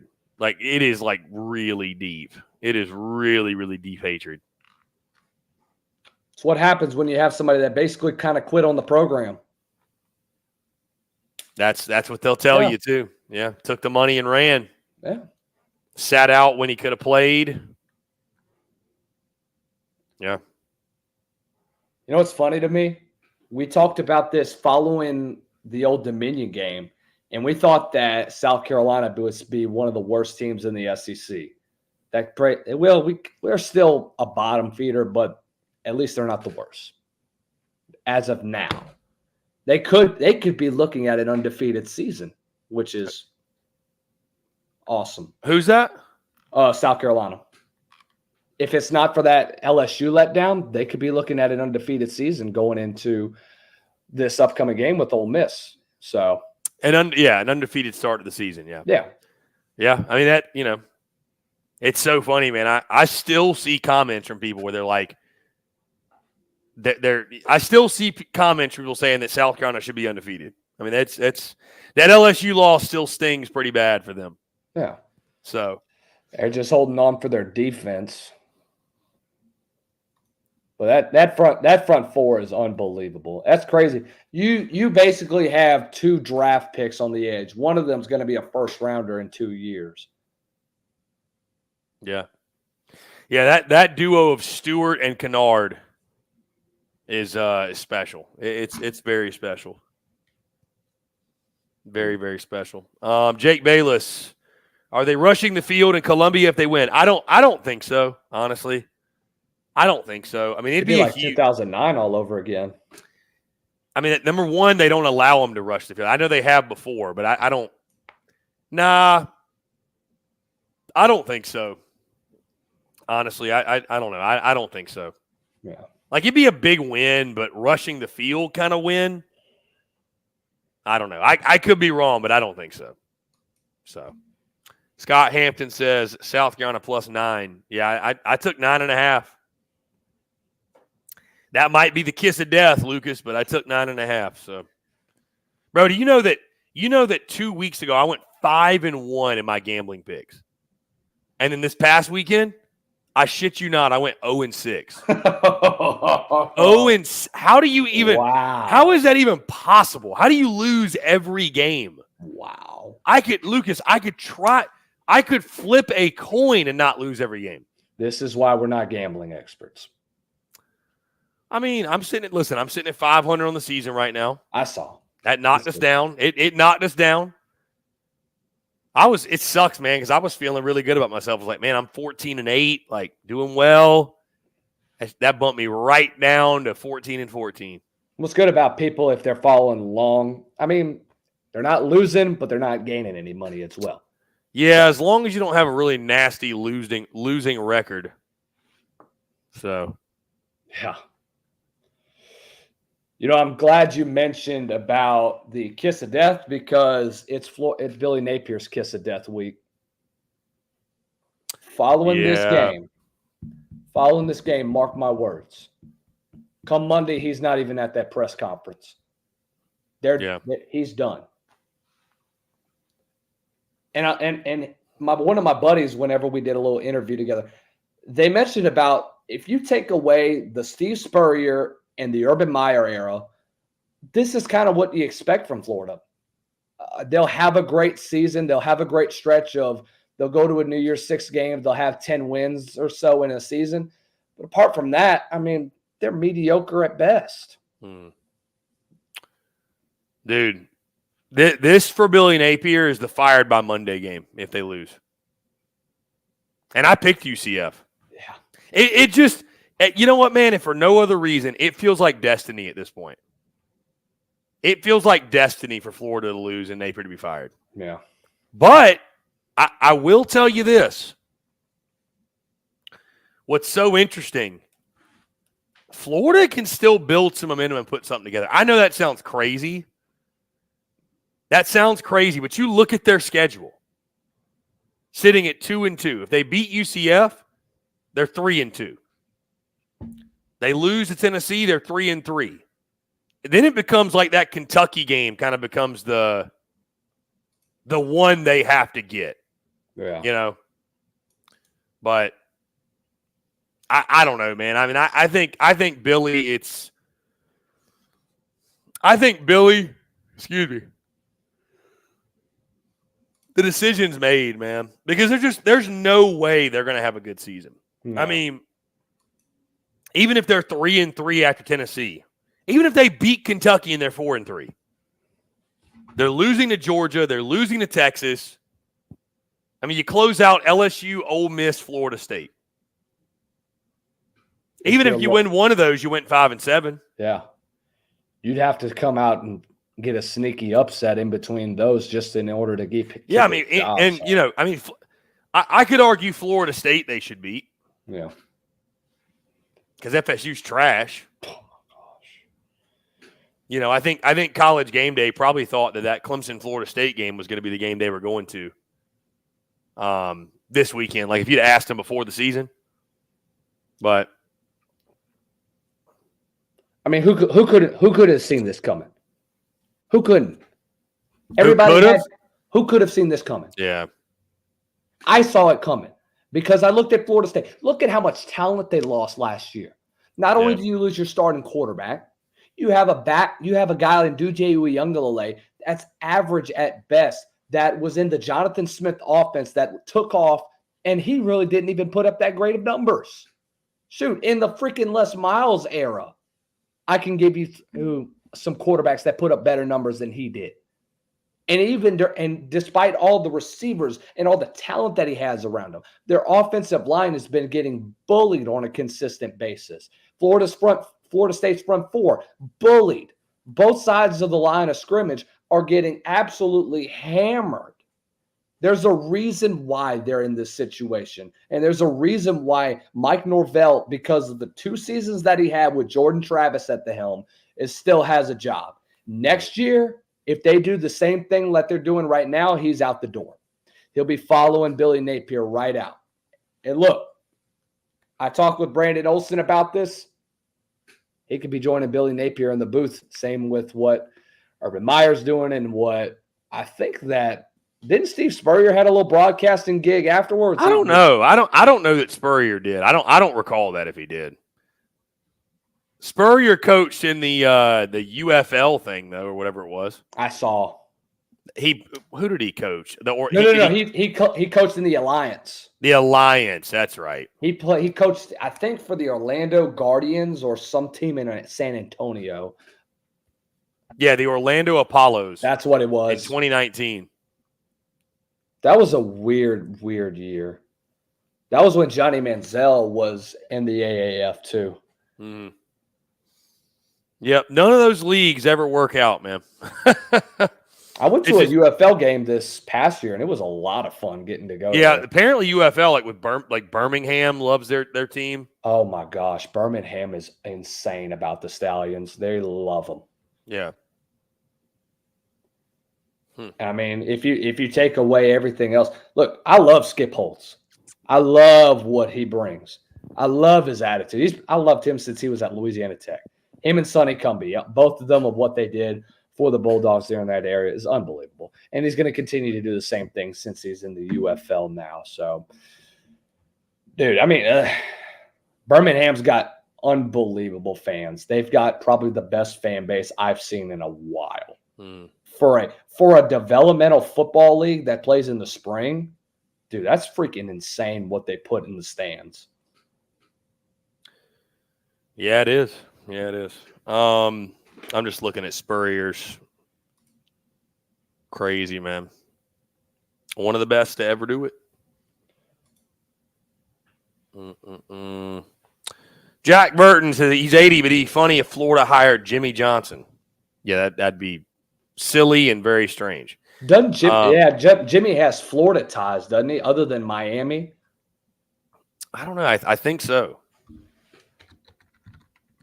Jake Bayless says Jimbo's going to West Virginia when Neil Brown gets canned. Boy, that'd be something. He's got those ties, though. I mean, yeah. I don't know. Yes. West Virginia would be interesting. I don't know how much they'd win, but it'd be interesting. He'd kind of be bringing back the Rich Rodriguez offense with the Speedo. Yeah. But Jimbo's with Sirius XM now. He's doing college sports radio. I listened to a couple of stuff that they did with him, Jacob Hester, and EJ Manuel. He's on there just 2 hours a day on Tuesdays because of just his workload and stuff. But he's really good at what he does. He's got a good voice for the media. He's unbelievably uber talented at what he does. So get this. I want to highlight this really quickly. Do you pay much attention to the JP poll, Josh Pate's poll that he drops? I see him every now and then on Twitter. So essentially what his poll is who would be favored over who on a neutral site. Okay. So his JP poll just dropped. Georgia's at 2, Bama's at 3. And per FanDuel Sportsbook, hypothetical lines for a neutral hypothetical line for a neutral field matchup, if Georgia and Bama played, Georgia would still open up as a 1-point favorite over Alabama on a neutral site. That's interesting. That's very interesting. I think it just depends on who travels best, too, and where it's at. Because if it's on the West Coast, Bama's got that one. Look at how they traveled last year for the game. They actually did better than what people thought. But but if it's somewhere like Cotton Bowl or somewhere around the Miami area for the Orange Bowl or anything like that, that's on a New Year's Six site, you could just make that a toss-up because either or anybody, it's going to be anybody's game if that's the case.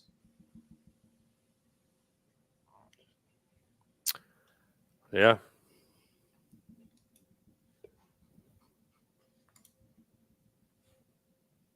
It's going to be a fun weekend of college football, Lucas. That's for sure. I feel like every weekend's delivered, man.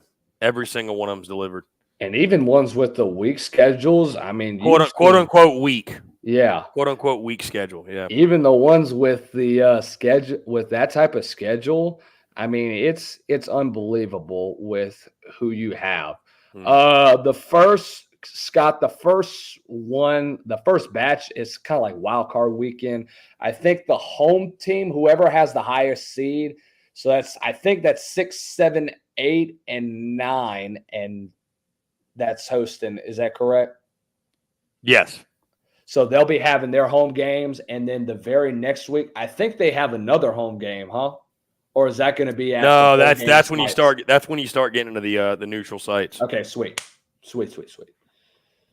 So I think so. Yeah, home games only start for the first round of the 12 team, and then the winners of that one will go to a neutral site.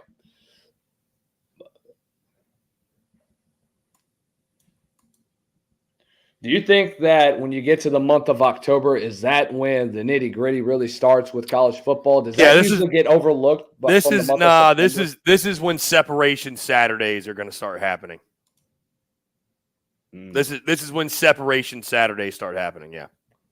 We're going to start to really get answers about teams. The contenders are going to separate from the pretenders. Right. Like, for example, Ole Miss. If they lose at South Carolina, bro, stick a fork in them. Forget it. It's over. It's over. It's must-win territory for them the rest of the year. Yeah, and we're talking about them as the biggest disappointment in college football in 2024. So I think that belongs to probably either Florida State or Auburn. I know some people had high hopes for them. I'm going to say this. I was incorrect about Auburn for the wrong ways. I thought that was going to be a team that could win 8 to 10 games this year. And they're so bad. I was severely mistaken. Dude, I picked them to go 7-5, and my skepticism for them centered around Peyton Thorne. Yeah. And sure enough, I guess 7-5 was too kind. I think it's not just Peyton Thorne, too. It's the entire quarterback room. It's just it's not there. And literally, this might be the reason why Hugh Freeze ends up on the hot seat going into next year, because this all started in the offseason. You had to get a transfer quarterback in order to run the RPO offense. Get a guy that had that sort of experience, and you didn't even do that. I mean, you were solely focused on high school recruiting. That's great and all, but you still need a guy with experience that's in the portal that can run your offense effectively so that you can create competition for those. Because the competition between Peyton Thorne and Hank Brown is like choosing between an orange or an apple. Which one would you rather freaking eat? Yeah, I think that's what really sucks for Auburn fans. It's just like this is the best you've got. That's what sucks too. Yeah, Peyton Thorne is literally the best you have. And I thought that he would be able to get back to his Michigan State self, because if you remember when he was at Michigan State, he had weapons all around him. But maybe I think he just got overlooked because of what Kenneth Walker did during that time. And I think last year he got way, way, way too antsy with the football, trying to run the option game. I mean, he kept trying to look like what Chad Kelly used to be whenever he was at Ole Miss.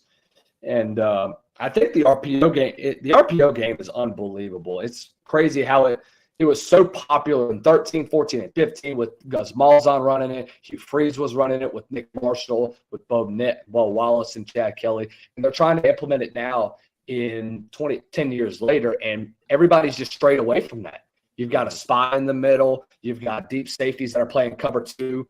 It doesn't work anymore in college football. You have to adjust to evolve it much more than what you have with the RPO game. And look, Auburn showcased that this past Saturday. They took shots down the field. They took those one-on-one opportunities. You got your playmakers the football, but you made it one too many mistakes. That's essentially what's going to kill Hugh Freeze at the end of the day whenever it comes time to make or break season, whenever you get ready to look forward to 2025.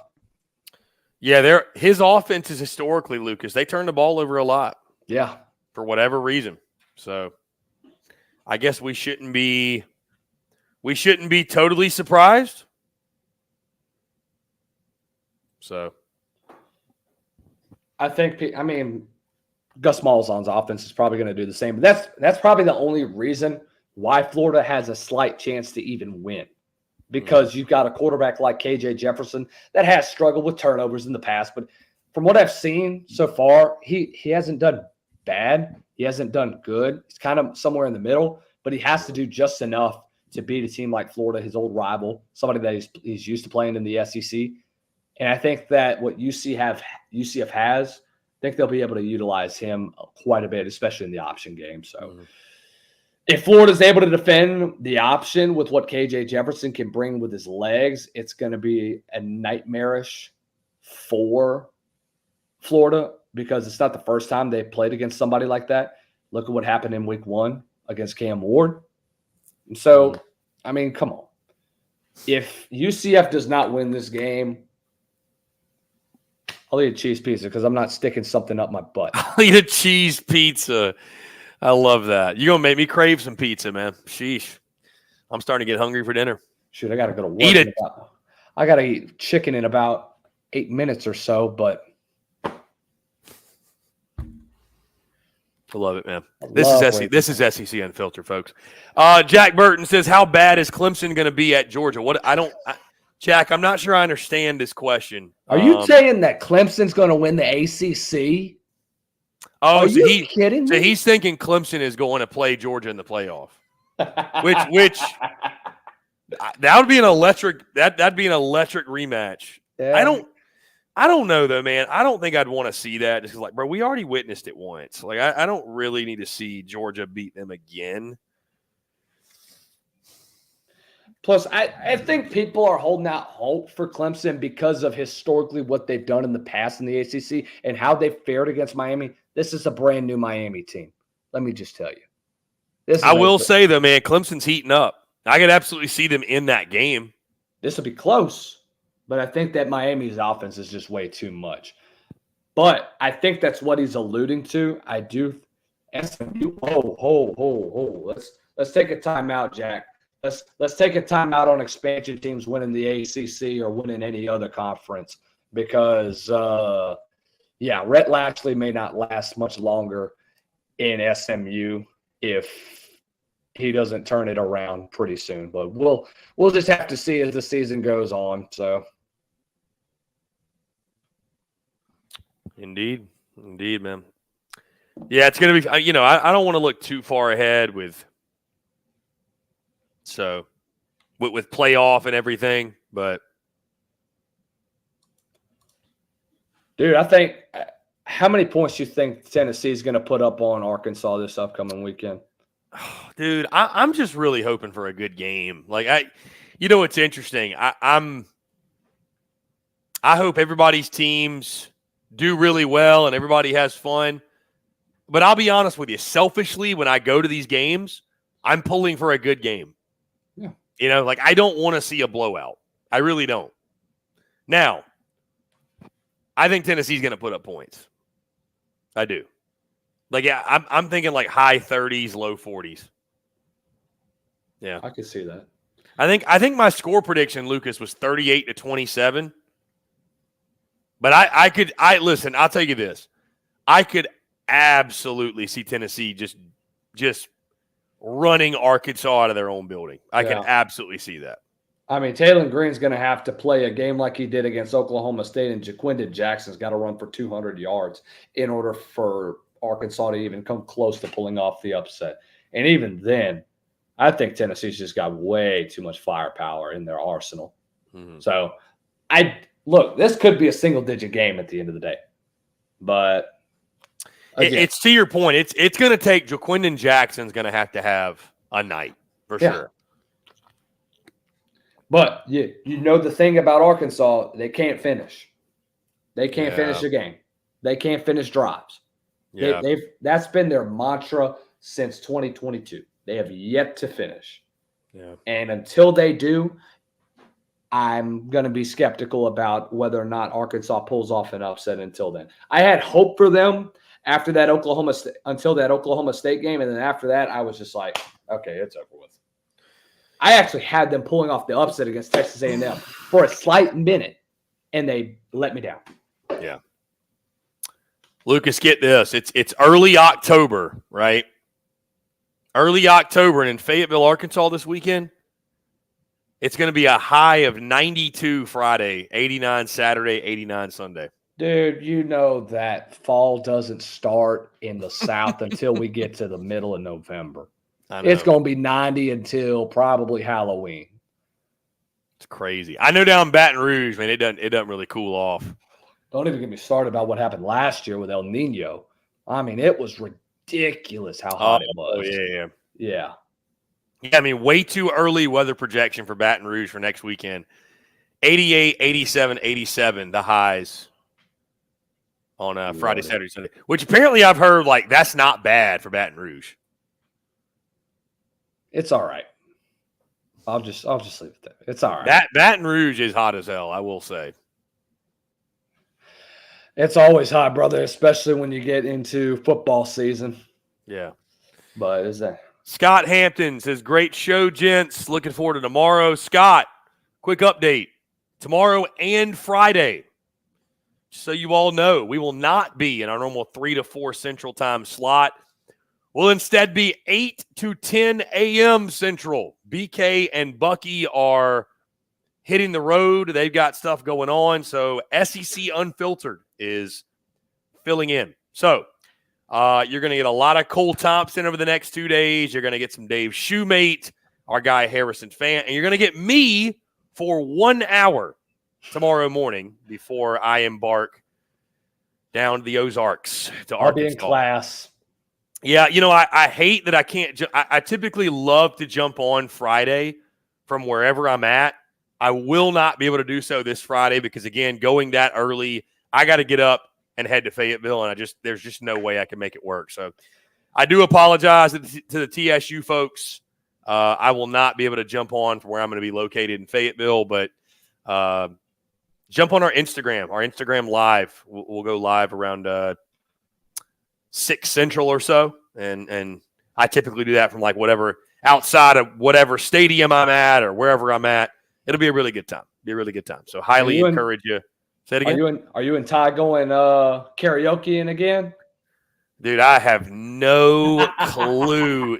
Dixon Street will be in the plans. That's all I know. I don't know if there's karaoke involved. I don't know what's involved, but I do know Dixon Street will absolutely be in the plans. So, yeah.